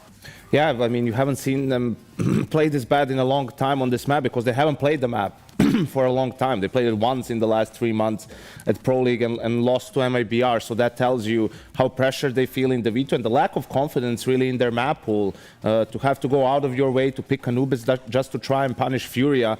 And I think we could see pretty much from the very beginning of the game, examples of them struggling to find their footing on the map. I just don't know where else they could have gone, I think, is my problem, because, like, obviously Ancient got banned, which is the other map that Nouns have been good on in the past, but they themselves are pretty poor on Mirage and Inferno, and I don't think you want to play Furia on Nuke or Dust 2. Obviously, Dust 2 will get played anyway because Furia picked it, so I think their map pool limitations is what really struggled here for them. I want to go back to, Janko, you mentioning earlier on in this game that we saw some of the struggles from Nouns' side. I mean, do you have any examples of that for us? Yeah, I think there was a cool round early on in the game on the CT side, right? Even Casters talked about it, so we'll get into it a little bit. So 2-0 for Nouns. We'll keep an eye first on the buys for both teams, right? So you look at the CTs, there's the Galil on K-Serato, which was actually Yuri's. He saved that, he dropped it to him. K-Serato buys small armor. Yuri goes for the M4. We'll get into that in a second.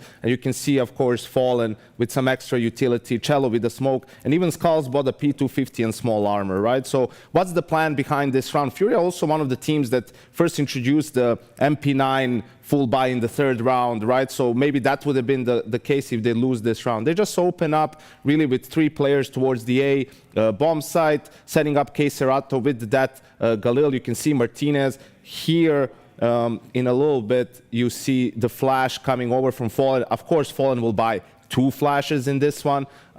This is the first one coming in, K-Serato. Now the second one comes in. You don't expect that if you're Martinez.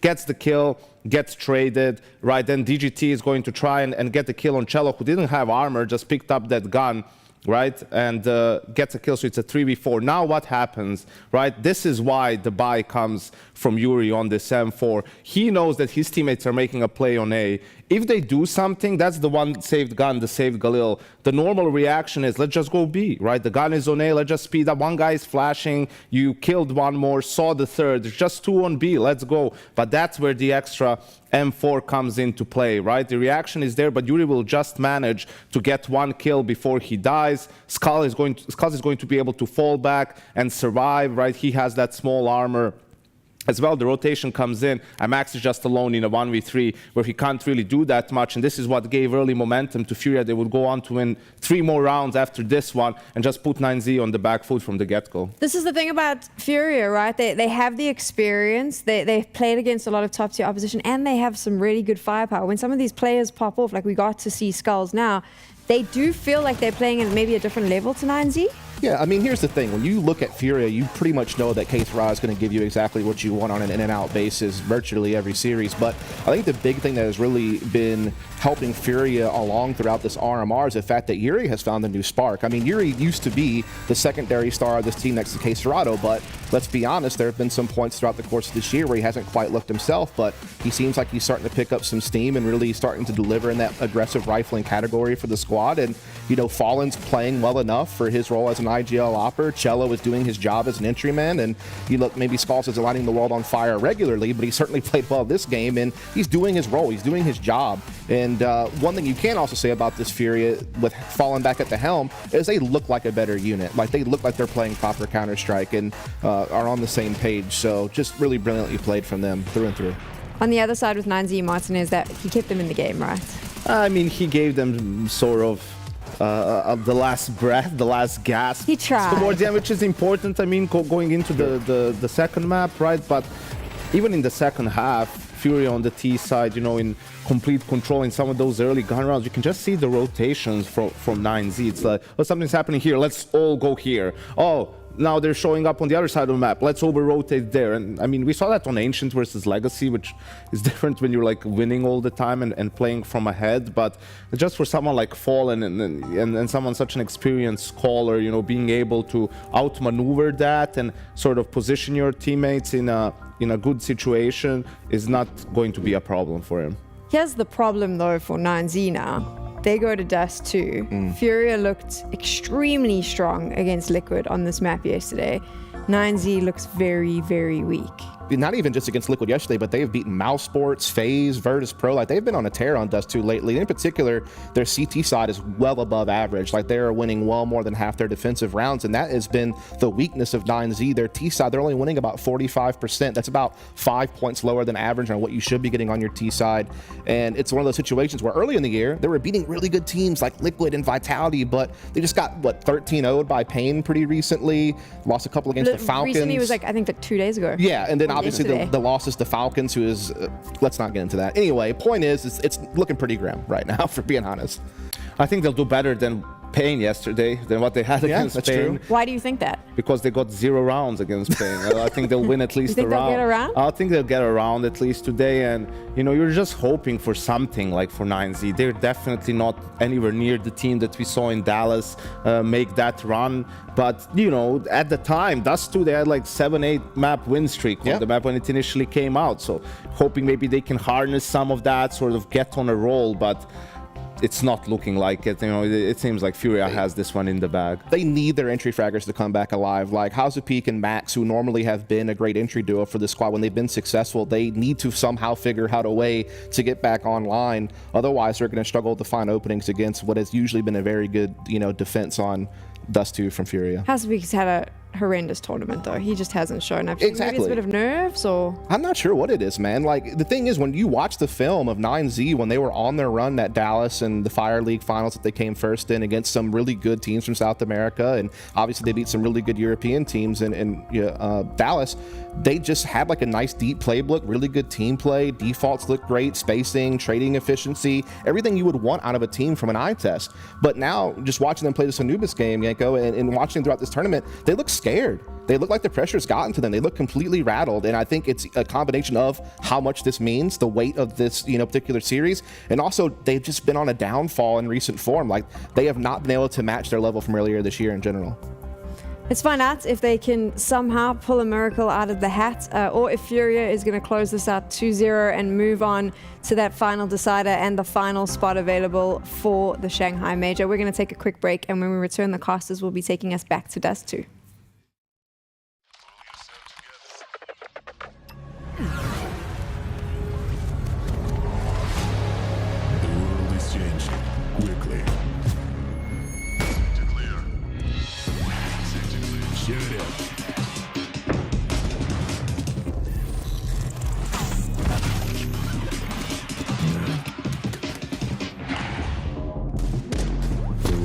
Changing, but one thing remains the same: victories with 1xBet.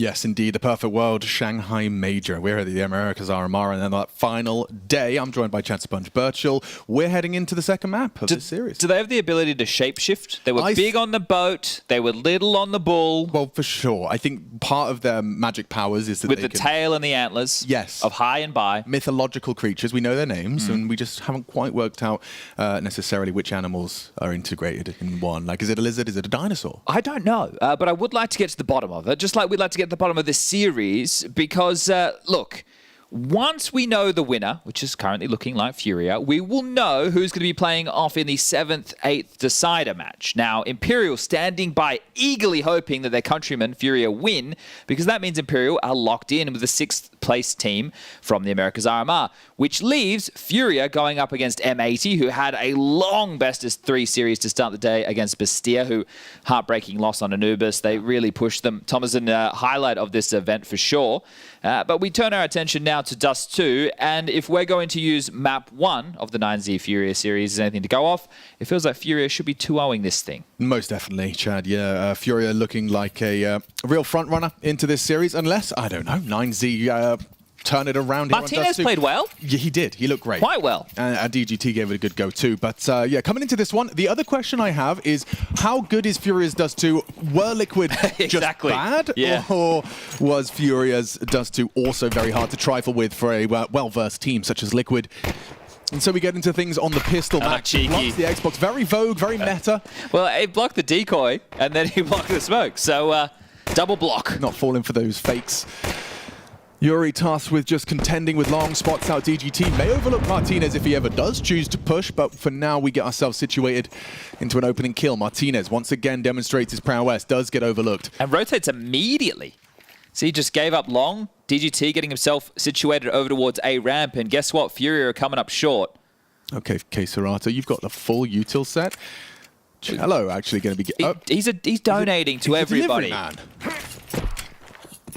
Your friendly neighborhood Keserato. I like that they flashed first. Oh, lovely shot. DGT tracks the head, takes down Cello. Biding his time. Molly forces him wide, and Lasso Peak's got the dual Berettas to finish the job in combination with Max. 9Z start with a bang. Yeah, love that little maneuver from Max. Obviously using the change in the elevator box to jump on up, play through their smoke, and get the backstab in. So 9Z with a pistol round. This is what we're talking about. We need to see some explosive nature in this series because, well, we spoke about what this meant for Furia, M80, and Imperial, but 9Z came into today, well, actually no, they came into this series knowing that if they were able to pick up the victory, they would be the ones locked in. I mean, that's it. That's just the most cut and dry so simple, it could possibly be when the Buchholz difficulty rating gets involved. Can be confusing. Even saying the words hard. Yeah, but not for 9Z. Not for 9Z today. It has been as cut and dry as it gets. You win, you're in. Yeah, it's with this format, right? Traditionally, you're looking to try and secure 8 teams. That's what's going to happen when we get to the Perfect World Shanghai Major in a couple weeks' time. It's so damn close. Buchholz. But we also have for the EU RMRs, groups A and B, we only are qualifying 7 teams from each of those groups as well. So we will have more of this kicking off on Sunday with Group A. So you only get a 1 day of break. Whether that's a good thing or a bad thing, I'll let you guys at home decide. But tomorrow there will be no RMR action. Well, tomorrow, all of you watching can go and play as many trains as you can. Or Eden, or Bath Salts. Bath Salts, yes. Bath Salts, the official pronunciation. That felt good for Max. Gets himself the double. Oh, messy from DGT, but it's fine. Martinez, the safest pair of hands in all of Spain. Officially. Officially. It's in the newspaper. That's what they call him. It just sounds better in Spanish. Also, if you guys look up gullible in the dictionary, you might see yourself there if you believe that one. See that zing? Dude, that used to slay in science class. Didn't it? In year 6.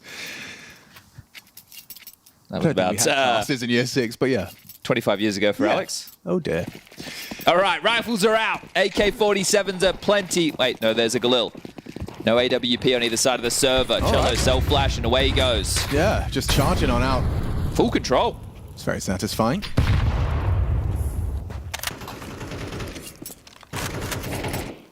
And look at replenishment of that smoke. So Furia Did the deeper corner smoke. I want to know how Not the this corner goes down. smoke. When you've gone for a full, like, let's take up a B, and you'd get this far, you know there's a possibility that Yuri's going to be hanging around. You passive. traditionally don't push T-spawn, however. So does that just mean that this was all for naught, and if anything, it's bad info? Essentially, because I think they're prefacing for a Na'Vi long. Yeah. But the bombers pivoted back, and Yuri will have heard DGT noisy. So if they deal with Buddha, who is playing more passive now, he's just going to play smoke jiggle. So I respect the hustle. So now you smoke this, and it feels like, okay, they're going to go long and short. This is going to be an A-Rap. Guys, get ready. Okay, Serato takes down your mid player, and now it's just Buddha. Who he could go do a lot here. Could do an awful lot. What? He's absolutely fluffed. How's that happened? That's body shots as well, through a smoke. You feel like he should be getting the kill as the player's coming out, unless the comms, he was looking at his radar, he's doing something other than focusing on that crosshair. Because, you know, it's one thing if it's a crazy first bullet headshot from Yuri. Felt like he had a lot of time to make that frag. Maybe we'll catch it from his perspective just to see how it did look, but that'll be rifle round for Furia. I thought it was a question of whether it's 1 or 2. You know, I thought that was going to be the question of whether or not Can he transfer in time? Yeah. Oh, well, unfortunate death, and it's its first as well. 9Z will concede the first gun round out of Furia, and a convincing one as well. Yeah, it's nice when you keep all 5 alive, isn't it? Well, they keep 3 alive, right? They're not going to go for it. Yeah, It's early in the half. Should be a drop. Nah, not at all. Especially when nobody was close enough to take those fights. Wasau and Martinez both able to drop M4s. So should be another full rifle round from 9Z into the next play. I just feel like we need a pipped Imperial cam. Watching in the sidelines, yeah, for real. I mean, they're probably just the biggest Furia fans right now.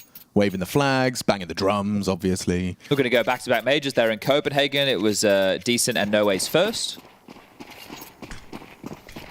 Obviously, Vinny and Phelps with a little bit more experience. Phelps is quite a lot of experience, really. Oh, okay, DGT, I have to respect it. To bring the fight to Serato, to Furia, and it's a dink exchange, both hitting headies, but the Kalashnikov saw another one short. Supreme does get that information, but with Serato low, that might keep them a bit more cautious. Fallen tasked with searching instead. It is tough to return to long, right? You know it was an aggro short / mid maneuver, so there's going to be a lot of bodies behind it, but still going out long late, it's such a tight choke point. So Furia just hit the brakes. This was similar to what they were doing on Anubis. They weren't really in a rush. Taking their time on the T side. Mid-smoke lands, Fallen taking some space, just seeing if anybody has crept and stayed in towards lower dark, but quite brave about this, Fallen. Sector clear.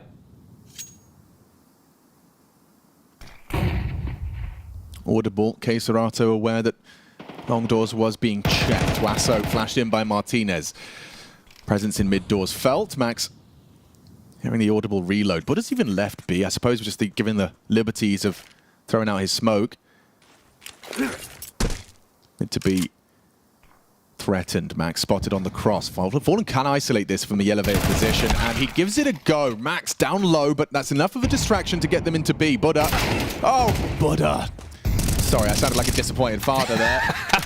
Not really, that's not the right tone. Well, he needed a kill at least. He did, he did. That'll be another round with another save. Furia level things up 2-2. And we can sit and chill for the next 40 seconds. Found out what that pesky hashtag was.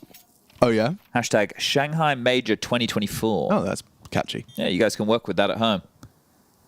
Serato going to poke his nose into trouble. See if he can rip away any of these rifles that are looking to be saved once more. Lost bonus shouldn't be permitting rifle drops behind this. So we'll see if 9Z want to invest with scouts or MP9s, pistol upgrades. We'll take the eco and look for the gun round in the following. Oh, if that was on Max, that would have been a kill. It's just Martinez to take some flak damage. And there's the corpse of Buddha on the B side. 2 rounds in a row, they've been able to knock on his door and breach without any issue whatsoever. I'm not angry. Just disappointed. Which tends to be worse.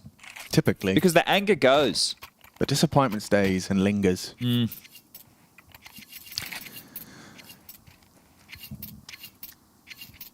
were you last disappointed? Use the hashtag Shanghai Major 2024 and let us know on the hotline. Yeah, hit us up. I'm disappointed we have to take a day off, to be honest. I actually like how non-stop it kind of feels. Maybe not for our poor hosts, which Deco having Actually, to... be fair, I think Sam, like by the union demands, Sam gets a day off. But other than that, I'm very excited for the EU RMR. the production as well, I suppose. Yeah, all those guys. Yeah, making the show a reality. That probably deserves a break. Oh, aggressive short setup. There's the flash. Perfect. Pokes up his nose, and Cello with a double. Involuntary clap. How good that was. Damn, Yuri just throws it out perfectly. Cello mantles up. That is just textbook Dust 2 classic counter. Fallen's in a lot of trouble, but Max unable to convert, and Fallen will punish the Bianca. Butter going down. Yeah, that was the opposite of you being disappointed. That was you being impressed. Yeah, okay, yeah, exactly. I'm going through the whole stages of fatherhood here. And bang. Well, it felt like 9Z came into this game with grief. Yeah. Well, it's weird. I just can't quite fathom the change in flavor, but obviously it has been a disappointing kind of trajectory, and these are the things that compound, right? Like you have already kind of maybe alluded to it, but you go from kind of what's the word? Overperforming. Sure. You know, you get results you weren't expecting. Spotlights on ya. You think that you're making the breakthrough. Bingo. And then you kind of get met with this kind of sobering, rather bleak 6-month run. And it can be tough, right? Because what can happen is you go, well, what worked when we played well? And you try and return to that, and you do that for a little while, and you go, well, that's not working. We need to try and innovate or change or add, adapt. And then as you're doing that, you're floundering. And the question is, well, hold up. Are we trying to overcomplicate things? What exactly is happening? As Fallen on the head boost. Are you checking the hashtag? No, I was actually looking at the, when they were doing well, it was, they won 2-0 Pain, 2-0 Koi, 2-0 Fnatic, they beat Furia, Bestia, you know, they beat kind of everyone domestically that's at the Americas RMR, and then came in and been unable to do it, especially against Pain, now Furia.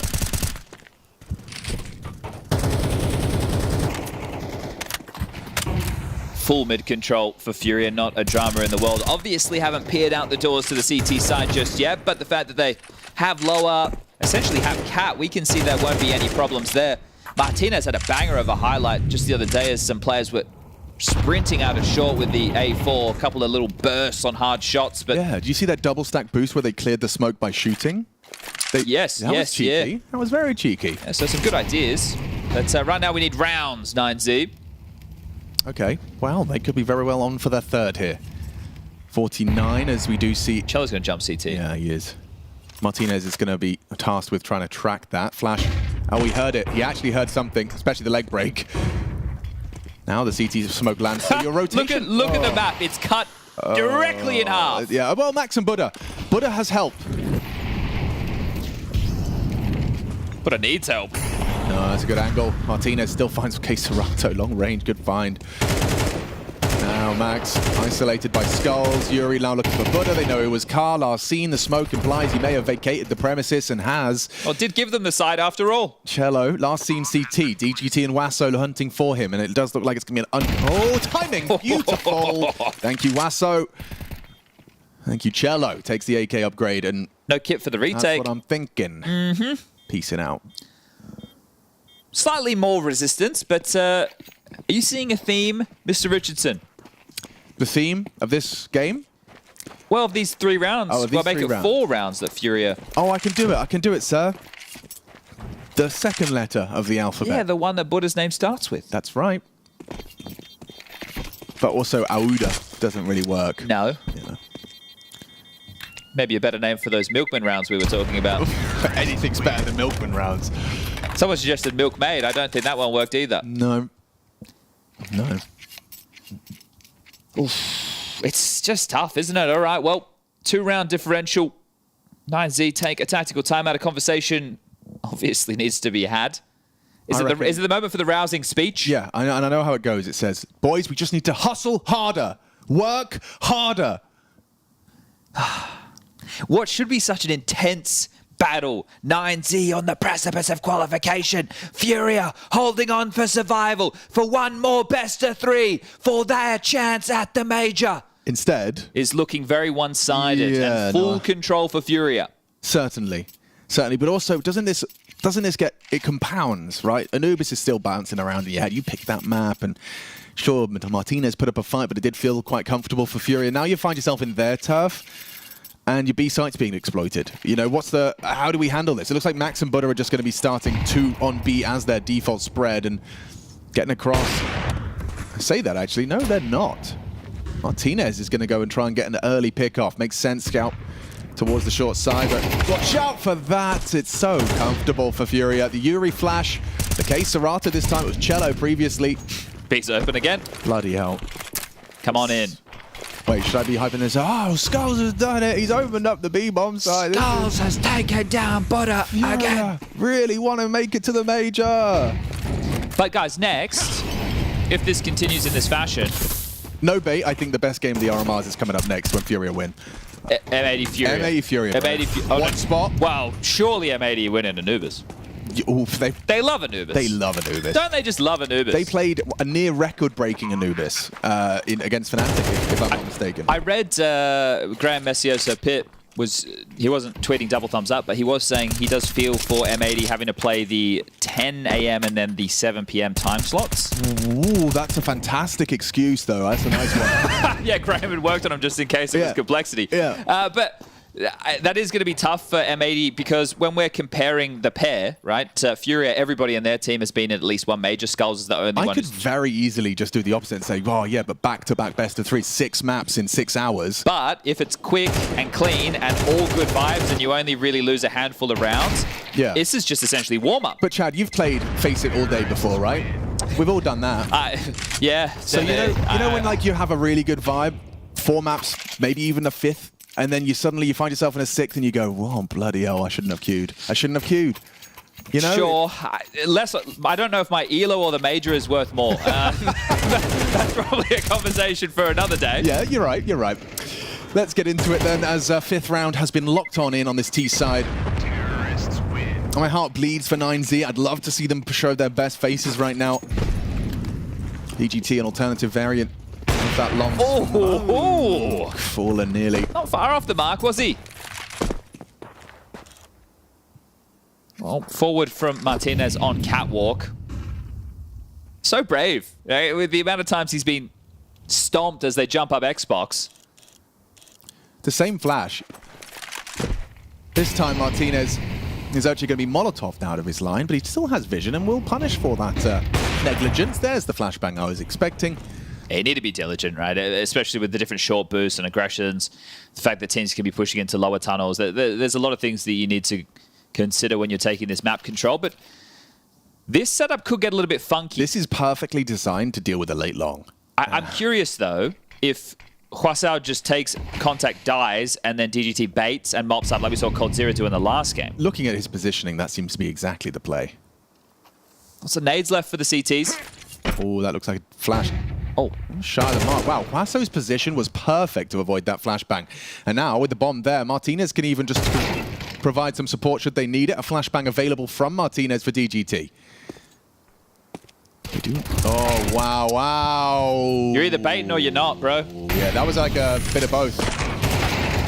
Cello taking down Max and CT. 1 HP. Oh, but he's still a gamer. Watch out for Martinez. Can't get Cello. Jumps up, as does Buddha. 6-2. 6 ADR. Well, that's the closest round yet. A little bit of fight there. DGT gets that kill onto Skulls. You actually have a round. One of the problems I have with that approach is just the sheer amount of utility that they have remaining. Maybe they're expecting, hey, if they finish B again, we want to hold on to the nade so we can actually retake, get a smoke towards tunnels, a molly towards back flat. But this is great from Skulls. Had great form on Anubis, keeping it up as we move into Dust 2. And Cello as well. Some good moments today. Good moments indeed. All right, once another Martinez AWP has fallen, smoked off. Thinks better at playing ahead of it. Still a pot shot through. Doesn't find any damage. DGT will waltz up close and personal. Yuri tasked with dealing with this. Lurk smoke on B. It's a nice setup for it, but the dual Berettas confirm presence behind that lurk smoke. I like the push. You have to do something. Nice shot. Catches Yuri, but K-Serato's still being there, and it's going to try and catch him. Cello opens up. I feel just go B, right? As Hampus once said. 2 on B. Martinez, if he finds Fallen here, never mind. Ooh. Max, another one. That's a high impact from Max on B site. How do you lose this one? I don't think you can. With the bomb under Martinez's face, Serato goes down to Martinez, and you've got yourself There we go. 9Z. It took him a while, but an important round found. Buddha's first as well. There we go. Now the kitchen is open, and they can start to cook. Well, residual buy or 2 available for Furia, so they can reinvest, everybody getting as they would desire. Spawns, terrible for a long rush. It's very B-centric for poor Furia in this rifle round, so options for Fallen to call, relatively limited, but they've been tempered in their approach.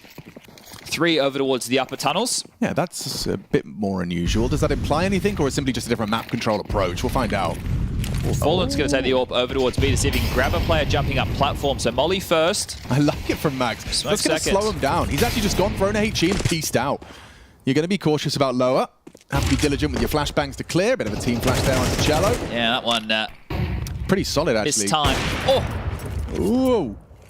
Martinez up to 9 kills. He's doing it again. I mean, how can you so consistently be so much better than the rest of your team? And he's talking an awful lot. He's locked in, man. Bomb spotted, jumping up short. Huge info. Lovely work. Again, just keep jumping into this AWP, and he's punishing. Man advantage manufactured by Martinez. Stays nimble. Bit of a pre-fire, or rather a bit premature on that HE. And so, walking that bomb into the A site, the plan. Cello and Yuri side by side. They're playing retake from CT with Wasso, the late piece. Yeah, it kind of has to be CT. Check out Case Serrano's position over towards green box in middle still. So if they did push through, he would catch them trying to jump up short. Oh, Cello times himself just spots the head. Tough fight. Distraction good. Buddha one. Could he get another? Could be massive from Buddha. Oh! It is! Hits the headshot. Case Serato's late. Very late for an important date. The bomb is planted for short, but Martinez is well aware of this. You have to peek into the AWP.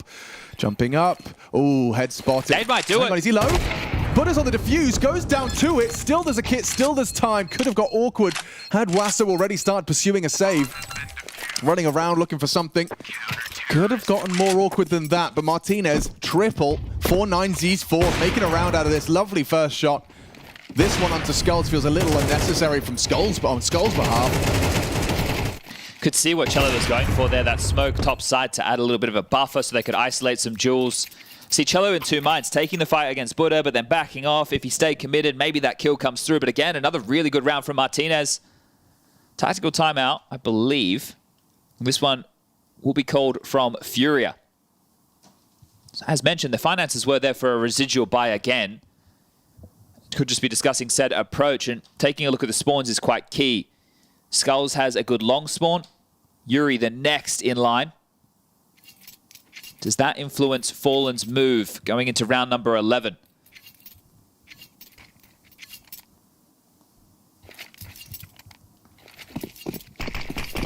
Very well. Decoy dropped. Yeah, going to be heading Skulls out long. Yuri's going to join him. 3 players to defend this. Skulls? How has he done that? Finds Max. Nade and go? He would continue to swing. That seems mad. You've already got the opening. Furia, the entire squad gunning for long, and there's a reaggress. Martinez cooking up trouble. Also around the smoke. Does manage to hold on for one. Trying to get away. Yuri puts one into the back of his teammate. This has fallen apart for Furia. You even had Martinez miss the flash.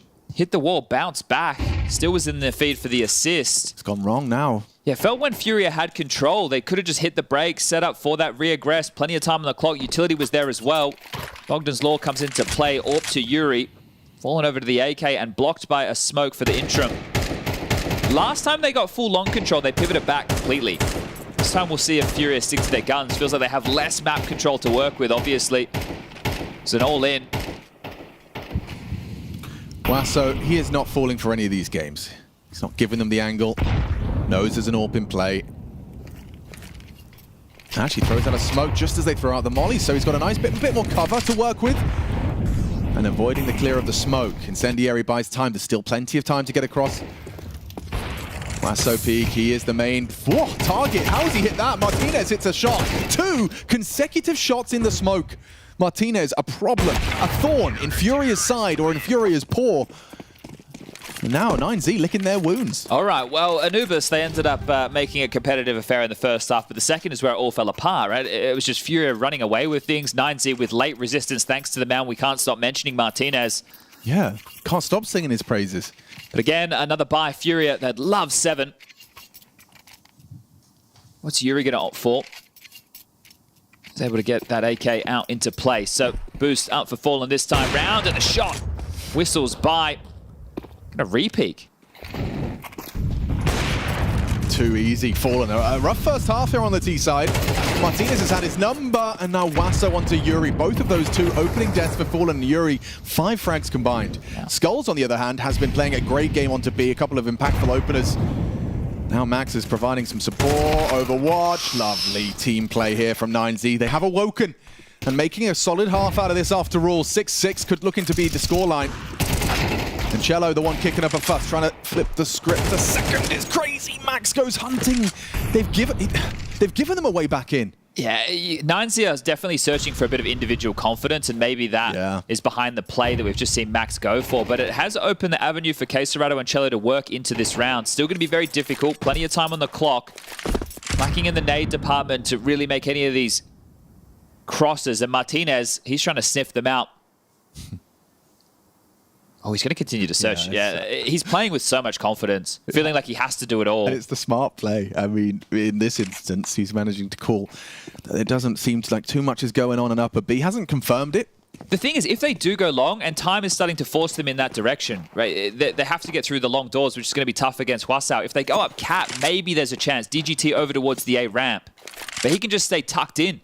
Yeah, Hwasao can set him up with a flash. Boys, 25 seconds. Wasso heard him. At least the DGT's adaptation there implies that he's ready for short now. It's not going to be possible, really. He can't come late long now. There's just not enough time. It has to be either short or B. Seconds. Here we go. DGT's head is spotted, and he nails it. First bullet out of that AK. Lovely work. Nothing here for Furia, just the one extra kill. As a 6-6 half confirmed. 9Z were down in the dirt. 6-2 down. They stand up, dust themselves off in a must-win game. You win this, you're in. The Shanghai Major 2024, there is a spot for 9Z. Furia 6-2 with a ground for a lot more. B-site exploited, and then for the rest of that, it didn't feel like they returned. Up until this last round where Cello gets a couple, an overextension perhaps from Max, but lovely work. 9Z, they're making a game out of this, and look what it means to them. Martinez trying to motivate the troops. Confidence is a huge component in Counter-Strike. And it felt absent on Anubis. Here's the bad news, I suppose, if you're a 9Z fan. Yesterday, when we covered off the Liquid versus Furia game, Furia did their best work on the CT side. Good point. Right, they managed, I think, 9 rounds on that first half of play. They were absolutely ragdolling Liquid around the server. They felt like they had such a good grasp on everything that was happening, anywhere that Liquid tried to turn. And as a, certified Fallen stan, I will say as well, Fallen doesn't have 2 bad halves in a map. He only ever has all right. We'll see how that one ages, shall we? But that patch of rounds, those final 4, probably the most convincing rounds we've seen from 9Z this series long. So maybe it's just a late wake-up, shaking it off, dusting himself off and getting ready to take us to Nuke. Third and deciding map if we need to get there. Bomb heading early over towards A from 9Z. Buddha just playing outside the upper tunnels, and KRÜ wanting to find an opener. Peppering up Suicide with that USP. Out long for free, Hwasao. There is a Molotov on Max, but he's still Suicide. And that's just been used. Yeah, not going to be forcing Fallen into that fight anytime soon. Yuri, the warning sign. There you, oh, never mind. Warning. He goes down. Fallen's cleared. Okay, 9Z. This is starting to take shape into a competitive Dust 2.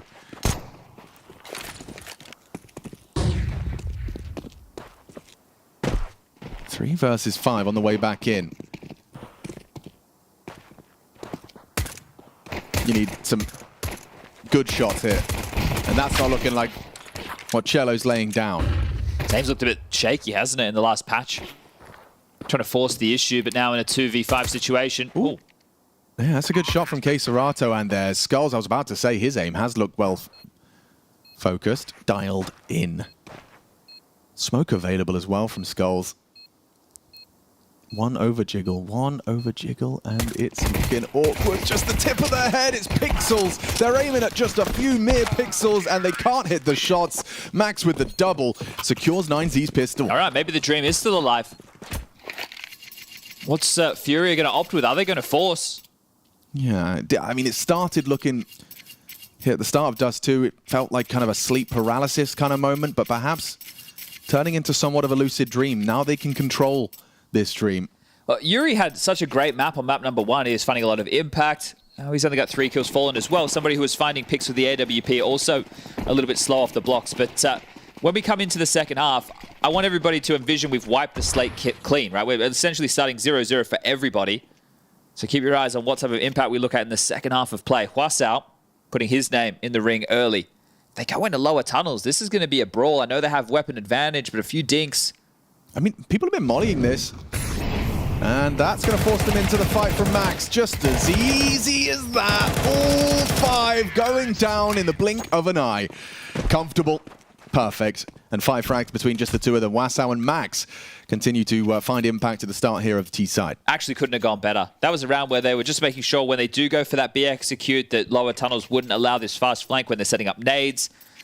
And they're able to get away with it without a single worry in the world. They've done this again. They did it yesterday. They've given Fallen the AWP, and then they have a player operate glass cannon rifle. It's going to be Skulls this time. It was Cello yesterday. You're going to have to start expecting it if you're against Furia. They're going. They're going. Buddha, how's it look? Okay, just gets himself... It's a fake for the rotation. The incendiary forced. Yuri. Oh, he spotted you. Wallbang's back. DGT worse for wear. It's the reaction they were hoping for, just not the result. Yeah, and I thought they were going to pop through long because you want to draw the Link A player, right? And I felt that had been done. So not wanting to risk it through the smoke, boosting up his Fallen, keeping him active. Cello the footstool, but it's Max who's going to offer up his life. Yeah, no, Yuri's getting another chance, long range this time.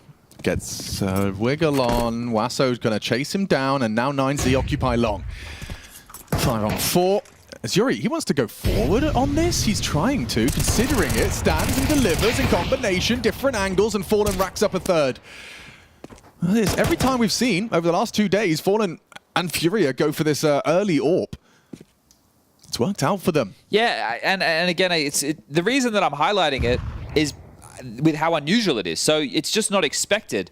The CT's losing pistol and the follow-up, and there still being an AWP available. So Skulls, I think he's lucky he didn't have to get into a skirmish at all. Not even to worry about any of these dramas. It was Cello last time as well. Yeah, exactly. So what makes me think, obviously it depends on who has the money, whatever, but you know, you don't want it to be predictable that, oh, the Bianca never has Kev. It's not that simple. Yeah, it's definitely going to be... Like, that's the thing. Imagine if they didn't get a single kill on the pistol round. Then you have a problem, right? So just having to get one, I suppose. There's the jump up. That's the Fallen open up. And yeah, you can see. So the position that Yuri's opting for, it seems, hey, that's such a weird position. You're in the open, but it's not the hard clear. It's making things a whole lot more jarring for 9Z as they round the corner. Insta from Martinez. He brings out his AWP. 2 cross B. Info relayed. Furia will get long control. No resistance there, while 9Z are able to take lower tunnels. Not going to be harassed from short. And taking it quickly is a key. It means now they can apply more pressure short and for the mid to B to keep the utility light on Furia. They will have to use it to block. Nice one there from Max. If not playing 50 line, will flush him either further back or towards CT spawn. And here's what I was talking about. So that's cap pressure, right? You feel that? Okay, let's block. Let's try and force them somewhere else. Try and force them through their util. And an exchange from either side of the server. Hwasao applying pressure mid to B. Just going through the Dust 2 paces is all congregated and grouped towards mid.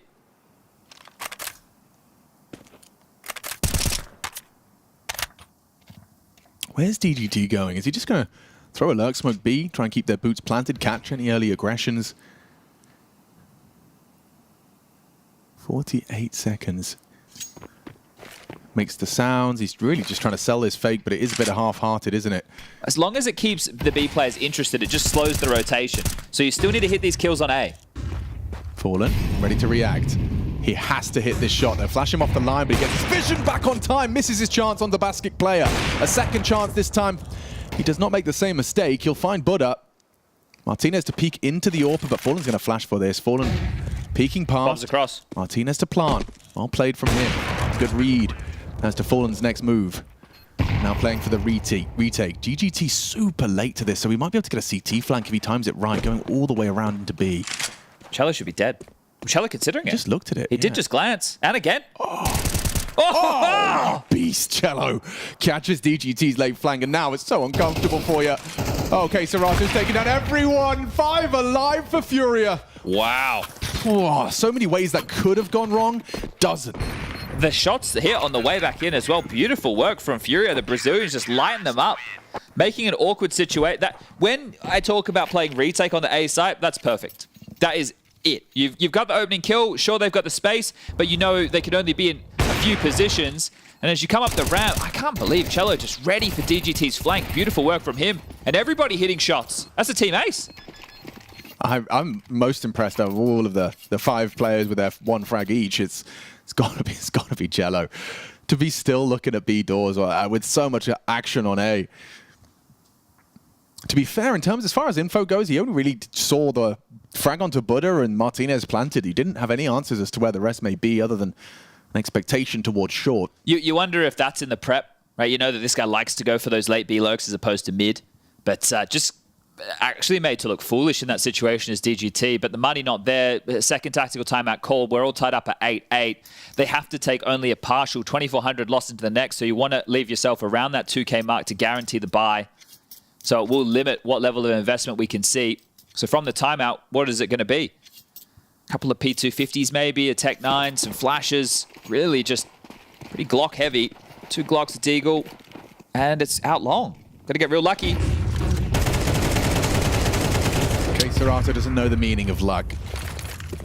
It's all skill. Yeah, 3 straight down. That's a situation where you need like the flash to be perfect, right? And Serato gets caught, and then the Tech 9 runs him over.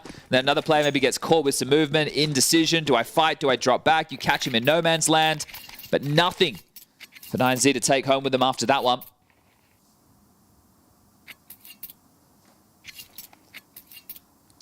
All right, well, that was just the eco.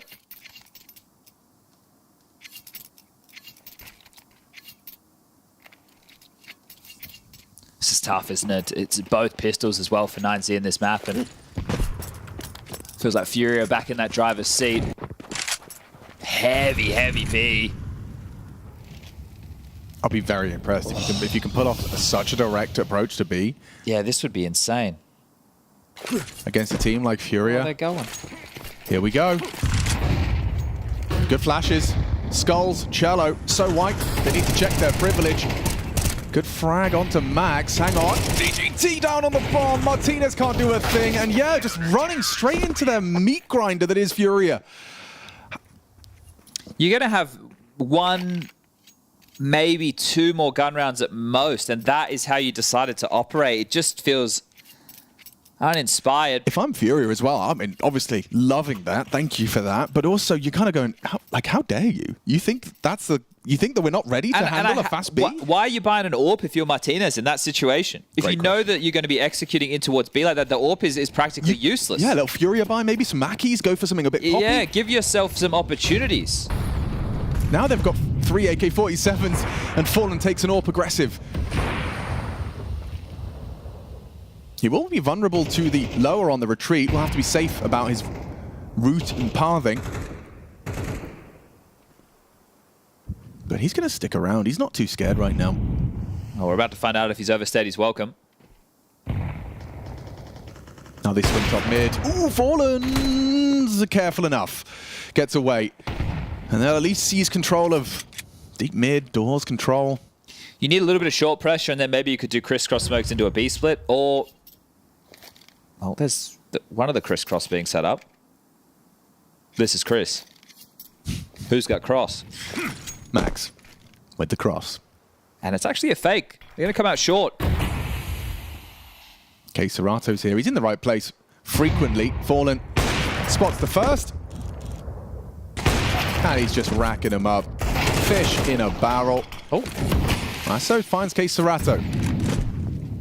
Bomb should go down. Lasso. Hyper aggressive. So well handled from Fallen. It's a thing of beauty. The ace. Take them all. It's just 5 HP on him. Hey! And Fallen's round. All 5 for Fallen. Securing an important round for Furia. In the absence of Serato, in the absence of Yuri, don't worry, Fallen's got you covered. An 11th, 2 away from the 2-0 to survive and secure that head-to-head with M80 for the final spot of the Americas RMR. Imperial, very fortunate to see the man who once wore that jersey lighten up a round that could have gotten a little bit tricky. What ace. Hey! 5 bullets in the AWP and 5 kills. Perfect efficiency. Surely something more default heavy from Nouns now, but it feels way too little too late to be kind of setting the tempo and tone of the game. Cello making sure they can't just scale up Cat quickly, donate some util, and they're prepared for, well, at least they were, for what could have been a heavy A. Cello back and forth between the choice.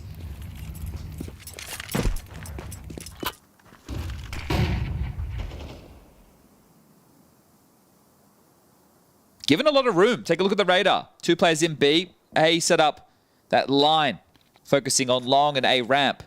So the... Oh, it's unfortunate. Oh, yep.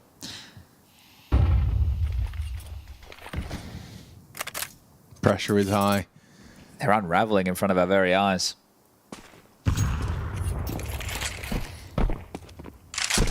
And just look at how much room they've given them. Just so much space, stewing in your own juices, allowing them to make the mistake. They're going through the paces, sure. Back to long and Fallen still on the line. Yuri Bluebin to activate late. Their setup seems perfect. Doesn't Furia. I mean, Fallen fires off a shot.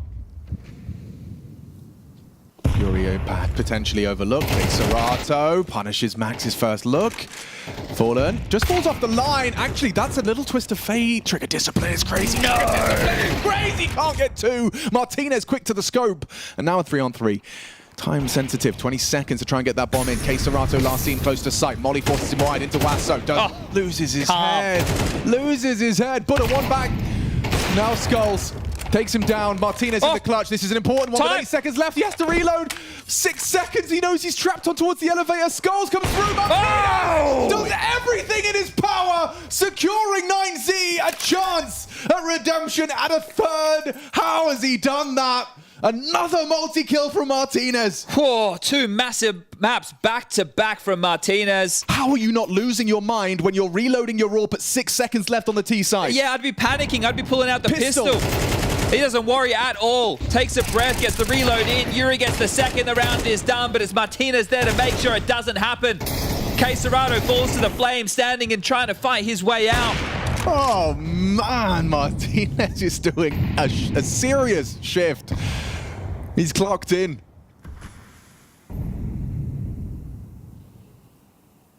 That's something that could be lingering in the back of Furia's mind if they can compound that with the double digits here. You break the CTs late financially. You put yourself in a very good position to push this one the distance. Just 1 more for Furia to secure overtime at a minimum. Starting to get a little bit more stressful on Dust 2 than Anubis.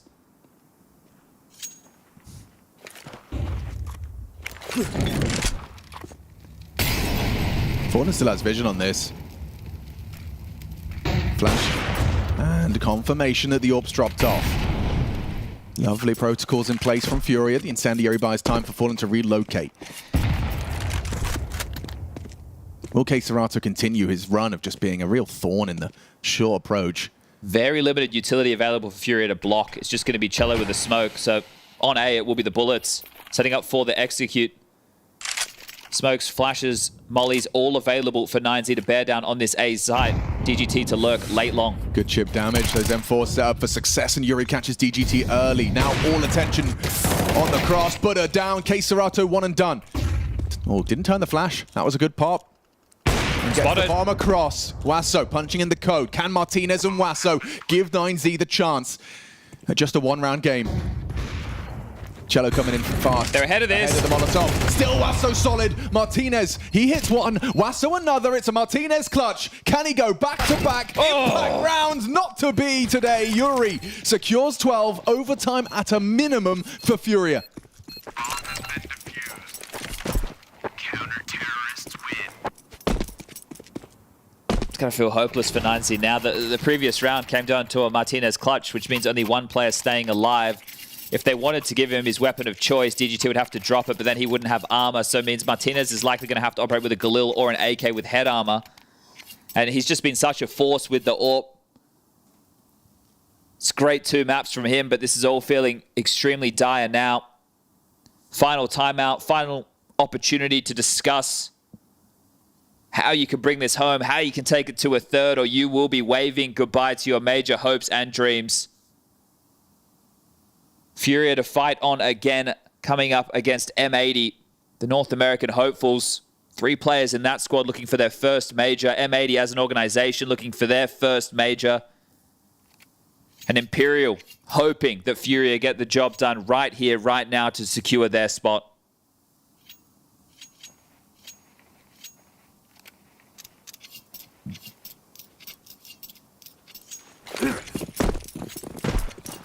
Three consecutive rounds of Counter-Strike for 9Z. Just to secure a moment's respite. A second HE, they may not have been anticipating that. He's in the open! How has Martinez done that? Finds Fallen with just the Galil. Now Cello's got his nades out. This is big for 9Z. Wasso combines. All on Skulls. Should be a B split. What can he do? What can he do? They've slowed down. The CT smoke, they're paranoid. Skull's not even looking at doors. It doesn't even care that that's potential. Just dialed in on this off angle. Martinez got nothing to do about that one. Nice trade. Buddha, an important trade to secure the B site and likely the round. Their first test. I would love to see that kill from Martinez because body shots onto Fallen. It felt like he almost had no Kevlar. They have secured the rotation. I'm just concerned seeing Hwasao and DGT lingering, right? Imagine if they both just go down and it's a 2v2. Yeah. The bomb's yet to be planted. I guess they really want that AWP. Giving him a chance to give this a look. That was audible. Bomb has been planted. Well, now you know where 2 of them were. Doesn't look like K-Serato and Yuri have game planned anything to try and contest that. Okay, so if this stays, we will see the save. Cello can put the AWP in the hands of Fallen. There can be a drop available to Skulls. So Furia will have another full buy. Martinez gets his AWP back, but it's crazy that he doesn't just need the AWP. Can get it done even with the little Galil. Double digits found. Saw M80 come back. That last map of play, actually I think it was the Mirage game. Either way, at the start of the day, we've already seen one crazy comeback. Can't be Mirage. They lost at 13-4. Was definitely the third. Orange maps, you know. That was what the series was all about. But there's that Martinez opener on Fallen. Perfect spray control. And that first bullet placement. Still the AWP for Fallen. And Martinez with that scavenged Furia AWP. Here's what's on the line. 9Z win this, they wipe the board. It's 1900 loss for Furia going into the final round of regulation. Overtime all but secure. If they can win this one, 9Z, there is hope to push it the distance.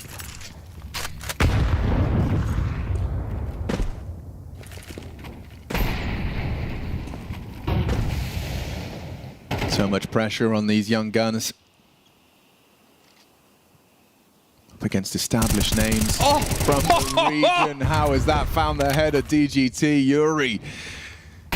He's not messing around. Got his lineups.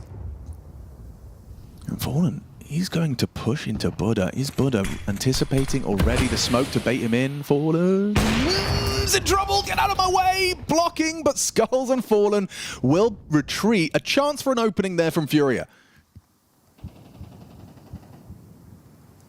What's DGT supposed to do with this HP? Yeah, okay.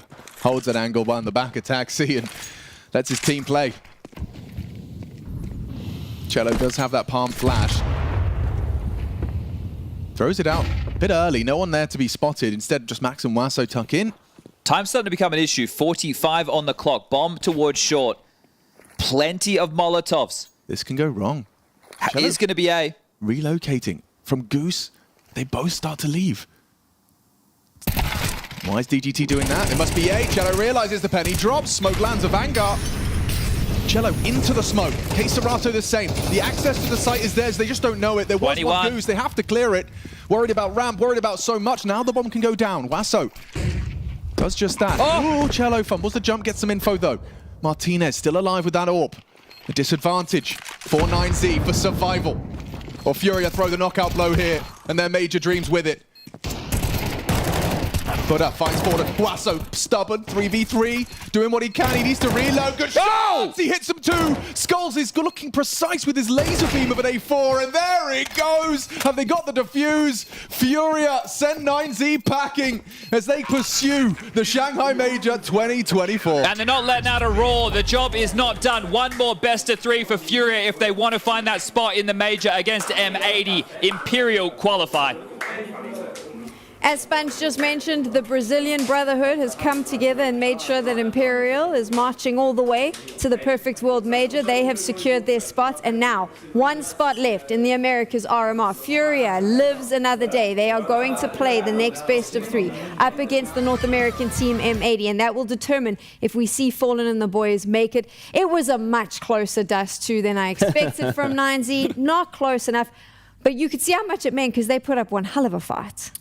They put up a good fight. I think in general they'll be disappointed with their showing here and just their performance in the last couple of months. Really, obviously, no matter how things are going, you come to something like the RMR, you're giving it 110%. You're believing in the win, right? They were 2-0, and from 2-0 to not to be able to qualify, it's just going to be heartbreaking. Yeah, it's just again kind of the final drop of the penny of what has been a tough final stretch of 2024 for 9Z after such high highs earlier in the year, as we're seeing on screen there, Furia shaking hands with the opposition, knowing that they still have one more match ahead of them to book their tickets to extend their stay in Shanghai. But for 9Z, they will be being sent back home with just another disappointing result here. And there's no bad blood obviously between Vinny and his former teammates. They did it for him. Furia with that win have actually qualified Imperial for the major because of all the tiebreakers and whatnot. So yeah, first step for Furia done, and now they have one more best of 3 against M80 to see who's going to book the last spot at the major. So the highlights on your screen right now, and as a Fallen fangirl, watching him get an ace just made me really happy inside. Obviously, I had to run around screaming that he's back. But how did you... He never left. He never left. He was always there. He is the best. There we go. When you take a look at this, what was your sort of standouts for you when you see Furia and how they played? Yeah, I mean, Furia really more known for being a defensive-heavy team on Dust 2. Actually put together a brilliant T side. I mean, they lost a pistol. They go down 0-2, but then they go on a 6-round stretch there in the middle of the half to put themselves in a good position to go ahead and close on the defense. And, after losing pistol, they really didn't let up after that. I mean, you only see 9Z fit in 2 more rounds the entire rest of the game. So just brilliant work there from, Furia defensively. It was pretty standard stuff, to be honest. Like, Buddha really struggled early on towards the B bomb site. That round where he's in the tunnel holding the smoke, a player walks out, he doesn't even do any damage to him. Some of those rounds were pretty damning, and, Furia winning round just off of default, right? The following round, 2 guys, the 9Z is in an aggressive setup on short flash, comes in, both players blind, easiest 2 kills of, I think it was Queserato's life. So yeah, I didn't really have to dig too deep. Furia in this one, right? Even these retakes that always from the outside seem super stressful, they just seemed really calm. I mean, you can fall in after the ace you mentioned, like there's no crazy excitement, right? Like just a lot of focus, which I think is great to see for Furia fans out there. Yeah, it wasn't even a shot. I think he just went ace, in case anyone didn't see it. My concern with Furia now is have we really seen them at their final form? I don't think that they've really played at the level that we expect from them during the Americas RMR. Yeah, I mean, obviously the loss to Legacy to kick off the tournament in overtime on Inferno was a tough one. And then, you know, they had their chances against Team Liquid in what was a 3-map series where every single map was lopsided. But they certainly looked a lot more confident in this game. And in particular, I think the big thing for me is we're going to stop you right there because we get a chance to hear from Imperial now, who just qualified for the major. You just have to watch.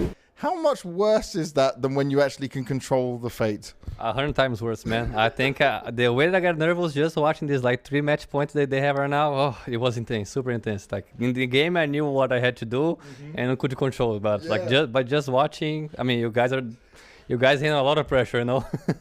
What were you doing during this? You just watching upstairs, waiting? I know you guys came down behind us when the game was getting towards the end, but how did you kind of just go through this? Honestly, in the beginning of the first map, we were preparing for the M80. Like we didn't stop because we couldn't like wait for them to do good, you know? Like 9Z could beat them, so we were preparing for M80. And when they won the first map, it was like 6-6. Okay, let's go. I think they might have a chance. And now everybody come down, and that's what it is. So you were prepared for M80 no matter what, but luckily you don't have to go through this whole run. Is this the biggest fan you've been of Furia since you played on the team? I think so. The Iron of Destiny, you know? Just like after getting removed for so many years, you need to cheer for them to be in the major. So I just hope for the best for now for them, because if they qualify as one more Brazilian team in the major. Hell yeah, that's what you guys want to see. Now, I also want to just ask about Try, because he's the newest member coming into the team. This is now his second major he gets to play in because of you guys qualifying. How well do you feel he's fitting in? How happy are you with him? No, he fit really well. He was already a player from SAC, so they get along super well. He's super funny. We do a lot of jokes together. And I think he deserves a lot to be in this major, because that man just plays and lives CS every day, you know, like watching demos when the matches are over, trying bringing new stuff. So I mean, he deserves to be here. Now, in terms of deserving to be here, you guys had a tough run to be here. It was 1-2 down, right? And then you're fighting your way back. What were you guys starting to struggle with after the opening win at the RMR? For us, it was a little bit of downhill after losing 2 3v1s against MIBR. I mean, they are a good team, but we felt that we kind of gave up the match, and we beat us a little bit. And against Spain, it was a little bad, but they were just a stronger team. They are in a stronger form, so I mean, it wasn't about the map, it was more about us. And after that, I think we took a time to cool down, reset, and say like, guys, we had a group boot camp. We know how to do. We can earn the spot. So for us, it was like, I mean, we're the 7th seed and we got the 6th spot. So I think, I mean, it's okay. Yeah, it's okay. There are better teams right now. No problem.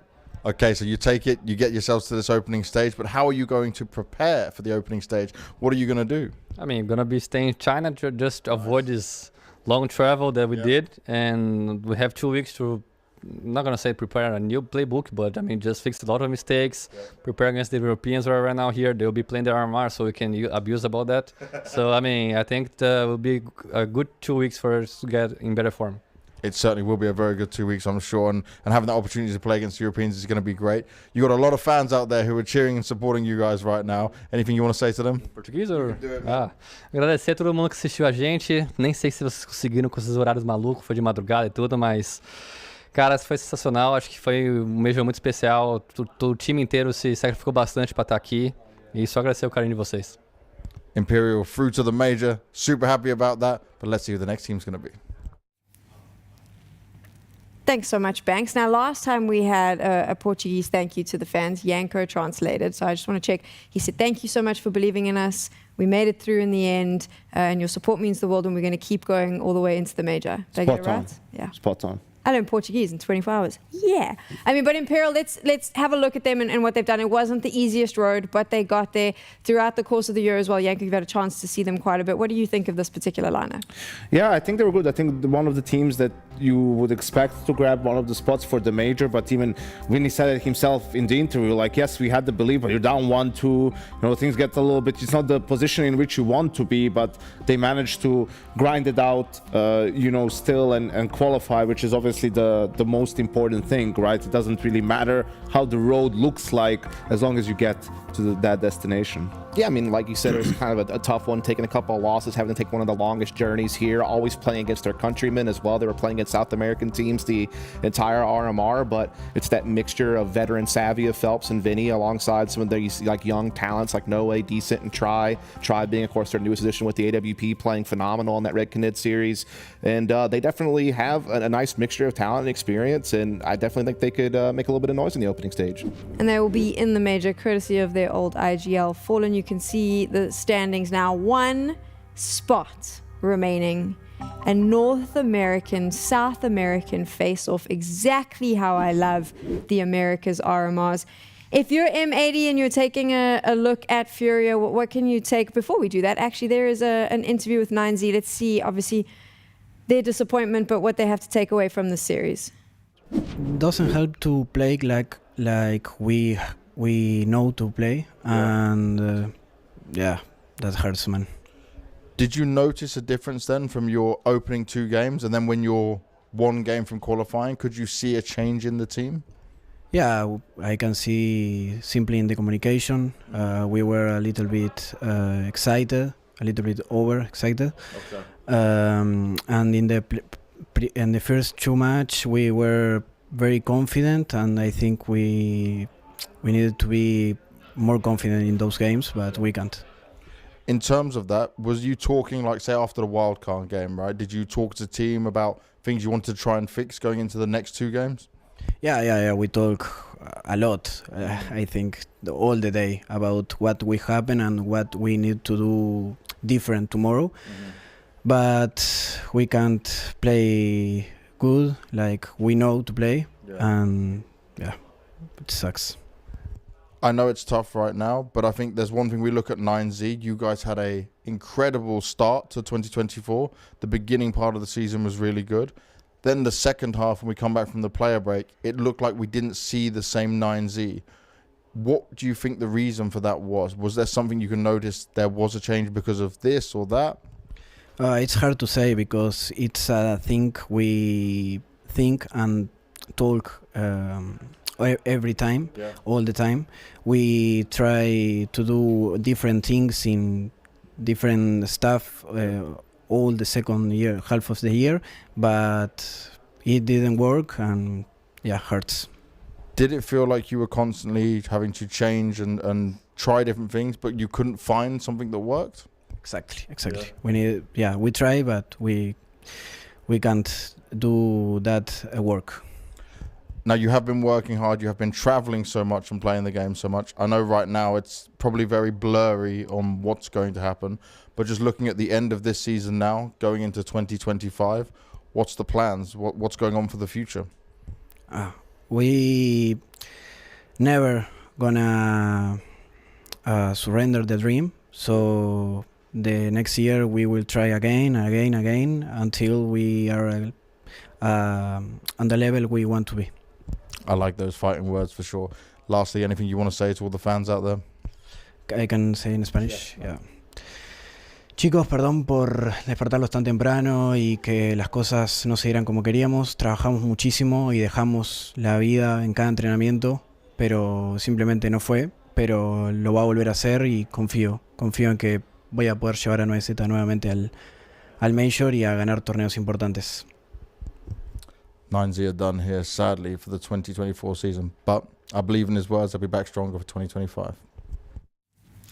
They'll never surrender the dream, but unfortunately they've been woken up by Furia, and in the real world they won't be making the major. This is the end of their season and the end of the year. We'll see what happens with 9Z when they return. Taking a quick look now at Furia. I know, Dust, there was a particular round you wanted to kind of break down and discuss because of their aggressive play. Maybe something that M80 can take a look at as well as we move into that series now. Yeah, I mean, Dust 2 certainly could be a map that comes up in that series between M80 and Furia. And so what I wanted to show here is just a nice little feint from Furia where they go for some kind of early mid-aggression. You know, they smoke off the B side of the map. They're really forcing 9Z to pay respect towards middle.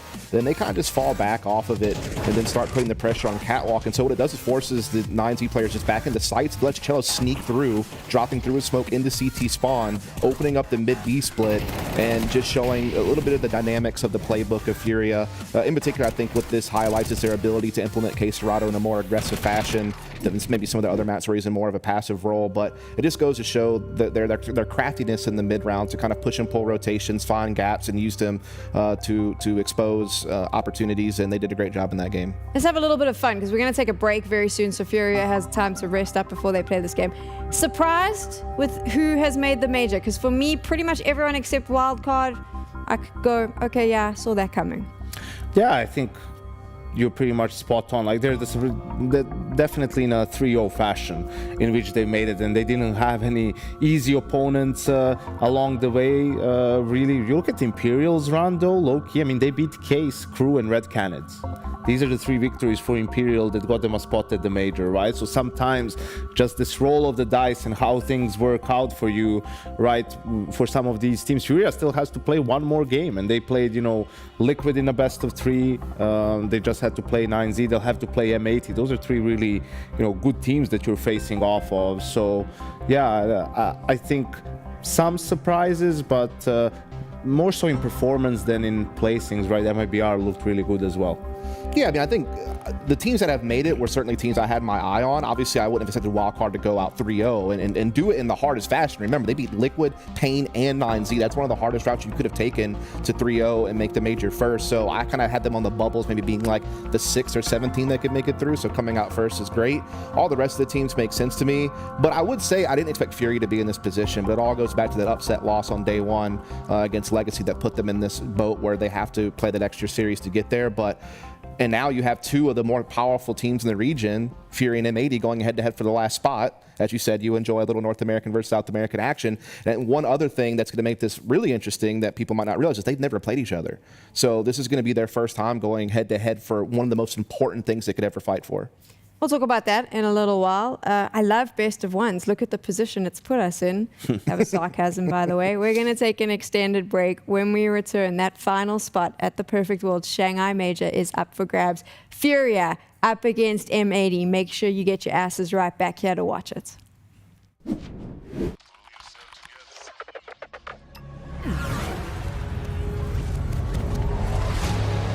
world is changing quickly.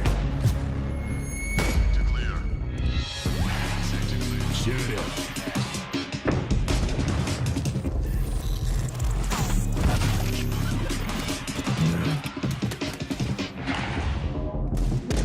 The world is changing, but one thing remains the same. Victories with 1xBet.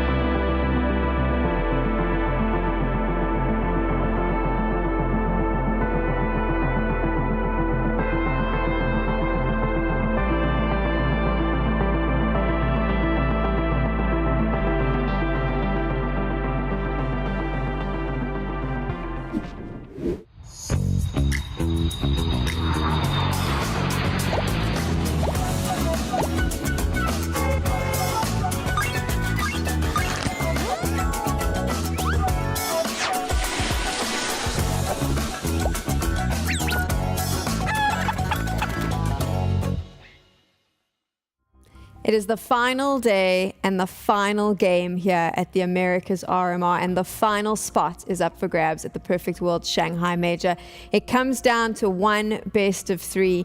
These two teams stacked on either side, North America versus South America, the favorites versus possibly the dark horses, Furia up against M80.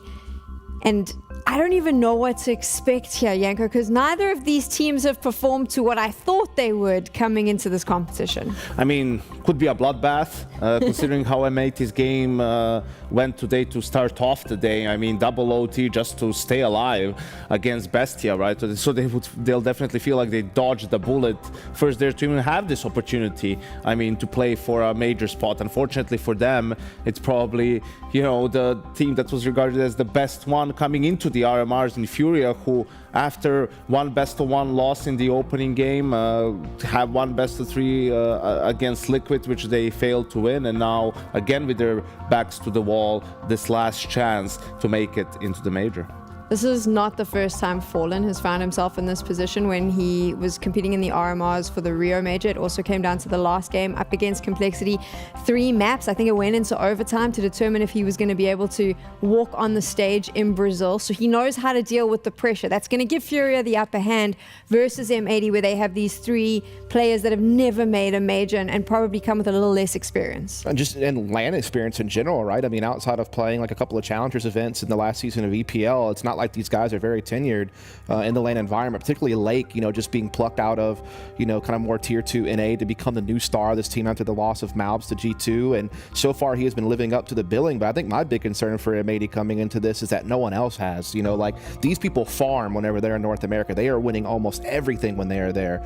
And they even had a great run at EPL not that long ago where they finished top 8. But the players that typically perform for this team really haven't been throughout the course of this RMR, except for Lake. As we take a look at his numbers, he's definitely been, you know, doing everything you could want from him. He's that aggressive rifler. He's taking well over 30% of the opening duels for this team. He's been very successful. He is definitely trying to lead them forward, but we have to see some of the other players come online, in my opinion, for them to have a chance up against a Furia team who look in pretty fine form today, and in general, their star players are performing. It's a little bit of a fluffy question for you, Janko, but one of the topics of conversation around these RMRs is how they're playing in these hotel rooms, so they don't have to see the opposition. It feels like you're playing at home. It's so much easier. I call BS to all of that because I still think you're in a space that isn't familiar. The cameras are all there, and you know as a player, surely, exactly what is on the line. The nerves must be through the roof. I mean, the nerves are definitely there, right? The fact that it's cozy and it's almost the exact same setup like their practice room probably helps for some players a little bit. Perhaps someone like JBA from Wildcard, you know, helped him out. But all these guys have already been to these big tournaments, right? Have that sort of an experience, have the support staff around them to put them in the right mindset. So yeah, there's always going to be pressure, knowing how much it just means to your organization, really, from a financial standpoint, to make the major, right? And after that comes obviously personally for all the players playing at the major. That's why you play the game for. So pressure is going to be there. There's no point in denying it. Whoever says that they don't feel pressure, they're lying. So it's just about sort of harnessing it and using it to their advantage, really. When you talk about support staff, this is where Furia also has the upper hand. A lot more budget in this organization. Probably had a bunch of analysts prepping everything Furia needed in the last hour. Yeah, absolutely. I mean, while they were playing against 9Z, their analysts were already working on M80. So if you're thinking, okay, M80 had more time to prep, they maybe expected Furia to beat 9Z, and Furia is at a disadvantage here. I don't think that's true, right? Like, they did their preparation, I imagine, the same way they would usually. Okay, the coach himself had a bit less time and maybe Fallen, but that's what Furia as an organization, the direction that they're taking is get more EU people involved, right? So it's not the coach, but it's the assistant Innershine, who was the analyst for FaZe for a long time, working with Kerrigan. So they definitely have a plethora of experience on that staff, and I think that's one of the reasons why we've seen an uptick in performance from Furia with this iteration of the roster. Okay, we've had the fun, but we've spoken about all the mental game and all the fluffy pieces that I like to entertain. Let's talk about what's actually going to happen in the server dust. I mean, the permaban from M80 comes out on Nuke. You're obviously going to see Furia ban out Ancient. It's their permaban and also a good map for M80, and this is where things get interesting because I think that Mirage is a big weakness. for the M80 side that could be exploited. Same in other areas. Obviously, Anubis hits their next best map after Ancient, so there's really no shocker there. The Vertigo pick comes out from Furia. Not a bad choice. It's also been a little bit of a tougher map for M80 in the land environment these last couple of months. So nothing too shocking coming out of this. I mean, you could have maybe seen Furia lean a different direction with their pick, but I don't think Vertigo is necessarily a bad choice. I think the pick for M80 was always going to be Anubis, and the decider does too, unless Furia decided to pick it for some reason, right? If that's how confident they're feeling on the map, because they've been picking it a lot, but it's definitely up there for M80 in terms of their comfort level. So you were thinking, if you're Furia, why would we pick it when we can get it as a third? So let's pick something that they might ban out. Personally, I thought they were going to go for an Inferno there, right? Like Vertigo, you know, the way it goes, Furia hasn't played it a ton. I mean, yeah, they played the map, but perhaps they saw something, especially from the complexity game that M80 played, where they feel like they might match up well against them on the map. So in terms of the map, Veto, nothing too surprising, right? So how does this play out? When we take a look at both of these teams and how they've performed during the course of the RMRs and their style in the server, how do you think the matchup looks as we move into the first map? Well, honestly, I feel like Furia's uptick on Anubis has made it to where it's not some foregone conclusion that M80 are the heavy favorite. Like, yeah, we're looking at their overall record, but we just saw them play a fantastic Anubis earlier today against 9Z, and the eye test tells you that Furia certainly know how to approach the map. They have a well-balanced playbook. Their roles are very well-defined. They have some nice little changings of pace that they can do throughout the course of the game. I think for me with M80, again, similar boat, very good at playing default, very good at mixing in faster executes, but the issue has been is that players like Sin and like Slacks, who are some of the players who put up a lot of the openings for this team and do a lot of the heavy lifting fragging wise, have not really been there. And so it seems like Lake is going to be the one totally relied upon, you know, in the middle of the map as well as an entry fragger to make a lot of big things happen. He's also going to be one of the guys that has to defend that B connector against a Yuri who has been on fire this tournament. So that's going to be the matchups that I'm going to be looking at, honestly. You're in agreement, Janko? I don't know. That's helpful. I think it's also like when you talk about Anubis and, you know, look at win rates and stuff, I think for a team like Furia, right, like the win rate isn't up there, but, you know, they're going to beat 9Z, even though it's a whatever. But when they go up against the likes of your Vitality or Navi and so on, that they would end up losing on Anubis. So that's tricky. I think M80 have proven so far that they are, you know, a good Anubis team, but that doesn't mean that Furia doesn't have their chances, right? A lot of it is just default base, fighting off some of that aggression from M80 that might come early. We know on Anubis, on CT, you're forced to make some of those early moves sometimes, and I think what Furia has going for them, they just looked so calm in the 9Z game, right? Like, it wasn't necessarily close. They were in the driver's seat for the entirety of the game pretty much, but there was no panic. Communication was flowing. Everyone had their moments, right? That gives you a lot of confidence in them coming into this game as well. You also take into consideration with Furia's record and Anubis, they're losing to some of the best teams in the world on that map. You know, they've lost to Spirit twice. They lost to Team Liquid for all their struggles. Liquid's one of the best Anubis teams in the world. So it makes that record look a little bit I feel like it's not as clear cut as the numbers might indicate.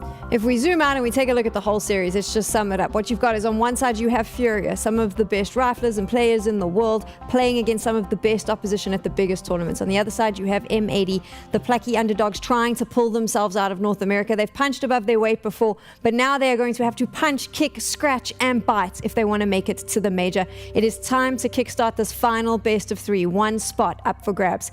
Let's get into game.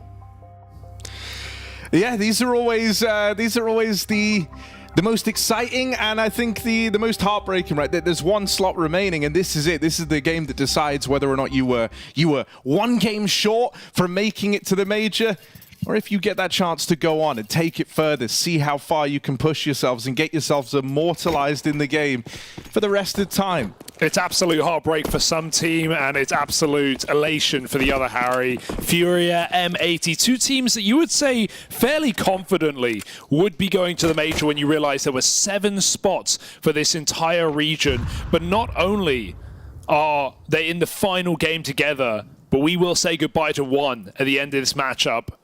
It's a position Skulls has seen before, right? He was in Liquid back in that Copenhagen RMR, taking on complexity for one available spot. It was Cole who did that. Knock Liquid out, force changes. Skulls now reuniting with the Brazilians, and they're taking on another NA team looking to go all the way. Fast B-Take to open up here for MAT. They keep it simple in the pistol. Lake going to be one of the guys to really keep an eye on here for the MAT squad. Came in as that replacement for Malbs, and you've seen some real great moments from this guy. Back at the site, he tees up Slacks for a nice easy double. Lake swings out and finds Fallen. It's just K Serato. MAT onto a winner here.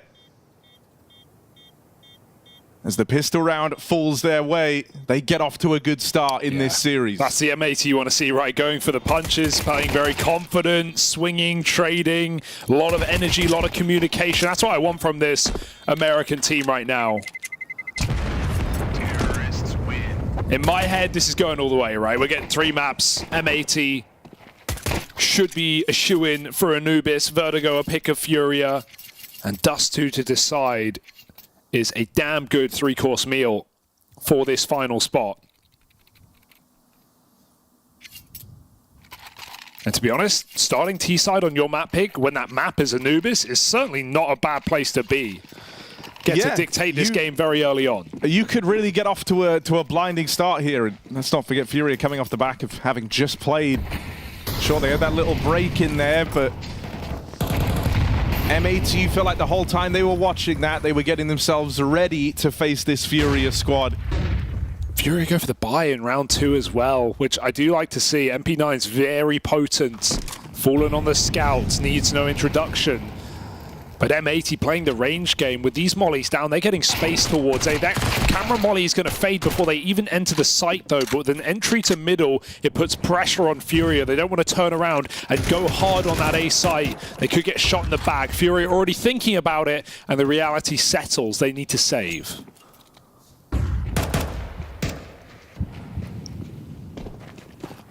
Unfortunately for Furia, right call, simply out of position for this round.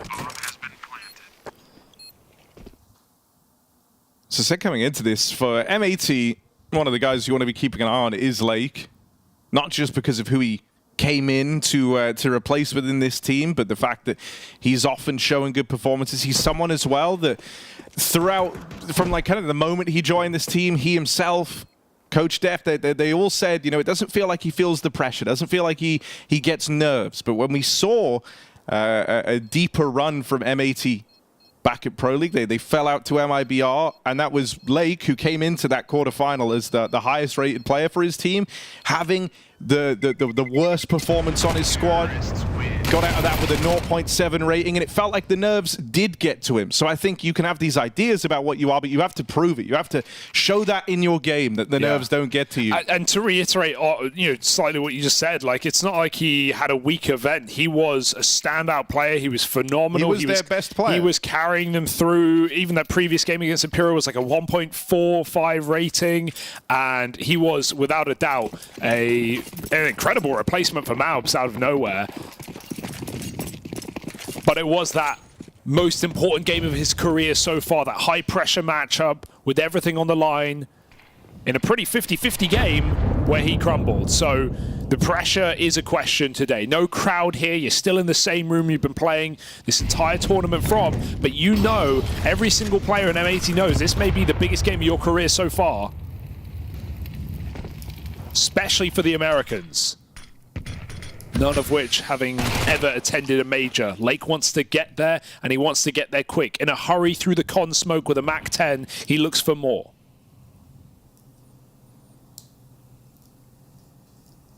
Yuri floating around up close here. Might be another kill offered up to Lake on this Mac 10. And so this is the exact start you wanted if you're MAE on him. You want him to have that confidence. You want him to be taking and not afraid to take these heads-up fights. But it could still get complicated. Double setup over towards A. They've spotted 2 there now, and Sin gets rid of one of them. Lake's going to try get activated over towards B. K Serato with an awkward whiff. And so 3 in the round from the man in question. M80 get away with the pistol. They stick the landing on the conversions. But now Furia are in with the chance to challenge. See, very good signs from M80 though. No panic there. They see MP9 close. It would have been very easy to just think that swinging to trade is your best play. But he pulls back. They get a nade in. They have a double, 2 players ready to trade instead. That was a calm round for M80. The only way they can lose that is feeding an MP9. They don't let it happen. 3-0. Here's the buy, as you say. Brazilians on the rifles. Furia with the big green.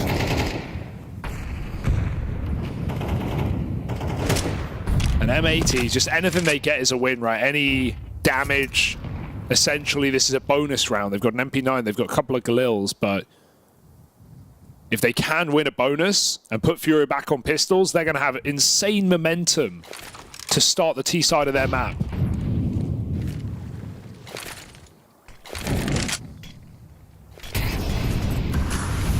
It's kind of a win-win either way, right? Let's see if they can make the most of it. Lake hanging around in middle, going to play later into this round. Clears close. Hops in the window, and his team start to strangle this B bomb site. 2 main, 2 con. And 2 Furia players here.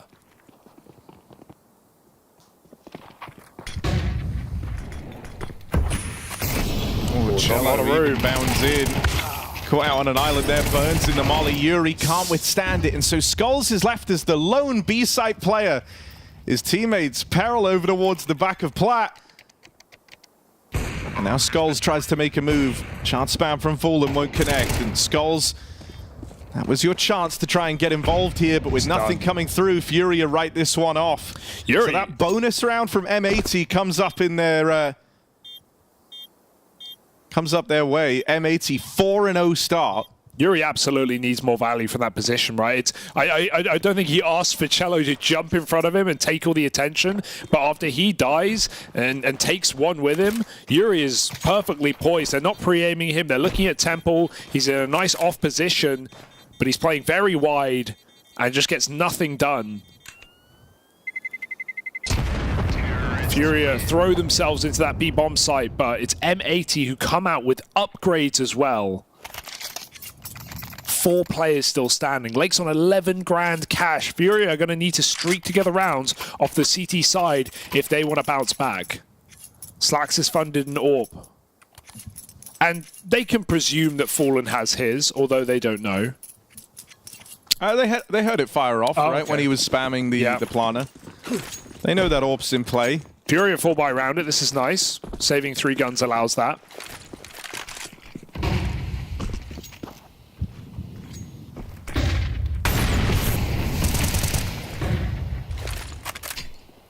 They've got Rek trapped in here, but it's mid that first point of contact, and Lake has wasted no time, leaving an early impression in this series.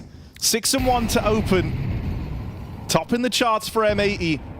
He's the guy that they really couldn't afford to have go missing, and so this is a promising start for the M80 squad. Feeling like Malt all over again, right? Just running in, taking his very early spawns. 5v4s early in the round, and M80 with the German in-game leader as Sin, make no mistake about regrouping in this round. They take an advantage, and they just go for an execute together. They leave Lake to lurk.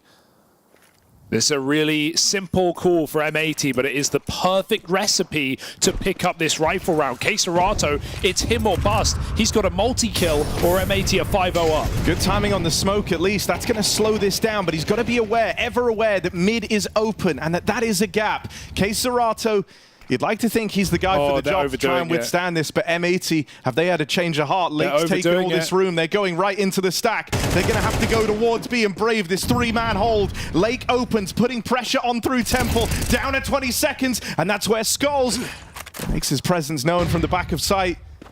Yuri moves out to join him. There's still a lot of bodies here to break through, but Yuri can't hold the line. Wow. And there's Rek with the backstab.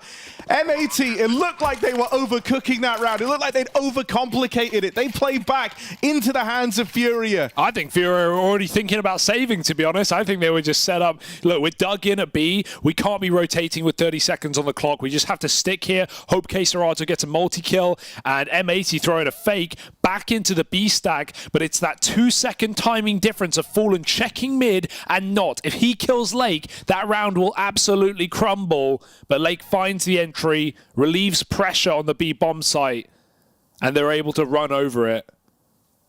A huge impact round again from Lake with the opening kill into middle and the kill on Fallen rotating. And a round like that really does bolster the M80 confidence, because so often when you see, you know, M80 are coming into this as the underdogs, I think it's fair to say, and when you see a team overcook and essentially, you know, end up playing right into their opponent's hand, and if that round goes against you, well, suddenly, you know, if you're Sin, you're starting to doubt the calls a little bit more, you're getting a little bit worried. Okay, that was a big misstep, but yeah, you play right into the hands of Furia, you still get out with the round win.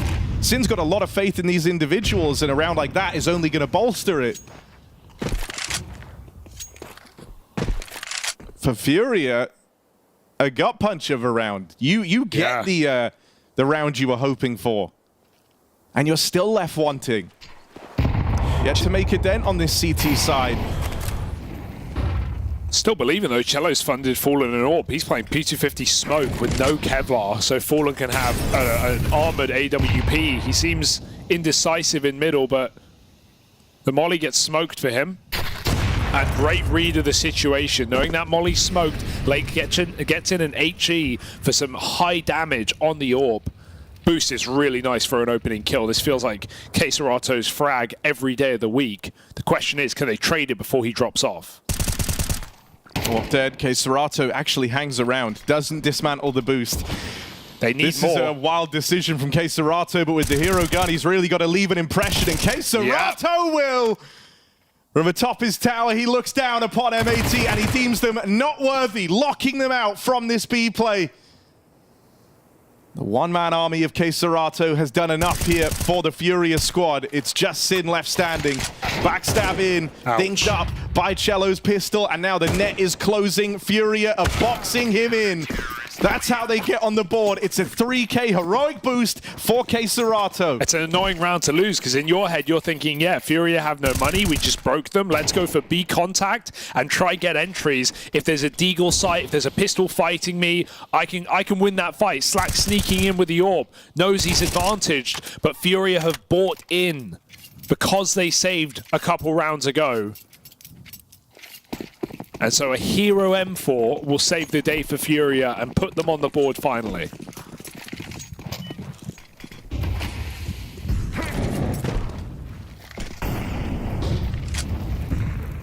Furia teed up for a play out towards A. It's 3 players on this side of the map. KRÜ was teeing up flashes, but they never saw Rek make it into this corner. Maybe they feel like the molly's supposed to spread there and hit his position. I don't know if that's the read. You know, you can get hit pretty quickly as a T. But Furia's molly does nothing. It does no tick, no info. And so Rek's able to just peek in like that. Devastating way to lose a 4-on-5 again, but you still have the Professor up close. M80 going to get taught a lesson. Oh, can't get more unlucky than that for Fallen. They creep out of position, but they're coming back, right? He's really showing a... And he wants to stick this out, wants to fight. He even dropped the smoke in behind him. He's hoping that they give him that peek, and he will get it. Rek offers one up, so a 4v4 flash out in the middle, but Yuri blinded by it as well. It's not necessarily info. Fallen's rotating. They don't think it's A, even though, because that was the A lurker. But in fact, that's exactly what M80 are looking at. Oh, they go through on the smoke fade instead. They keep Furia guessing. Yuri's trapped behind his own Molotov. He cannot get out. Good trade from Swisher. Tight spacing between him and Lake, and so they get this control over at Temple. What do they want to do with it?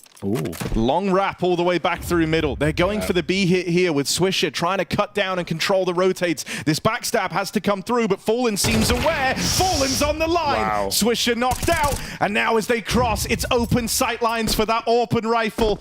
Slacks can go no further. M80, this one gets away from them, and that's Furia with 2 in a row. Well, this might have been a really hot start for M80. With a squad like Furia, the experience they have, it doesn't take much to get them interested, to get them going. Spent a lot of time in the early game talking about M80 setting up some of these individuals. Let's home in on Furia a little bit here and some of the promising signs that we're getting. Fallen playing very confident. That's what you want to see. These CT halves on the orb, where he can do his best work.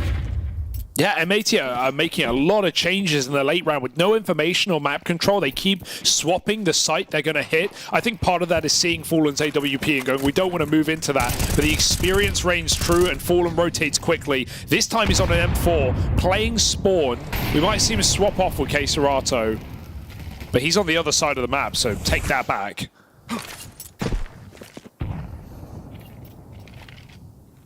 Gotta see this AWP play mobile in a map like Anubis on the CT side. Keep your opponents guessing.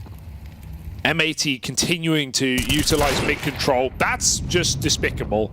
Slack shoots through the smoke. Dude, and this is where having that AWP be so far away is going to haunt Furia. They've just moved Fallen all the way around the map, leaving B down to 2, and then they lose Yuri as he arrives on the A site to grab that AWP again. So he's crazily out of position here, and Furia aren't going to be in a position to try their hand at this round. It feels like they never really had a chance once they lose Yuri, combined with Fallen's rotate away. And so it's a save call. M80, thanks to a chance shot from Slacks through that dark smoke, have found their way onto a 6th, and they stop Furia building up some early CT momentum. Just 2 in a row for the Brazilian squad. Yeah, it's more awkward than anything, but at least it shows Furia's proclivity to play these aggressive CT rounds, right? They've tried to make a couple of plays on the CT side. They've not really worked out yet, but it's kind of necessary on CT Anubis to be doing double A main setups, to be popping B main, not necessarily off spawn like that round, but Furia, they want to get in M80's face. It just hasn't really worked yet. And right now, from getting all the info, even the info Furia doesn't have, it feels like the biggest problem at the moment is mid. Lake's getting a lot of picks there. We're getting wraps on both bomb sites. M80 continuing to walk through Temple. So it's something that Furia may have to dedicate more manpower to in the future. This round is just back to a standard A bust. 4 players outside of main, the AWP covering Con. And finally Fallen, once again, in the right place.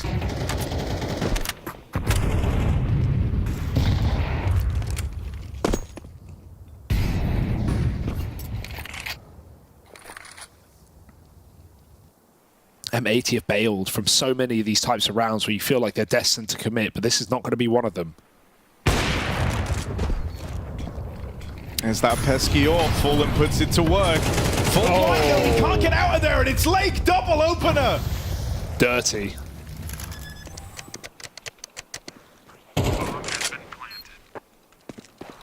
Rounds like that are what Lake was brought in for, what he's supposed to bring to the table. That 2-piece from him secures the round for M80. And once again, Furia are relegated to saving 3 players on the other side of the map.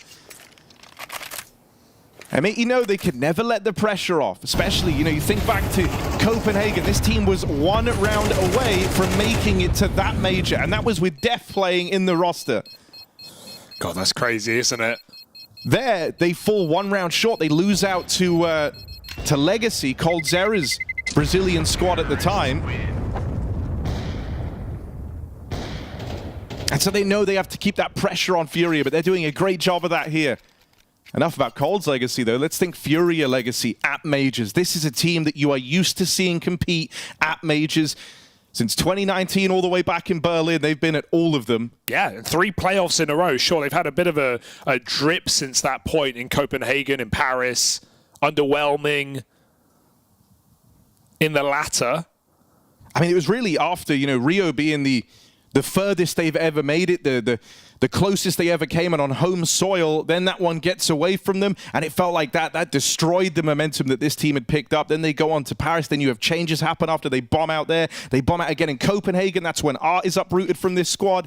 That's when Fallen takes the reins fully. Then you have Skulls join the roster after a failed outing in Liquid. This was meant to be Furia with the rebuild. Even earlier this year, KRÜ and Yuri both re-upping their contracts. Both signing back on. KRÜ even talking about it, saying, people say I should go to other teams, I should look further afield. But he wants his first major to be with Brazil. That's what he said. And with how this has started, the idea of Furia even making it feels tenuous. On this first map, M80 off to a rip-roaring start, and it only gets sweeter now with Slacks besting Fallen on the AWP duel over in mid. Skulls finally a chance to anchor on this B-bomb side. We've not really seen him have a fair attempt at a round. Double nades are good, but as they go in, Yuri repositions out of con. Re-smoke to supplement Skulls. Will slow this round down. Need to see if Skulls has it in him here. He's got all the support he could need. I say that KRÜ doubting it, rotating out. Can't blame him. M80 have been so indecisive with some of these rounds. But they're leaving their options open. They've got Rek making noise at A main. They've got Swisher tucked in at B. It's again the mid control that is the pivotal point for M80. Look at this double push. All the way down through dark. Oh, it's going to get that leaves the B site open. Whoa! Late's there. He gets the spot off. Does Rek react? Right now, Rek is getting pincered. And Skulls is going to pick him up for free. Now Furia managed to get bodies back down into dark just in time. And Yuri gets out with one. Lives to tell the tale. Fight another day. As M80 get control over the B site, sure, they've now got to post up 2v4 to try and withstand the Furia retake. It's the two Germans for M80 left in the picture.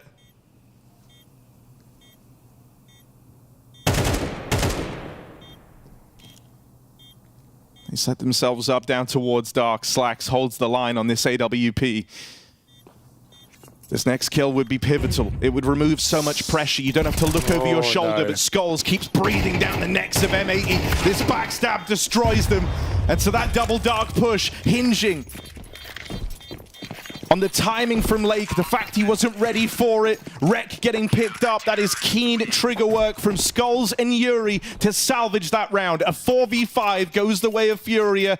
And past losing Fallen right off the top, no one else sets a foot wrong. Yeah, I know Rek is scared of just being pinched there. That's why he checks A main, but I feel like he puts way too much stock in it when he can just swing for the trade on his teammate. Or at least be looking in that direction. He gets caught barely ready. Sure, he didn't know about the second player, but the crosshair placement just seems completely off there. Caught by surprise somehow. It's not the end of the world for M80 to lose that round. But it could have meant the difference between a stomp and a decent half for Furia. That's what they're looking to field on this CT side. Little does Lake know if he walks through this smoke yet again, he gets a double entry into B. He's done it before. But this round, with the pressure on, he won't make that risk happen. Swisher almost considered it as well. But it's M80 faking the A site. Lot of nades, lot of pressure, trying to force utility out. Trying to force perhaps some rotations for Furia, and the AWP fires off as well. Oh, he has to bail that molly with the flash in front. Furia regain control, so this fake amasses to nothing for M80. It won't adjust the setup for Furia. If anything, it just makes it more potent at A. KRÜ given more utility to stop this bust. But M80 have won this round going into Fallen's AWP. This time it's in middle. Swisher won't last long. Only KRÜ on the site. They don't have a molly for his position. Oh, re-smoke in for KRÜ, but they come right through it. Rek leading the charge, and Fallen locked out by that camera smoke. The rest of Furia were all leaning B. In a 4-on-4, money established on Cello and Yuri. Skulls with cash to buy in the next. Furia should still be interested in giving this a go. They don't have any positioning, though, so they need that opening kill. They need that kill that sends them in for the retake, and they won't get it. Yuri dead. And so Furia back out. They write this one off. They give M80 an 8th. They have so much money. This is such a shocking save. They could fall by next. They could lose everything. They could still get absolutely everything they want. I think this is an unnecessary save for Furia. I would have loved to see them just risk it. Your only justification is you have 1 AK. But look at their money now. Look at it right now. You're telling me if they lose 5 players, they couldn't fall by with even a double AWP? It's a little detail, but it's a wasted opportunity for Furia. They could have played a faster round. Instead, they're sneaking on a flank when they have utility to flash into A main. To me, that's just a wasted opportunity and a wasted round for Furia in a 4v4. M80 have them right where they want them right now. Here's the run boost. This time it lands on the first try. Lake gonna play his timing towards Con. Fallen's AWP is here. Is he ready for the close peek? It certainly doesn't look like it. It's ugly spray for Lake, but taking down Fallen that quickly is gonna cause some commotion. The Furia panic. They almost leave A entirely. They reconsider. The timing is good for Cello. He won't take the kill. He'll tell his team, watch out mid. I've got the round in the palm of my hand. They have no clue he's here, and he's going to catch them setting up util. Nice to pull Cello! Look at it steal it all away, and Beautiful. That is a heads-up smart play from Cello. And they know. Rek may think, oh, he has no idea. I swapped in the smoke. They don't know I'm deep mid. Just wait for me, Swisher. They are so prepared for this lurk. Look at Skulls. They're both holding the extremities. They are just waiting for this. They know that M80 are trying to extract value from this mid play. Rek thought that they did not know about him. He thought he had the element of surprise, but he walks right into the Furia trap. Cello with 2 kills, but the round-winning play, as now it's just Swisher in the dying moments of this round. 40 seconds left to play with. But time is the only ally he has, and even that is getting away from him. Skulls swings out from spawn, and Furia salvage 4 rounds on this CT side. I don't think you can even call it a good half. It's enough to win the game. It always is, right? It's MR12 after all. These games can swing back so quickly, but I think Furia would have wanted a lot more on that CT side with some of the rounds we saw from M80. I'm especially still thinking about that 4v4 retake. Either way, got to let bygones be bygones. M80 in full control of this game for the time being. Their map pick swapping to a CT side where a pistol can have devastating consequences. Good to see M80 at least not feeling the pressure. They're playing slow, they're playing calculated, but their stars are shining. They're winning important post plants. And, you know, something Sam even brought up on that desk was, yeah, you know, look at the experience of these teams, right? Furia have a wealth of experience at the biggest events, deep runs in majors. For M80, they've only played 5 big events in their career with this core. 5 big events. 3 of them are pro leagues. They've never been to a major. It's not breaking them yet. No, I mean, it's night and day, right? Like, as we said coming in, for Furia, it's a case that this organization, the players, they've been at every major since 2019. Obviously, that's with the exception of fresher-faced Skulls. Fallen most major attendances of anyone in the Americas RMR. Over in middle, there's a skirmish early on. No clear winner yet, but Furia just about etched their way out in the mid-fights. They've just got to get past Slacks. Can he withstand Yuri? This backstab is coming in. It's KRÜ and Yuri, the dynamic duo of Furia. Years spent playing together and more locked in as of earlier this year. They have to show us the value in that synergy right now, as it's just Swisher left to beat, and not long for this world. Yuri and KRÜ bring the pistols home for Furia. A sigh of relief. I can't believe M80 just take them up on the biff middle. Furia say, hey, you want to fight 5 Glocks here? M80 say, well, we got 5 USPs, we'll take you on. Huge risk. They hit some lovely shots, but the 2v2 is where it comes up for Furia with a flank into A. It limits Slacks' chance to back out. M80 force, as Furia did on that CT side. Pistols out with armor. Going for leg shots. Slacks tickles Yuri's toes, but he's still standing on 30.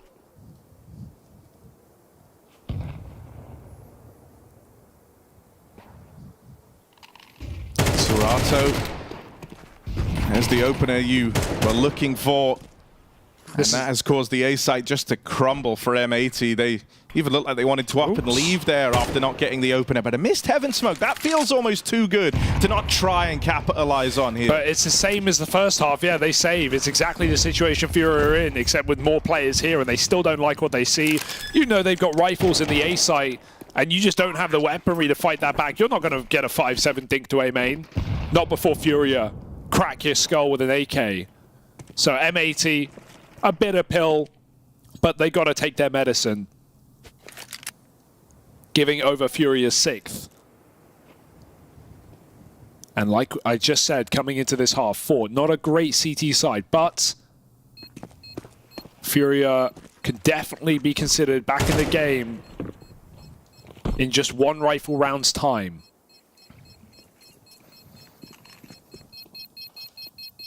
Yeah, you know, I mean, this was always the worrying part. Once Furia getting on that T side, especially when you see them win the pistol, you know they're going to start picking up some speed.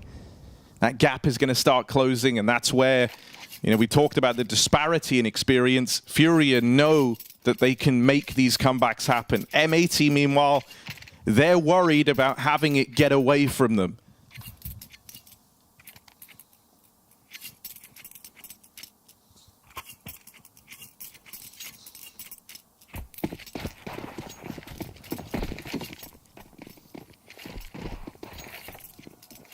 Got to play to win. Can't be thinking about all the pressure, all the expectation, what's on the line. It's just another game of Counter-Strike.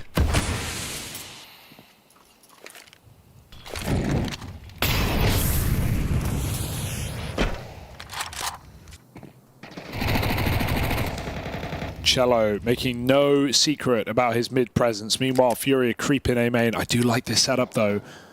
M80 hoping Furia go for a similar round. Just have a pistol set up with a flash from Swisher. It's a little awkward because Swisher is first contact. He could just get swung by an AK and never get that flash out. But if they call a good timing on the swing, this could be a bit of a bloodbath in main. Flash goes in. Furia dodge it for the most part. Fallen there with the SMG, and there's the rifle swinging in post white. Easy done for Serato. Double up. And this force buy saved over for M80 should be dead by the wayside. Roadkill as skulls come in on the flank.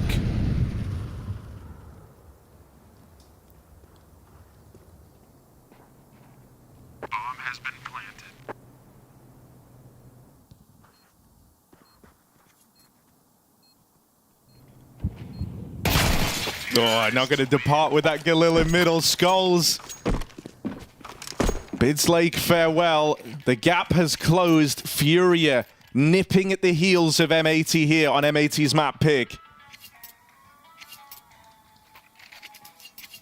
8-4 in the first half. M80 prayed that that was enough distance between them and the Brazilians. But Furia are playing catch-up. They've got this rifle round now. This is your chance to stake your claim, reassert a bit of dominance here on Anubis. But if this is how Furia break on through, they're going to start building up one hell of a streak very, very quickly on this T side. Orbs on A, and that's a reasonable read in the first gun round. It's where Fallen spent most of his time on the CT side. That does, however, leave 3 players on the B side for M80. A lurk smoke down, and Furia used that to throw in utility behind it. M80 with a break, catches some info. They get a bit of forewarning as to this B hit, but can they stop it? The flashes are blinding. Fallen hits one with no vision, and Lake is trapped in with nowhere to move behind that pillar. They chase him down. It's just a clean couple of entries for Furia that may decide this round. Yuri, don't die. Don't give him away back in. They've got B, but now they've equalized. You're still very, very far away, but you may be interested in giving this a look in after those 2 freebies in mid. No kit. And that might be the deciding factor here. You can see that Sin feels very reluctant to want to let this one get away. But with so much time ticked off the bomb, Feels like M80's mind is made up. If you're Furia, just sighing a sigh of relief that Skulls and Yuri trying to play into middle, potentially to catch rotations, but M80 had already cooled it off. It didn't tempt them back in.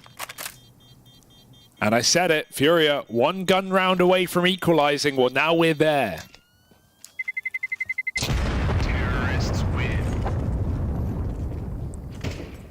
What does the future hold for Anubis? Attack pause called in from the M80 side as the game ties up. What was once a dominant lead held for M80. Sat up 7-2 at one point in time in that first half. Well, the tides have changed. And fortune favors Furia right now, as they are very much in the driver's seat here. This is where experience should reign through, right? This is where you would look to Furia to run away with this game on the T side as well. And that would spell disaster for M80 on their map pick, especially to lose from that scoreline you mentioned, 7-2.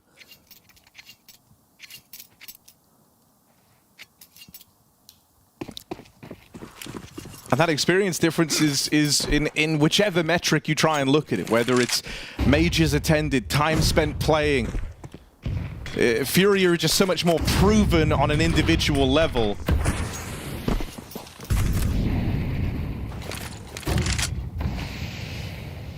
Right now, it's freshest edition Skulls leading the charge for Furia, and even he's coming into this with a major attended with that Pain squad and a point to prove after getting denied it when he was on Liquid back at Copenhagen.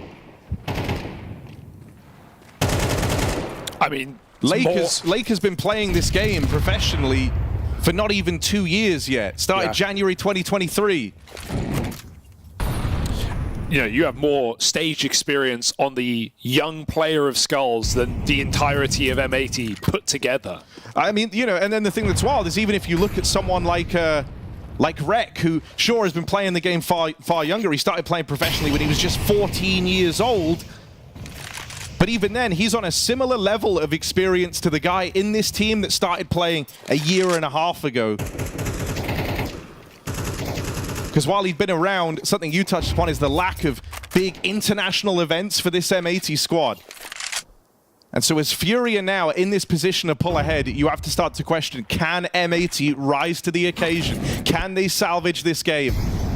It would be lovely to start with Slax Zorp up here in the heavens. Oh, what? But Keserato, he does not want that. Demolishes the A site, splits it open, round over. M80 gone, deleted.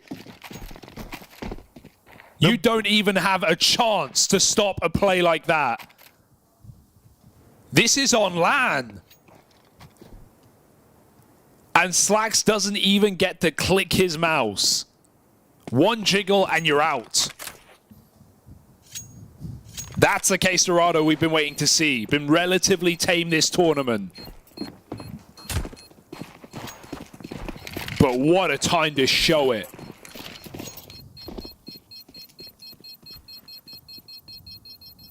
My God. Terrorists win.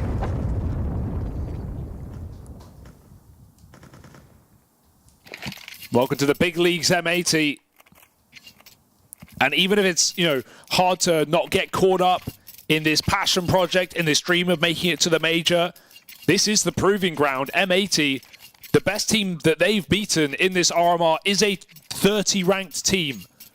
Furia are number 11 in the world. This is a different beast.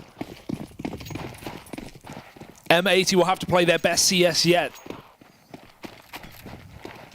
in this half. Down around, and that got spotted. Skulls had a pixel. He saw the B aggression. M80 won't commit. They show heavy B. Now they need to stay mobile, go elsewhere. They're looking to double dark. Nade on the smoke, just doing everything they can, trying to disrupt this setup, trying to force a fight, and Furia are giving them absolutely nothing. Extremely passive default right now.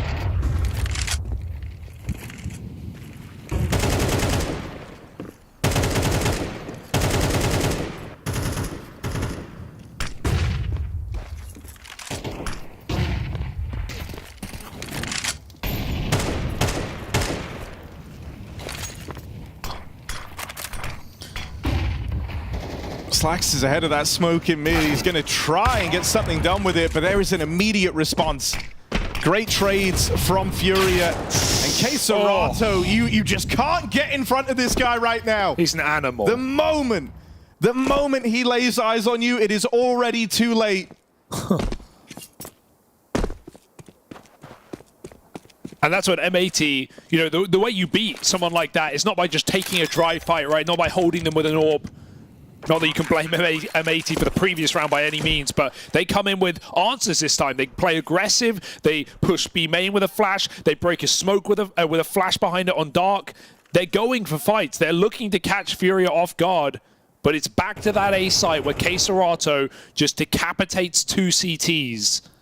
And M80 again are left lacking.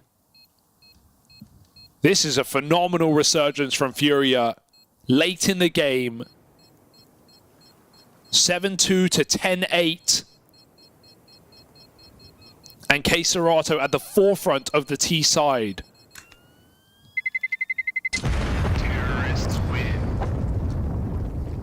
M80 feels like they haven't even had a chance in this half. No, and it feels like that because they really haven't. Like, you think about where they're at right now. In that first half, we were getting some real bright moments from guys like Lake opening up. You had Slacks finding a lot of impact on his AWP. Rek actually being a pretty stable piece in that lurk position over towards A. There were a lot of tools available to Sin that M80 are used to playing with. Right now, they have none of that. Since getting into this second half, they've managed, since the pistol, 5 kills total. And so if it feels like they haven't been having any opportunities, if it feels like they haven't had a chance, it's because they haven't. They have never been in a position to win a round since the pistol. Furia are fired up. And I was doubting it coming in. They just come off the back of that 19 game. They have a little time to reset in between. They start this really, really slow, going 7-2 down. They grind out enough rounds on that CT side. Enough to give them some wiggle room here, and they've not let their foot off the pedal. And again, M80 try and make a play, and I can't even blame them for that. But Swisher just gets necked through middle. Trying to run the window. Cello knocks him out of it, and Yuri comes through a smoke as well. Now Furia starting to play confident. That's a different beast. That's a Fury you don't want to face. 2 opening kills, untraded, untradeable.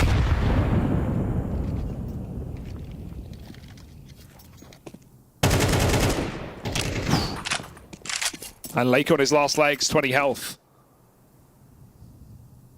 Even if he hits good nades here, there's cover from Keserato. He can't swing to finish the job. And he doesn't want to be caught pulling pins. Flash goes in. Lake blind as a bat. And Yuri looks to double up again. 3 kills from Yuri. He just wants to end this round. And even though he doesn't, he's done enough. Bomb picked up. Furia just going to waltz their way into B and finish the job. Let him know. It's that Yurato duo, Keserato and Yuri. They win the pistol to open up this half. They send it fully in that one with the flash into lower.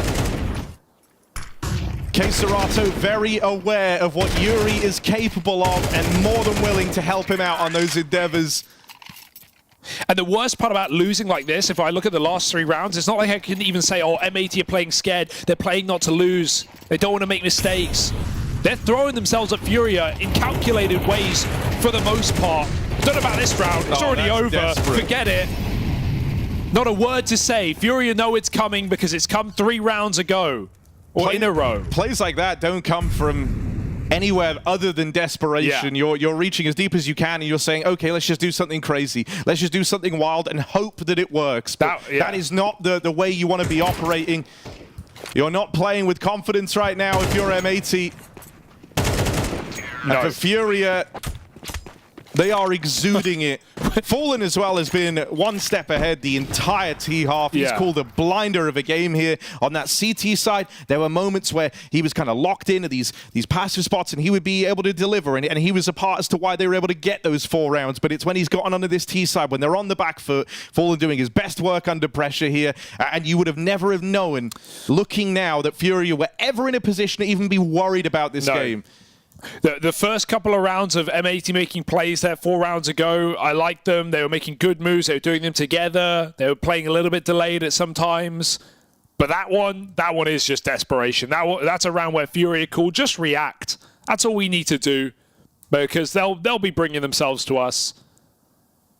And now if you're M80, you feel like you've wasted this half. Where has it gone?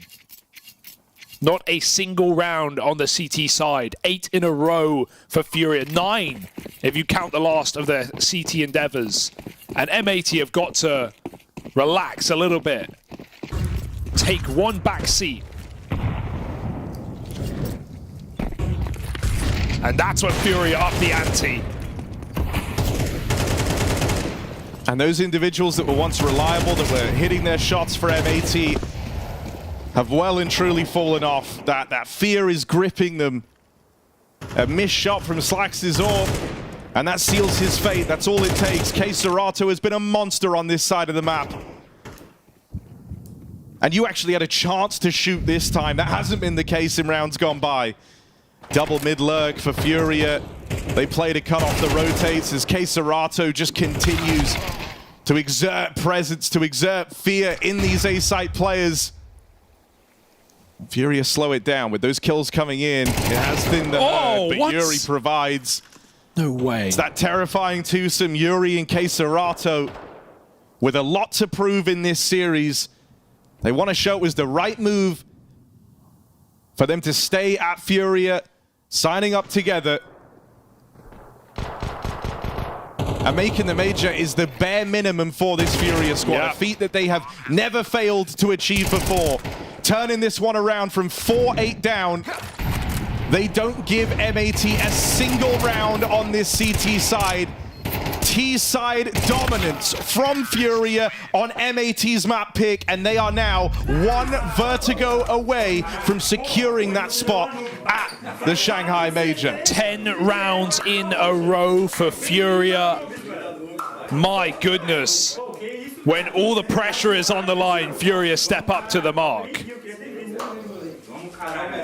10 rounds in a row from one of the top 10 teams, according to the Valve rankings. And here is a lesson in what happens when you go up against a team like Furia. They're the big boys. They come in, they know exactly what to do. I was curious, is 4 rounds on the CT side enough? It didn't matter. Fallen had a plan already. Well, the pistol really matters in that sense, right? Without the pistol or some sort of a buffer, it would have been extremely difficult for them to come back, most likely, maybe not considering how the rounds went. But still, you could tell, again, there was no panic on the side of Furia at all in this game, and very well prepared in a sense, so had a clear game plan for the T side. Interestingly enough, they in the first gun round, they wanted to do a straight up fast B execute, right? Usually they play a lot of default to switch it up a little bit. Ended up finding just entries in a lot of these rounds, and KRÜ was just a menace in that department. Yeah, I mean, it started so strong for Mady. You can see in these rounds how well Lake was able to pressure middle and use it to backstab B, which is so rare because most teams will take mid control just to split A or then fall back into something like the B split through canals in main. But they were just constantly challenging mid, constantly threatening, you know, backstabs B, and just putting on such a clinic on the T side. They looked surgical on their T side. Everything was going swimmingly, but then how the turns table.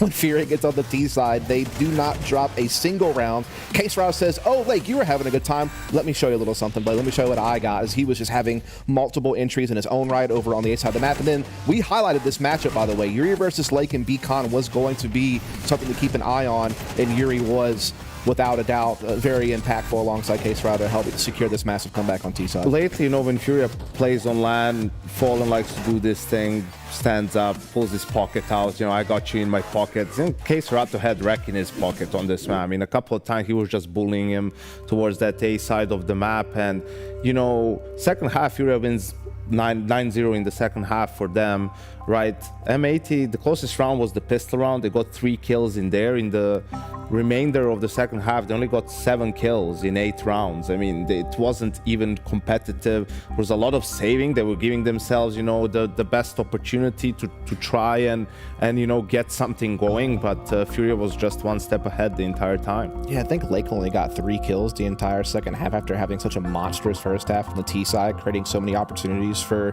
M80. And look, we even, yeah, I mean, and we even called on, you know, the fact that we needed to see people like Slacks and Sin kind of step up and start playing better. And on the T side, they were having impact. But then, you know, you flip the script, they couldn't do anything defensively. I mean, Furia just had their way with them, just kind of similar to what we saw on Anubis earlier today against 9Z. They looked just as comfortable, just as composed. They didn't let the big lead haunt them. They just dug deep, fought back, and never let up. I think it's just the power of a strong default, right? Like maybe at the very beginning of their CT side, M80 were a little bit caught, and maybe Furia had like room to work with, but they were trying different things, you know, flash out of B main, try to get that information. I mean, Swisher gets punished trying to go for the fast window peek, you know, gets killed through the smoke by Cheller, trying all these different things. I mean, even Slacks is in the right position on A, KRÜ just deletes him off the face of the earth with a one tap. So it's one of those situations where for M80 on the CT side,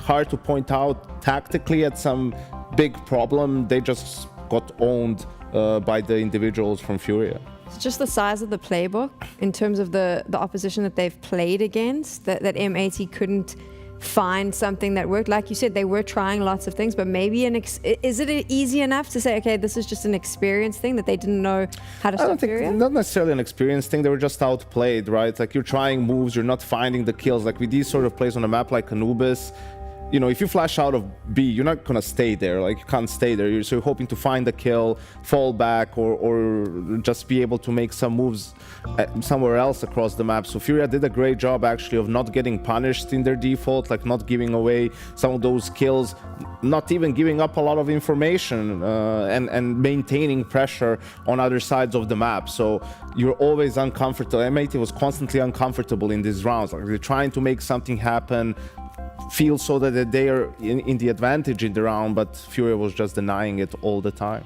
I love in these games to kind of dive into the mental aspects of it. So I wonder, in terms of M80 now, you have such a good start on your map, and then you lose it in that second half. You can't get a single round on the board. Does it impact you in a bigger way with a loss like that, do you think, as you move on to your second map? I mean, look, if you're M80 and you're looking at how the pick ban went, you're looking at how the series sets up and what you have to do to be able to be victorious and, you know, book your ticket to the major, you know, it was supposed to be built off of this one. And you started it off correctly. 8 rounds on the attacking side. That's a damn good T side. They look surgical on that side of the map. I was very impressed with how they played. But to then just see them kind of cower in the second half, you could just feel like it was mounting against them. You know, a guy like Lake, who was popping off in the first half, was getting bullied inside B connector by Yuri. You know, their A defense was getting bullied by KRÜ every time he wanted to step in there and throw in a single or double entry. He was getting them. You know, you can talk about the minutia of the game all day long, but sometimes the almighty headshot's a great equalizer, and they had a hell of a lot of them from Furia in that second half. I think for M8, you're kind of fine still. Obviously, it sucks to lose your own map.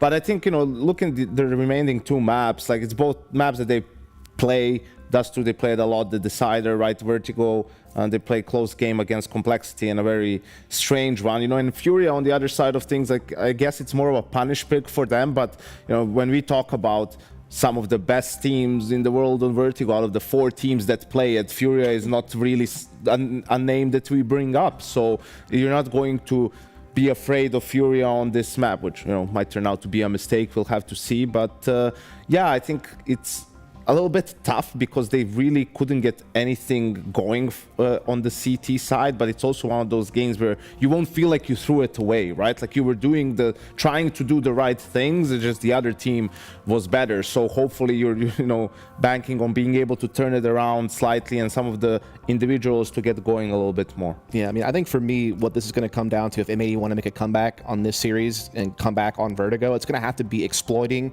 Furia's weak CT side of Vertigo. They only have a 28% win rate on the CT side of Vertigo. It's not very good.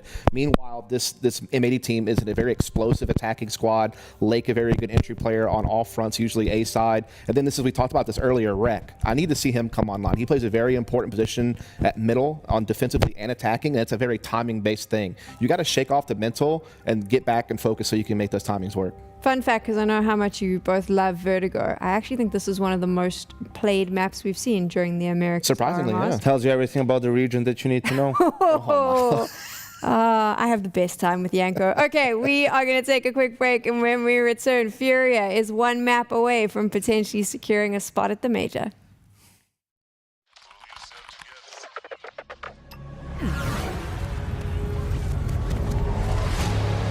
The world is changing quickly. Shoot it.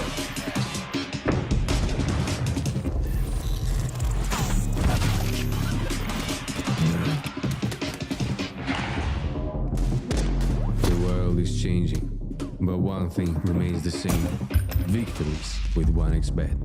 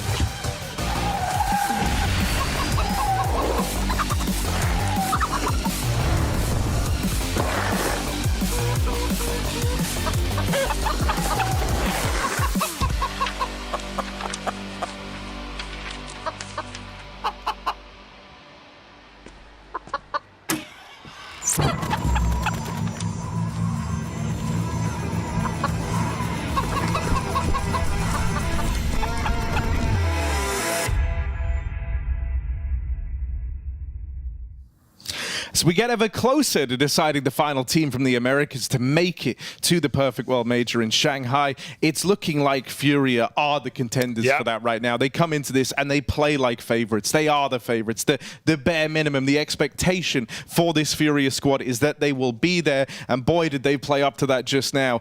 M80's map pick starts off very, very strong, and then turns sour so quickly, unable to field a single CT round versus the might of this Furia squad. It's more than sour, Harry. It's moldy. We've had to empty the fridge. In fact, just sell it, throw it on the sidewalk, get rid of the fridge. This is falling apart for M80. They're going to have to perform the most insane mental reset to come into map 2 of this series. And sure, as Yanko says, both maps comfortable for M80. They can play them. They do play them, Vertigo and Dust too. But just on a mental side, when you know what's on the line, when Furia have also told themselves that we can win this game from such a ridiculously far down scoreline, 8-3 at one point in that map, 7-2, like, the mental edge is insane. In that second half, KRÜ went 11-1.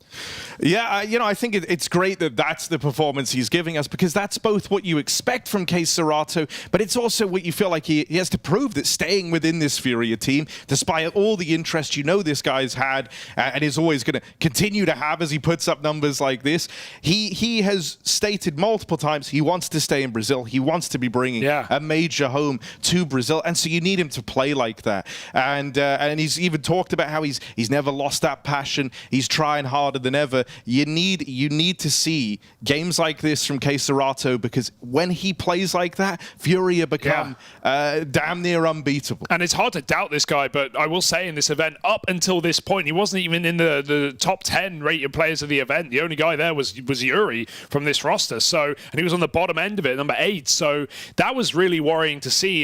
You know, maybe indicative of, this is finally it. This is the major that Furia miss out on. This is a team that has made 7 majors in a row, or at least an organization that has made 7 majors in a row since Katowice 2019. They haven't missed a major, Harry. They've even made playoffs 3 majors in a row. They made a run in Rio, we remember, to top 4. So this is a team that you expect to see at the major, and for a brief moment, I'll admit, a brief moment in that game, I thought M80 were just playing off of fumes and going to run away with this series. But now it's a very different game of Counter-Strike. Furia onto their map pick, onto their T side, and looking to 2-0 this series and give M80 an absolutely horrific end to their day.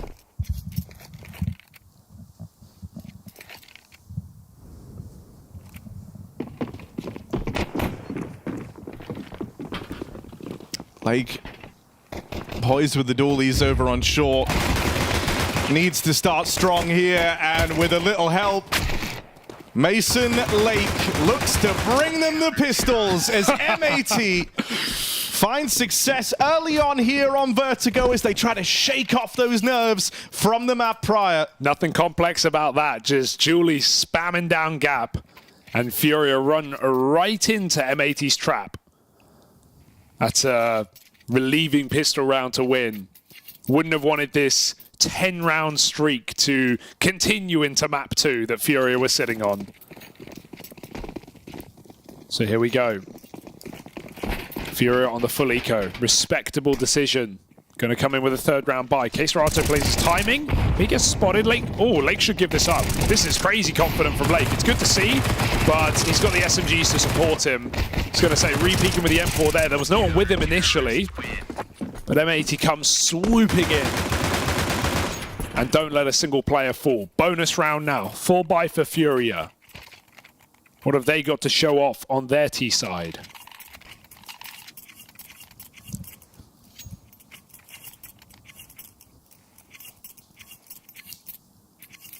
The thing that's going to be interesting here for this M80 squad is, you know, we spoke already about how back in Copenhagen, even with Def standing in, they were 1 round away from making it, right? They were 12-11 up in that game versus Legacy. It goes against them, gets into OT, and then that 3rd map wasn't close, not as close as the others have been, not as competitive from M80. It felt like the nerves got to them, and so this is where they want to show that they've grown, they've improved since then.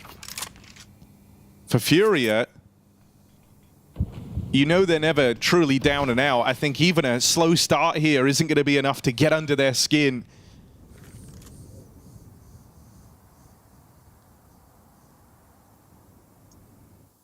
See Fallen trying to orchestrate something here in the 3-on-4. You've got a wounded Yuri. He's going to join up with Skulls over here in middle.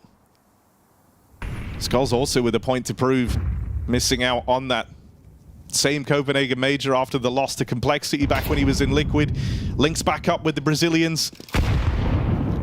That's where he'd found previous attendances to majors.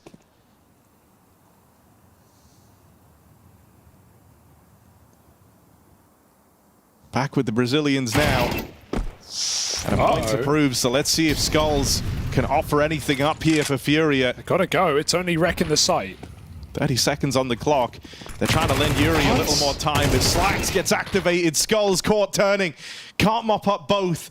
And Yuri all alone, those extra few seconds lent to him to get into position over on ramp. But he never even gets to play. Yuri has to back off. M80.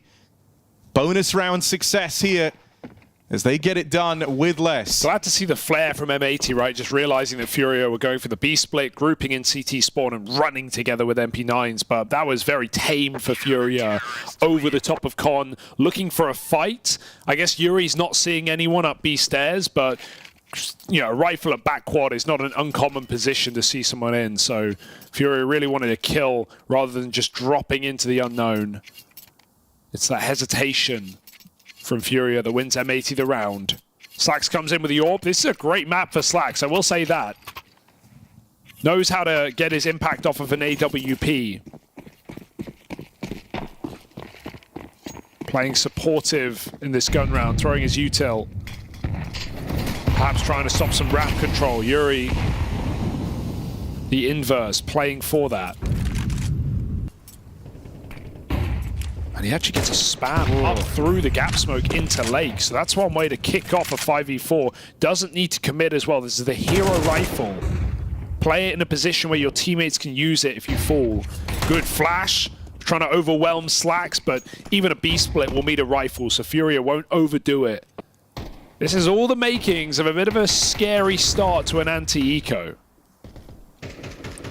Yeah, it was giving up a round like this back on Anubis that actually extended a way for Furia back into the game when M80 were off to that really hot start and they went B and there was just one hero gun in the round. That was the duo of Yuri and KSerato assembling that boost. Well, this time it's Yuri to open. Caught that fight on the second monitor too, and it was ugly. Lake certainly had not just the chance, but arguably the advantage in the fight that was taken. And so you don't want that to be how this comes unraveled. Slacks is up. Gonna at least bear down onto KSerato, puts a stop to the ramp take. Furia, they keep it quiet. Can't blame them for avoiding the AWP, but again, they're doing one of these rounds where they have to go reclear so much of the map. Swisher caught in the open, caught in transition between positions, and Cello's now gotten a gun from the flank. Rex set up here. Rex got to go huge. He has to withstand this. Can't just be a one and done. Need a multi-kill out of Rek. There's the support from Sin, and Rek lives up to the hype. 2 quick kills, leaves it all on Fallen. M80, nerve-wracking with how this one starts, going 4v5 down, but pressure alleviated as Rex steps up with the hat-trick. Yeah, that's a terrifying round for Swisher, right? Just